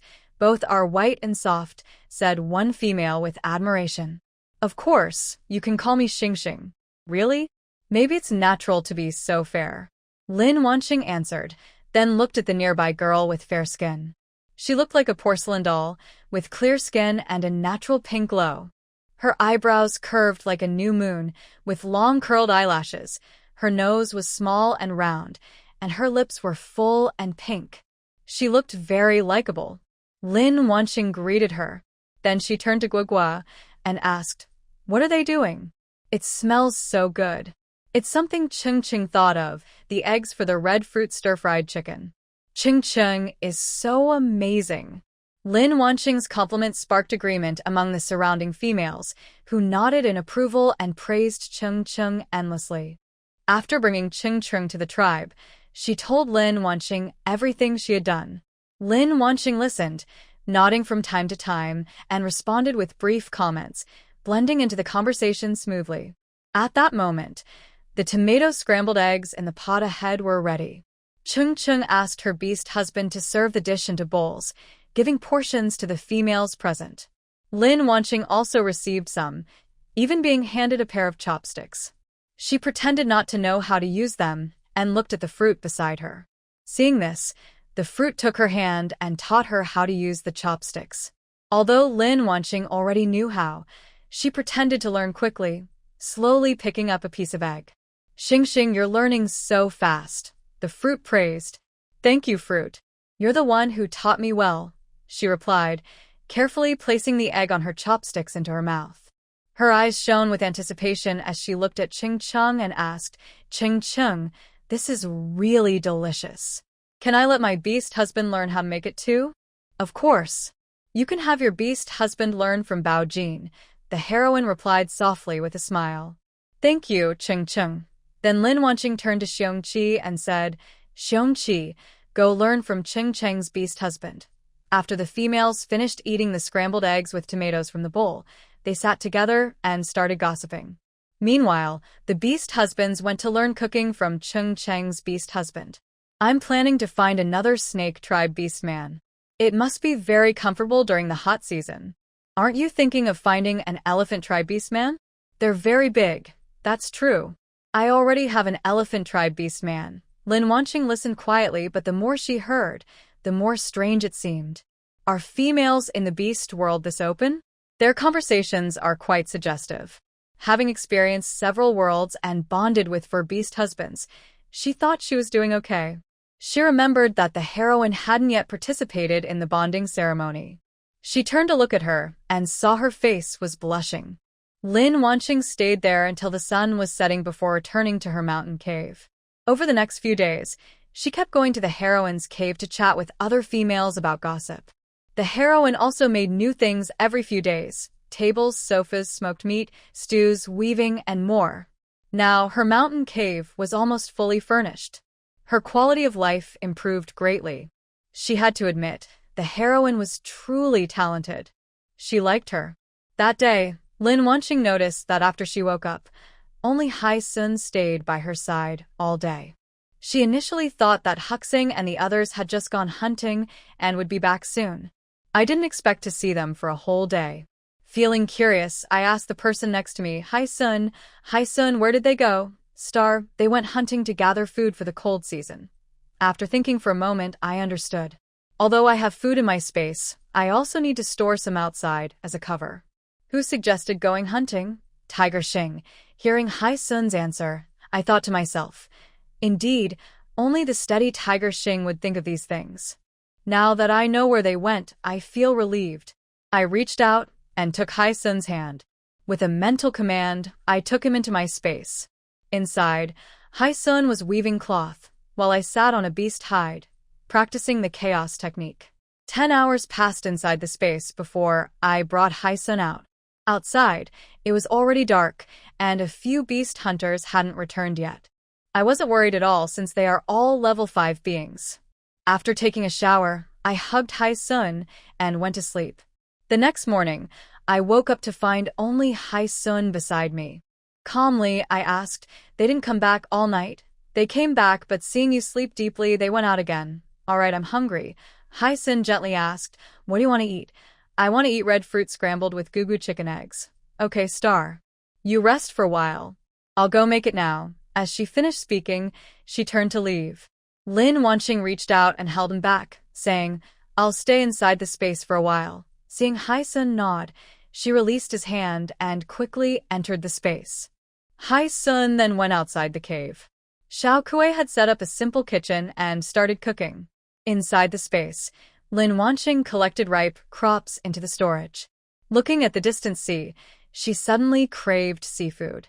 Using her mind, she caught an emperor crab and a large lobster from the sea, then brought them into the palace kitchen to cook. After eating, worried about smelling like seafood, she took a shower in the bathroom and changed into a beast skin skirt before leaving the space. Outside, Hysun had just finished preparing the meal. When he saw his mistress suddenly appear in front of him, wearing a new beast skin skirt, he asked curiously, "Star, why did you change your clothes?" "I was climbing trees and picking fruit inside the space, so I got dirty." Hearing this, Hysun quickly looked over Lin Wanqing from head to toe. Seeing she had no injuries, he relaxed. His tone was a bit regretful as he said, "It's too dangerous. Next time you want to pick fruit, let us do it." "Okay, I understand. No more next time." After saying that, she took Hysun's hand and sat down on a chair. She changed the subject. "Hurry up and bring me the eggs from your red fruit stir-fried chicken. I want to taste your cooking and see if you learned seriously when Xiao Kuei taught you." Hysun helplessly shook his head, then turned around and placed the prepared dish in front of Lin Wanqing. Just as he was about to feed her, he saw that his mate had already picked up her chopsticks and started eating herself. That evening, Lin Wanqing finally met her other beast husbands. "You're back? Are you hurt?" she asked, then began to examine them. She noticed that only Bear Chi had a 1-finger-long wound on his arm. Lin Wanqing asked with concern, "How did that happen?" "Careless mistake. I accidentally scraped myself." "Hee." Bear Chi replied with a silly smile, scratching his head. "You're hurt and still smiling? My mate cares about me, hee." Lin Wanqing felt a bit speechless. Although she knew that small wounds weren't a big deal for male orcs, she still took out some ointment from her space, made in her previous world, and sprinkled the powder on the wound. She warned him, "Next time you get hurt, I'll sprinkle salt on your wound." Then she turned to the other beast husbands, her tone a bit stern, "And you guys too, did you hear me?" "Xing, I heard you." "Got it." "Yes." Seeing that they all responded, Lin Wanqing nodded with satisfaction. Time quickly moved into the cold season. The temperature outside suddenly dropped. Lin Wanqing secretly took out a thermometer from her space. When she looked, it showed below zero, -10 degrees. She was dressed in the thickest animal skins and curled up on a bed made of animal pelts. Inside the cave, there were several fireballs, but Lin Wanqing still felt a bit cold. She looked at her beast companion. "Snake spirit?" "No, too cold-blooded." Hysun? "No, he has no fur." She looked at Xiongqi and felt satisfied. She called out to him, "Xiongqi, come here." Xiongqi heard his mistress calling and happily trotted over. He asked, "Star, what do you need?" "Turn into your beast form and get on the bed." "Okay." After transforming, he looked at the animal skin bed, shrank a little, and climbed onto it. Lin Wanqing snuggled onto Xiongqi's belly and let out a comfortable sigh. It was warm and soft. She really wanted to take Xiongqi with her and visit different small worlds. But she knew that was impossible. She dared not leave the cave. Lin Wanqing was either eating or sleeping.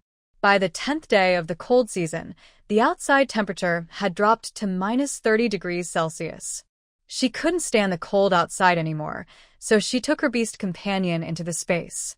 Inside the space, it was like spring all year round, very comfortable.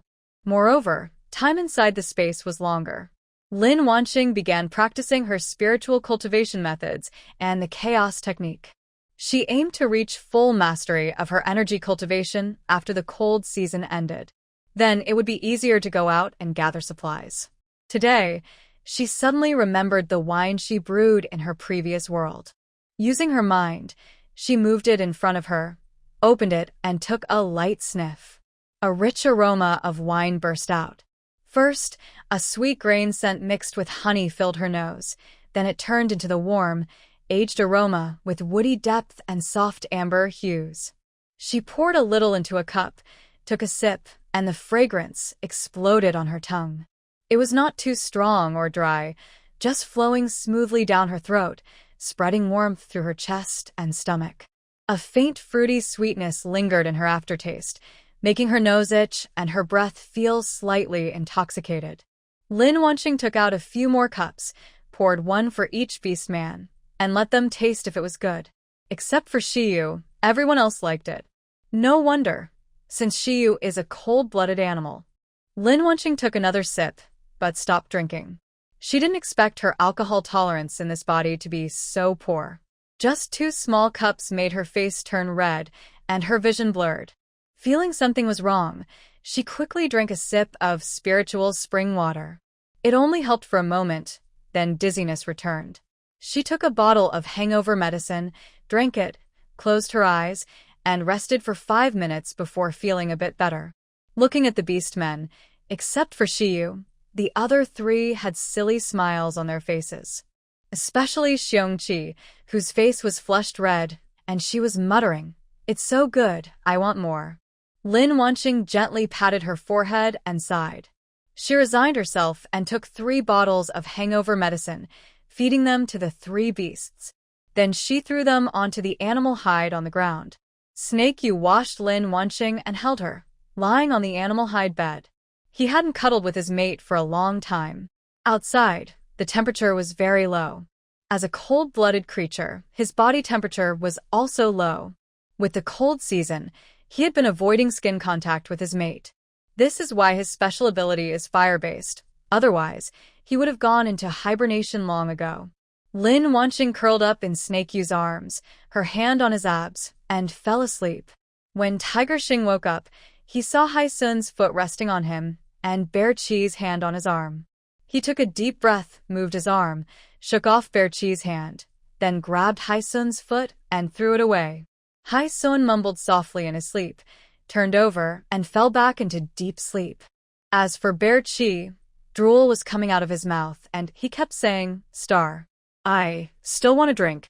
Tiger Xing looked at the 2 beasts' state, sitting on the animal hide, wondering if he looked just as embarrassing before he woke up. But no matter how he thought about it, he couldn't remember anything from last night. He stood up from the animal hide and looked toward the bed, seeing his mate sleeping peacefully in Snake Yu's arms. He suddenly let out a deep sigh, relieved that his mistress hadn't seen his awkward state. He turned and headed toward the kitchen built inside the space. Thus, the whole family spent the entire cold season inside the space. When the outside temperature just started to rise, Lin Wanqing couldn't wait to come out. You should know, a cold season lasts 86 days, except for the first 10 days. The rest of the time is spent inside the space. 76 days inside the space equals 760 days outside. This means her food supply inside the space is enough, and she occasionally trains. Otherwise, staying in the space for 2 years would drive her crazy. With the arrival of the rainy season, the snow outside also began to melt. The air became damp all around. Soon, Lin Wanqing felt her body becoming clammy and very uncomfortable. She didn't want to go into the space, so she had the snake spirit light more fireballs in the cave to keep the air dry. Lying on the bed, Lin Wanqing suddenly remembered a question. She had traveled here a long time ago, but her period had never come. She frowned and checked her pulse, which was steady and normal. She couldn't understand and called the system. "System, why haven't I had my period all this time?" Host, in the Beast World continent, female adults have their period once a year. Lin Wanqing was still confused and asked further, "But I stayed in the space for 2 years, and I haven't had it even once." Host, your body's growth is linked to external time. If not, you could stay in space for 500 years, but only 50 years would pass outside. Got it. So, the time inside the space doesn't affect my bone age, right? The system confidently replied, yes, host. Lin Wanqing calculated the time and guessed that her first period might have been during the hot season. She wondered if the female lead had made sanitary pads for the beast world before that. Thinking about the story again, she saw that the female lead still had her period once a month. Lin Wanqing felt reassured. In her memory, when females in the beast world have their period, they lie on animal skin beds, with clean animal skins underneath, letting the blood flow freely. When there's too much blood, they change to a clean one. The dirty skins are cleaned by their mates. Lin Wanqing shook her head, stopping her imagination. She walked to the cave entrance and looked at the heavy rain outside. She wondered if such a big rain might cause floods or landslides. Their cave is on a mountainside. If a landslide happens, it would be disastrous. Suddenly, a leopard's roar echoed through the tribe. This brought Lin Wanqing back to reality. Unsure of what was happening, she asked the tiger beside her, "What's going on?" It was Leopard Jin's voice. His female owner was taken by a bad beast, he said. Tiger Xing's expression suddenly became alert as he looked around carefully. Lin Wanqing heard this and felt worried, though she was sure the female owner would be found eventually. After spending some time together, she really liked the female owner. With a worried look, she turned to Haixuan and said, "Haixuan, you're a water element ability user. Please go help. Maybe this is a reward for the female owner, helping her live a good life." Hearing her mistress's words, Haixuan nodded without hesitation and turned to leave the cave.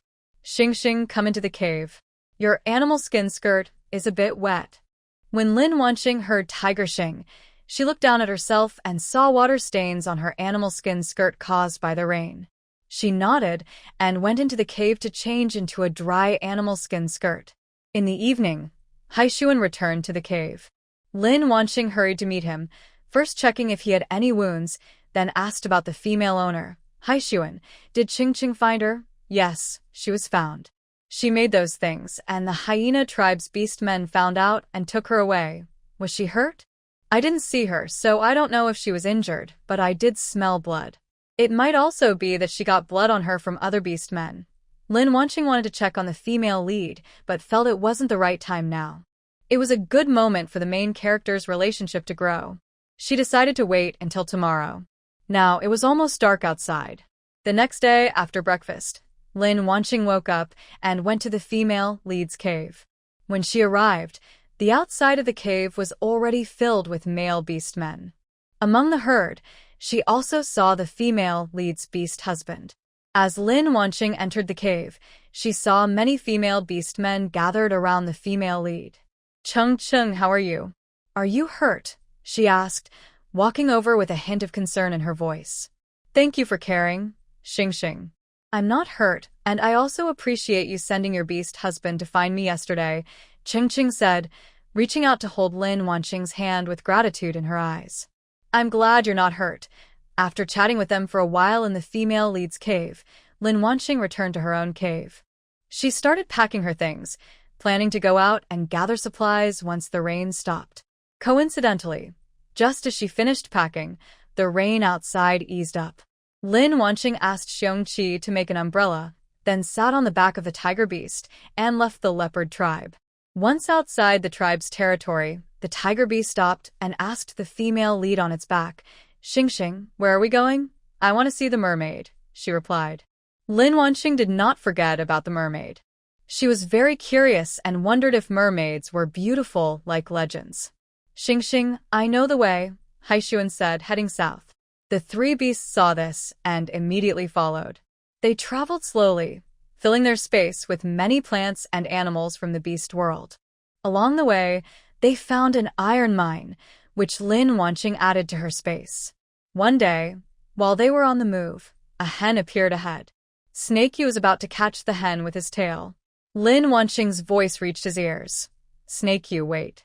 Snakey stopped and looked at his owner with confusion. "I want to try my fighting ability now," she explained, patting the tiger beast beneath her. "Let me down." The tiger beast wrapped his tail around her and gently set her on the ground, then advised, Xingxing, it's too dangerous. We won't let you get hurt. Lin Wanqing understood his meaning but still said, I want to try. Seeing her determined attitude, the beasts could only reluctantly agree. They watched as she approached the hen, their eyes fixed on it, ready to fight. If their owner showed any sign of injury, they could defeat the hen instantly. Lin Wanqing was a bit nervous. She wasn't very sure about her current fighting strength. During the cold season, she had already trained her cultivation to the perfect stage of qi refinement in her space. She stopped about 10 meters away from the hen, looked at her empty hands, and took out a large machete from her space. She didn't care if her beast husband would notice any unusual behavior. Holding her breath and walking quietly, she attacked the hen with all her strength. The hen sensed someone approaching, screeched loudly, spread its wings, and prepared to attack. The machete swung down, and the hen leapt into the air, its sharp beak aiming at her. She sidestepped. The blade brushed past the hen, cutting through its feathers and splattering blood on her. The hen flopped on the ground a few times and finally stopped moving. Seeing the hen fall, Lin Wanqing also collapsed onto the ground, exhausted, and the machete slipped from her hand and fell. The closest snake, Yu, quickly moved forward and gently picked her up into its arms. Remembering that her female master liked cleanliness, it softly said, Xingxing, let's go into the space and take a bath. Lin Wanqing also smelled the blood on herself, nodded, and with a thought, disappeared into her space. Yu looked at her master, who had just vanished, stunned for a moment before realizing she had entered the space herself.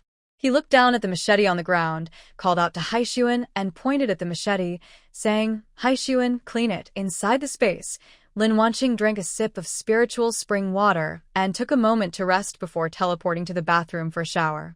After washing, she remembered that she was in a hurry when she entered the space, and her large knife was left outside. She put on an animal skin skirt and stepped out of the space, only to see Haixuan holding a dripping, water-stained machete. Star, what is this? Haixuan asked curiously, waving the machete in his hand. It's a knife, made from iron ore, she replied. Is it the same black stone you asked us to dig before? He asked. Yes, Haixuan eagerly continued. Star, can I try it? Sure, go ahead. Receiving her approval, Haixuan swung the machete at a nearby tree. The blade cut into the wood 3 inches deep, and his eyes showed surprise. He hadn't used much force. Seeing this, Tiger Xing thought silently. This thing called a knife, although not as sharp as my claws, can easily cut into trees with just a light swing. If my mate uses it, it can greatly improve her fighting ability. Seeing her beast husband staring intently at the large machete, Lin Wanqing took out 3 more from her space and said, Come over. Each of you take one. Haixuan, this one is yours. Star, you should keep such a useful tool for yourself. Tiger Xing said first. Yeah, Star, we have claws too. Xiongqi said this and then stretched out his claws to scratch the tree twice. The tree was instantly cut and fell toward Lin Wanqing. Wow! Lin Wanqing exclaimed in surprise, then quickly moved into her space to avoid the falling tree. The snake spirit, in panic, transformed into a half-beast man and lunged toward its mistress. Its tail missed, and seeing that his mistress was safe, it changed direction and struck toward Xiongqi. Xiongqi was hit and swayed slightly, but said nothing. He knew he had caused trouble. His mistress might be hurt because there was no space to escape. His face was pale, and his expression was grim with a hint of relief in his eyes. Bang! The tree crashed to the ground with a loud noise, creating a deep hole in the earth. Thinking that the flow of time inside her space was different from outside, Lin Wanqing didn't dare to go out directly. She watched a movie inside her space before stepping out. As she landed, her beast companions gathered around her. Xiongqi knelt in front of her, looking down at the ground, feeling guilty. Xingxing, I'm sorry. He tried to speak more, but his voice was hoarse and he couldn't say anything.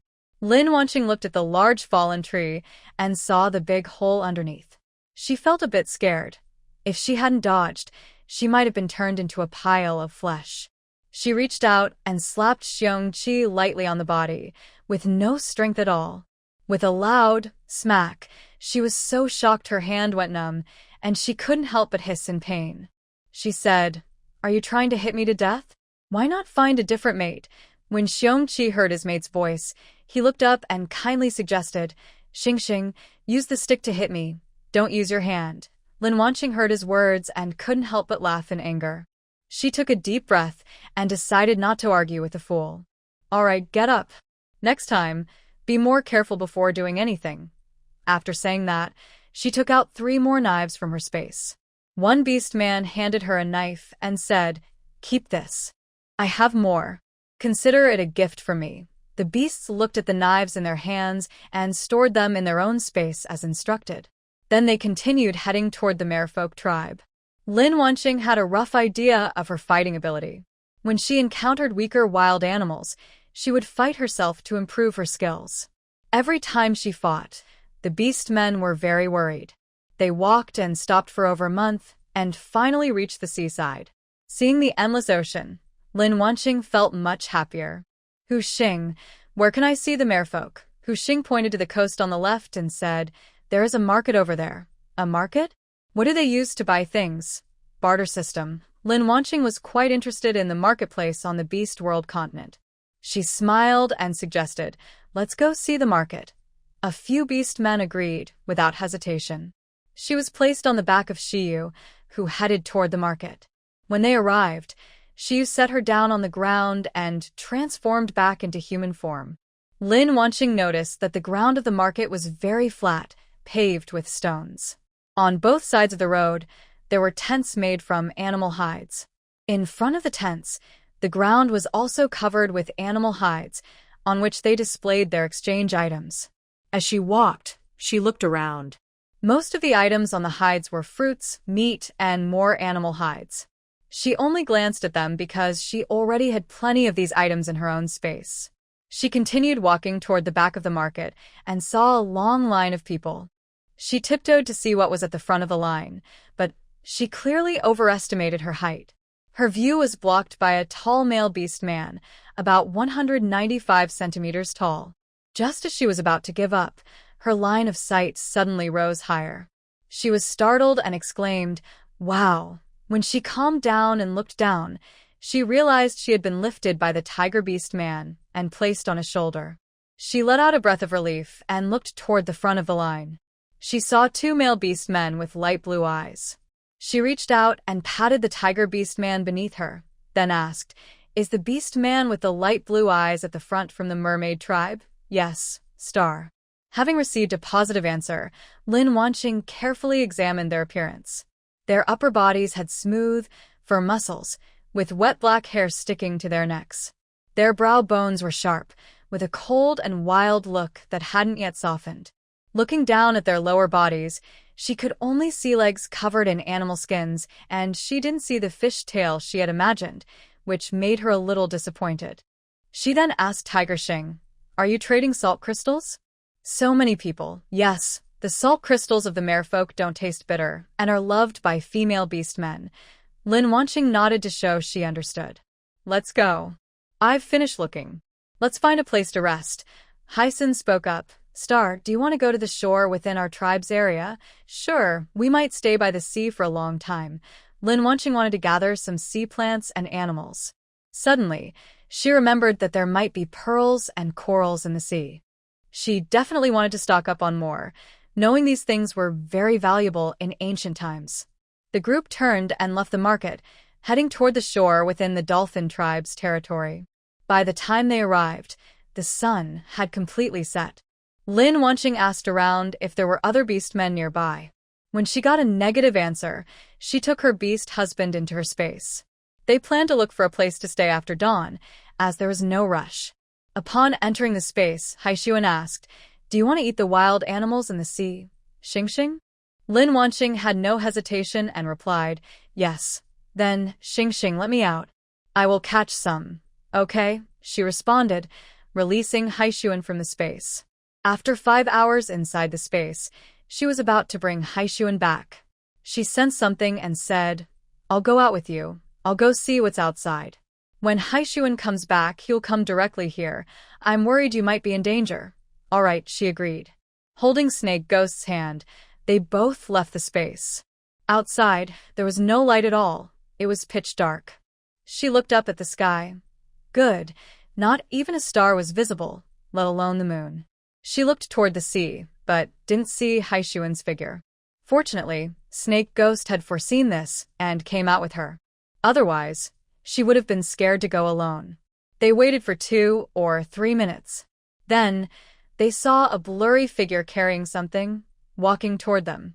With the eyesight of a male orc, she could see clearly from this distance. It's Haixuan, Snake Ghost whispered to her. Hearing this, Lin Wanqing raised a hand and waved. The next second, the blurry figure quickened its steps toward them. Haixuan just walked up to them without giving her a chance to speak. She grabbed Shi with one hand and Haixuan with the other, then quickly entered the space. Inside the space, Lin Wanqing looked at the lobster Haixuan was holding, which was as tall as a person. She thought to herself that she could not finish eating this lobster alone in 10 days. She asked Xiongqi to make a super large pot with her special ability. Haixuan filled it with water, and Xiu heated it up. Soon, the lobster turned red, and steam carried a fresh, sweet, and slightly roasted smell. You can stop now, she said. As she finished speaking, Xiu stopped using her ability. Haixuan reached out, picked up the lobster, and separated the meat. Lin Wanqing watched with a big grin. Male beastmen have thick skin and are not afraid of hot things. She tore off a small piece, blew on it to cool, and fed it to her. The lobster meat was firm, tender, not dry or greasy, with a rich, fresh flavor lingering on her tongue. Swallowing the meat, Lin Wanqing excitedly said, Haixuan, catch some more. I want to keep them in my space. They are really delicious. Okay, during the summer I will take Xing to the sea and catch more, Haixuan replied. Hearing this, her face lit up with a bright smile. The next day, just after dawn, they left the space. Following Lin Wanqing's instructions, they started gathering supplies. Shi Yu and Hu Xing collected land animals and plants, while Haixuan gathered sea creatures. As for Xiongqi, she is responsible for close protection. Lin Wanqing was not idle either. She was on the beach, looking for pretty shells. Maybe the small world behind could use them. She also collected many stones from the shoreline and stored them in her space. Not to mention the large trees on land, she transplanted many into her space. Speaking of which, she also collected a piece of golden silk Nanmu and a piece of Wangwali, wood to plant inside her space. Since her space is big enough, she collected all sorts of things. It's all good for her in the future, with no disadvantages. They collected supplies on the beach for a month. Her space now had a complete variety of species from the Beast World continent. The rainy season had passed, and the hot season was gradually beginning.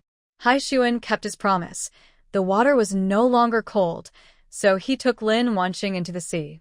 She sat on Haixuan's beast-shaped back, holding tightly onto the dorsal fin. Shi Yui transformed into a beast form and followed beside the two. As for Xiongqi and Hu Xing, the furry ones, they could only continue collecting supplies on the shore.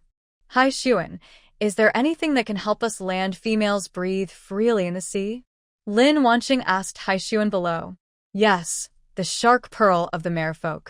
Land females can swallow it and breathe freely in the sea. Just the shark pearl? I only know about the shark pearl. When Lin Wanqing heard Haixuan's words, she really wanted to get a shark pearl. That way, she could go underwater herself and gather more supplies from the ocean into her space. Maybe she should find a beast husband from the shark people? She thought about how feasible that was, and it seemed possible. Shark people are also handsome. It doesn't seem like a bad idea for her. Star, do you want to go into the sea and take a look? I can help you breathe, Haixuan suggested. Yes. As soon as she agreed, Haixuan dove straight into the water, and Lin Wanqing was fully submerged. She wasn't prepared and choked on the seawater. Her snake companion, who had been watching her closely, used its tail to lift Lin Wanqing out of the water. Cough, cough, cough. As soon as she reached the surface, she kept coughing. Lin Wanqing felt like her beast husband was against her. Why else would one want to hurt her and the other to suffocate her. She still had time to ask the system in her mind, "System, if I had died just now, would that count as suicide?" No. When Haixuan heard his female master's voice, he panicked. He turned into a human form, placed his hands on Lin Wanqing's shoulders, and asked anxiously, "Star, are you okay?" "I'm sorry." Lin Wanqing's voice was a bit hoarse as she said sarcastically, "You and Xiongqi really should become sworn brothers." "I was really wrong, Star. Please don't leave me," he said, tears slipping from his eyes. "I didn't cry, so why are you crying?" she said, feeling a bit speechless. "Star, I made a mistake. Hit me if you want, just don't leave me," Haixuan said with a choked voice. "All right, I won't do it again," she replied. Then she turned and beckoned Snake Ghost with a finger. Snake Ghost transformed into a half-beast form and moved closer to her. Lin Wanqing said, "Lower your head." Snake Ghost obeyed and lowered his head. She kissed him on the lips and said, "Thank you, Snake Ghost." Snake Ghost softly responded with a, and his Adam's apple moved involuntarily. "Let's go down now. Be careful this time." "I understand, Star." Haixuan wiped his tears and promised, "I won't let this happen again." "Good, I believe you." Haixuan and Lin Wanqing started to descend, occasionally taking a breath to her mouth. When they reached the deep sea, Lin Wanqing saw that everything in the ocean was enormous. A giant coral forest stretched into the seabed, with coral petals larger than millstones. Faintly glowing spiral shells the size of fists hid in the crevices. Huge seaweeds like black silk cloth, with stems thicker than barrels and leaves big enough to wrap 3 orcs. A school of semi-transparent lanternfish swam past, their glowing heads as big as round tables, casting light up to 100 meters away. Lin Wanqing found everything very fascinating. She was not polite at all and directly used her mind to gather all the surrounding water, plants, and animals into her space. After repeatedly collecting it in this way for dozens of times, she finally felt satisfied. At this moment, she saw the nearby beach, which was white. She patted Haixuan and pointed in that direction, signaling to go over. When they reached the white beach, her eyes widened in surprise. The ground was covered with pearls, and the largest ones were as big as a soccer ball. She quickly gathered them up without hesitation. What was she waiting for? Using her mind, she stored all the pearls on the ground into her space, creating a pearl beach inside her storage. Lin Wanqing was very happy with this underwater trip. She was about to see if she could find more materials when she heard Haixuan softly warn, "Xing, don't use the space. A beast man is coming." She couldn't speak, so she nodded quickly to show she understood. Soon after, she saw a male shark man swimming rapidly toward them. His eyes looked similar to the 2 shark people she had seen before. His hair was black, decorated with black pearls. Looking at his fish tail, it was jet black, about 4 meters long, with matte black scales that looked like obsidian, edged with silver patterns. His tail fin was as wide as a large sail. The mermaid was probably talking about the shark people. Lin Wanqing thought that his appearance was not much different from her own beast husband. The shark man reached them, gazing at them intently, and asked, "Where's my pearl beach?" Lin Wanqing felt a bit overwhelmed. No one had told her that the pearl beach had an owner. She couldn't speak underwater, so she could only look at Haixuan beside her. Haixuan asked back, "Your pearl beach?" "Yes, I moved all the pearls there little by little." "How do you prove it?" "On the largest pearl, I scratched a fish tail pattern with my fingernail," the mermaid said calmly. Lin Wanqing heard this and sent her thoughts into the space, looking at the biggest pearl. There really was one, but once it was in her hands, it was impossible for her to spit it out again. She reached out and patted Haixuan, pointing above to signal him to go up. Haixuan understood, took a breath for her, turned into a dolphin, and quickly swam toward the sponge. She followed, and seeing this, the mermaid also went after them. They emerged from the sea surface, and Lin Wanqing took deep breaths. After a moment, she turned to the mermaid and asked, "How can you be sure we took your pearl beach? I left not long ago, and only your scents are around."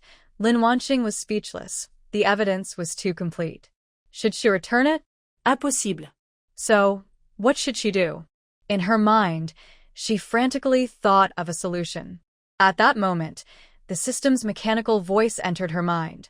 Host, why not make him your beast husband? Once he's your beast husband, his things become yours. That makes sense. Thinking this, she directly looked up and asked the mermaid, do you have a female? Jiaoshuan was confused by her question, not understanding how it related to his pearl beach being stolen. Nevertheless, he honestly replied, no. Lin Wanqing looked into his eyes and said seriously, then be my beast husband. Huh? Jiaoshuan widened his eyes, took a step back, and kept his distance from her. He asked, are you not joking?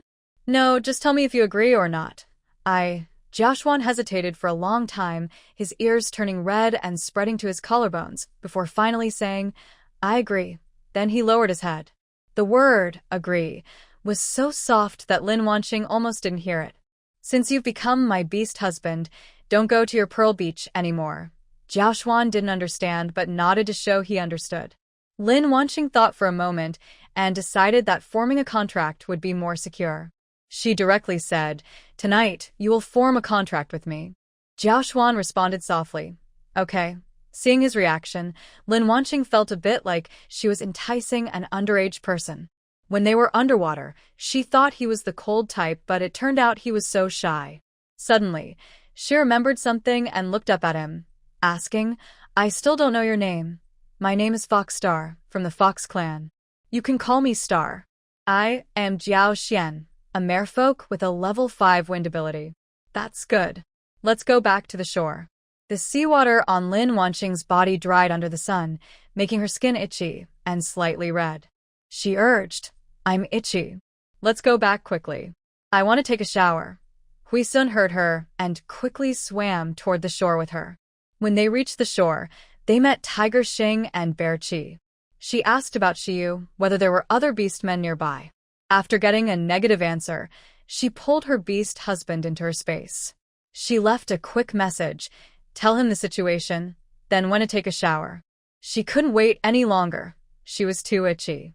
Earlier, she was worried about scratching her skin and making it look bad, so she kept holding back. While Lin Wanqing was showering, Jiao Xian was surrounded by Tiger Xing and the others. Hui Sun, a chatterbox who knew the full story, pointed at Jiao Xian and said, this is the beast husband Star just found. He then introduced the 4 beast men to Jiao Xian. He continued, this is Star's space. As her beast husband, we all know that your Pearl Beach has also been included in this space. Throughout, Jiao Xian listened quietly, knowing his Pearl Beach was inside the space. His expression remained calm. He even felt a little proud inside, thinking he had exchanged a whole Pearl Beach for his female master. His female master was so beautiful that he felt shy every time he saw her. Just after he finished speaking, Lin Wanqing finished her shower and came out. She stepped forward, drying her hair with a snake spirit, and asked, did you understand everything clearly? Yes.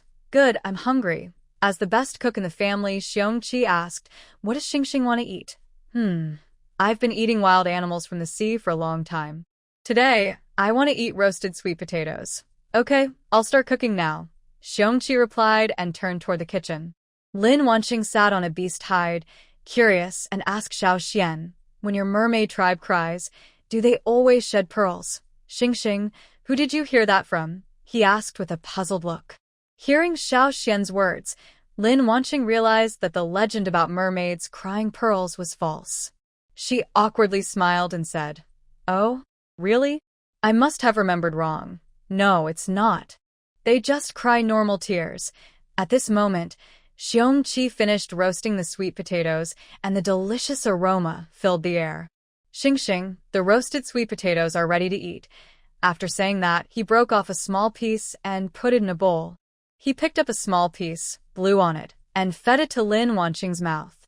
Shuoxuan's Adam's apple moved as he swallowed saliva and looked toward the source of the smell. His eyes showed a hint of curiosity, wanting to know what the female was eating. Lin Wanqing noticed his state and said, you can eat the rest. I can't eat that much. Really? Thank you, Xingxing, he said gratefully, quickly tearing off a piece of roasted sweet potato and putting it in his mouth. It's really tasty. It's so hot. No one is taking it from you.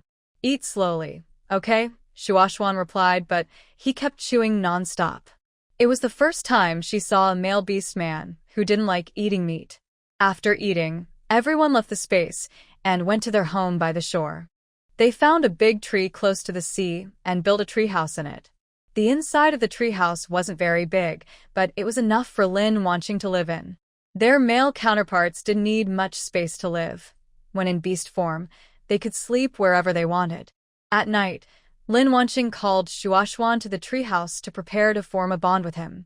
Her face was now very thick-skinned, with no trace of shyness, and she said to Shuashwan, "Have you taken a bath?" He tightly clenched his animal skin skirt, his face looking like a cooked shrimp, and softly said, "Xing Xing, I have taken a bath.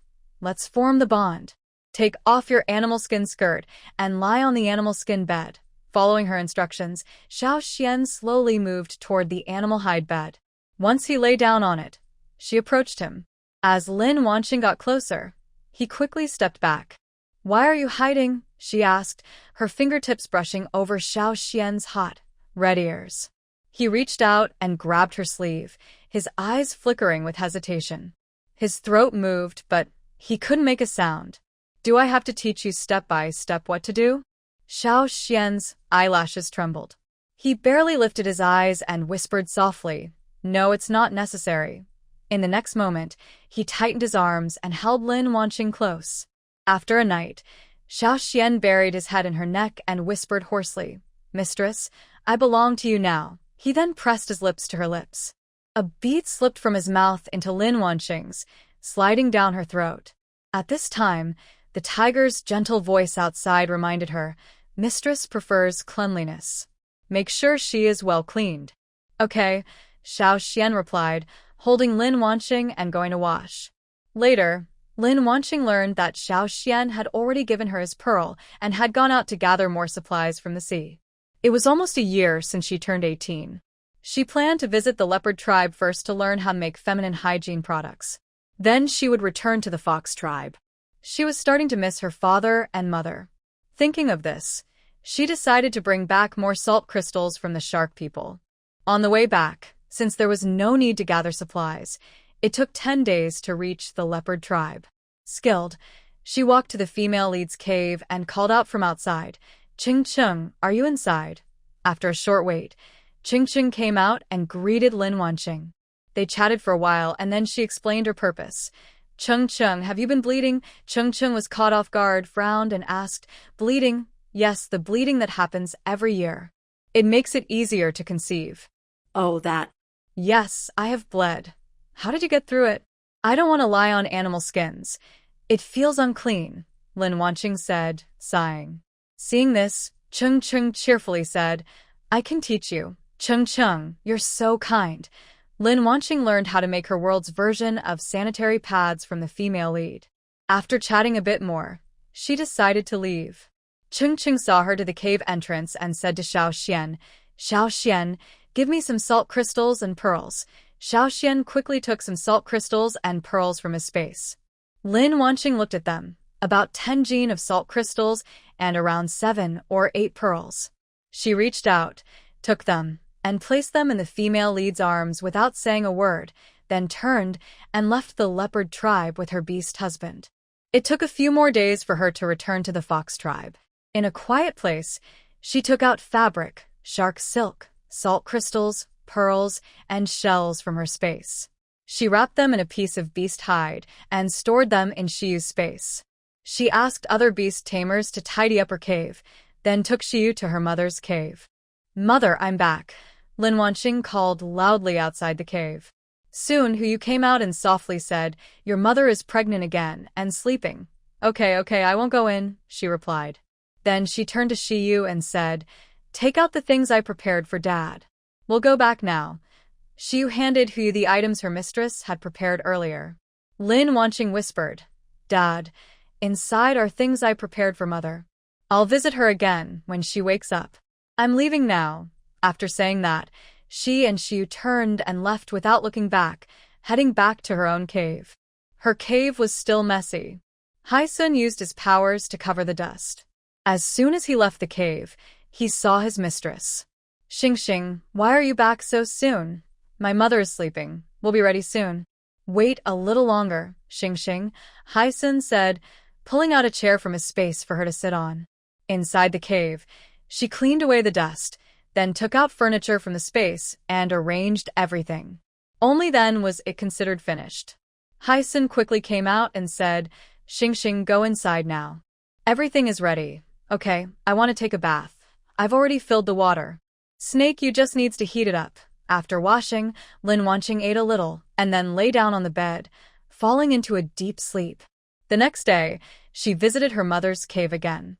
This time, her mother was not sleeping.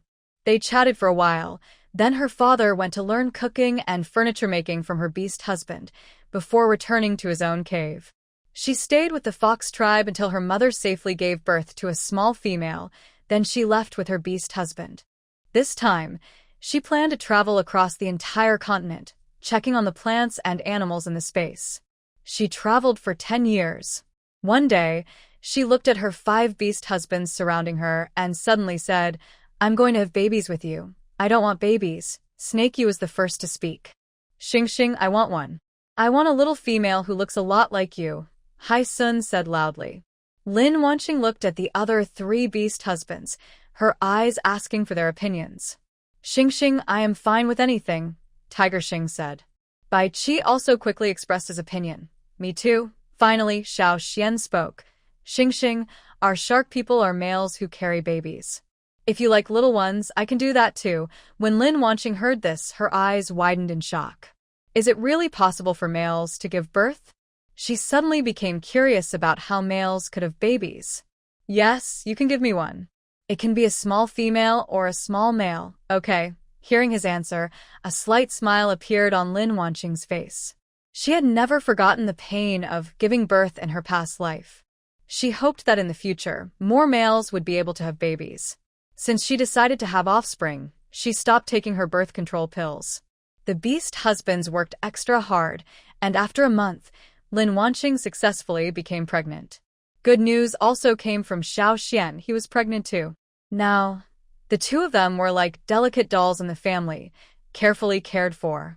After 3 months of pregnancy, Lin Wanqing gave birth to 2 little white tigers.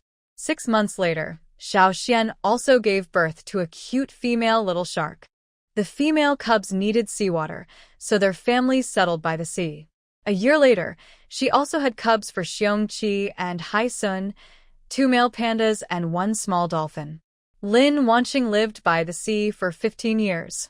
When she was 44, her female cubs transformed successfully, and her family returned to the fox tribe. The female cubs participated in the bonding ceremony, and the beast husbands left her side at that time. A few years later, the male cubs were also matched with their mates and went to live with their female partners. Lin Wanqing is 50 years old, and she only has her 5 animal husbands left around her. She feels no sadness, only a thought. Finally free, I can go out and have fun. Every day, she sees the same scenery, and it's making her feel crazy. The rest of her life should be spent enjoying life. When Lin Wanqing was 400 years old, she returned to her tribe, but her parents had already passed away. Although she was used to saying goodbye, she still felt a little sad. She spent some time living with her female cubs in the fox tribe, then left with her animal husbands. At 498 years old, she felt her time was running out. Seeing her aging animal husbands who could no longer hunt, she smiled happily and said, Thank you for being with me all this time. Shiyo. Xing, let's go together. Hai Xuan. Xing, I love you very much. Hu Qi. Me too. Hu Xing. Xing, thank you. Jiao Xuan. Xing, I will have children for you in the next life. Lin Wanqing smiled and replied, Okay. As she finished speaking, she lost her breath. Her animal husbands, sharing her life, also passed away together. Her soul was taken by the system and transported to the next small world. Divider Lin Wanqing opened her eyes again, and what she saw was a dilapidated mud wall. She quickly called out in her mind, System, memory. Here I am, host. The world is paused. Congratulations, host. You have earned 483 points. You currently have 529 points. Now I will transfer the original host's memories and the story of the world to you. A flood of memories rushes into my mind, and Lin Wanqing quickly sorts through them. After receiving everything, all I want is to buy a way to curse people. Who is this person? This is a fictional ancient world. The original host has never had a good day since birth. Her family lives in a small village surrounded by mountains, with only one mountain road leading to the county town. But it takes about 3 hours on foot to reach the county, even for an adult. You can imagine how remote this small mountain village is. The original host's father and mother are villagers. When they reached marriageable age, they married. A year after their wedding, the original host was born. Her mother was attended by her grandmother when she gave birth. Unexpectedly, her mother had a difficult labor, and there was no midwife available in the village. Although the original host was born successfully, her mother was injured and could not have more children afterward. Thus, the tragic life of the original host begins. Her father blames her and her mother for not giving him a son, making him ashamed in the village. Her grandmother blames them for ending the family line. Her mother dares not blame her mother-in-law or her husband, only blaming the little girl, the original host, for hurting her. Since birth, she has never had enough to eat. Her family looks down on her, often hitting or scolding her. She doesn't even have a name and is called the bad luck star every day. Since her own family calls her that, the villagers do the same. She works hard every day just to earn a meal. When she's very hungry, she has to go up the mountain as a young girl to find food. After receiving the memories of the original owner, the world returned to normal. Lin Wanqing felt her stomach grow empty and anxious, with sharp pains gripping her internal organs. Cold sweat dripped down her back, and she struggled to straighten her posture. She looked around to see no one nearby, quickly took out a cup of spiritual spring water, and drank it. Her stomach finally felt a bit better. Lin Wanqing didn't care if her hands were dirty or not. She took a steamed bun from her space, tore it with her hands, and ate it slowly and carefully. After eating the bun, she was full. This showed how small her stomach had become from hunger. She drank another cup of spiritual spring water before starting to follow the story of the world. This story is about the female lead reborn and seeking revenge, meeting the male lead, facing many dangers together, and finally growing old together. Lin Wanqing looked at it and thought it was good. She was just a background character, with no lines in the entire story. She stopped worrying about the plot and looked at her current environment. This is a storage room at Lao Lin's house, with cracked mud walls that let in some air. The room is filled with miscellaneous items. She looked down at the ground, where straw was spread out as a makeshift bed. Through the broken wall, she could see the stars in the sky. Since it was nighttime and no one would come, Lin Wanqing quickly slipped into the space's bathroom. Standing in front of the mirror, she looked at her reflection.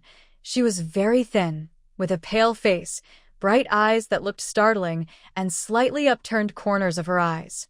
Her hair was messy and stuck to her neck, her nose was straight, and her lips small and delicate. She was naturally beautiful. The next moment, her gaze fell on her forehead, where a dark medicinal patch was stuck. Looking down, she saw bruises and purple marks on her chin.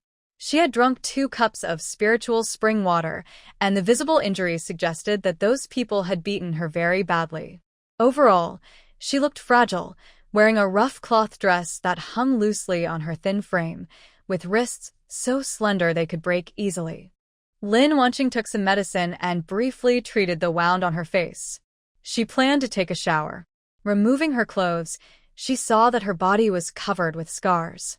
She filled the bathtub with spiritual spring water and lay inside. While soaking, she thought about how to deal with her family. Killing them directly seemed too frightening, and she also felt they deserved a worse punishment. At this moment, she remembered that her second world seemed to have produced a lot of poisons. Thinking of this, Lin Wanqing took 2 cleansing fruits and carefully washed herself. Then she found a set of ancient-style clothes to wear. She instantly teleported into the pharmacy and took out all the poisons. What is this? Smelly powder? It can be used on the original owner's father, since he cares about his reputation. Make him keep farting all the time. Just thinking about that scene makes her happy. This itchy, stinky powder can be used on her grandmother. After contact, it causes skin itching and a foul smell, lasting 3 days. The sticky insect powder is good. She will give it to her mother. When used, it makes the skin secrete a sticky liquid that attracts flies, ants, and bees, small insects. And it can't be washed off, lasting for 7 days. Her mother fears these tiny bugs the most. Looking at the 3 separate packages of medicine set aside, Lin Wanqing felt it wasn't enough. The fart powder for her father is too mild, no pain, no itching. So she added a rotten intestine powder. After taking it, there will be stomach cramps, foul mucus from the mouth and nose, and a corpse-like smell all over the body, lasting 3 days. Perfect, both medicines last 3 days and can end together before starting the next round. After gathering all the medicines, she changed into the original owner's torn clothes before leaving the space. It was just dawn, and the timing was perfect. Lin Wanqing stood up and left the storeroom, heading to the kitchen to prepare food for the 3 of them and to secretly give them medicine. When she looked for the medicine, she deliberately chose a colorless and tasteless one so they wouldn't notice it in their food. In the kitchen, she found a bag of grain, scooped a bowl of corn, and directly poured it into a pot without washing it. She added water and started the fire.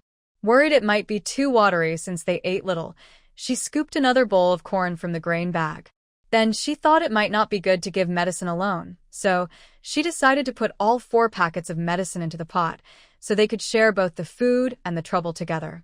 They wouldn't eat food prepared this way if they knew, which suited her plan perfectly. Lin Wanqing served the steamed rice into 3 bowls and scrambled the remaining 3 eggs at home, also secretly adding medicine into the eggs. Just as she finished preparing the meal, she heard the door opening outside. She quickly moved to place the food on the only broken table in the house. Pretending to be timid, she lowered her head and spoke to the stern-looking old woman in the yard, calling her Grandma. As soon as she said one word, her grandma started cursing loudly. Getting up so early, calling for trouble? No wonder you're a troublemaker, bringing misfortune to the family. Lin Wanqing paid no attention and continued. I have finished cooking all day until dawn. Do you want us to starve? Why are you just standing around? Hurry up and get to work. You're so careless. She kept scolding and talking nonstop. I'll go right now, Lin Wanqing said softly, lowering her head and hesitating. She grabbed a chopping knife and a basket from the storage room, then ran out of the yard. She ran far away, still able to hear her grandmother's angry words. Lin Wanqing looked back at home and whispered so only she could hear, I hope you'll have the energy to do the same tomorrow. Then she turned and headed into the mountains. On the way, she saw villagers from the village. She pretended to be the original owner, lowering her head and passing by. She reached the mountain smoothly and found a quiet spot to slip into her space. She wasn't planning to go back to that home, especially since her whole family had problems and she was the main suspect. But leaving seemed difficult because she didn't have a way out. She also wanted to see the condition of the 3 people. Her medicine had lost its effect, but she planned to keep using it. She wasn't going to let them go easily. Lin Wanqing shook off her thoughts and decided not to dwell on it. She would take things step by step. Right now, her main goal was to think of a good way to disappear. Finally, her eyes fell on the forest. On the mountain, encountering wild boars and wolf packs would be quite easy, wouldn't it? Lin Wanqing changed the clothes on the original body. Then she caught a rabbit, killed it, and sprayed its blood onto the clothes. She picked up the original clothes and shoes and left the space. Worried about danger, she took out a silenced pistol. She carefully looked around and slowly moved toward the deeper area. After walking a distance, she destroyed the basket she brought from home and threw it on the ground, spilling a few drops of blood nearby. She continued forward to the nearest valley, where she threw the clothes and shoes on the ground. To make the scene more realistic, she planned to attract large animals from the mountain. She took out a hot roasted chicken and placed it on the clothes. She also smeared blood on a chopping knife and left it beside the clothes. Lin Wanqing crossed her arms and gently supported her chin with one hand, her fingers constantly stroking her cheek. She looked at the scene she had set up. She noticed there seemed to be a little less blood. She looked down at the body's shape, then took out a sheep from her space and killed it. She spilled its blood on the ground, and the smell of blood quickly spread. She put the bloodied sheep back into her space. Looking around, she was satisfied and nodded. Just as she was about to leave, she heard the sound of large animals running nearby. She was not in a hurry to leave. Instead, she climbed up a nearby tall tree and waited quietly. Soon, a group of wolves ran over. They sniffed the ground first. The alpha wolf carried a roasted chicken in its mouth and went to eat alone. The other wolves used their paws to scratch at the blood on the ground and searched for food. After finishing the roasted chicken, the alpha wolf did not leave with the pack. Instead, it looked around. Soon, it saw Lin Wanqing sitting in the tree. The alpha wolf let out a soft growl, and the wolf pack surrounded the tree where she was. Lin Wanqing looked at the scene below. The original owner's clothes had been torn apart by claws, making it look like she had been torn apart by animals from the mountain. Since crossing over, she had been busy and tired. She decided to take a nap while she had the chance. She moved her mind and entered her space. Inside her space, Lin Wanqing smelled the blood on herself. She frowned and quickly teleported into the bathroom. She filled the bathtub with spiritual spring water and washed herself clean. Her bruises and purple marks had disappeared, and her skin was now fair again. She put on a sleepwear and teleported to her bed. She closed her eyes and slowly fell asleep. When she opened her eyes again, 10 hours had passed inside her space. Her stomach also protested, and she felt a dull pain in her belly. She instantly teleported from the bed to the dining chair, then used her mind to bring herself a bowl of porridge, which she sipped slowly. It seems this body needs some time to recover. Lin Wanqing was not in a hurry. She picked up a tablet and started watching a TV show. After finishing her meal, she sat slumped in the chair, gently massaging her stomach with one hand. She was thinking about her household registration and what to do next. Currently, the original owner might be considered dead by others. She wasn't sure if she could get a household registration in this world using money. Without a household registration, she couldn't get a travel permit. Without the permit, she couldn't enter the big city. If she couldn't get into the city, she couldn't stock up on supplies. She couldn't stay in this small mountain village forever. At that moment, she felt her stomach was feeling better. She quickly disappeared from the space and landed on the tree where she had entered. Looking down, she saw the wolf pack still there, lying under the tree. Hearing the movement above, the wolves stood up and growled at her. Lin Wanqing thought to herself, they are quite persistent. But since the wolves haven't left, how can outsiders discover her location? If outsiders can't find her, how can she disappear? Thinking of this, she used her mental power to envelop the wolves below and stored them in her space. It can solve the wolf pack problem and also add some living creatures to the area. It's a perfect solution, 2 benefits in one. Then she also entered the space, eating fruit and watching TV. When she felt sleepy, she just went to sleep, feeling very comfortable. Lin Wanqing checked the time. It was already the next day outside. She dressed up again and styled her hair into a flying fairy bun. She looked at her face, then put on a veil before leaving the space. She slowly climbed down the tree and looked around. It seemed there were no other footprints nearby. This means no one knows the original owner has gone missing. Of course, when someone loses something, the family would be happy and the villagers wouldn't help search. Also, the poison should have taken effect by now. Lin Wanqing slowly descended the mountain, not returning to the original owner's house but heading straight toward the county town.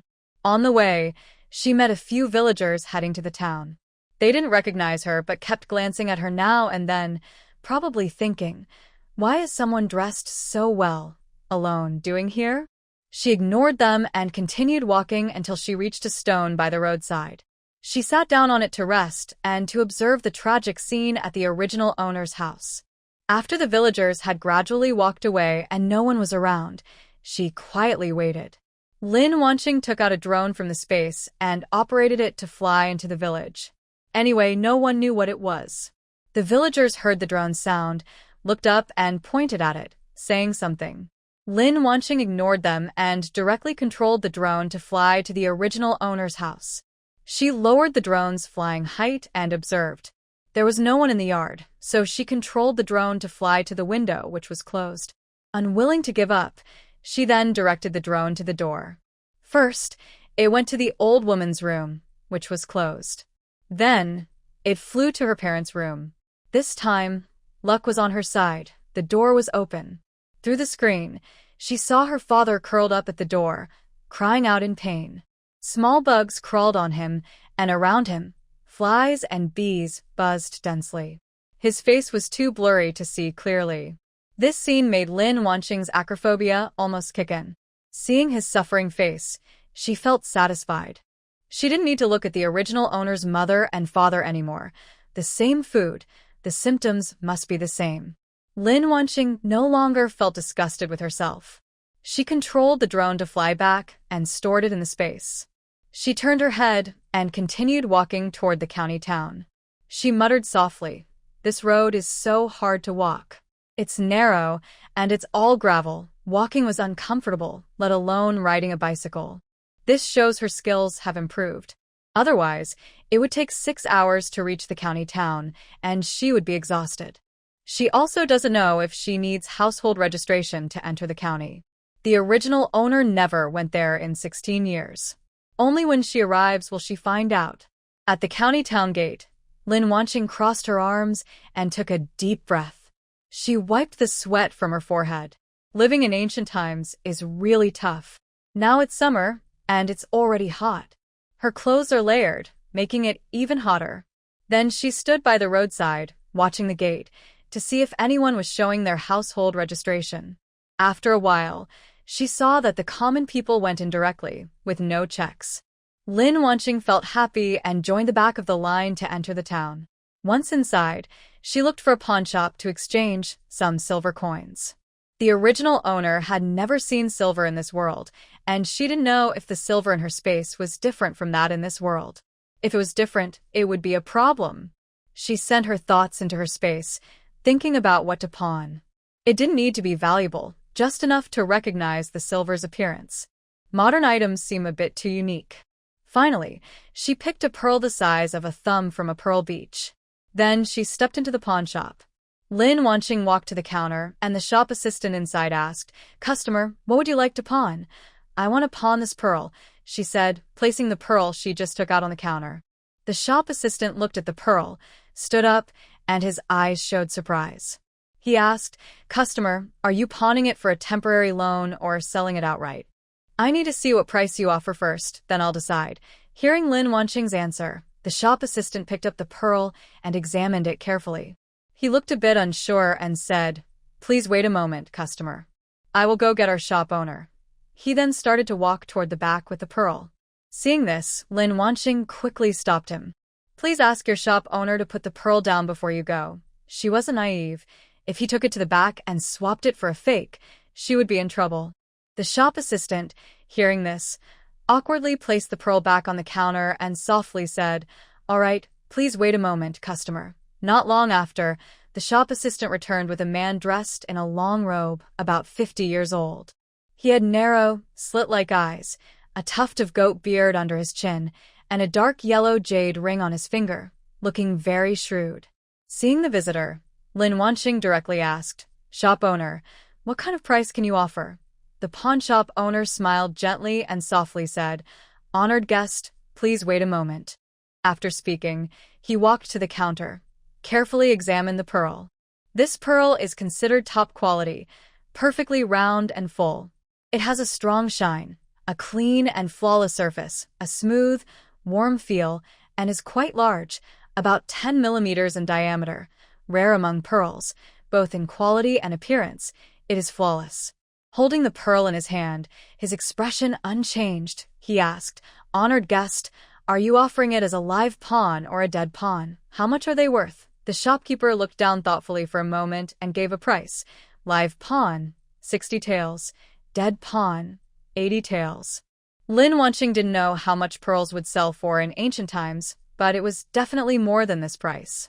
She took a step forward and reached out to grab the pearl in the shopkeeper's hand, her voice tinged with anger as she said, "I won't accept this price." Seeing this, the shopkeeper quickly stepped back to avoid her hand. The shop assistant also stepped in to calm her, softly saying, "Customer, please calm down. The price is negotiable." Lin Wanqing took a deep breath and said calmly, "Then tell me your price. If I don't like it, I won't sell. How about this? If you accept the dead pawn, I can offer you 100 taels. If you're still not satisfied, you can check other pawn shops." The shopkeeper said this with a pained look on his face. When Lin Wanqing heard this, she knew she couldn't ask for more money and nodded reluctantly. The shop assistant saw that they had agreed on the price and walked to the counter, took out a silver note worth 100 taels, and smiled as he handed it to her. Lin Wanqing did not reach out to take it. Instead, she said, "Please exchange this for silver." "I don't want the paper note." "Yes, sir," the shop assistant replied. He took back the silver note and then placed 10 ingots of silver, weighing 10 taels each, on the counter. She reached out to take the silver, pretending to put it into her sleeve, but actually stored it in her space. Without saying a word, she turned and left the pawn shop directly. Afraid that the pawn shop staff might follow her, she started running. She ran into a deserted alley and quickly entered her space. Just as Lin Wanqing's figure disappeared, a few men dressed in short clothes ran into the alley, looking around and talking. "Is she here?" The shopkeeper said she should spit out the extra silver. Inside her space, Lin Wanqing carefully examined the silver she had just received. She found that the silver bore the official seal of this country. She felt relieved that she didn't use her own space's silver for spending. Lin Wanqing found the machine she stored from her first world and located the manual. She transformed the silver inside her space into the form of silver coins from this world. The silver from later worlds might be different from this one. She didn't do much, just enough to cover her expenses. After finishing, she changed into a new outfit before leaving the space. When Lin Wanqing exited the space, she immediately saw someone in the alley. She thought for a moment and re-entered the space. Inside the alley, a young child spoke to a woman nearby, saying, "Mom, I just saw a fairy." "Where's the fairy?" "Right there, in the air, wearing green clothes." He pointed to the spot where Lin Wanqing had just appeared. The woman looked where he pointed, but saw nothing. She thought her child was joking and replied casually, Yes, my little stone saw a fairy." Then she took the child's hand and walked out of the alley. Lin Wanqing patted her chest inside the space, thinking silently, "Close call, I almost got caught. It seems she can't enter the space casually anymore. Who knows if someone is watching when she leaves." She waited inside the space for a while before re-emerging. This time, the alley was empty. She tidied her skirt and stepped outside. She planned to buy a few dresses suitable for this world. She is not from this world. On her way to the pawn shop, she looked at the clothes of the people around her, noticing they were a bit different from hers. Being discovered wouldn't be a big problem, but it could cause some trouble. Lin Wanqing walked to the busy street, observing the shops on both sides. First, she saw an inn. She noted its location in her mind and continued searching for a clothing shop. Not long after, she found a tailor shop. Fortunately, she had learned calligraphy in her first world and recognized traditional Chinese characters. Otherwise, she might have been completely lost after crossing over. It seems that learning more things is useful. Lin Wanqing stepped inside, and the shop assistant greeted her with a smile. "Customer, what do you need?" "Find me a few fitting dresses and 2 sets of casual clothes." Hearing her request, the shop assistant's smile grew wider. "Certainly, dear customer." "Do you have any preferences for the fabric?" Lin Wanqing thought for a moment and replied, "I want all kinds of fabrics." "Understood, please wait a moment." With that, the shop assistant cheerfully started bringing clothes to her. After a short while, he returned with a pile of clothes. "Dear customer, please take a look. These all fit you perfectly. If you don't like any, I can exchange them for you." Lin Wanqing reached out and roughly checked the items, then asked, "That's all? How much silver do you want?" The shop assistant took the clothes to the cashier's desk, finished counting, and said, a total of 25 taels and 85 coins. The shopkeeper noticed the situation and came over smiling, saying, "Dear guest, just give 25 taels. Wear the clothes comfortably and come back next time." "Okay," Lin Wanqing replied, then put her hand into her sleeve. She took out 3 silver ingots from her space and handed them to the shopkeeper. The shopkeeper took them with both hands and also gave her a smaller silver ingot. "Can you deliver these clothes?" "Yes, we can." "Where would you like them sent?" Lin Wanqing thought for a moment about the inn's name she had just seen and said, "Yunlian, certainly, we will deliver them shortly." After saying this, the shopkeeper smiled and saw her out as if she were a wealthy benefactor. She didn't wander around further, but went straight to the inn, paid 100 coins, and rented a top-floor room.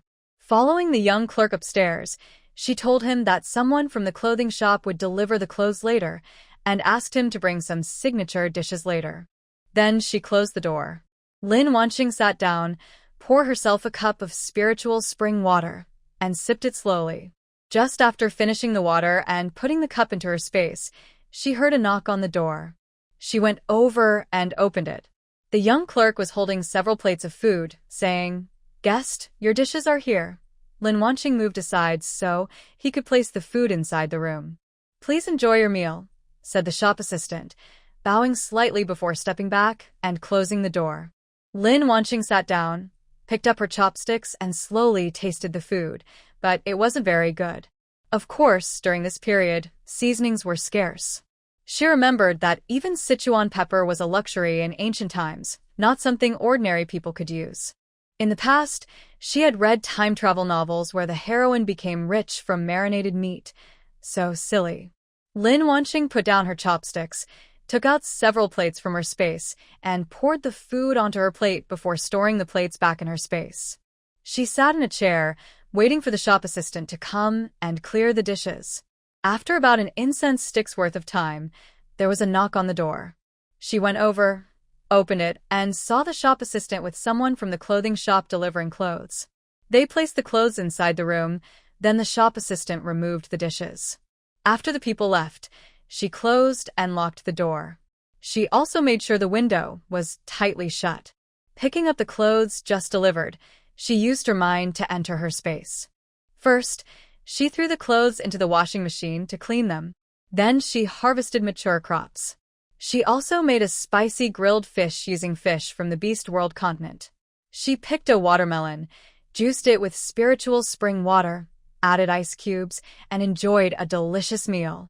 After eating, Lin Wanqing immediately regretted it because her stomach was not yet healthy. Suddenly, the greasy food made her feel so bad that she rolled on the ground in pain. Even drinking spiritual spring water and taking stomach medicine didn't help.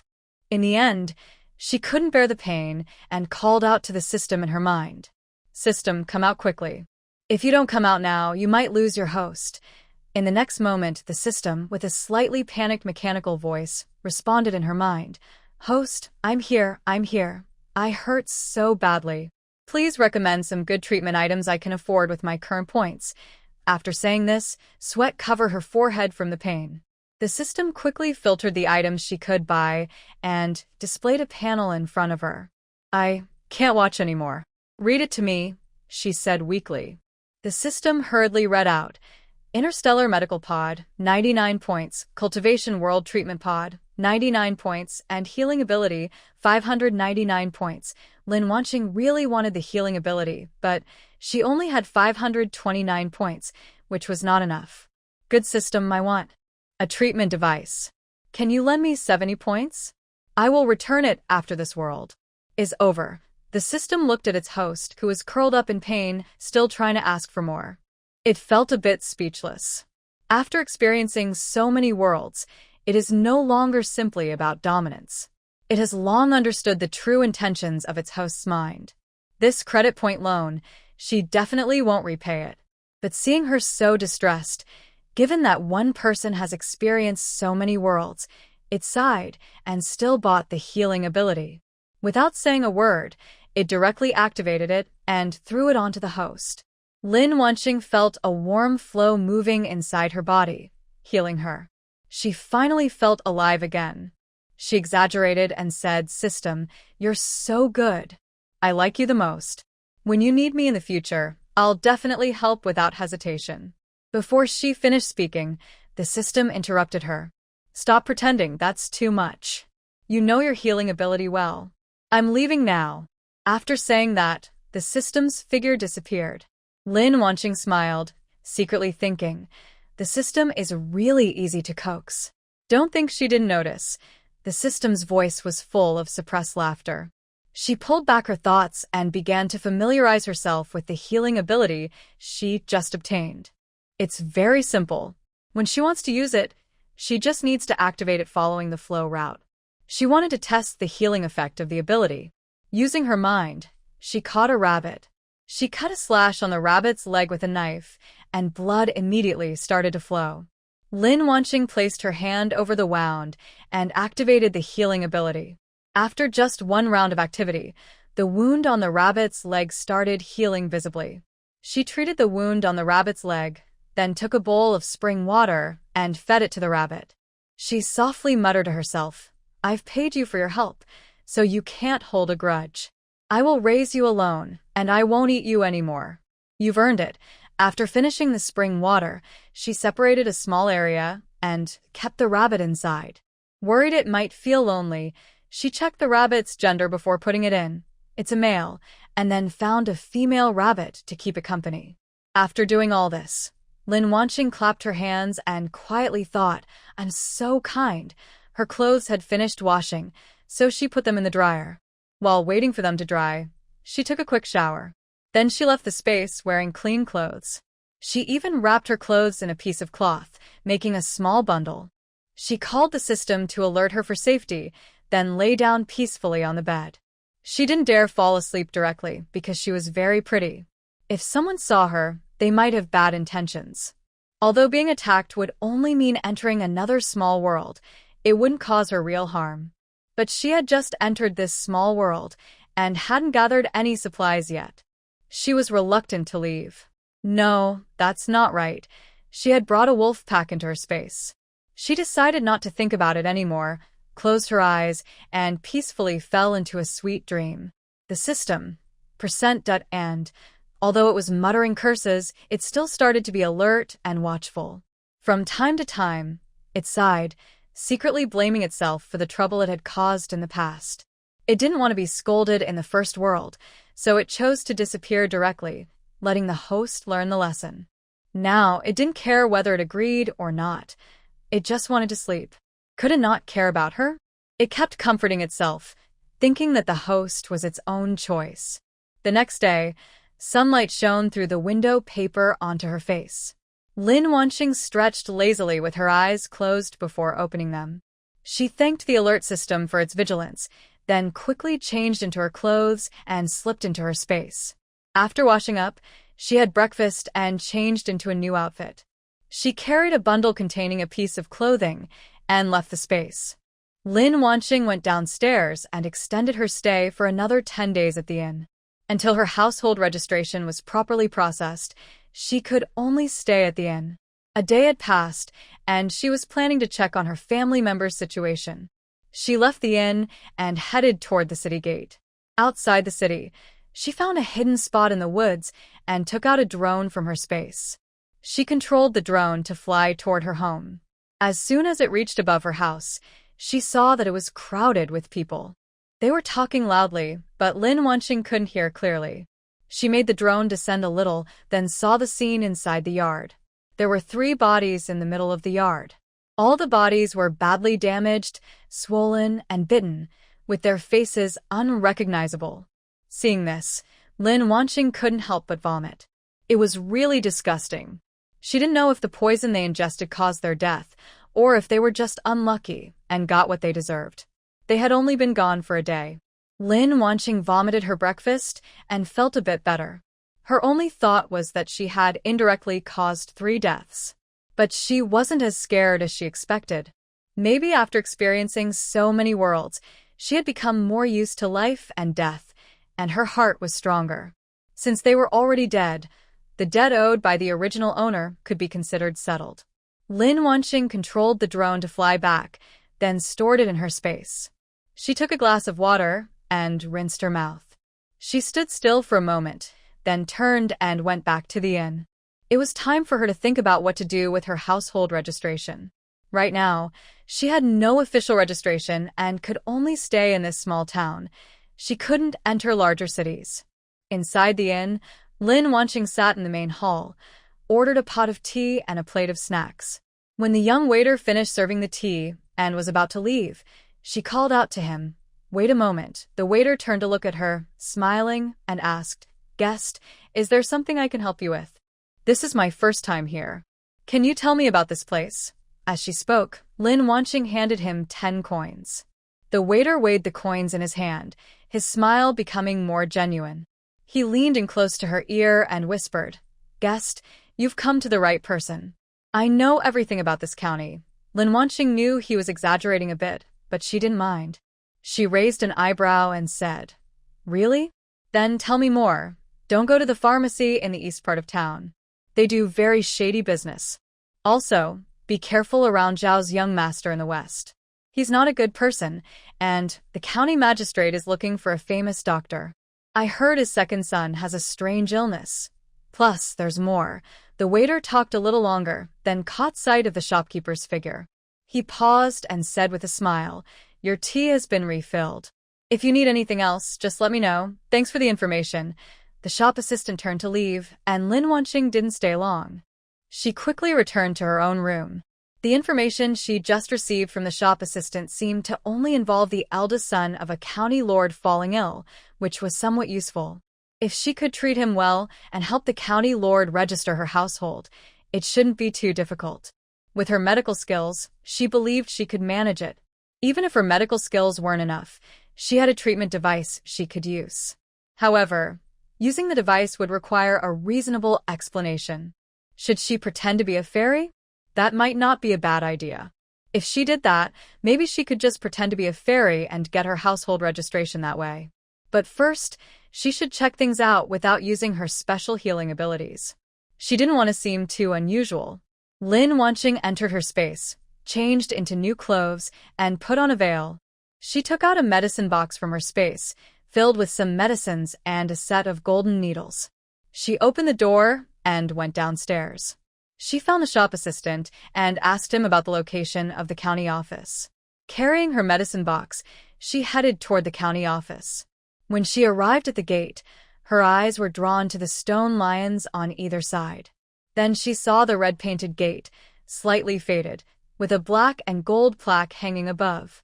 The words, "Li County Office," were written boldly, with "Silence" and "Refrain" signs on each side.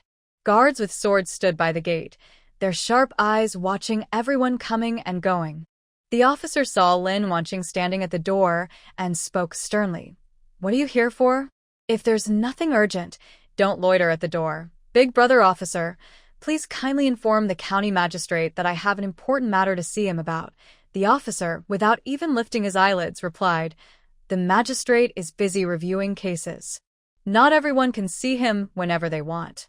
"What's your urgent matter?" Seeing his attitude, Lin Wanqing stepped forward and handed him a silver coin. "Please, big brother, be kind. This is a small token of my gratitude. I am a doctor, and I heard the county lord is seeking medical help, so I came." The officer weighed the silver, his expression softening a little, and glanced to her sideways. "Why didn't you do this earlier?" "I'll inform him now. Whether the county magistrate sees you depends on your luck." "Thank you very much, officer." Lin Wanqing felt a bit emotional. Indeed, rushing ahead isn't always the best way. She came to treat someone in the county magistrate's household, and she had to give silver to get in. If she didn't need to see him, she would have turned around and left long ago. About 5 minutes later, the officer returned, accompanied by a middle-aged man in a long robe. The officer approached her quietly and said, "Go in now. The magistrate will see you. You should know what to say and what not to say." Okay, officer. "Don't worry, I am very discreet," Lin Wanqing replied seriously with a soft voice. "All right, go in now." Lin Wanqing stepped inside. The middle-aged man first looked her over from head to toe, then introduced himself in a calm voice. "I am the county magistrate's steward. You can call me Uncle Fu. Come with me."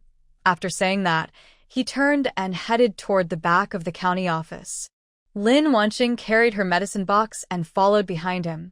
The two of them took a winding path and finally arrived at a courtyard gate. Uncle Fu spoke to the person at the gate. "This is the doctor. The master asked me to bring her to see the second young master." The person at the gate moved aside to let them in. They entered the courtyard. Inside, a few maidservants were cleaning. Lin Wanqing looked away and followed Uncle Fu to a door, stopping there. Uncle Fu knocked on the door, repeated his purpose, and only then was the door opened. He didn't go inside but gestured for her to enter. Lin Wanqing didn't hesitate and stepped in. Inside the room, a woman sat on the bed, and a boy about 5 or 6 years old lay there. Behind a woman, 2 maidservants with double buns stood. Lin Wanqing reached the center of the room, stopped, and said, "Madam, I hope you are well." After speaking, she simply bowed slightly, as she was not familiar with the formal etiquette of this era. The county magistrate's wife could understand that. Seeing that Lin Wanqing was a woman, the magistrate's wife frowned slightly. The next moment, she made a move, and her brows furrowed even deeper. Clearly, she didn't understand why her master asked her to treat Yor. They had tried many doctors, but none could cure her precious Yor. Could such a young doctor really do it? Although she was a bit doubtful about her medical skills, she still calmly asked, "May I know your name?" "My name is Lin Wanqing." "Dr. Lin, please come and see Yor." "All right," Lin Wanqing responded, then placed her medicine box on a nearby table. She turned to a maid and said, "I need to wash my hands." The maid didn't move immediately. She looked at the lady of the house, the county magistrate's wife, who nodded, and then the maid left. Soon, she returned carrying a copper basin with a cloth draped over her arm. Lin Wanqing washed her hands thoroughly, dried them with the cloth, and then walked to the bed. Upon hearing this, the county magistrate's wife quickly responded, "Yes, that's right. My son has been unconscious for 3 days. We've called many doctors, but none could help." By the end, tears slipped from her eyes. She raised her hand and gently wiped her tears with a handkerchief. Taking a deep breath, she calmed herself. "Dr. Lin, you must save my son. I will do anything you ask. Madam, please don't worry. From my observation, it seems he accidentally ingested something toxic, which caused this." Before she could reply, Lin Wanqing continued, "The poison has entered his bloodstream and caused organ failure.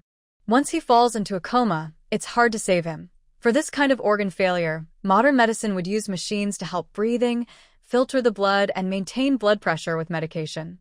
But in this time period, organ failure usually means certain death." Lin Wanqing couldn't bring out any machines, so she could only use spiritual spring water to keep his vital signs stable. Besides that, she could only use her healing powers. Hearing this, the county magistrate's wife swayed slightly, reached out to hold her forehead, and muttered, "How could this happen?" Her 2 maids behind her quickly stepped forward to support her arms. Suddenly, the county magistrate's wife stood up and knelt before Lin Wanqing, crying and begging, "Dr. Lin, you must know the cause of Yu's illness. You can definitely cure her, right?" Lin Wanqing quickly reached out, trying to help her up. The county magistrate's wife continued, "Dr. Lin, please cure my Yu. If not, I will keep kneeling here forever." Lin Wanqing couldn't help but think, what's going on? Is she blaming me? Not treating the child and then guilt-tripping me? She's trying to manipulate me with morality. Does she think my cultivation level is fake? Raising her up is easy. Lin Wanqing directly grabbed the county magistrate's wife's arm and pulled her up with a firm grip. The woman's gaze suddenly lifted, and she was stunned. Her crying stopped, and the room instantly became quiet. Only the breathing of a few people heard. The atmosphere turned awkward. The county magistrate's wife looked at Lin Wanqing's hand, then lowered her eyes to her own body. She opened her mouth but said nothing. 2 maids also started to feel embarrassed for their lady. Lin Wanqing cleared his throat and said gently, "Madam, you don't need to kneel to me. I can cure her." The county magistrate's wife heard this and immediately showed a look of surprise on her face. She reached out and grabbed Lin Wanqing's hand, her voice becoming a bit louder. Dr. Lin, as long as you cure my son Yu, I will definitely pay you well. Madam, there are 2 ways to treat him. One is for me to prescribe medicine that can only keep his vital signs stable. And the second? She asked nervously, her voice trembling. The second is I can cure him completely, but I need to register him officially. Madam, do you? At this point, Lin Wanqing paused and asked, can you help me become the county magistrate's wife? The county magistrate's wife listened and without hesitation said, yes, I can do that for you. Dr. Lin, please save my son Yu. All right. I will keep his vital signs stable first. When you finish registering him, I will continue the treatment. After saying this, Lin Wanqing took a packet of anti-inflammatory medicine from her medical box and walked to the table. She poured the powder into a bowl, then took some water from the table and poured it into the bowl. While pouring, she secretly added a little spiritual spring water from her space. Finished, she pointed at the medicine and said, give this to young Master Yu to drink. It will keep him alive for 1 more day. The county magistrate's wife heard this and personally picked up the medicine bowl. She asked her maid to help her son sit up and slowly fed him the medicine with a spoon. Lin Wanqing didn't watch them and turned around to pack her medicine box. After they finished giving the medicine, she spoke, Madam, I will come again tomorrow. Hearing that her son could be cured, the county magistrate's wife composed herself and regained her usual dignified manner. She softly said, thank you, Dr. Lin. Would you like to stay at the residence? No, I will stay at Yunlian. If you need anything, you can find me there, Lin Wanqing replied. After speaking, she bowed slightly and turned to leave the room. The county magistrate's wife also followed her outside and personally saw her off to the gate. Lin Wanqing looked at the sky, which was still early, and decided not to return to the inn. She went to a quiet place, slipped into her space, and transformed herself into a man. She styled her hair up, put on men's clothes, and took a mirror to check her appearance. She wore a brocade robe tied at the waist, a jade belt, with black hair held high by a jade crown, standing tall and elegant. Her features were like a painting, yet there was no hint of femininity. Her eyebrows slightly raised with a sharp edge. Her face was as handsome as a jade carving but cold and stern, and her every move exuded nobility. She lowered her voice and said 2 more words. She looked perfect, like a noble young master out on a journey, and anyone would mistake her for one. Lin Wanqing also found a gentleman's purse and put some silver inside. She quickly slipped out of the space and headed into the alley. When she was gathering information earlier, the shop assistant mentioned that there was a rather luxurious brothel nearby. Since it was her first time in ancient times, she definitely wanted to see more of the world. Deep in the alley, Lin Wanqing looked at the bright red door in front of her and knocked. The door was soon opened, and she was greeted by a woman dressed simply in a long gown, about 30 years old. Inside the courtyard, there were artificial mountains and flowing water, pavilions and towers arranged neatly, and crystal curtains hanging in the corridors, reflecting bright lights. It was not as vulgar as she had imagined, nor were there women with heavy makeup. As she entered the room, her eyes were drawn to rare treasures and calligraphy and paintings hanging on the walls. She thought silently, these must be famous works of art from this era. The beauty inside had delicate makeup, gentle manners, and was dressed in fine silk. The woman beside Lin Wanqing saw her look away and softly spoke, I am the mother of Yechen Workshop. May I ask your honorable surname, young sir? Lin Wanqing deliberately lowered her voice and replied, Lin Xing. Young Master Lin is truly distinguished. May I ask what you wish for? Listening to music, watching dance, or perhaps having the girls serve tea. Find someone who can play the zither and just have them play a quiet song.